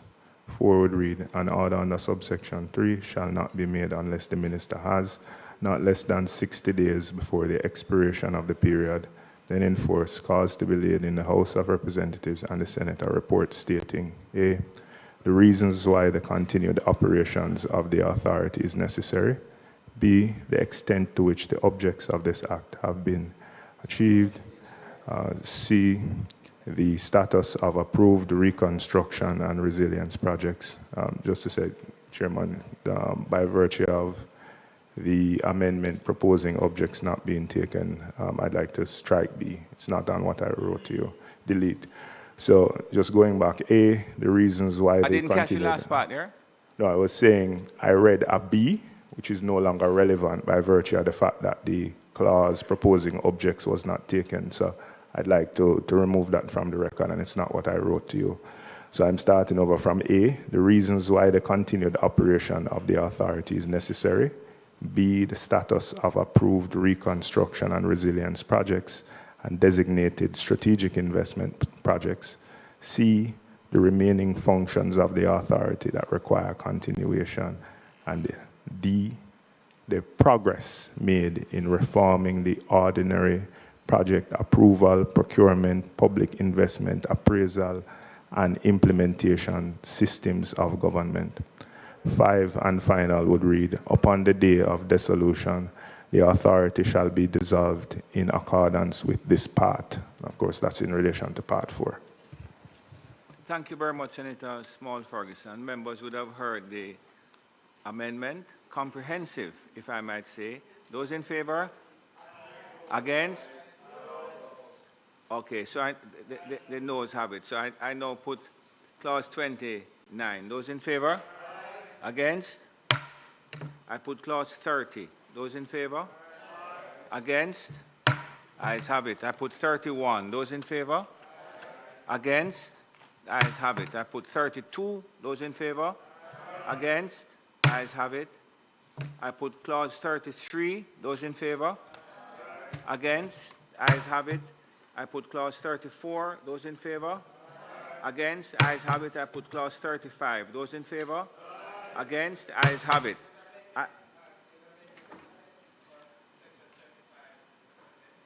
You know mark 35 on, on this side I didn't see it. I'm sorry. I'm sorry. You see, you write 2 different things and send it up, you know. So I'm going to ask the members to be kind enough to recommit 35. Those in favor? Against? Senator Tomlinson, tell me what your amendment is. Mike? Thank you. I'm proposing an amendment to section 35, and it should read, the act shall remain in force until the day appointed by the minister by order as the day of dissolution. 2, the minister shall not make an order under subsection 1 unless he or she has first certified in writing and caused to be published in the Gazette that the core objectives of post-Hurricane Melissa reconstruction and resilience have been substantially achieved. 3, an order made under subsection 1 shall be subject to the affirmative resolution of both houses of Parliament. 4, upon the day of dissolution, all powers, functions, and duties of the authority shall cease, and the transitional arrangements in sections 30 to 34 shall apply. Senator Tomlinson, you don't write all of that here, but I'm going to deal with it after. But we have heard it. I'm going to ask you if you could just write it for the purposes of the record. Members should have heard the proposed amendment by Senator Tomlinson. Those in favor? Against? The noes have it. So I put 35 again. Those in favor? Against? Ayes have it. I'm going to ask for the recommittal of clause 24 to take an amendment from proposed amendment from Senator Allen. 25. So it's clause 25. Senator, what did I say? Senator Bernard. Where me get Allen from? Alan Bernard, exactly. Senator Bernard, please give us your proposed amendment for 25. I'm proposing, Mr. President, that we include 4 under section 25.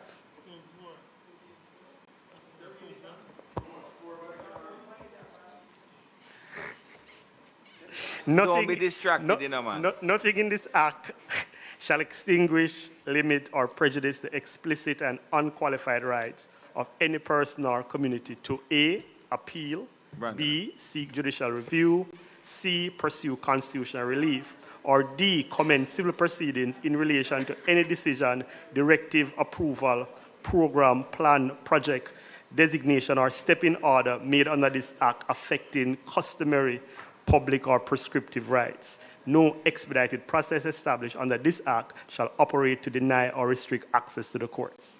Thank you very much, Senator Bernard. Members should have heard the proposed amendment to 25. Those in favor? Aye. Against? The noes have it. So I now put 25 in its original form. Those in favor? Against? So I put the title, I put the schedule. Those in favor? Against? I put the title and enacting clause. Those in favor? Against?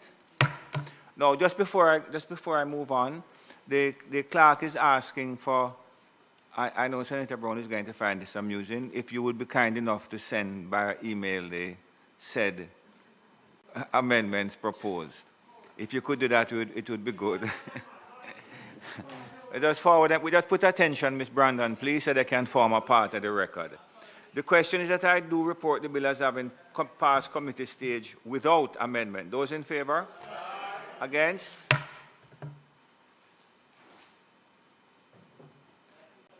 I do report the bill as having passed committee stage without amendment. Minister? Mr. President, I now ask that the bill be read a third time.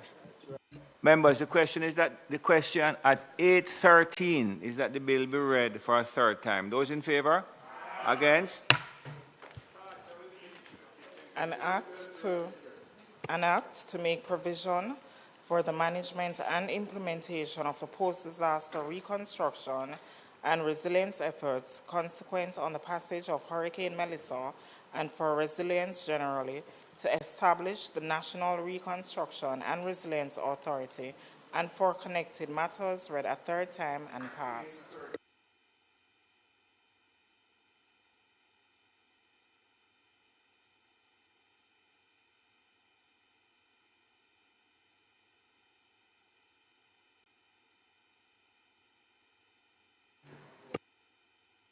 Thank you very much. Minister? President, it is not intended to do any further business today. Might the Senate be adjourned for a date to be fixed? Thank you. The question is that the Senate be adjourned for a date to be fixed. All in favor? Against? Thank you very much, members, for your cooperation.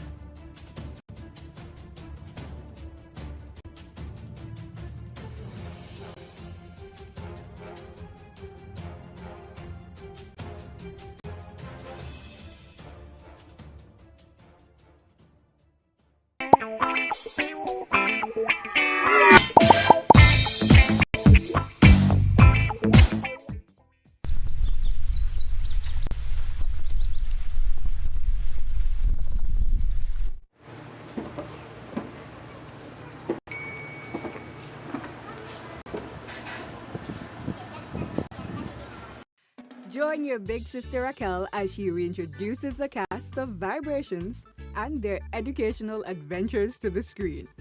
See Ronson and the gang experience the world firsthand through interviews and interactions. Vibrations, where kids are taught about the world from someone they can relate to. Join us every Friday at 3:30 p.m. to hang out with your big sister Raquel and the kids of Vibrations. Right here on PBCJ, the People's Station. Jamaica's first broadcast museum is completely online. The PBCJ Audio-Visual Library AVL website houses a curated collection of exhibits ranging from our island nation's greatest tragedies to our